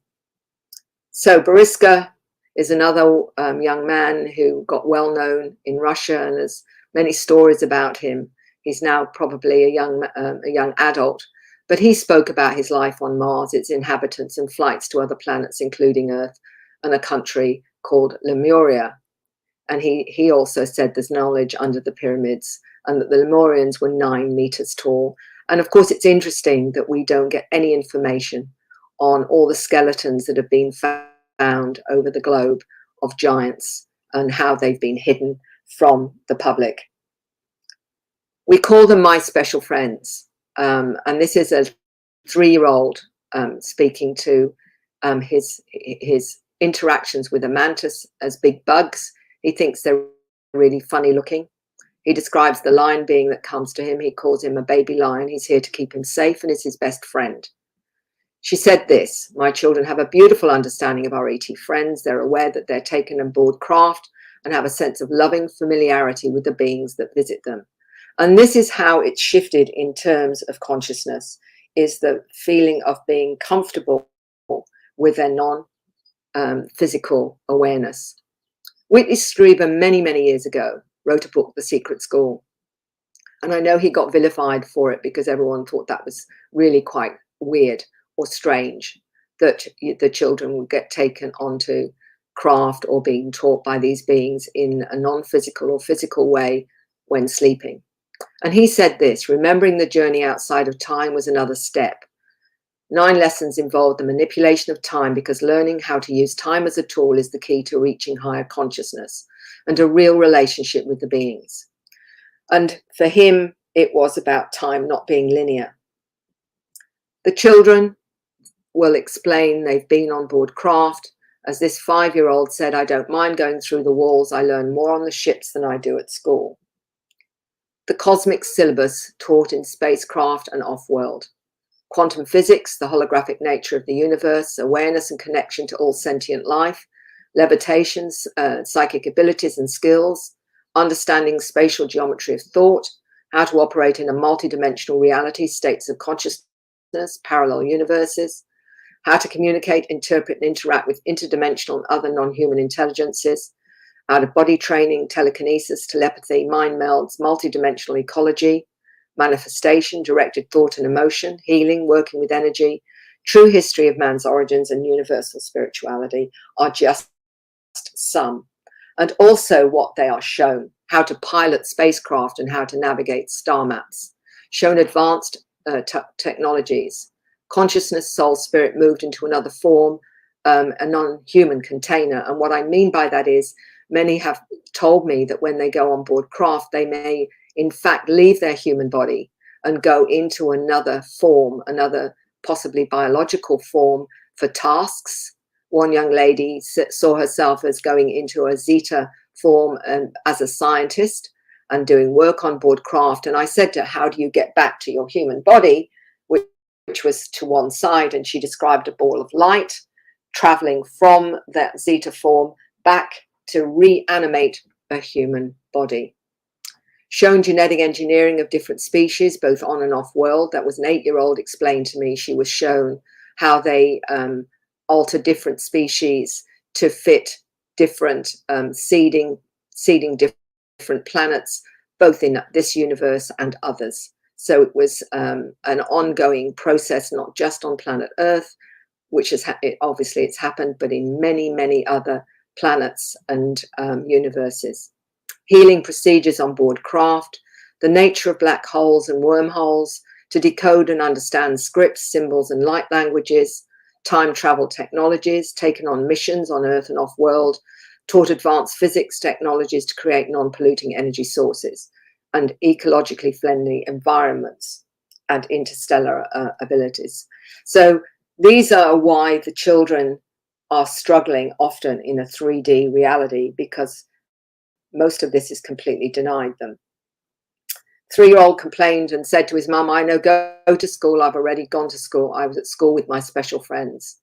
She asked him when he was at school, and he said, today, nighttime, I've got back now. I asked him what school looked like, and he said it was a small class and a boy was teaching them, but the boy had really big black eyes and white clothes.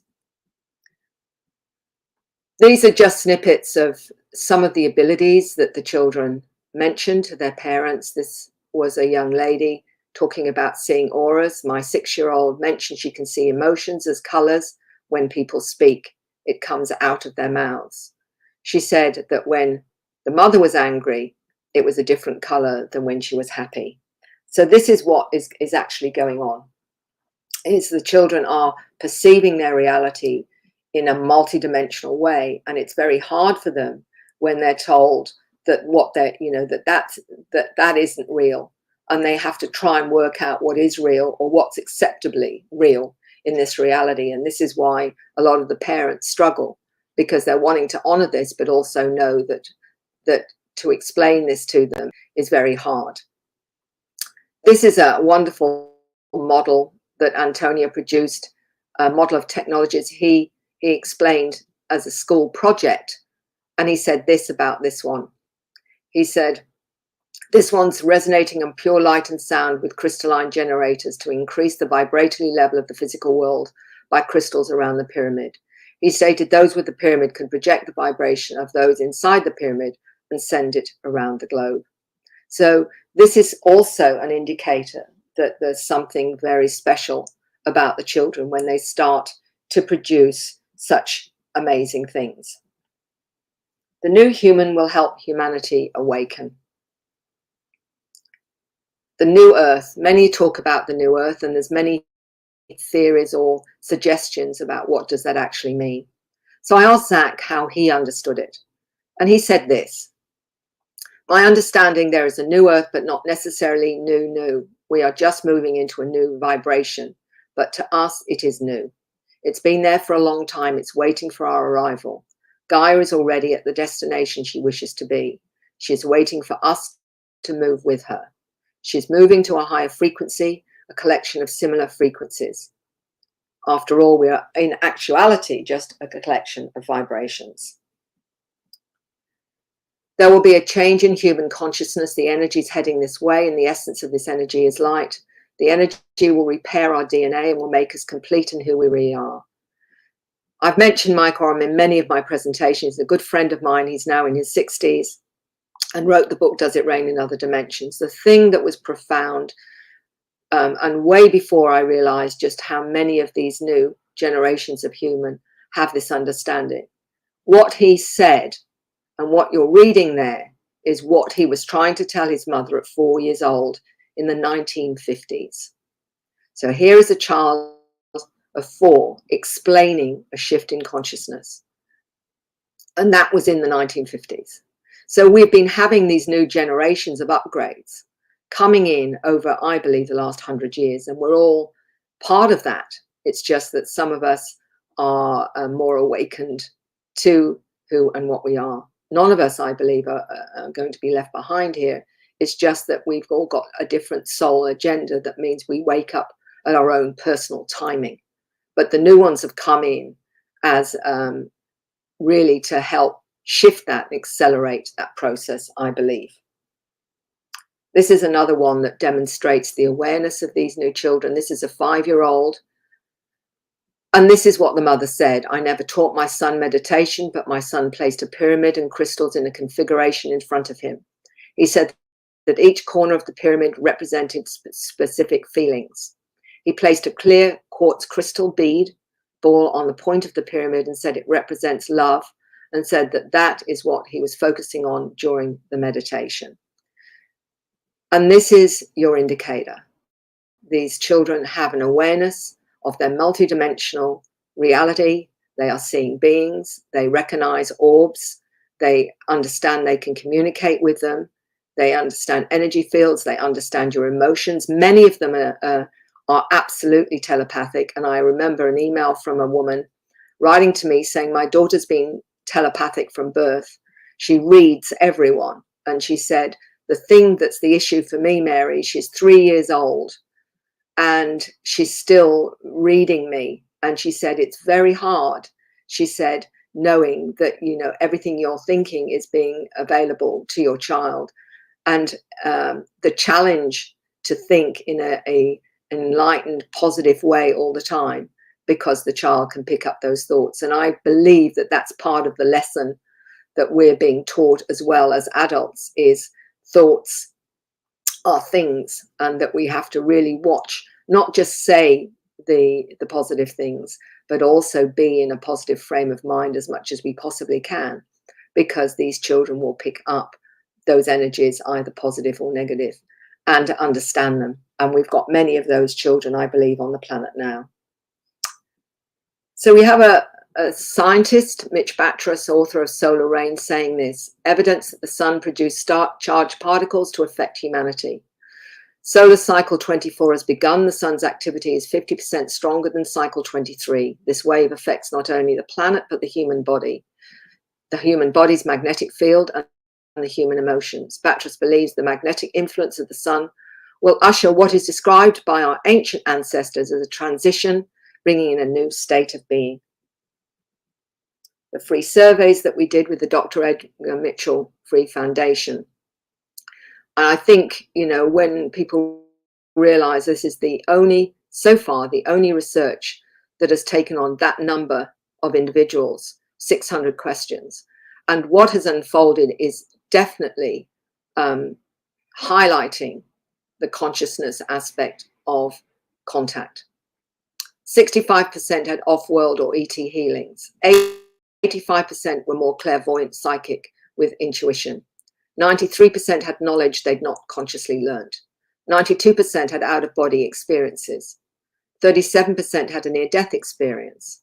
56% had their conscious thinking speeded up. 76% with paranormal experiences. 51% a greater desire to help others. 71% highly positive ET contact.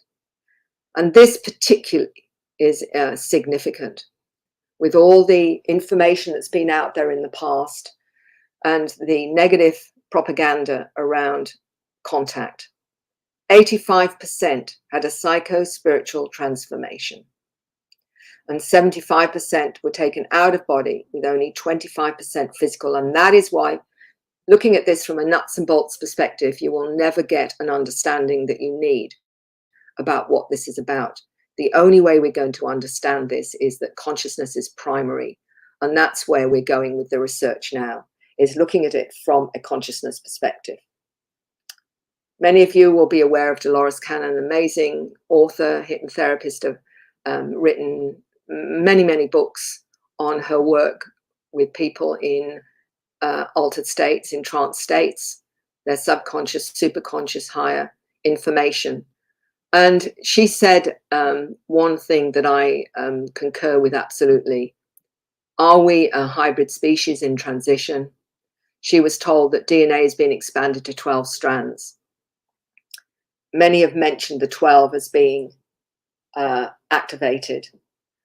And interestingly, before he died, Command Sergeant Robert Dean, a very wonderful soul in ufology, mentioned this. He was taken on board craft, and he explained that he'd been told that we were created with 12 different extraterrestrial DNA. He also said that we are in transition, and although we will be going through a challenging time, we will supersede that. And he said, I've seen the future and it's glorious. So what he's saying there is that we are in transition, and we are part of these otherworldly star beings who are our ancestors. And there'll be some that are self-serving, but there's many others that are here to help humanity in a way that will enable us to transition to a higher awareness and to become part of this galactic community that's been helping with that transition. So the new human is already there. They don't need governments to tell them we're not alone in the universe. They already know we're not. They know the planet is in dire shape, both ecologically and spiritually. They know we are lied to and manipulated. They know we are educated and programmed into a limiting and limited reality. They know about covert technologies which control the public and its fear-based mindset. They're aware of their psychic abilities.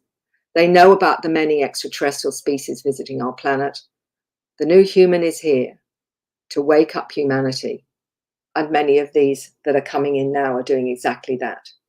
So the new human is this you. Human beings, as this 9-year-old said to me, human beings have no idea how amazing they are, but they have to believe it first. So really, it's up to us. It's up to us to realize that we all have that potential, not just the new generations of human. And the more that we put out that desire to connect to that, the more we create the frequencies that enable us all to wake up and use our abilities and become the new human that we were meant to be.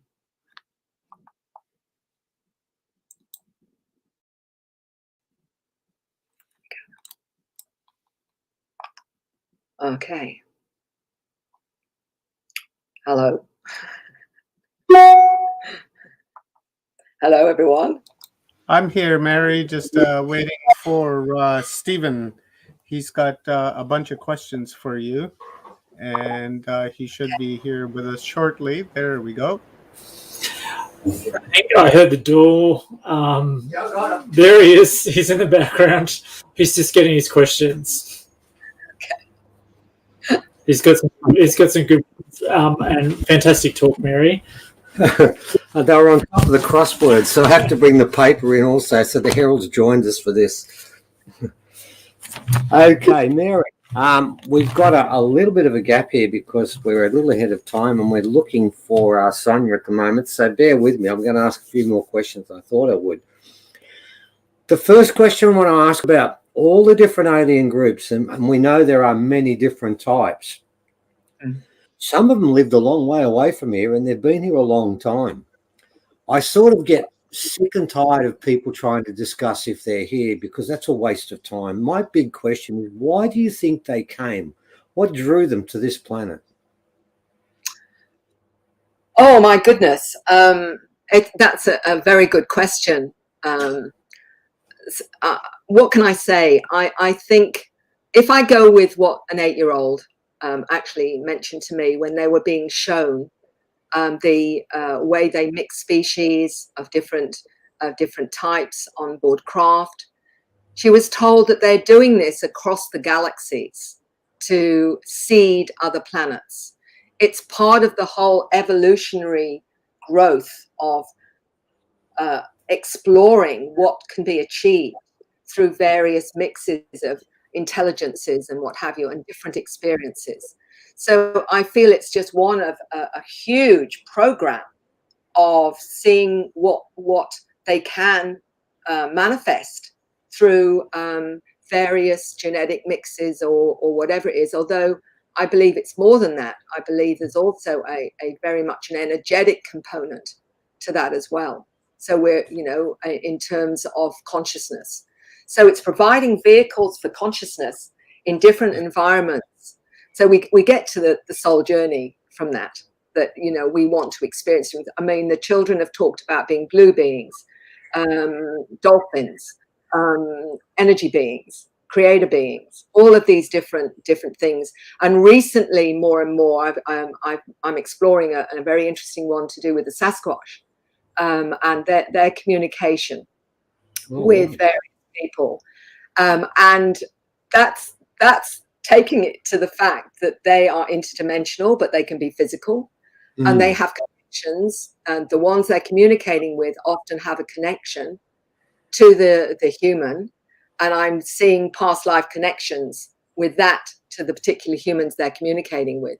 And this is all part of another presentation that's connecting past lives to their present life now and why they've incarnated now. So really, we're talking again about consciousness, however you understand that. Yeah. Are all the aliens, all the different types of aliens on board with this, or are some trying to subvert it in some ways? Very good question. My sense and what I've come across in my research is there are definitely appears to be some intelligences that are self-serving. They've got their own agendas, okay? But when you look at the surveys that we've done, where 85% of those that had encounters noticed a complete transformation, a psycho-spiritual transformation, I think that suggests very clearly that the majority are benevolent and wish to help us reach another level of awareness. Otherwise, you know, it wouldn't be that kind of statistic. And that in itself, 4,200 individuals, is very profound, I think, in terms of what is the outcome. The outcome is a far more aware spiritual human. And of course, that leads up to something, because probably, as you know, there are certain alien races, and I'm thinking of David Icke for one, where they've made a blanket statement about that alien race having, let's say, less than honorable intent. Do you think that's the case, or do you think it's really difficult to try and say that all of a particular race are against this? I tend to feel like there's give and take and everything. What's your take on that? I'm with you with that, Stephen, and I'll tell you for why. Because in terms of, say, for want of the one that gets a bad rap often is the reptilian, for example. Okay, I have met people that have had the most amazing, loving interactions with certain reptilians, and one of them is a well-known researcher called Barbara Lamb, and she explained to me that she went in her room one day and there was a 7-foot reptilian, and all she felt from this being was love, and she was embraced by this being. What I've heard is that all races are being affected by this frequency. Yes. So the ones that want to reach another higher level of spirituality, it's happening with all species, not just the human species, that we're all being affected by these frequencies. And there are some that want to get to a higher level, and there's some that, like in humans, want to stay put and stay with the status quo, depending again on the soul agenda, which is, I'm going to be this form, I'm going to ascend in some way to a high frequency during my journey or whatever. And that goes for the Zetas. I was told there were 165 species that this lady knew of. Well, you can't just take one Zeta and say, well, they're all like this. That's the point. Yeah, good one. You know, because you are labeling. Well, we could label humanity going on some of the beings on our planet like this. Well, that's the point, isn't it? That so it's illogical. And what I say to people when they see a being, rather than go on what you've read, what are you feeling from this being? Not what somebody else is saying about them, because they're coming from their own perspective, their own maybe lens, their own judgment, their own fear or whatever. What are you feeling from this intelligence? And often when I do hypnosis with all of this, Stephen, I notice that when you take them into the experience and they have an interaction with that intelligence, they often have realized that they've been connected to this being right through their lives. And not only that, they may actually have some genetic part of them is related to that intelligence as well. So we're looking at, the fact that they may in fact be looking at part of their genetic parentage. So this changes everything when people understand from that deeper level. And that's the problem, that with the conscious mind, we edit out what's unpleasant or difficult, or we're just scared of the unknown. Once we get more of a sense of what is really going on, that can change us 180 degrees into a whole new perspective. Definitely. I'm pleased you said that, because I do feel it's very important we understand that there are good Homo sapiens, there are bad Homo sapiens. There will be good and bad in every race, and we should never be put with the same blanket. So that's a really good point. Now, speaking of that, as you know, the original people, and I had plenty of elders who would actually had one elder, Uncle Jerry, before he hung up, he'd repeat the same line every time. He'd say, my grandmother taught me that the Pleiadians are our brothers and sisters. And we all know that in Australia there is that strong link. What I find interesting in this, and it's still not quite clear, and I'm hoping you might add some clarity to it, is at present count, we found 17 different hominins are running around this planet. Right now we've found new ones called Dragon Man, which has got a larger head than ours. Denisovans have a larger brain. Neanderthal have a larger brain. Homo heidelbergensis has a larger brain. And obviously the flat-headed being we've got's got a larger brain. The question you've got to ask when you look at this, at the moment, I think we can rank ourselves 6 on the intelligence scale with hominins. Why was it that the aliens tended, I mean, what's left now are just sapiens. Why were we chosen out of all those different hominins? What was the talent we had that attracted them to us? That's a good question. And all I can look at is when they're seeding, the whole idea is to give us the potential so that when we reach a certain level of consciousness, more of our potential unfolds, so that we start off as quite limited in terms of our consciousness, but as we grow as a species and we learn and experience, we activate more and more of our connection to our ancestors and what have you. And that process allows not only the soul to grow, but also allows us as a species to go through a process of growth. And they're saying that they do this all over the cosmos, that this is a vehicle for the soul to experience. Everything is a vehicle for the soul to experience a new understanding and gain new understanding. I can only look at it from that perspective. That's the only way that makes any sense to me. And so, look at what we're having. Why it's happening so accelerated now is because we've reached a certain level of technology where they're saying you can destroy yourselves, and you also can destroy other things that are put in place in terms of this reality, in terms of the dimensional side of it as well. So it's saying we've got to upgrade the 3-year-old that's got a loaded gun and wants to shoot everybody. And we've got to upgrade them now to an intelligence and awareness and an understanding of what actually is going on. But the potential, I'm being told, is for the human. There is something within us that enables us to be quite extraordinary in ways we can't even imagine. Right. That's the difference, I think. I think there's something innate in sapiens as a race. There's got to be a reason for that. And let's go a little bit further with something you mentioned when you spoke about ADHD and autism being our future. I was, in my other existence before here, I was a teacher, and I actually was head of special ed. And I found it interesting, that word autism. I think we need to clarify it a bit, because autism has been misused. I've had children I've taught that could never speak.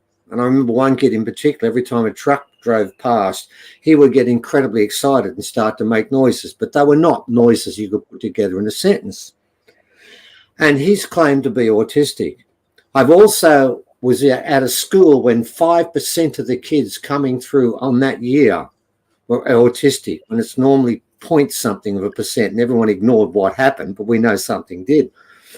What's interesting with that is I think we need to be very clear what autism is and what it isn't. And I want to make the point, I think you're talking about the kids that don't fit in, that are quite aware, but have one characteristic that I'm hoping is an indication that they are our future. Proper autistic people have a real issue with sarcasm and lying. And I'm wondering if when we talk about autism being our future and our children, I feel that you're right, as long as people understand what autism isn't. Because you can't say someone with an IQ of 138 has the same illness as children I've taught that have got autism that are called TLA, too low to assess, below 30. That's not what it is, and I want to make that clear, because I don't think you're talking about the kids who have IQs below 30. You're talking about the ones, that's what I wanted to get very clear there, because from a teaching point of view, people may get confused with that, and they may put what is an artificial construct, and I think it's done deliberately. Yeah. Because you're right, the autistic kids we're talking about often don't fit in, can't be programmed, and I think their most endearing feature, and I think I'd like you to talk about this a bit, is their inability to lie, which means the stories they tell you, if they were lying, it's against their actual medical condition they claim they have. So I find that an interesting parallel. What's your comment on that? Do you find that autistic kids have this issue about lying? Well, let me put it like this. I spoke to an Asperger's who said to me many, many years ago, he said, Mary, they say that we can't socialize. He said, that's not true. He said, with each other, we have absolute harmony. We understand each other absolutely. He says, but what we can't deal with is masks and social conditioning, because it's not real. It's not got any integrity, so we can't be bothered with it. We just, because it's not the person. They're following social norms and they're masks. They're not real. That's why we don't want to socialize with them. But within ourselves, it's what we're saying is coming from us. It's real. It's not these masks, these social masks that we're expected to be part of. So that was how he explained it to me. And what's interesting too, with some of what they're not aware of, is many of the autistic, so-called autistic, are telepathic. Many of them are reading you. They're reading when you're frustrated. They're reading when you are not coming from integrity. They're reading, and they will respond and mirror you in whatever way. So if you're not coming from, again, a place of integrity, a place of honesty and truth, they will read that and then they will switch off and they will react as well. That's how I have come to understand this awareness. And I remember one, she was autistic, and they said to her, why don't you look at people in the eye? What's the problem with looking people in the eye? And she came out with, every time I look at someone in the eye, I get 10,000 images all in one go. I think you've summed that up really well, because there are all sorts of lies out there. I mean, I was a head teacher of special ed, so I know what I'm talking about. There are so many lies about the fact, you can't touch autistic people. They don't respond to affection. Absolute lie. Absolute lie. That's been created by shows like Rayman and other things where people have got this idea. And I think it's really interesting what you said about the fact the reason they don't want to look us in the eyes because they don't like what they see. They just think, I don't want to do this because, they're right. You're right about this. I think it's really important. I've said this myself. I think autism is not a disability. It's an extension. It's an improvement on what we are. We shouldn't be, as we do in education, because this is what I'm very concerned about in education. Once you give someone that label autism, they feel they have something lesser about themselves, when I've found that the autistic people we're talking about are an extension upon ourselves. Because honestly, if we lived in a world where no one lied ever, it would be better than what we have today. Nobody could convince me, and I've said that to many people. This world is built on lies. And right now, people don't trust people because they know they lie so often. Or the cleverest lie is the omission when they don't say things. But autistic people can't do that, can they? They have to tell us what they feel and what they think. Yeah. And we call that a disability. Let's talk a bit more about schooling now. Schooling. I believe it's probably the thing that is a deliberate attempt to sever our connection with our star heritage, our activation, and our connection to the other side. Do you believe that's what schooling does at the moment? It takes children in kindergarten that are like unplugged little souls, and I see them when they come out in year 12. And I see that light in their eyes. As it goes through infants, it's still there. Then you see it disappear piece by piece by piece. I can only blame schooling for that, or am I being hard? No, I think you're spot on. Absolutely spot on, Stephen. And the reason I say that, I've been talking to some educators, and you know, with my book, I didn't ever expect to have what I would call more of the mainstream get in touch with me. And I've had educators as well as clinical psychologists get in touch with me, seeing these children. But the educators know there's something, because a lot of them are star seeds. So they've gone into education to try and change it. And they're recognizing these children and saying the problem is that what we're doing is we're programming them in a 19th century model. And they will not ever respond to that because it's not where they're at. They are reading you, and some teachers have talked about mind melds, or them seeing right into their information in their consciousness and pulling it out. And so the whole point of the 3D model is to shut that down.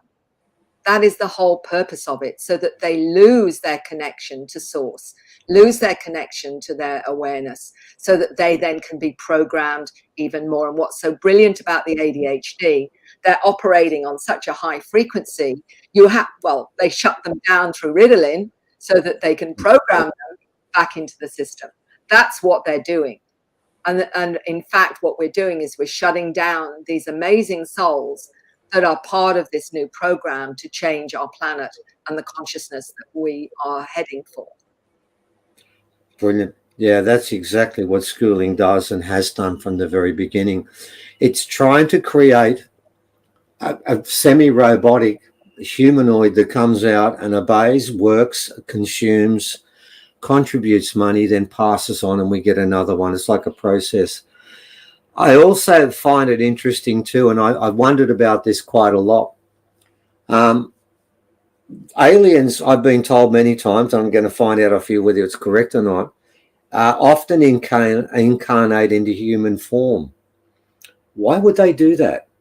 What would they gain from it? It seems to me like there they are, really advanced, got the whole idea of what's going on to an extent, not completely, it's been made clear to me, and then they go back down to kindergarten in human form. What do they gain from that? Well, some of them have volunteered. What I heard from many is that, and that not just the ones that are in our physical reality, but the ones interdimensionally that have come through the dimensions, to bring their skills and their awareness to assist this planet with its transition. Just like the 10-year-old explained that he was a blue being, he'd come here for the very first incarnation. He's a center seed to connect to the center of the planet, and he's going to help with the pollution. So that's his job, that's his mandate. So others are coming in, different mandates to help the planet, not just the planet, but the consciousness of the people. And we're getting more and more of those. And some of them will call themselves hybrids because they're more connected to their star ancestry than they are to being humans. And a lot of them find themselves getting very depressed here because of heavy energy and say, I want to go home. I don't like it. That's what I'm getting at. I'm feeling they must feel that sometimes, my God, why did I volunteer for this? But they keep doing it, don't they? Yeah. Well, now they're helping, Stephen, because people are saying, well, why aren't they helping us? Why aren't they coming down to help? But they are. They're coming in, they're embodying in human form because that's the way they can help. They can't just come and fix it, but they can through consciousness, through coming in and being in human form, so they can actually influence what's going on around the planet. And this is what we're getting all along now, is these wonderful souls coming in with different awareness and understanding, so they can help us do, you know, as a species, to reach that other level. And that brings us up to something quite interesting I was going to talk about, and I had written down next to the crosswords, and I'm having big trouble with the crosswords today. And it was this, that it's a notion, as you know, Leah works with us and is in contact with an alien by the name of Mesref. And he was giving us an example of something which is called free will. He said that every being on this planet has free will. And that sort of runs against a lot of people are saying, why don't the aliens, I know that, like you said earlier, I heard you say something every 6 seconds, and there's probably less than that, some form visual appearance or some sort of appearance of an alien is seen or sensed by someone. Why don't they take up their big mothership and land it on top of the White House and show everyone, like those films, here we are, we do exist, and resolve that problem instead of this argument, do or don't they exist? Why don't they do that? Well, first of all, they'd be shot at for a start. Would happen or whatever. But it's a process of actually engaging consciousness, because there are so many in our society that to do that would be such a shock to the psyche. Let's look at ourselves, look at the process we went through to acknowledge this is a reality. And it takes many years sometimes to come to terms with our reality is the same as mainstream anymore. And it's about a process of bringing that information in through consciousness. And that is the way that we learn and we grow and we become more open to new things. This is what's so important. It's part of that soul journey. Right. Well, I've just got information that Sanya is about now, so we've got her. But I am going to ask one more question about this, and I want your response to this. As you know, we do in our online conferences now, we have a session where I ask questions and Leah passes those questions on to Mesref, then she responds with the answer. And I found this issue of free will quite interesting, and it was brought up. I didn't know that the power we have of free will is so, and I think that's why we don't see the aliens, because then it's not free will. You think, oh, okay, then I believe in this now. I think we have to find these things. And I asked Mesref a question. One I thought was very simple. I said, humans have 3 beliefs about the afterlife. Number 1, nothing. Nihilism. It doesn't exist. Number 2, heaven. You go to heaven and there you exist for the rest of your time forever. Or number 3, reincarnation. And I made the mistake of saying to Mesref, only one of these could be correct. And his answer was this. He said they all are. He said because it comes down to each individual soul. If they believe heart and soul that after this existence they don't exist again, they will not. Yeah. If they believe that when they exist once, they go to the other side, which is a curtain, which is right next to me right now, it's that close, but don't want to come back, they don't. And if they want to come back and learn more, they can come back. So what he was saying is that every soul has its own journey and can make its own decisions, and if need be, can even stop the journey. What's your take on that? Well, I'll go back to a book I read many, many years ago by a clairvoyant, Doris Stokes. Some people may remember her. She died in the 1980s or 90s and wrote lots of books and came to Australia, actually. And she said, whatever the belief system is when the person dies, that's what they'll experience in the afterlife. In other words, if they believe in Jesus and Mary and heaven, that's what they'll get, certainly initially.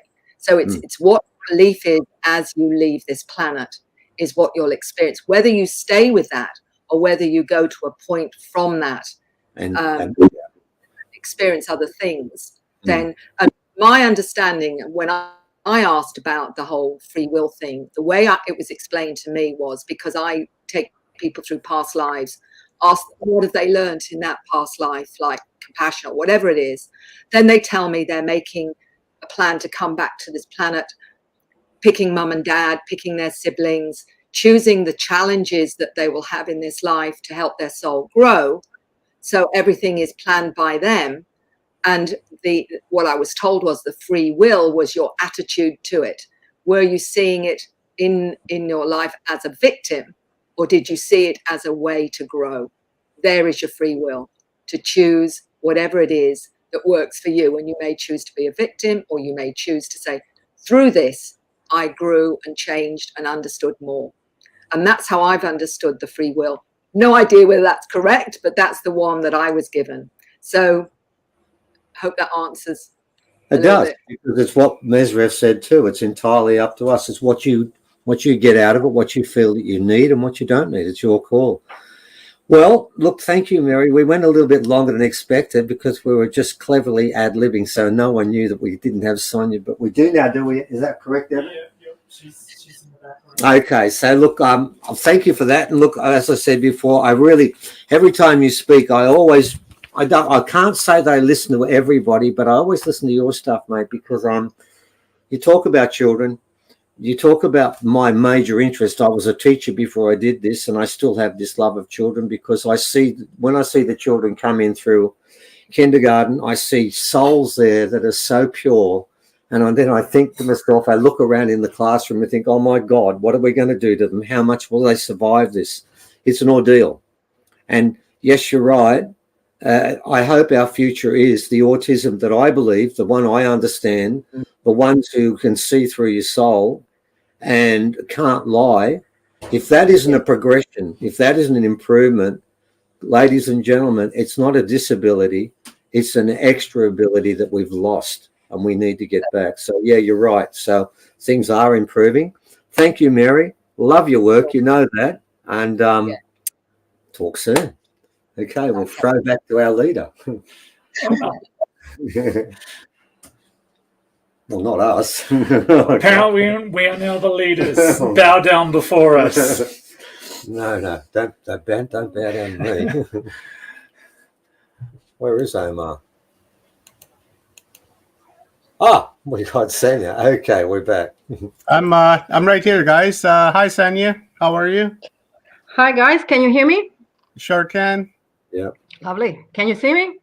I sure can. Woohoo! We are on. I thought great to see you guys. I thought because Stephen and Evan know you the best, I will let them introduce you so that you get a proper introduction, and because that's very important.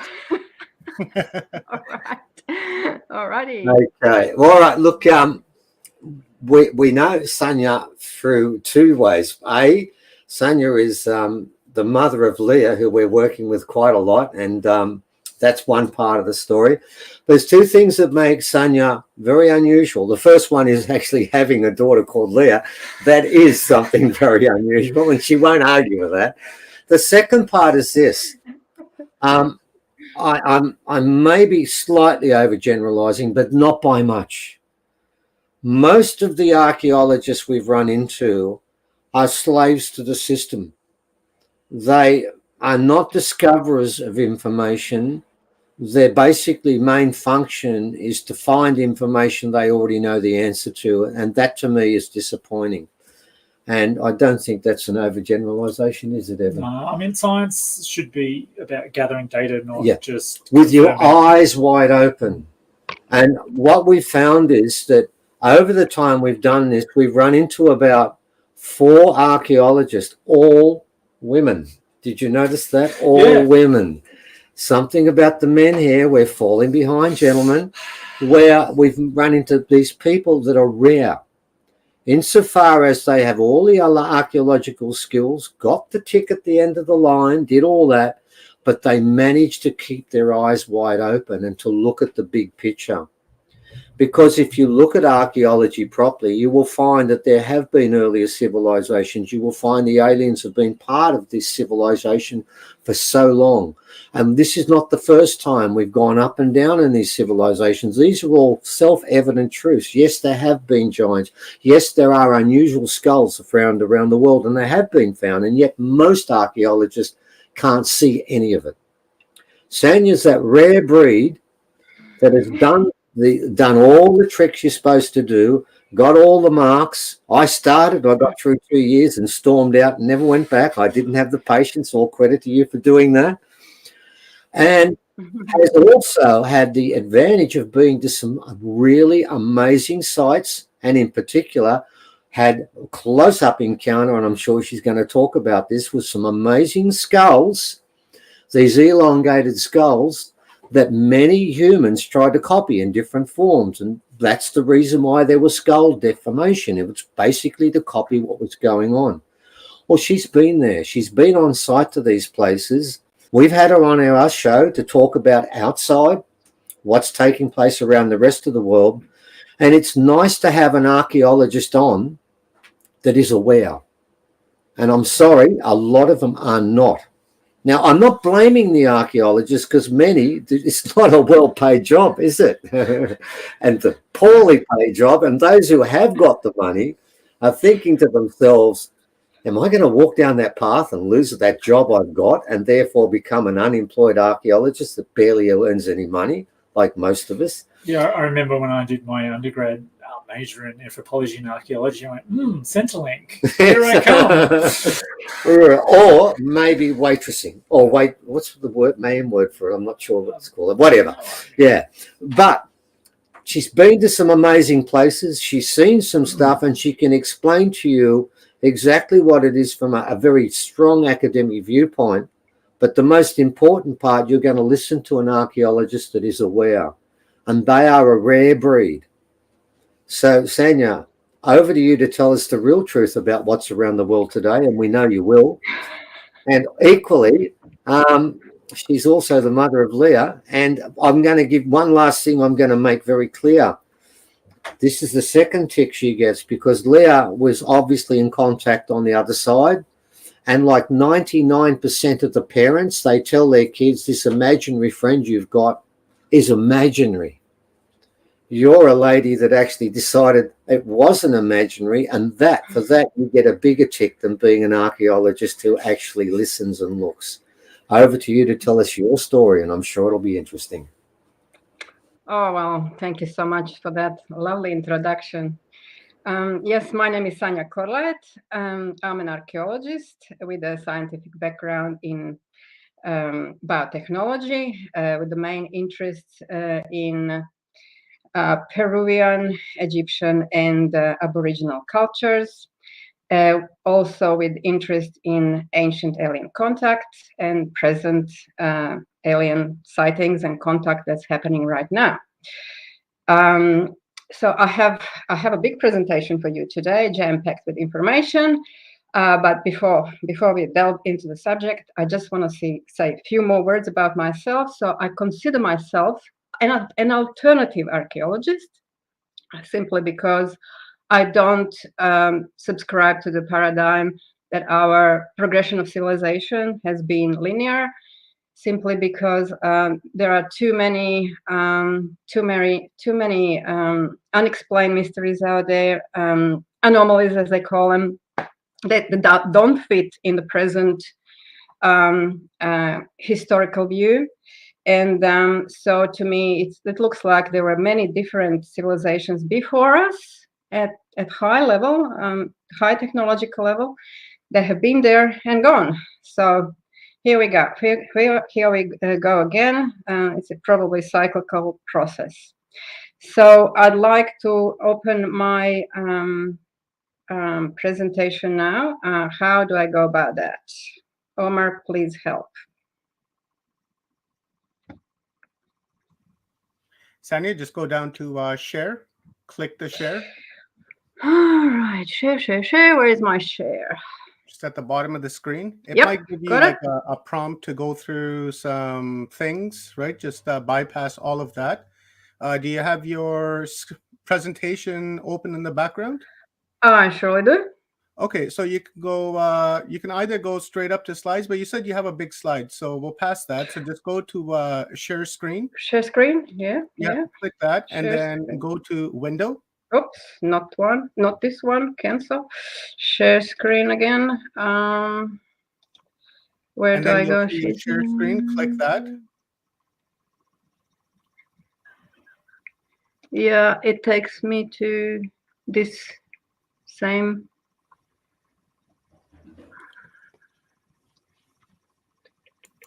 This doesn't work, does it? Let's try something else. Do you share slides?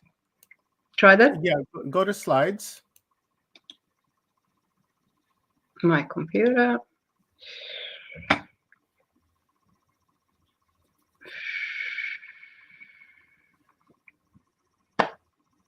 I don't know. It might take a couple of seconds to load up, Sanya, so just give it a moment. Or it might say that it's too big. Is that what it's saying? No, I think it wants me to open it right now. So, okay, give me 2 seconds.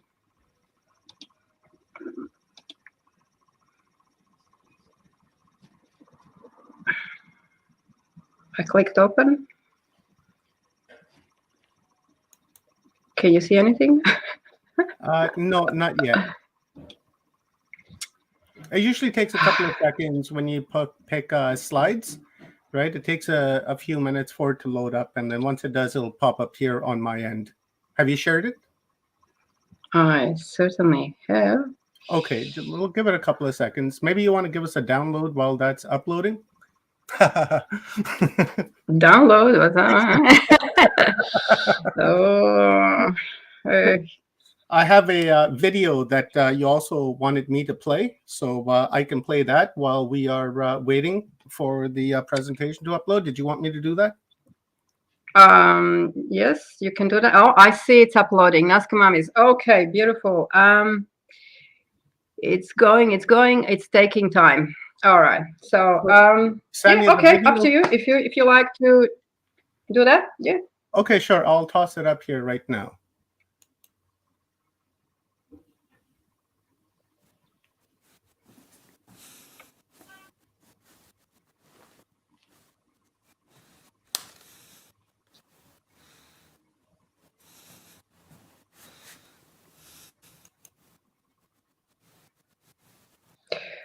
Can you hear me? Can I talk while this is going on? Yeah, absolutely. I can hear you. All right. This is Jamin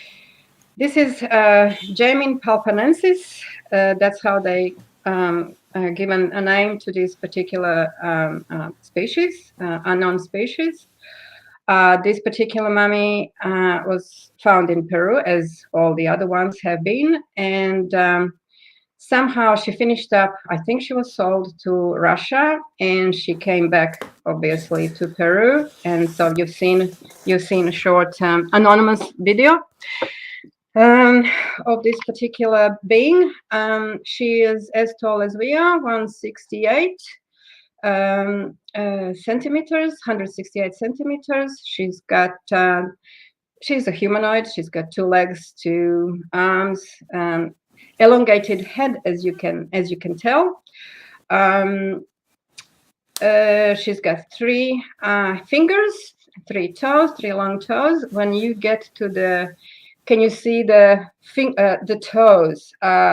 They look like they're curved. They don't look like they've been used for walking on flats. They look like being curved as talons. They look more like they've been used like talons. So we really don't know anything about these beings when it comes to where they lived, where they come from, what did they eat, but when we get to the presentation, which it's now on, first slide is there. Let's see, how do I just click on this on my presentation slides? Oh, you have it. Wonderful. All righty, so my presentation is called the case of Nazca mummies, the extraterrestrial biological remains and the scientific proof of their authenticity. So let's go with the first one. Can I move the, okay, I can, here we go.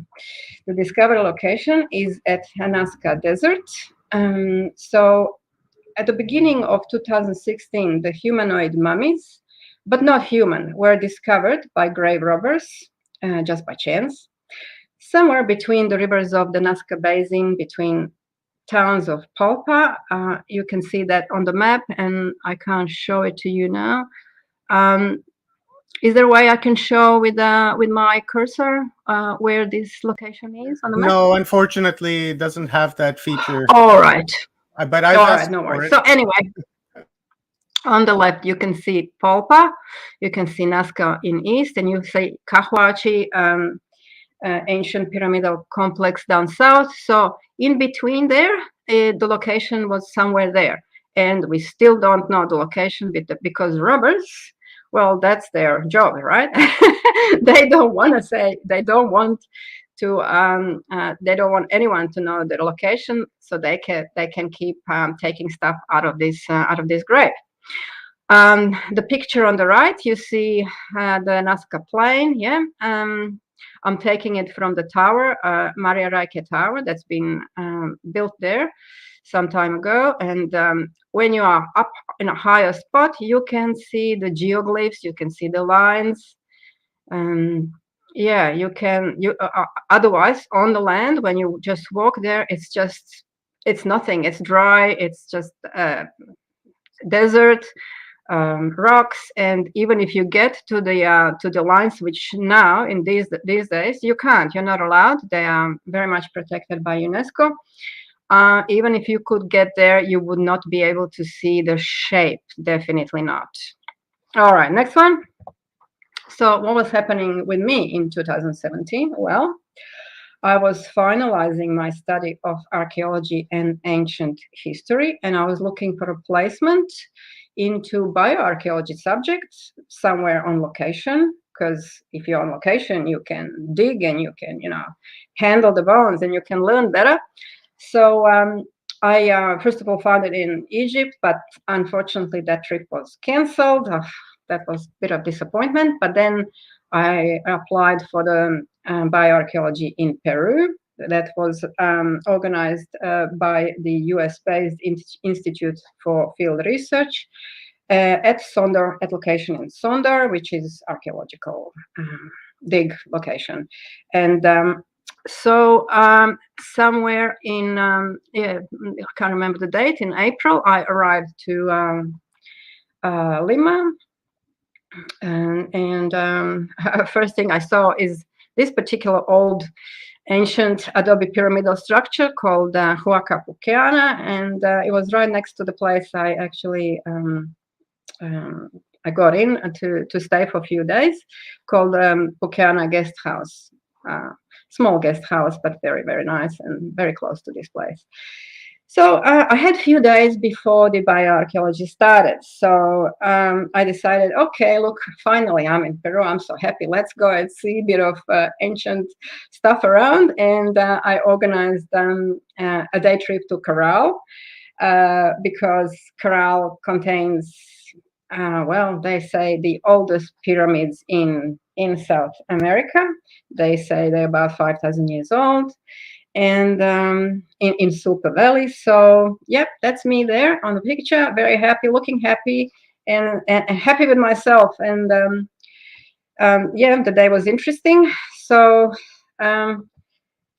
if you happen to go there, yeah, it's a nice one to have a look at.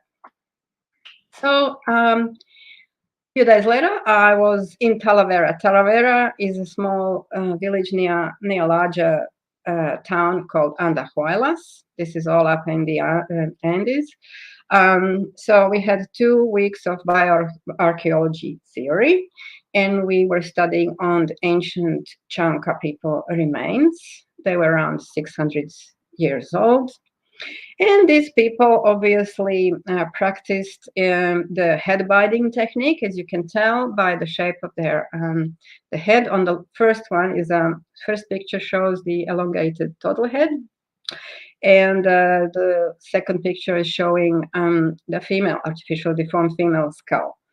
Oh yeah, she also has holes in her head, but that's because she was probably attacked. Well, they chunk of people were contemporaries of Inca, and they were in constant war with Incas. They were killing each other every day, probably. All right, next slide. After these 2 weeks of intense theory, we had we were coming to these peaks, Andean peaks, at 4,600 meters above sea level on the dig. So this is the dig. This is the archaeological complex hill. First one you see on the left-hand side, where usually tourists come and have a look. So every day we would arrive by bus, because this is even higher than where the village is that we were staying in. We would arrive here. We would walk up this reconstructed cottage, which you see in the middle of the hill. We would turn left, keep going, and kept going onto the next hill, which you see on the left, kind of behind. So the second picture is showing the location where archaeological square was set up for excavation. So that's the start of it, and I'm not gonna go through it because I'm not really allowed to talk about it. So anyway, we'd go back to it just to tell you that all of us who usually live at sea level, we were all sick with this high altitude sickness, and the symptoms are basically you are running out of air and you don't have much energy for anything, which was a bugger. I really wanted to dig a lot, but obviously at the end I didn't dig a lot because I couldn't. 2 weeks later, I was finally traveling through Peru free on my own, and I came to Nazca Desert. That was the spot that I always wanted to see, because I guess for me it was the most mysterious ancient wonder ever. You probably know it's now, as I said, it's protected by UNESCO World Heritage Site. And the second picture is taken from one of the nearby hills. So you can get onto the hill and see sign lines and bit of shapes. But this straight kind of road-looking thing is a line. These lines actually go for, some of them are very straight. They're going for 10 kilometers. You wouldn't believe it, but some of them are really, really long and very straight. And they think they've been, archaeologists think they've been created by this so-called Nazca culture somewhere between 200 BCE to 600 years current era. So that's a span of 800 years for Nazca culture. While I was in Nazca, I took a day tour. So obviously you need a local tour guide. So I met Orlando Flores, who took me to see this interesting cemetery, which was interesting because you have very strange shaped skulls there, and some of them had very, very long hair. And then he took me to see the ancient aquifer system at a spot called Vista Alegre, also near Nazca. And while we are walking around this amazing spot, which is in really, really good, still very good condition and functioning. As you can tell, the one in the middle, the picture in the middle shows me going down into one of these swirling wells, and you can see water down there, very crystal clear water that's still used today by farmers for agriculture. You can drink it if you want. It's coming from the mountains, so it's a few kilometers away.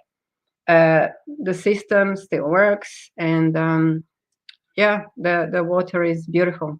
Anyway, as we're walking around here, he goes, last year some grave robbers have found some interesting remains that don't look like from this world, look like extraterrestrial remains.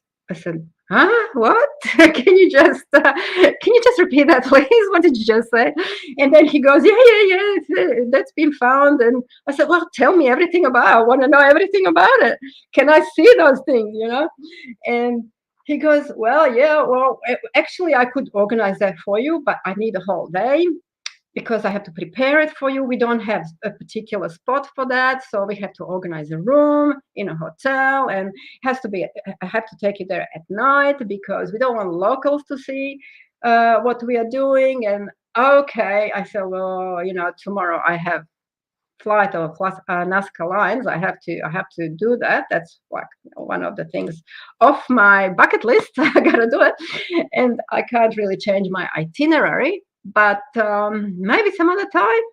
He goes, yeah, maybe some other time. All right. So picture 3 is taken from the plane because this is when I was flying over the Nazca lines. All right. Next day, the day after, I said goodbye to South America. And back home soon, a telepathic message arrives through my wonderful and amazing daughter, Leah Capitelli. You already heard about her. Well, she's a lifelong contactee, and she receives a message from one of her contacts, not the usual contact, somebody else that obviously knew a little bit more about these remains. And this time message was for me. And the message said, if I go back to Peru, I will be able to see the remains. And they were not sure if I will be able to touch them, but definitely I will be able to see them, they said. Right. Okay, that was an interesting message and made me think, and I thought for a while, and then, okay, if that's the case, I applied for the volunteering position on the archaeological dig near Nazca, which was the pyramidal complex called Cahuachi, which I saw that previously and was looking kind of interesting. And I thought, okay, let's do this. Let's do the whole thing. I'm gonna go and on the archaeological dig, and I'm gonna probably see those things. So I was on the move again. So this is the year after, 2018. At the location of the archaeological dig. You over here you see the main pyramid, which is basically a hill topped by mud brick pyramidal, pyramidal structure. The walls. So they built these walls on top of the hills, and now the whole thing looks like a pyramid. So this is a whole complex. This is just one of the pyramids, but the whole complex is large, and there's about site is spanning about 1.5 kilometers of these sandy mounds covering unearthed pyramids. So there's a lot of work here that could be done. Unfortunately, some of the land there that holds these pyramids is now in private hands, which is a crime. It should never have been sold. Archaeological camp right next to the Cahuachi pyramids is obviously not a 5-star accommodation, not for everyone. This was my bedroom, sorry, for 3 weeks, and sand was everywhere all the time, and the sandstorms would come every day around 2:30 and start hitting your face and hitting your exposed skin, and it's not nice, I can tell you that. Like you have to cover yourself, especially if the wind is a bit higher. So anyway, somewhere in the third week, one of my back muscles just given up on me. I stranded it, and that was the spell. That was the end of it. That was the end of. I couldn't dig anymore. I was in pain, and that was the end of my digging days at Cahuachi. So I was free again, obviously, to be a tourist and to be a researcher. And what I wanted to find a proof, some sort of,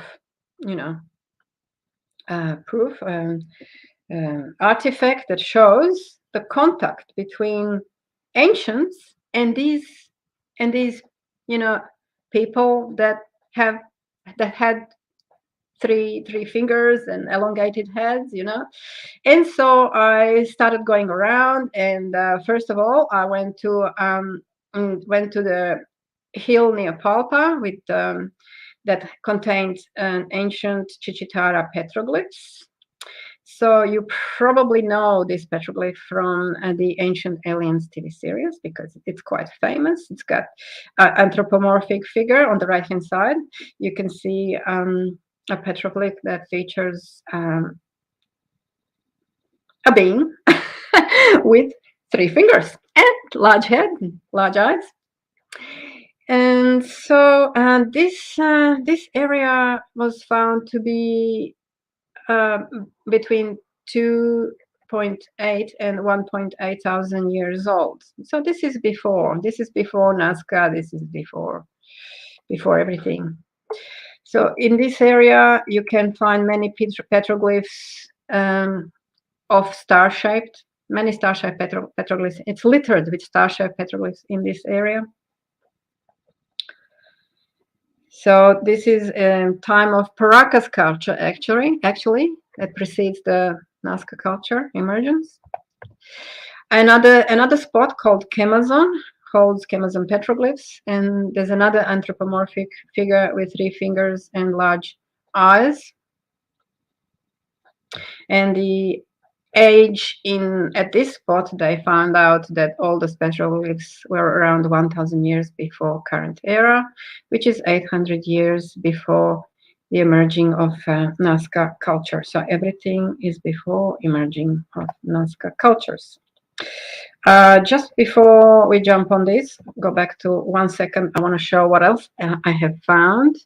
If you can see, this is the replica of ancient Nazca culture vase, and it's showing 3-fingered, 3-toed being with large eyes. So it's a replica, meaning they had them like that. All right. Finally, I get to contact Orlando Flores again, and I said, "Look, come on, I want to see those things. Can you please organize?" Oh, he goes, "Yeah. All right, it's going to be fine for tomorrow night. You will have to pay 200 soles." What was that? I can't remember. $50, $100. And yeah, I'll take that. It has to be nighttime. I said, "Fine, all right, let's do that."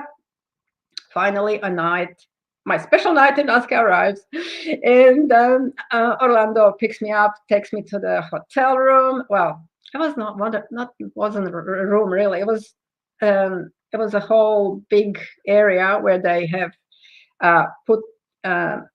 placed the large tables covered with white sheets, and on them they were the remains. They were different ancient remains. There was a man in a white lab coat standing there with rubber gloves on his hands, and he greeted me, and he said he was an Nazca doctor and he couldn't give me his name, but I said, "Okay, that's fine." I asked for a pair of rubber gloves. He said, no, you can't touch anything. Oh, okay. I was a bit disappointed. I really wanted to have a look, a little bit of, when you're holding something, you can gauge if it's real or not. But all right, fine. I started checking the remains, but as soon as I got near them, I knew it was real. They were a real thing, because they had that smell of old tissue, like if you know how the old fish smells, and something smells, it's not plastic. And yeah, I could even see the tendons coming out of some of the out of the longer hand. So when he went to the other room, I quickly decided, I'm going to touch this tendon. I don't care what he's saying. I'm going to touch it just to see if it's how it feels, And so when I exerted pressure on it, it kind of bent. It bent. It felt, and it didn't break. It just bent a bit and went back to its previous position. So I definitely decided, oh my God, this is real. Oh, I'm so lucky I'm here. I'm so happy I'm here, you know. And so I wanted to take pictures. He wouldn't allow me pictures either. So all right, what's the girl to do? Well, I had to draw all of this after I've seen the whole thing. So picture on the left is my first drawing. There was 4 small 60 centimeter beings, dried beings, humanoid reptiles, we call them now, with elongated heads. There was a long 3 large 3-finger hand, about 40 centimeter long, with metallic implants. Now these metallic implants, they were rings embedded in tissue. The third picture is showing large elongated male head with metallic implants. This was quite a shocker. This head is a little bit bigger than human head, human skull. This head was still had skin and everything intact. It was, you know, it was in very good state of preservation, and it had amazing metallic implants. It had upside down triangle between its eyes or eyebrows, somewhere there. Even it didn't have eyebrows, and it had 2 semicircular metallic implants above his. He didn't have earlobes, so above the ear canals. He had smaller mouth, probably same size mouth as we do, but smaller nose, no hair whatsoever, and kind of had a gray looking, you know, skin, and had elongated. The whole shape was a bit elongated. When I saw the whole thing, the doctor came and brought a small box. He opened the box and he took a small head, a small head, which you see something like that. This is what you see now in this picture, and put it on my hand. So it was a palm-sized, very elongated head. And this was a bear skull. So that's why I'm saying it's not the same, because I was holding a bear skull of this creature, and you are seeing the picture of the same creature, similar creature skull. But this picture, on this picture, you see that creature still contains skin. So anyway, I was quite confused with this skull, because the skull did not have a jaw. It had a large round opening instead of the jaw, and when I turned it upside down, I could see a square opening, which was absolutely strange, because we humans and all like the primates, we all have round foramen magnum, as you can tell. You can see the oval shape of foramen magnum, through which your spinal cord goes through and connects your brain to your body. Well, this is not what they had. They had some square opening, which I could not understand, and I don't think anybody can understand at this stage. So, all right, I returned the little head and thanked them for everything. And I was asking, okay, so what would you like to see? Like, what? I know you are involved in all this. What would you like to see happen with all these remains? And the doctor said, oh, first of all, I don't want to go to jail, because in Peru, it's crime picking the graves. You know, you just can't go and pick the graves. And he says, I'm a doctor. I'm not a grave robber. I don't want to go to jail just because I'm showing these things. But he also said, then I was contacted by extraterrestrials, and they told me I need to keep doing this, so I'm doing it. all right, well, that's amazing.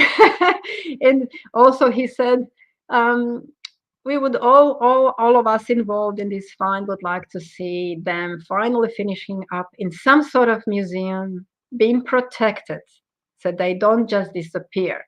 So the whole world learns what these remains are. That was his wish, and he got his wish maybe a year later. Anyway, we'll go to that.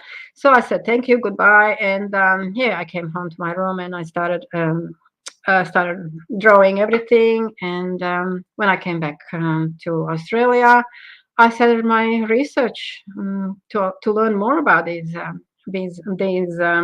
remains. So on the right hand side, you see an X-ray of this head of a small being head, 60 centimeter being head, and you see that there are few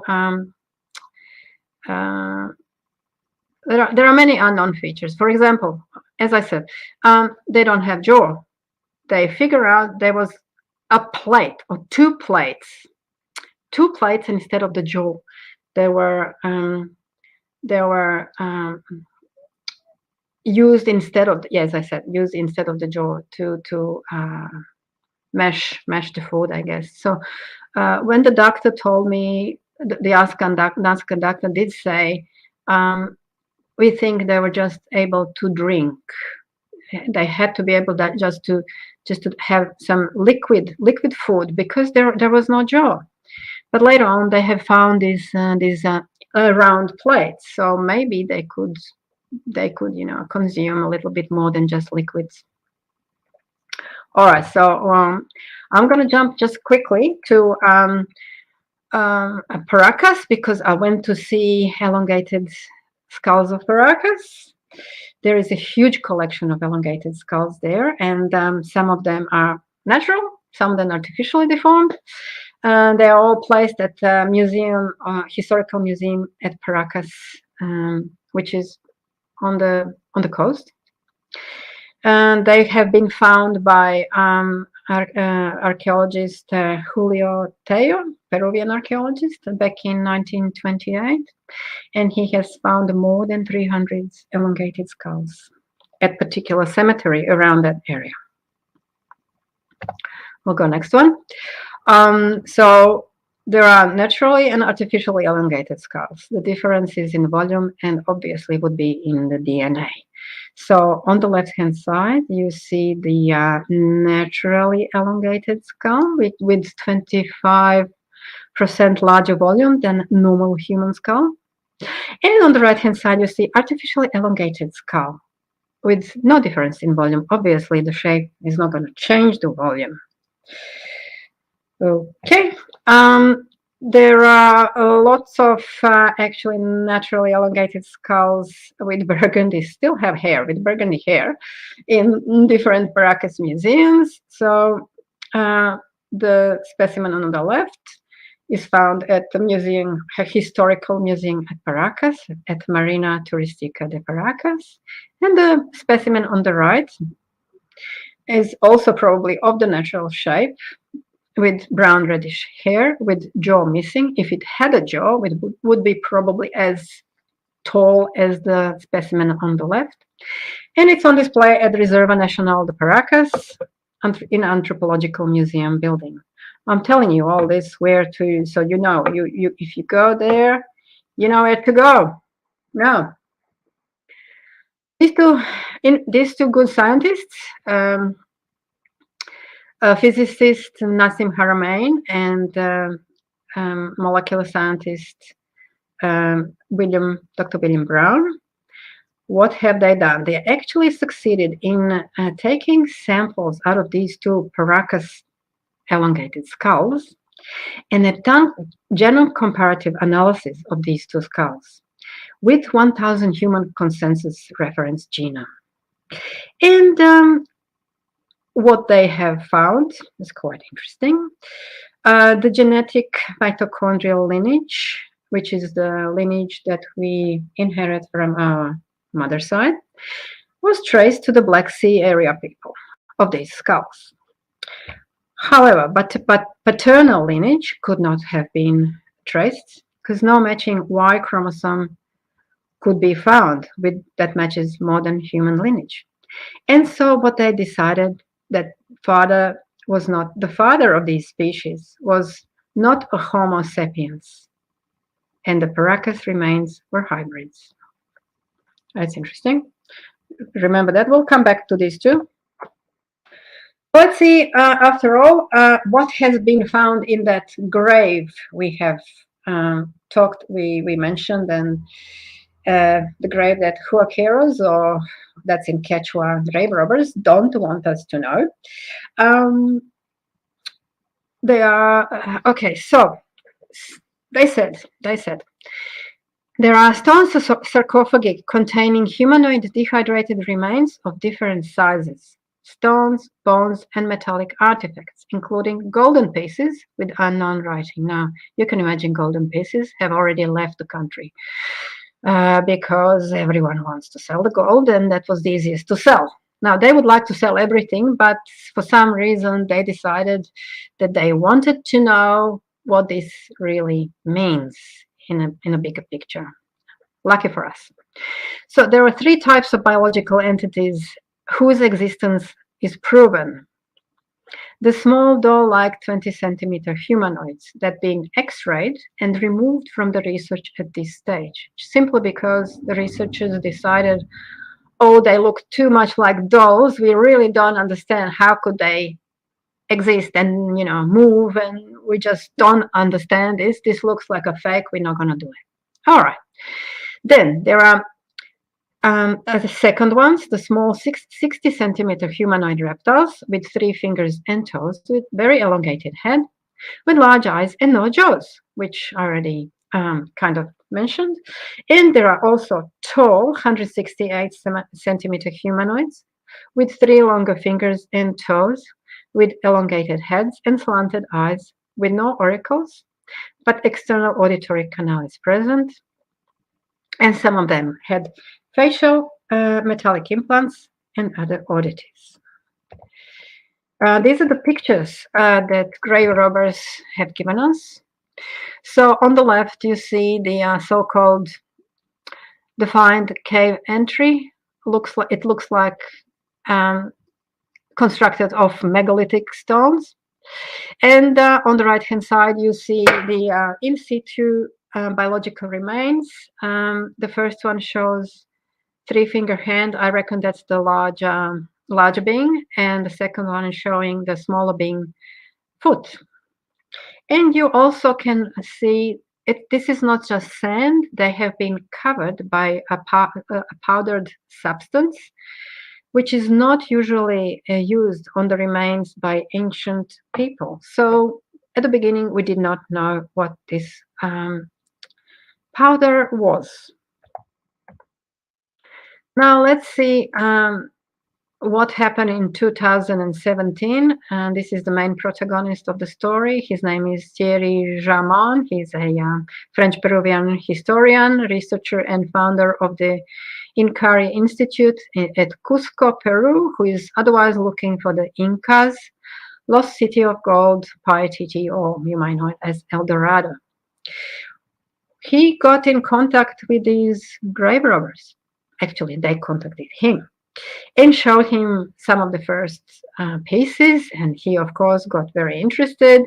And later on, they brought more of these pieces, and he decided, okay, I need to set up a crowdfunding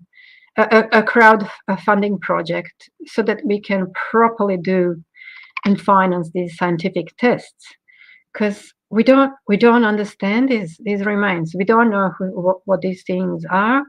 They look very different, and we need to find out. So that's what he does. He sets up a crowdfunding project. He comes up with, it was successful. He comes up with some, I can't remember, 35,000+ euros.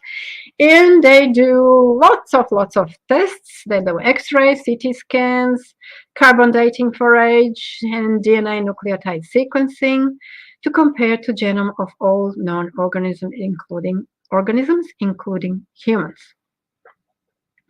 Now they were getting ready for the first conference in Lima, but the results were not complete for that particular conference titled Alien Disclosure. Yeah, so if you go to the alienproject.com, you will see lots of information there. That's Thierry Jamon on the left-hand side. So for the second press conference in November of 2018, they had a large presentation at the Congress of the Republic of Peru in Lima. The present, who was present? Well, all the scientists who were doing their presentations were there. So you see the biologists, Mexican biologist on the left. Then you see Thierry Jamon sitting there, our historian researcher. Then you see radiologist, Peruvian radiologist. Then you see a congressman who organized the whole thing. Then you see forensic examiner from Mexico. Then you see a Peruvian doctor, Lady Clara Ines Martinez. Then you see a Russian scientist, Dr. Galetsky Dmitry Vladislavovich.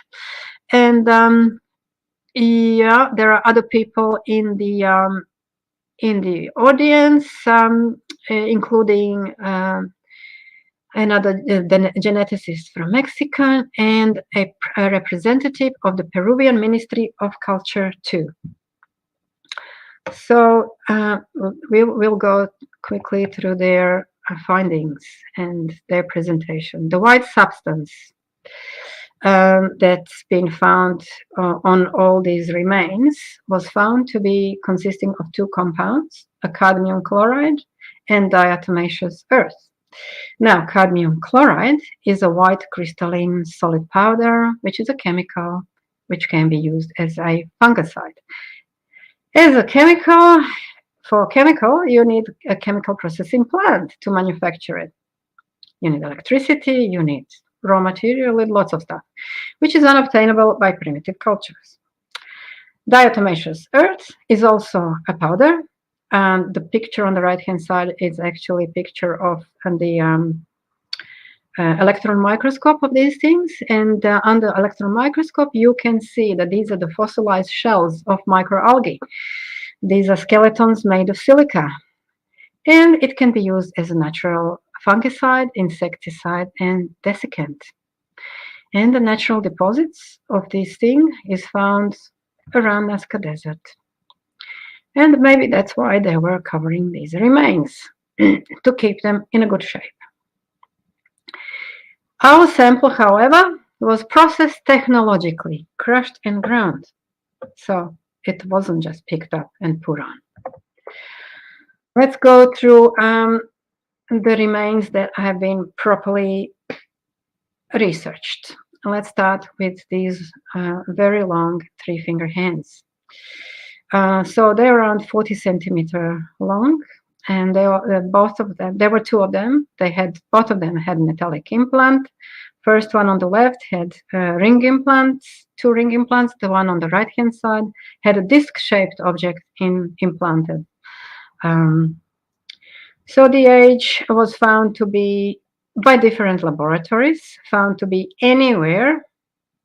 Let's start with the first one. Caribbean Trace Genetics and Archaeology came up with the age between 1080 plus minus 25 before present time and 7027 plus minus 40 years before present time for skin. So bone and skin were they found of a different age, which is a bit funny. Maybe the skin was covered with this material. Maybe it was contaminated. The laboratory in Mexico found it to be old between 1177 and 970 years old. And the beta analytics in US found it to be between 7,415 and 7,255 years old. When it comes to DNA, the DNA, different laboratories had very different results. it was anything between 0.36 to 100% in common with human DNA. And here you can see the need for repetition of these experiments, because you don't need me to tell you this is not a human hand, obviously not. So if they said, oh, it's 100%, result is 100% human DNA, that means some sort of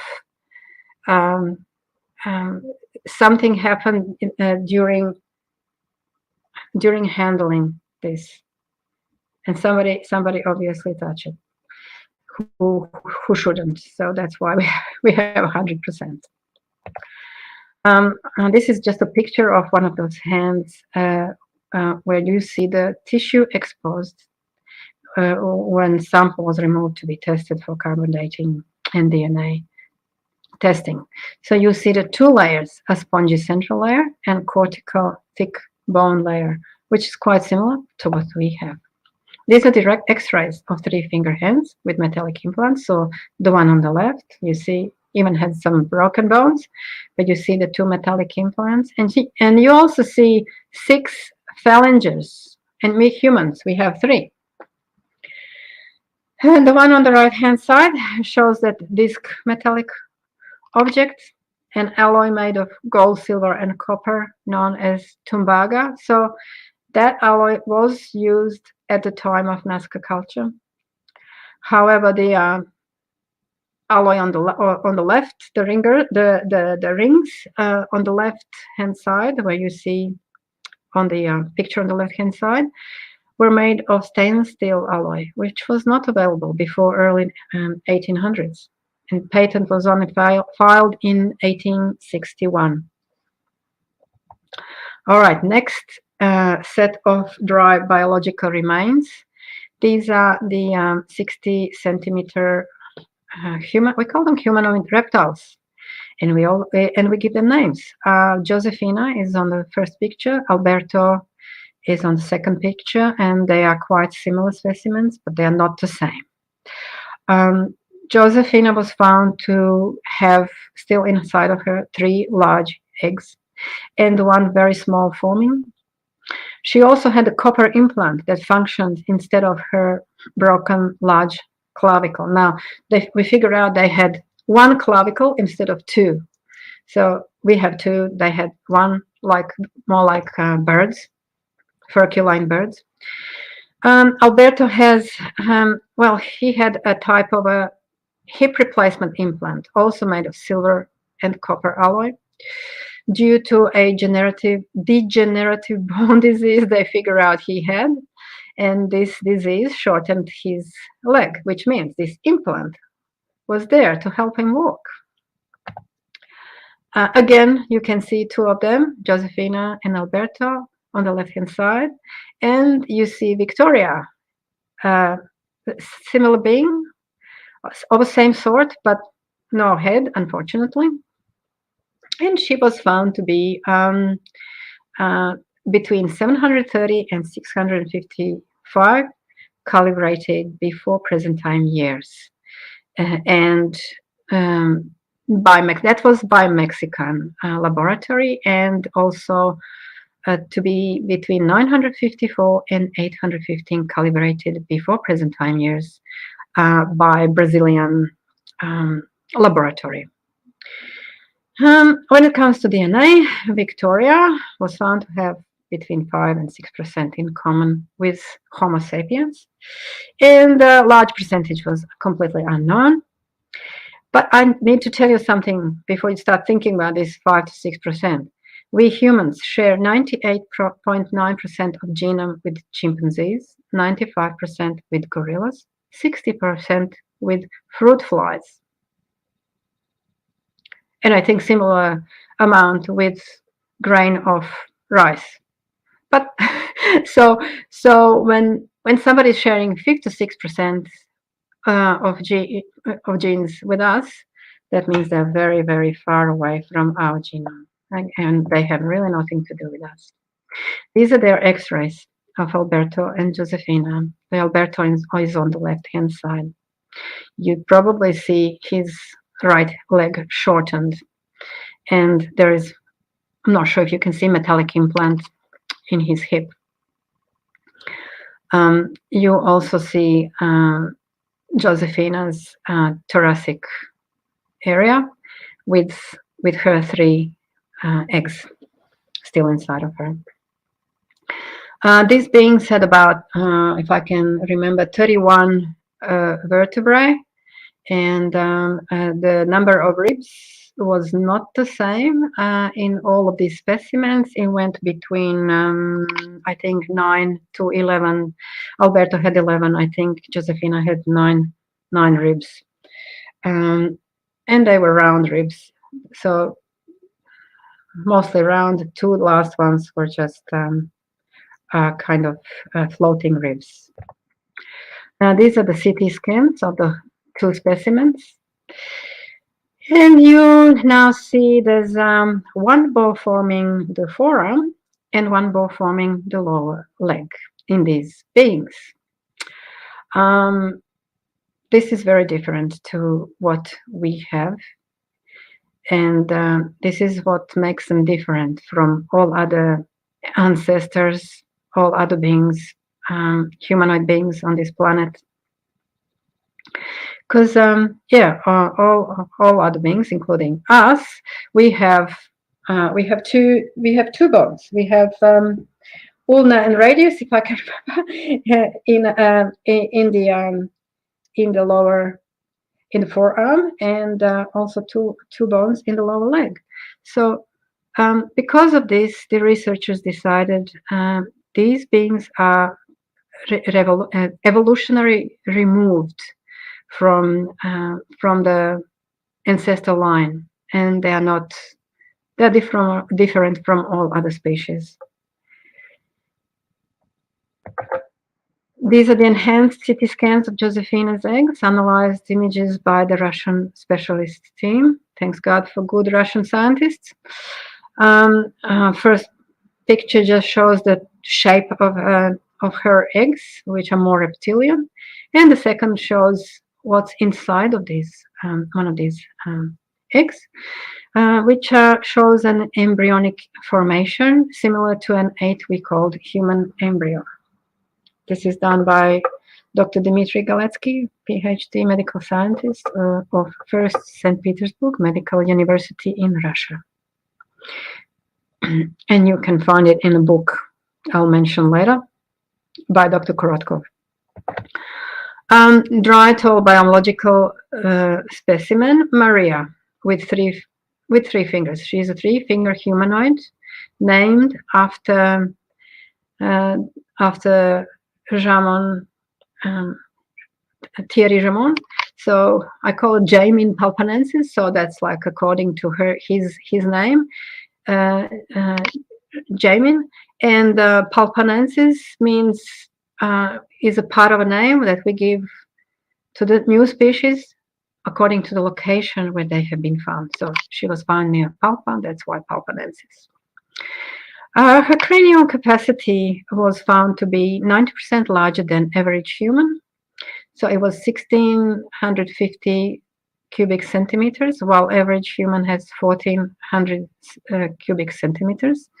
And the shape of a head was similar to Homo habilis, I think, the oldest intelligent human being, which was extinct 1.6 million years ago. All sutures of her skulls were present and closed. The DNA results show that she has between 23 and 33% of DNA in common with us, with Homo sapiens. And researchers concluded that Maria does not belong to any species identified on Earth. There she is again. And her age was found very similar, in a similar brackets by 2 laboratories. One is Beta Analytics in US, the other one is Mexican IFUNAM, and they both came with a very similar results. Her age being around 1,705 to 1,540, 60 years of age. So this puts her in the time of Nazca culture, meaning she was living at the time of Nazca culture, probably along the ancient Nazca people. These are the 3 X-rays of Maria, Jamin Palpanensis. You see her feet on the left-hand side with 3 long toes, which, as I said, they don't look like they've been made for walking on flat. They probably look like they were there more for gripping. The middle picture shows the thoracic cavity. She was found to have the same number of vertebrae as us, the same number of ribs as us. Everything was there apart from coccyx that was lost. Maybe an animal bite was there as well. Maybe she was bitten, so that part is lost. And so she also didn't have genitals. The picture on the X-ray, the 3rd X-ray, shows the facial bones of her skull, and you see the large mandible, the large jaw, with a few teeth still remaining in place. And when these teeth were checked and analyzed, the researchers decided she was probably about 40 years old when she died. The resting position was in fetal position, like other Nazca culture mummies. Maybe that's what it was. Maybe she hugged herself as she was dying. So we won't know if she was put in that position and then put to rest, or she just, died like that. You see her on the left-hand side. The right-hand side shows the dry corpse of a female that belongs to an ancient Nazca culture, which was around 2,000 years ago. The location of the cave of this find is still undisclosed. There were some attempts by the grave robbers to take Thierry Jamon and his crew to a couple of spots, and there he is crawling into one of these caves, but later on he's been told, oh, no, that's not the real one. This is a CT scan of Maria from above, the superior position, and then underneath you see the sagittal plane view cut in two, and first of all, the first one shows kind of well, and that she has quite elongated head with large jaw, and the second one is showing all her internal organs still intact. So the brain was there, the heart was there, the lungs were there,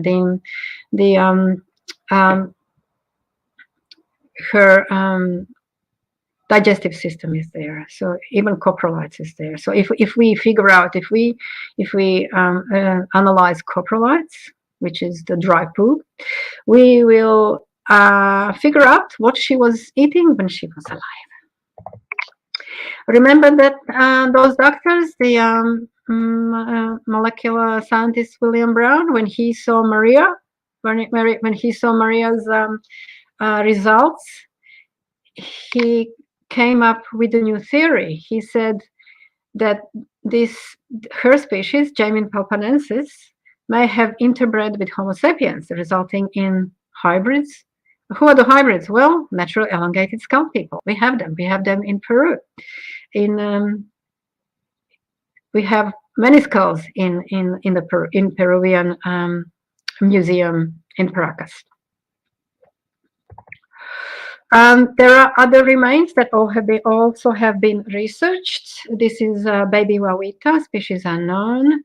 Her DNA was found to be around 25.6% in common with Homo sapiens.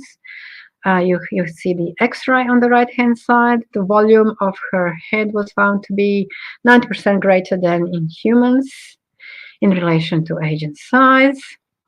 And there was no relation to Maria. Even she was found next to Maria, to tall Maria, the Jamin palpanensis specimen. But no relation whatsoever. Recently, I have been in contact with Thierry Jamin through Skype, and he has sent me more pictures that surfaced. So I wanted to share these pictures with you. This is a large extraterrestrial biological entity head, something similar to what I've seen when I was there. And this is part of Maria's collection in Palpa. This is another large dried extraterrestrial biological entity head, part of the same collection in Palpa. This is a small dried elongated head, part of the same collection. A reptilian-shaped head, very much so reptilian-shaped head. Maria's collection again. There's a family of 6 small, 60-centimeter tall humanoid reptiles. They call them family, but basically these are. Now we have all 6 humanoid reptiles, not just 2. There are stone artifacts depicting extraterrestrial biological entities' elongated heads. And finally, you now know all these remains, these entities. You know, these are Josefina and Alberto, Wawita, and Maria. And finally, they have found a place at. They have their own place. They have their own room. They are safe and protected at the University of Ica. They have taken onto their responsibility to take care of them and continue the research, which is most important. In November 2019, they have done press conference from there, and for the first time, these ancient bioremains have been shown to the public. When it comes to metallic implants, I think I already mentioned a little bit about them. Josefina's large implant was found to be 80% copper, which was consistent with a pre-Columbian period metallic object. Alberto's implant was found to be 50% silver and 25% copper, an alloy known as tumbaga from a pre-Columbian period used at that time. A tridactyl hand disc-shaped implant had 60% gold, 30% copper, and 30% silver and 10% copper, alloy also known as tumbaga, while tridactyl hand with 2 ring-shaped implants were found to consist of iron, chromium, and carbon, otherwise known as stainless steel, not available at that time. What do we have here? Case of anomalies. Case for unknown high-tech civilization in Peru around 2,000 years ago. We have unknown humanoid reptile species, which are biped reptiles. Metallic implants used as an aid to a body. Processed diatomaceous earth not used by ancients. Cadmium chloride compound mixed with diatomaceous earth found on the bioremains skin surface, unobtainable by primitive cultures.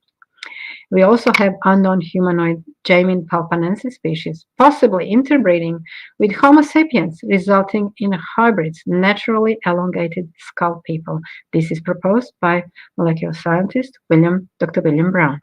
Jamin palpanensis may be an ancestor to the naturally elongated skull people, therefore. How did they now look like when they were alive? And their reconstruction has been done. This is their appearance. Formidable Maria on the left-hand side. If I saw her, I would run away. And then you see a smaller 60-centimeter tall humanoid reptile being. Yes, they had greenish color, gray-green color. They also had scales, small scales.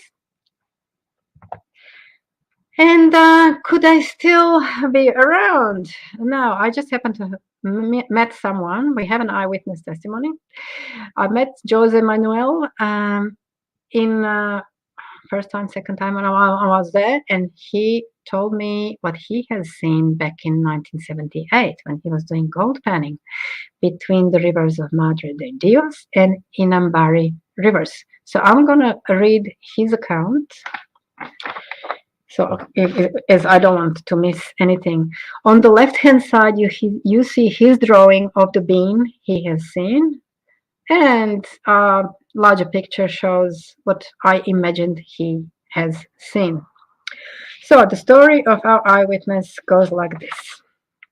Back in 1978, I was working on gold panning somewhere between the rivers of Madre de Dios and Inambari River at 800 meters above sea level at the edge of the jungle, or Sala, as they call it. It was about 6 p.m. when my colleagues and I were working very near our camp, which was in the mountains. It was already getting dark when we noticed a huge circular ship appearing in the sky, emanating an intense bright light. From this mothership, 3 smaller ships came out of its bottom and descended towards the mountain. From each ship, few smaller beings came out, looking like the one I drew for you. I started feeling fear and paralysis, so I was not able to move. I calculated the distance between us was about 30 meters only. The radiated white light were difficult to make out. They had yellowish complexion and brightly lit white suits that covered their body apart from a head and hands. Their hands were different, having only 3 fingers, and they were only about 1 meter tall. I could not see their feet. They appeared to look for something on the ground. They stayed on the ground for a few long minutes. The fear and paralysis persisted until the little beings returned to their ship and the mothership that disappeared at great speed. At that point, our brave bunch were able to move again and run for their lives. Now, recently, I have talked to Thierry Jamon. He was very chatty, happy to talk, and unfortunately, I don't speak French very well. He doesn't speak English too good, and we had to do kind of paper interview. So thanks God for Google Translate. So I had to do that. So I sent questions to him and he replied to me. So I'm going to read again. So I said, please introduce yourself briefly. So he says, I'm a French researcher established in Peru for 20 years. At present at Incari Institute, Cusco, I devote my research to study the permanent presence of the Incas in the Amazon rainforest and the location of the main center of the population, a lost city that the conquistadors have been looking for since the beginning of 16th century, known under the name of Paititi. Second question, have the officials of the Peruvian Ministry of Culture showed an interest in these mummies yet? He goes, despite the evidence demonstrating the authenticity of the famous mummies of Nazca, the Peruvian Ministry of Culture refuses to recognize these dried bodies unique in the world. Question 3. If international archaeologists or scientists wanted to do research on these mummies, how would they go about it? Who do they need to contact? He goes, the official study of the non-human mummies of Nazca is now in the hands of officials at the National University of San Luis Gonzaga de Ica. Since September 2019, it is this university that carries out the new studies and analysis of these remains. For any specific team wishing to join the work of UNICA, or this university, I advise them to contact directly Dr. Roger Zuniga, president of the commission responsible for the study of mummies. Question 4. What is the next step in the research? What would you like to see happen next? This is what he said. For the moment, it is therefore the University of Ica, which is currently studying non-human mummies. They have Maria, Juanita, Albert, Victoria, and Luisa. That's a 5th one that arrived. We are now, Luisa is the one you have seen right at the beginning of my presentation on the video. We are now awaiting the official presentation of the results of these new analyses. As far as I know, these analyses are very interesting and the results incredible. I hope that UNICA will be able to formalize in turn the results of these new analyses during this year or 2021. It all depends on the situation with the COVID-19. Yes, it all does. And final question, how important is this discovery to you and to the world, and why is it not on TV news, on all the stations all over the world? This is what he said. If these mummies are authentic, this discovery made by famous Mario, the grave robber, is historic. It is likely to totally change the history of man. It proves that ancient civilizations were in contact and may still be in contact with civilization that came from the stars. It is a fundamental discovery with incalculable implications on the cultural, religious, philosophical, and other plans. It's a real paradigm shift. I think humanity needs to be given time to understand the significance of such a discovery. The truth always triumphs at the end. Personally, I have faith in the future. This discovery is a great hope for humanity. It is a proof that we are not alone, indeed. So I'll try to read the significance of this find. We are close to the end. There are few sentences that researchers involved have said about this find. Maria lived at the time of ancient Nazca culture and may have influenced the development of Nazca lines, which is still a mystery.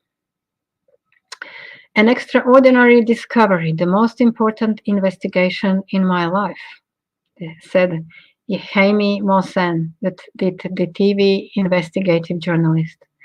They are a new paradigm for the history of science and natural revolution of species on this planet, by Dr. Jose de Jesus Zalche Bentiz, Mexican forensic doctor. We could be facing the biggest discovery in history that could prove the beings from other planets lived with humans and influenced the development of the ancient civilization. The most important discovery of the 21st century. It should be a world sensation. It should be on the front pages of all newspapers, but it isn't. The science does not want to recognize their existence.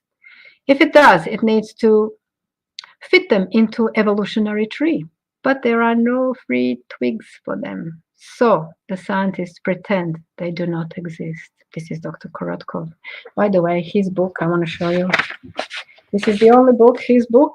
He has written on the mysterious mummies of Nazca. The only book, yeah, thank you. I don't know if I can, yeah. The only book that I could find on this subject, and it's quite interesting. I can tell you lots of pictures and his work he's done.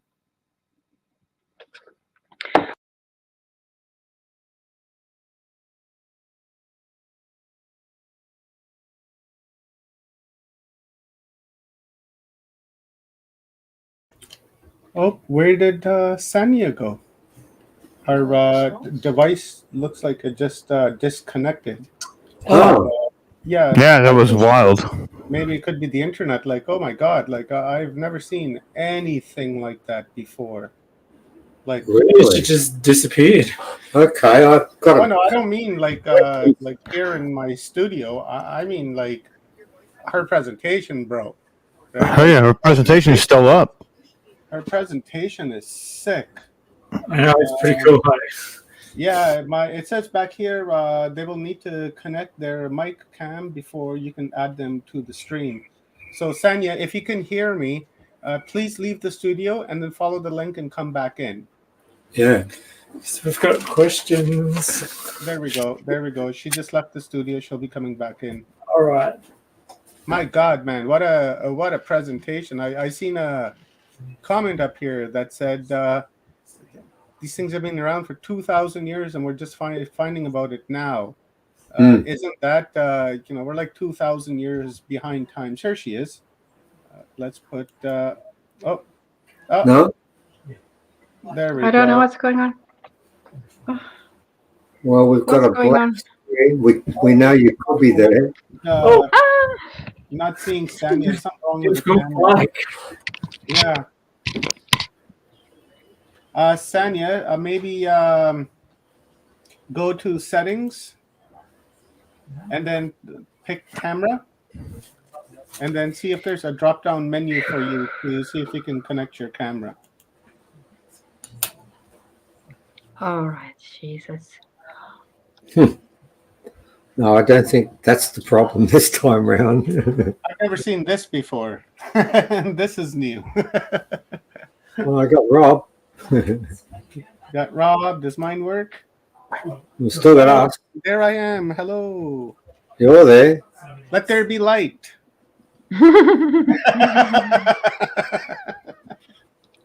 Okay. Well, we'll talk to. I suppose we could ask questions. Maybe if that doesn't work, maybe try leaving the studio, X the StreamYard tab altogether, and then open up a tab and then try coming back in. That might help. So let's hear some let's hear a download from Steve and what he thinks about this presentation here so far. Because, like I said, I've never seen anything like it. I was aware that there were mummies around that were like this big and like that. I was quite aware of that, but I've to never see it is something else. really That heard was anything about wild. this in like this depth before. Plus the science that was done on these beings, because they're certainly not from here. That much is definite. I find it interesting, and I wish I could talk to Sonia about it. Was the links? I'm particularly interested in the science. Obviously, the scores of 5 to 6% Homo sapien DNA and 22 to 23%. In fact, with the exception of one being, and I know what she's talking about, people have put their fingers on top of the actual skin, and that's why they've got that 100% link. People got to understand, I'm glad she put that in there, we are 60% the same as a fruit fly. So when you get someone that's walking on this planet that is 5 to 6% DNA similar to us, it's not from here. It's not, just isn't from here. You can't have it. I mean, we're 50 to 60% DNA of a fruit fly, which is true. And that's about as dissimilar a score as you can get for anything that lives on this planet. And these things are at 1/10 that score. They're not from here. It's that simple. I found, I'd love to talk to Sonia about it, but we're not going to get a chance. And then you got that powder. And then you got stainless steel. And I knew straight away stainless steel is an 1800 invention. And it's inside a person's body. And somehow mainstream have managed to what? Put it in a black hole. Yeah, just ignore it. It begs belief, honestly. It's like head in sand. And you know what I find? No, we're not going to get Sonia back, so we'll just make some comments. I also find it interesting that there was one guy that tried to line up a link. Are we not getting Sanya back? What's going on? I don't know. Okay, you guys do that. I'm going to try to connect with her. Maybe, Okay. Evan, you can try to connect with her. Here she comes. Oh, good. Okay, we'll try the. Hello, we've got the dark part. Can you at least hear us, Sonia? If you turn your I can- camera off, you can be the ever-present voice in the background, even though they won't It's see the you. voice of God. There's a Yeah. voice Can of you hear God. me? Yeah, Can you very hear me? effective. Yes, we Can you can hear me? Yeah, we can hear you. So what we could do is I was discussing a few things with the gentleman then, and now that you're here, it'd be nice to get your reaction to it. All right, okay. Let's try Okay. that. The first thing I find quite interesting is I think I lost count. I don't know how many different ones there were. Yeah, I know. I lost count too. I find it interesting that I was just talking to the other guys about this, that one of the guys there tried to explain a possible human link with one species of that. And I found it interesting. If you put this in context, I think that's what's most compelling about your presentation, It was like, in the end, I can't remember how many different readouts you did the science for, and none of them get close. I mean, in combination, isn't that the end of the discussion? Shouldn't that have finished it off? I was close. I was very close. And look, yeah, it was close to the end. I did not have any new any new remains to show. Just what else I was gonna say? I decided at the end, I was gonna take people to see those remains, because if you are interested to go into Peru and you want to see these remains, I have organized in next year in May to take all the interested parties, and because it's my first organized tour like that, I'm not going to take many people. So if you are interested, you will have to go to my site, which is aetours.net, ancient enigma tours.net, and see all the info is there. And we are going to see these 4 remains that are now in at the University of Ica and displayed there. And we will also try to see unofficial remains still, somewhere in Nazca, because these 4 aren't the only ones. There are more remains there. And I have also heard from Thierry Jaman. He said the robbers have made sure, if all these remains are, stolen, taken away, he has more. He has another cache he has taken to Bolivia, another country, and he's hidden it. So they ain't gonna disappear. We have the proof. Ancient aliens, call them aliens, extraterrestrial beings from not from this planet, have lived along ancients of this planet. They were here. They were definitely here. And how did they help? Did they help progress? What did they do? We have no idea at present. Particularly, I'm talking about these ones that we have just talked about.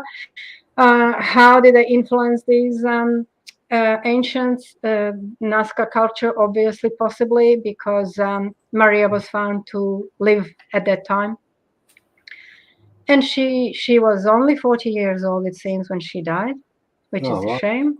We haven't got a clue. We haven't got a clue how long could they live. I have a feeling they could have lived much longer than we could. So anyway, what was the question? Well, basically, my disbelief that when you put all of that science together and the credentials of the people involved in that, you would think that those findings should have been in the front page of all the newspapers and covered by current shows. That's what should have happened. Have you got any understanding of why it didn't happen? Yes, of course. Forbidden archaeology. This is a Roswell of archaeology. Roswell event of archaeology. So basically, you have been in contact with archaeologists and scientists and others.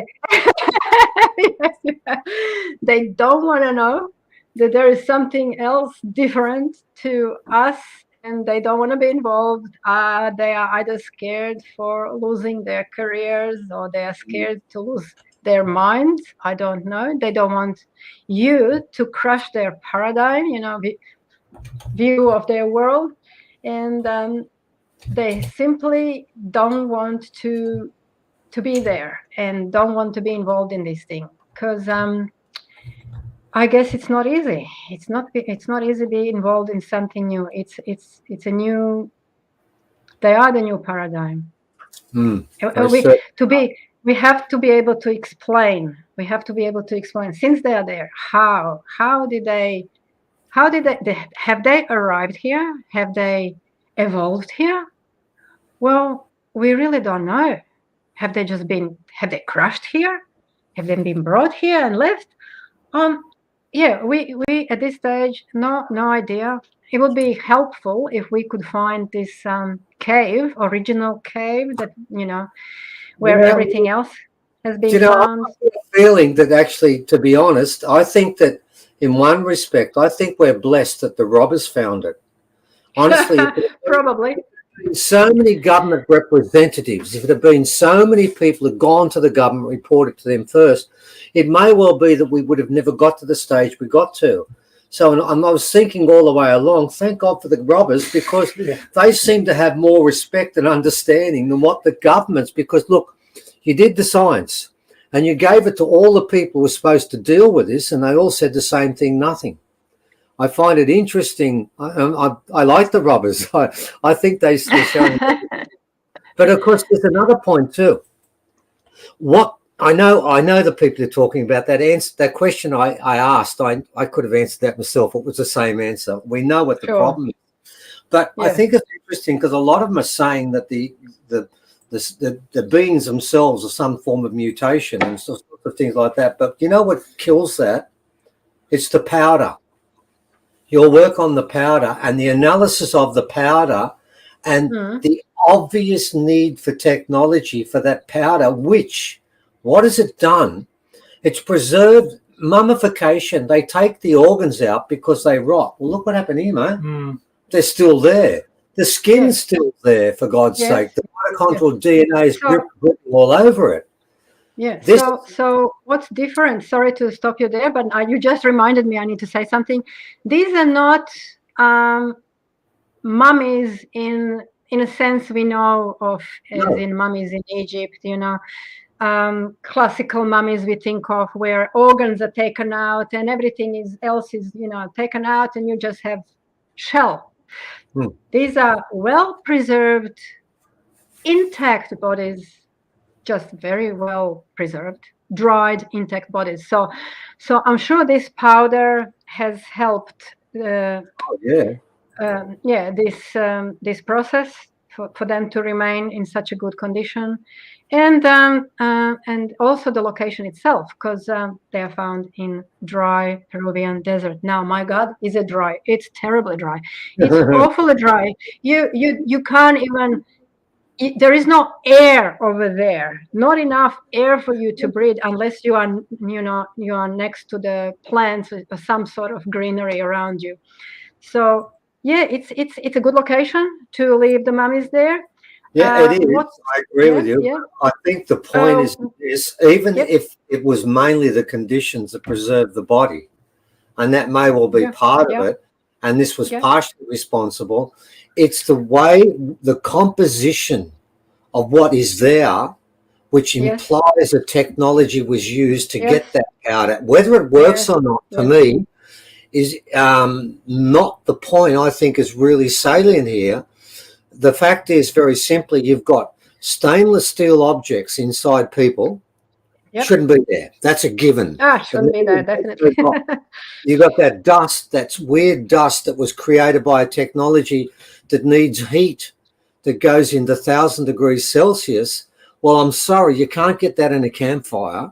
That's something else again. And what you're looking at there, and I think this is the problem. You're looking at something, absolute proof, the same way, as you know, we've got the skulls and we've got the same proof they've got here in a different way in Australia. Both of us have the same issue. The government have approached us so many times, it's not funny, and threatened to put us in jail. The problem is, what we're both proving is aliens were here. And that is not in the curriculum. It's not taught in the school. It's not taught in any of the approved text anywhere. Maybe it might sneak in a couple of places in Russia and maybe Bolivia. I think in South America they do mention it a bit. But it's not in mainstream academia. So we're fighting against something that breaks all the rules. And I really think the two important parts of science there is, number one, your dust, and number two, that metal that was not made until the 1800s. I mean, our rings, the rings we've got, I can think of one in particular, and that's the one that's got so many IUMs I can't remember them all, and 41% not from this planet. There are 6 metals there that were found and first used from 1800 to 1960, first time around. They are the things I think that mainstream would fear more than the bodies. Because the bodies, you've got one guy explaining one away and another one saying, well, it's not really a hominid at all. It's something different. And we think, well, what's that species? They've got all these little make-believe getaways, but when it comes down to the stainless steel, 1800, first used, well, what's it doing inside something thousands of years earlier? That doesn't fit straight away. It doesn't fit. No. The same with the powder, doesn't fit. The same with our rings, they don't fit. These are the things they fear the most. I think the bodies are important, but it's the metal that wins the day. And that's what you've got there. You've got the science. And of course, you did have a Russian scientist, and we know how well they're regarded at the moment around the world. It's gone out the window too. But the one problem there is, look, you know what I want to make a point is I spend a lot of time, Evan gives me scientific papers all the time. And reading them is about as enjoyable as getting a tooth extracted. It is appalling to read. And I'm going to tell the people that listen to that, you have no idea how good a scientific paper that was, because I've read thousands and most of them are read by 7 to 12 to 15 people, and they're unreadable and they're meant to be like that. What I like most about what you did, you gave us nice, solid, hard science, but gave it in a user-friendly manner, and that makes so much difference. And it makes it. I tried to show it from my perspective. So it was an experience for me, and then it was learning curve for me to learn all this, and then finally understanding. Okay, now I know. As you have always said, we were never alone, and we do have a proof. Yes, you do have proof. And did you write a paper on this? Was this submitted as your paper? Look, I have an article that came up in New Dawn in English. And then I have the same article translated to Polish, Italian, and then it came into their Polish Nexus and another, I think, international UFO magazine in Italy. But if anyone wants to read it for free, go to my site, Tours, Ancient Enigma Tours, aetours.net. And yes, and you can read it there for free. Well, you know what was sad about what you just said? I loved that other people picked it up, but I noticed you didn't mention any accredited scientific or archaeological mainstream publication outlets. And that's the sad part of this story, because you're presenting such a powerful collection. And I love it's a collection. You can dismiss one. You can try and explain two away. But then you get these tiny little things with heads you can put inside your hand, and you're thinking, but that's still a being. Oh, by the way, can I make the point? Sure. You did talk about the person without a jaw. Yes. You may not be aware that they have discovered a hominin without jaws. It's called Neshat Ramla. The Israelis found it. It's 130 to 140,000 years old, and it has no jaw too. So, incredible. Yeah, so there are other examples of that. We both picked that up when you mentioned that. It just went click. And he could not get his head around, how can you have a hominin without a jaw? Oh my God. It's so confusing, Stephen. It's confusing seeing this little skull. It was the size of my palm. And okay, I can see eyes, big sockets, right? It's got a bit of a nose, bit of a, and then what? Okay, is this a mouth? This is a large, round opening for mouth, but where to hell is a jaw? I don't understand you. I just don't. And so this was bear skull. So it didn't have internal parts, those plates that I have discovered later when they have taken x-rays, I could not see the plates. They have fallen out. And so I didn't have any idea how these beings could eat, absorb nutrient. And so at that time, like first time I saw it, it was complete mystery. Later on, I figured, all right. So there was some sort of two plates. They were mashing this, whatever they were putting into their mouth, masticating it, because you're using jaws and teeth for masticating. They didn't have that. They had to use something else. Well, they were eating, obviously, because they obviously they had organs to process that food, so there would have been a body that went with a head. We know that. Yes. So we know that. It would have had more to it, because what I'm starting to learn, and I've learned a lot of this today from your presentation, is that the variation, and as you know, your daughter's made this point too, the incredible variation in the types of bodies that aliens inhabit is beyond even our great scientific, the people who make Predator and Alien, all that sort of stuff. I think it's even beyond our imagination, the capacity to imagine the different forms of bodies that beings inhabit within, and that they're all turning up in this planet. I find quite interesting, and I was talking to Mary about that too. I find that you also went to Corral. Yes, I did. That's been claimed by many people, and it makes me wonder if this was a really ancient civilization. Even mainstream, some from mainstream, have said the Corral could be the first city on this planet. And it's interesting you went there, and it's interesting all the around it. I wouldn't call it the first city on planet, because you know that Göbekli Tepe has been now found that it's about 13,000 years old, which is in Turkey. So slowly we are pushing our history back further, which is about bloody time. So Corral on its own, yes, it's interesting. I have to say it didn't impress me awfully, because I expected kind of megalithic structure, megaliths used in construction.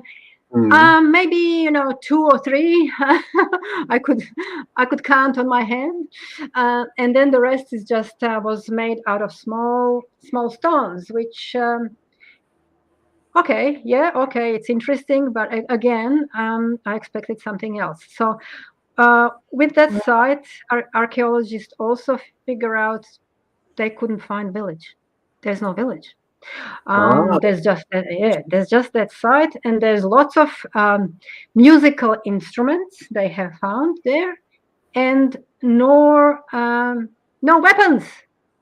Ancients and weapons, that goes together, right? Now that's fascinating, because you're talking to me. It sounds a lot like you've got these hippies playing musical instruments and not carrying guns. Gotcha, extraterrestrial hippies. Woohoo! Well, I mean, I'm just going on the evidence you've given me. No guns, but plenty of guitars. That says a lot to me. Could it be? No. I'm wondering whether Corral is a lot older than what people think it is. That's what I was hinting at to begin with. I know Göbekli Tepe is around at 13,000. Of course, we've got Atlantis and Lemuria, which go back further again. But could it be that this was a place? Because I'm getting the sense here that there's a lot of different types of aliens around in that general area. Could it have been the first meeting place where humans and others got together and started to live together? Why would they need weapons then? Yes, you have a little bit of a point there. This area is very open, and it's kind of on a hill, and there is nowhere to hide. You would expect ancients, be able to hide from other tribes, because they were constantly attacking each other. You would expect some sort of walls, something where you can hide behind. There was nothing like that. It's very open space. You are exposed to the skies, basically. Yeah, so that would mean to me, and Debbie's got that too, that would mean to me we could be looking at the remains of something that's been there a long period of time, where massive buildings weren't an important part of it. And because it doesn't have fortifications, and I do remember reading about that myself, and that was really unusual. Could that mean this came from a time, because I believe that humans for long periods of time were not at war with each other, because they all respected a belief that the place you live is where your spirits are, where you come back to. I belong to this place, and therefore other places I can't go there because the spirits don't welcome me. That's how original people thought.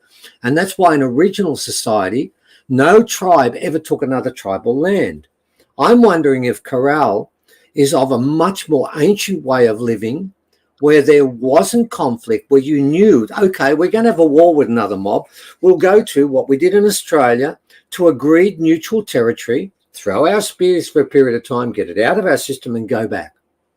I'm wondering if that's what we're looking at there, because remember, there is very strong evidence that original people have been in both North and South America going back a long time, way before the sort of Clovis period, well back.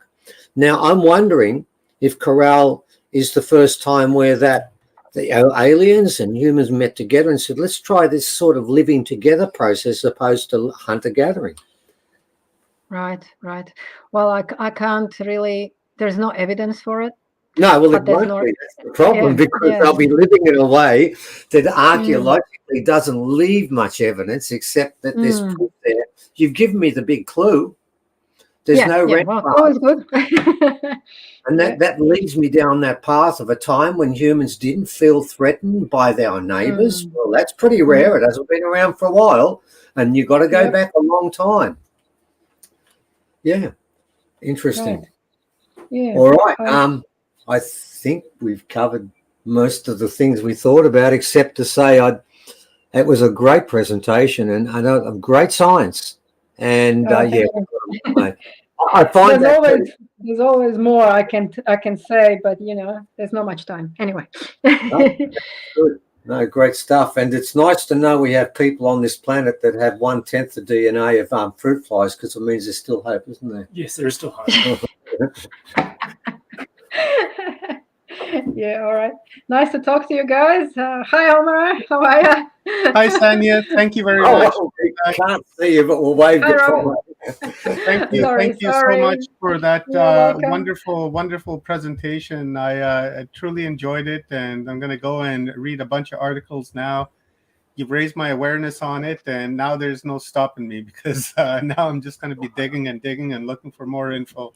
So thank you very much. That's a really, it's a gift to raise someone's awareness on certain topics, or any topic for that matter. So I thank you. A lot of gratitudes. Oh, you're most welcome. It was enjoyable for me too. We got to do this again. Fantastic. And Omar's right. I haven't seen a lot of this yet, but now I'm about to dive into, because I wasn't aware that they had found this. And now that I know that it's out there, it's definitely something to, we see a lot of different topics, but, and a lot of them, they really intrigue us when we go into, and we evaluate them. And then for a while there, it feels like there's not much left to really cover in any direction, but it just opened up a whole new paradigm for me. I'll tell you that. Oh, right now. yeah. Before you, we have, go for it. Sorry, go ahead, Sanya. I was just going to say, before you take off, I just have one more question for you, but go ahead. Go for it. No, that's fine. I was going to say, I am so much interested to hear more about these species that are at the University of Ica, because they are supposed to redo all the experiments and possibly do some new ones. So I'm waiting for the results. And I'm very excited about these new results. So the next presentation will have hopeful results. We can talk more about it. Looking forward to it. Sanya, just one last question is from our friend John Johnson, and he's asking, do you know Brian Forrester, or are you aware of his work? Because he's done a lot of work down there about that. Yes, I'm aware of Brian Forrester. I have been to one of his presentations when he came to Melbourne a few years ago. He is working with people who have money and can actually pay for the scientific research. I know that. But he is not a scientist himself. So he obviously has learned a lot doing this particular research. However, I like hard science. I like to find what scientists have found, have done on in any research. So that's why I look for that particular sources that are not very often out there, but are credible sources, and I can put my hand on, yes, Nassim Haramein is the real scientist. Yes, molecular biologist Dr. William Brown is a real scientist. He knows his stuff well. He knows his and he works on DNA all the time, and he can explain well.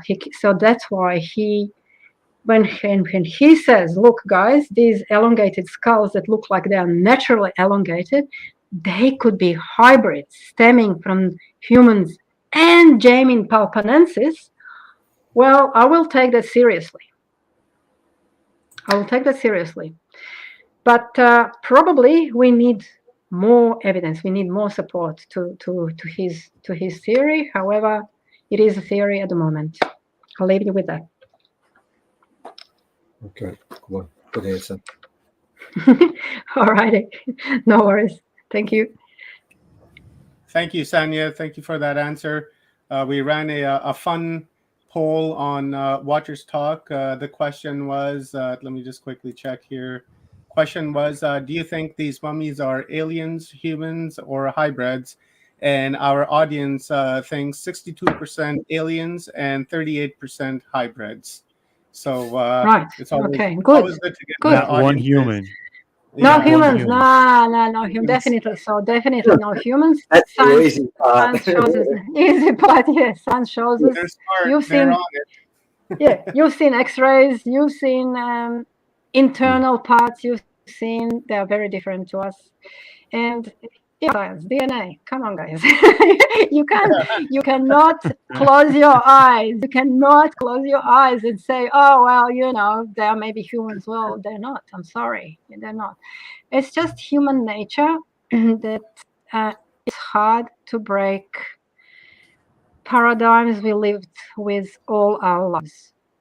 It's very hard. If you think these civilizations are so far away from us and there is no technology that would bring them here, first of all, you're wrong. And second of all, you will have hard time understanding they are already here. Not just they are already here now, they've been here in the past. So yeah, we were never alone, as Steve says. And I think I better leave you with that. Beautiful. Thank you very much, Sanya. I really appreciate it. Yeah. Thank you. You're welcome. Star Talk to you Sister, guys. thank you. Next Thank time. you. Bye. Thank you Our very much. brothers. Let's Goodbye. again. Goodbye. Take care. Bye. Have a great evening. You too. Or a thank great you. day for you, right? Yeah, day. it is. Daytime. All right. Love it. All right. See you guys. Yeah. Bye. Bye. Bye. That was wonderful, and some great questions there, Steve. And thank you for bringing up the metal that you guys have discovered in the rings that you have. So I thought that really wanted to know that if there was any kind of connection there. So thank you for asking that. No worries. Yeah, that's about it. Any final words from you guys before we close the evening off for the day? No, not really, except congratulations to you guys for what you're doing. It's an amazing job. I guarantee you when you're finished, you'll sleep for 4 days. Oh, it's definitely a marathon run, for sure.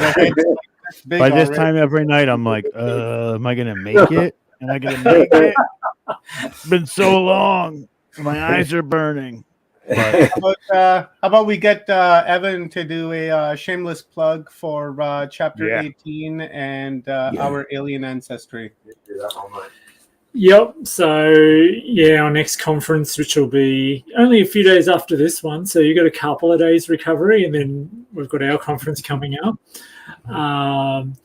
Yeah, so enough days to have a little sleep, and then turn around and join us. And we've got it's called Children's Business, so we're going to talk about children and education amongst all this stuff. So we've got an Australian original artist, so some culture teacher, Peter So he'll be joining us, and then we've got Sarah joining us as well, which you may have seen her name in some of our slideshows. Her and her husband took the footage of that Uluru kind of UFO event.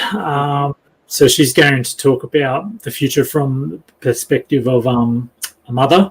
So yeah, we've got that coming up.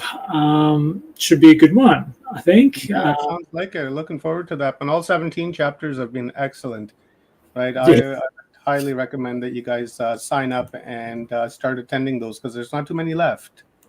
Yeah, and you'll see some of the names pop up from this conference that are in there as well. So yeah, and then the first 50 people that sign up will get a 10% discount if they use the code children 2. But that's up on the screen. All in uppercase, Evan? It has to be all in uppercase. All right, guys, remember that it's got to be all in uppercase. It's $15, right? And that's 15 Aussie dollars. Okay, so even though inflation in Canada, that's around $8 of our dollars. Well, it's getting close now. It's getting close for us in the U.S. It's evening out just a touch, just to say it. And in Australia at the moment, it's probably a thimbleful of petrol because she's pretty expensive over here. Yeah. So why not stay home? Don't spend all your money on petrol and listen to this instead. That's right. Gas for everybody in America. That's gas. Yeah. Just in case they don't know. Instead of spending $15 on a hamburger with inflation, right? Why not spend that $15 on some Mind Delicious Chapter 18 and raise your awareness? Because these guys put on some fantastic events. Like I said, I've been to every single one of them. Missed a couple, but I watched the replays, and they're just totally amazing. So check it out. And we got more coming up, guys. Lots more. We are just a little halfway in now. A little over half. Yeah, just a little over half. So we got just a tad more to go, and a few more days, and then we got her in a bag. And you know what you guys saw here tonight is you're not going to see that in like any classroom anywhere on this planet. Ever. The only until we take over. You're not going to see it until we take over. Humanity Unplugged, and then once our children grow up and our grandbabies grow up, then we'll begin to see this kind of stuff in the curriculum. But we're really setting the pace now and setting the precedent as to what the future is going to be like, because we're raising awareness and we're bringing subjects and topics to people that either have no awareness on them at all or very little awareness, and then it plants those seeds, right? Like you were saying the other day, seed dreaming, right? And I find this to be seed dreaming as well, because we're planting seeds just everywhere, and they're sprouting because look, we've got a solid crowd been watching all day, and they've been here for all of those days, and all the people that have been in and out, right? So definitely some seeds of consciousness going on there. So guys, with that being said, we'll get some final words from our star brother Evan from Australia, and then we'll get some final words from our star sister from down in New Zealand, and then Rob and I will just quickly go through tomorrow's schedule, and then we'll call it a night. Well, today was a pretty amazing day, and there was some stuff here that really blew my mind, and I'm sure everybody else's. So it's just great to be here and part of that. I mean, there's information coming out over these last few days that you just can't find anywhere else. So definitely, we're blessed. Thank you, brother. Love you, Evan. Love you, Steve. And we'll catch you guys in a few days, and have yourself a good day. Stay safe, and don't go anywhere. Don't move. You stay right there. Don't move. Don't let that hair. Don't touch one hair on that head. I would have paid triple what the conference ticket was for you guys to get hair like that. So keep it together. See you all soon. See you, brother. Love you. See you soon. Bye. Stone Hobbit. How about it, sister? Hey, honey. Thank you very much for that presentation earlier. That was epic. I really liked that.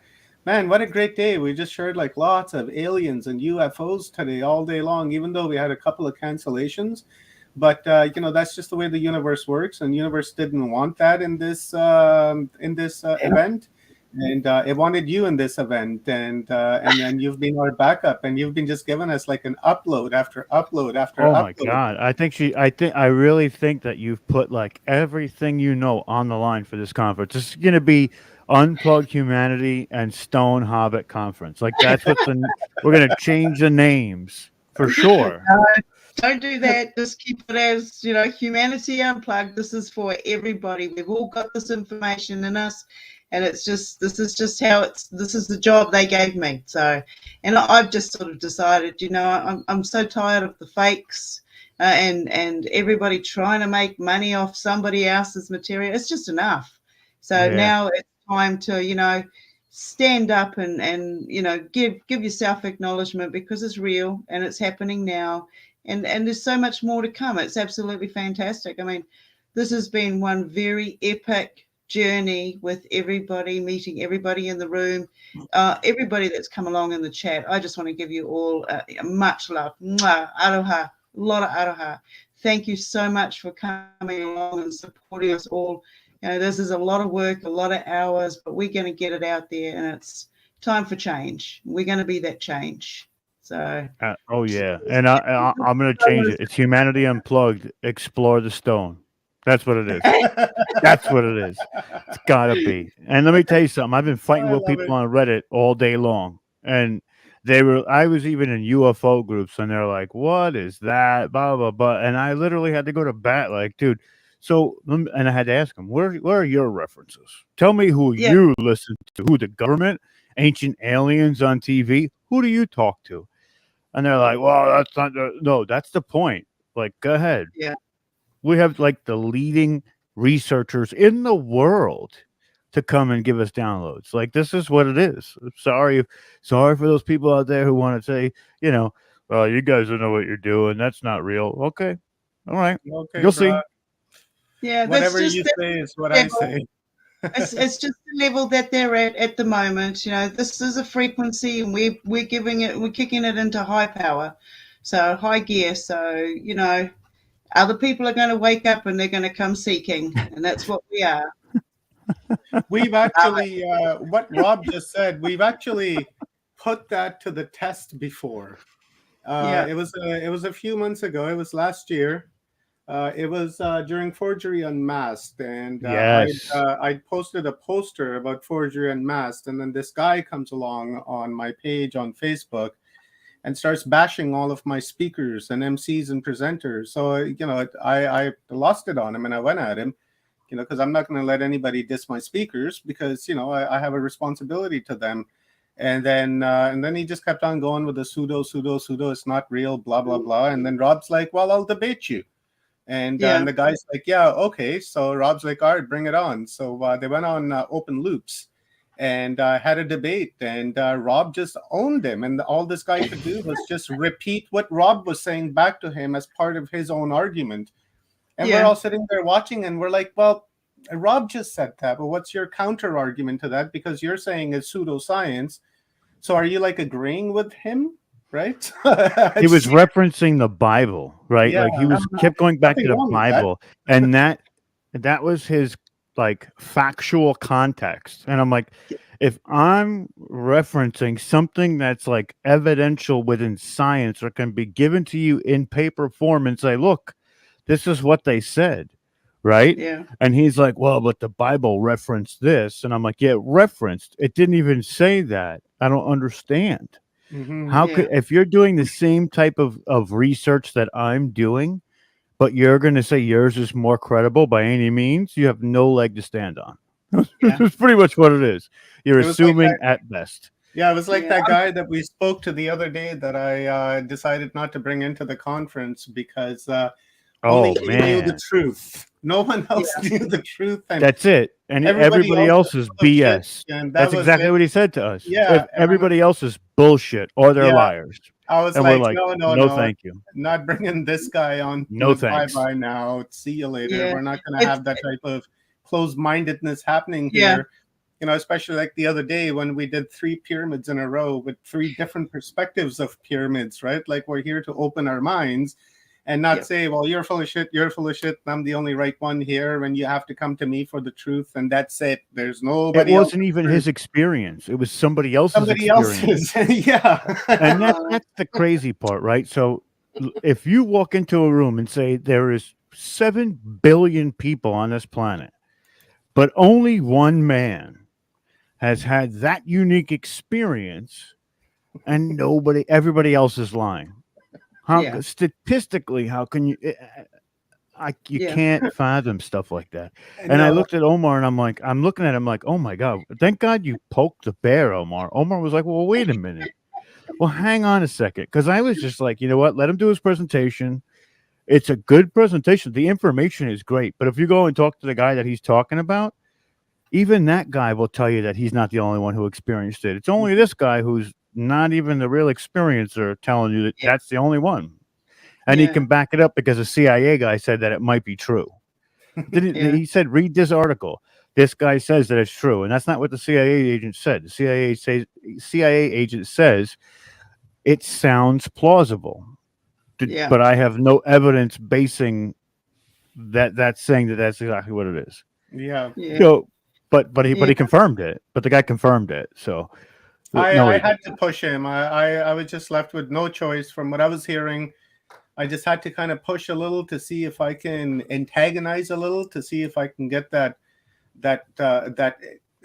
lower emotional reaction if he has one. Quick. You got it really quick. Yeah, very, very really ego, quick. Right? So I just asked like a couple of questions, and the guy freaked right out. And then I was sitting there thinking in my mind, it's like, wow, I have like 120 epic presenters coming on, and this guy's coming on and saying that they're all lying, and then he has the truth. I was like, nah. He also insulted somebody else who wasn't even a part of the conversation. That's close to us, and he knows that we know this person because that's where we got the information from. But then he had the gall to say that person didn't fully understand what he was even talking about. Like, okay, buddy, you keep staying and dwelling in that basement and hanging out and not talking to anybody because nobody understands you. But I mean, it's wild. It's wild out there. Sometimes it can get very combative. And when Omar was trying to get pushed by that original guy he was talking about, I kept saying to him, let's debate, dude. Let's do it. If you're going to beat me, you're going to beat me. So be it. I don't care. But then he tried to weasel out of it and say, well, let's do a written essay. Let's do this. I said, no. This is like a presidential debate. 3 minutes, rebuttal. That's how we're going to do it. Couldn't even stick to it. And then he put it up on his YouTube, and we haven't heard from him since. Yeah, and he cut out everything that you said. Of course he did. I've kind of gotten to a stage where, I see people's true colors, and it only takes 1 or 2 words, and it's like, okay, well, thank you for sharing, and thank you for showing me your true colors, and I hope you have a good journey. That's it. You don't need to, you don't need to expose yourself to crap. You really don't. If they're stuck in that frequency at that particular time, that's where they're going to stay. They obviously don't want your help or your energy to move forward. So, if you decide to jump in and confront them and all of this, I mean, debating's good. I loved debating when I was at school. I still do it. But these days, when it comes down to your material and you know what you've got, I mean, we always have this room to keep exploring. All right, we keep exploring. I did it for the basis of, on the internet we get a lot of pushback, and I was kind of putting it out there that I was going to stand up for what I believed, and I had the confidence in myself to push my research forward and not listen to people like that. But also, I wanted to show that even though he didn't agree with me, we could have a civil discourse about what we were talking about. And I mean, I was super calm. He was getting a little heated and then raising his voice and then he said something a little out of character. And I was like, now you're going to stop. Like, now you're going to stop. and I'm going to tell you why. And then I brought it back down, but it was a lot of fun because Greg was the one moderating it, and I love to give Greg that kind of content where because he has that ability to really like accentuate the back and forth type of monologue. It was really cool. It was really cool. No, that's fantastic. Fantastic. Anyway, guys, we've got another great day ahead of us tomorrow. So I hope everybody. Nice transition, Stone. Perfect. You could tell I've been doing this a while. I know. We were getting off topic, so yeah, let's do it. We got to bring. What do we got to bring up? Thanks a bunch to Kathy Mason for purchasing a ticket to Chapter 18 of Our Alien Ancestry. Right on, Kathy. I will see you there, my star sister. And we are going to. Are you sharing screen or am I sharing screen, Rob? I'm doing it right now. Okay, cool. And I'll toss it on. We got a great day coming up for you guys tomorrow. Another beautiful upload that's going to happen. I'm looking forward to it. Again, same time, same place. Check us out on the same usual channels that we've been streaming to. And March 18th is tomorrow the 18th? It sure is. Wow, time just flies, eh? So tomorrow is going to be and sparkle of masculine day. It's going to be all about energy, and I'm totally looking forward to it. We're going to have some music, and we're going to have some great discussions. So go ahead, Rob, take us through the list, please. You got it. So starting at 8 a.m., we're opening the room. 8:10 a.m., we'll have Brad Olson. Then we will have at 9:15, Joan of Angels, one of our favorites. Oh, yeah. At 10:20, we will be having Debbie Garcia. At 11:55, it'll be Jody Sirota. And then at 1 p.m., this is all remember Pacific Standard Time for all you people looking on the East Coast. It's 3 hours after that. So when we say 1 o'clock with Victoria Reynolds, it'll be 4 o'clock for you. 2:15 with Michelle Falcone. And at 3:20, we have Dr. Rita Louise.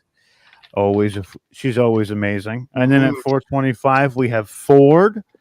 5:25, we have Carrie Ann Fields coming in to do the stretch. 5:40, we have Claudia Thomas. And last but not least, another one of our personal favorites, Sheila Seppi at 6:45 p.m. Pacific Standard Time. 7:45 is close day 7. And that's the ball game, folks.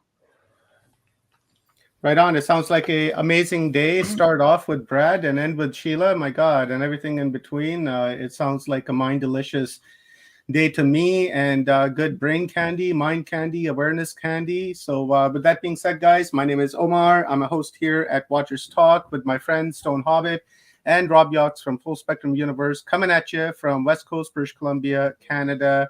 I will see you guys tomorrow morning. I love you guys lots. A lot of kudos, lots of respect. Thank you for all the donations and all the super chats today.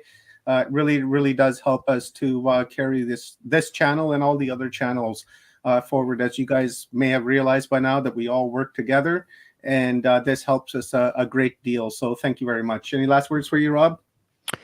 Good night. Thank you for the support. We appreciate it. Whatever you could do to help us out, it only helps us to bring you more content and expands our resources and reach.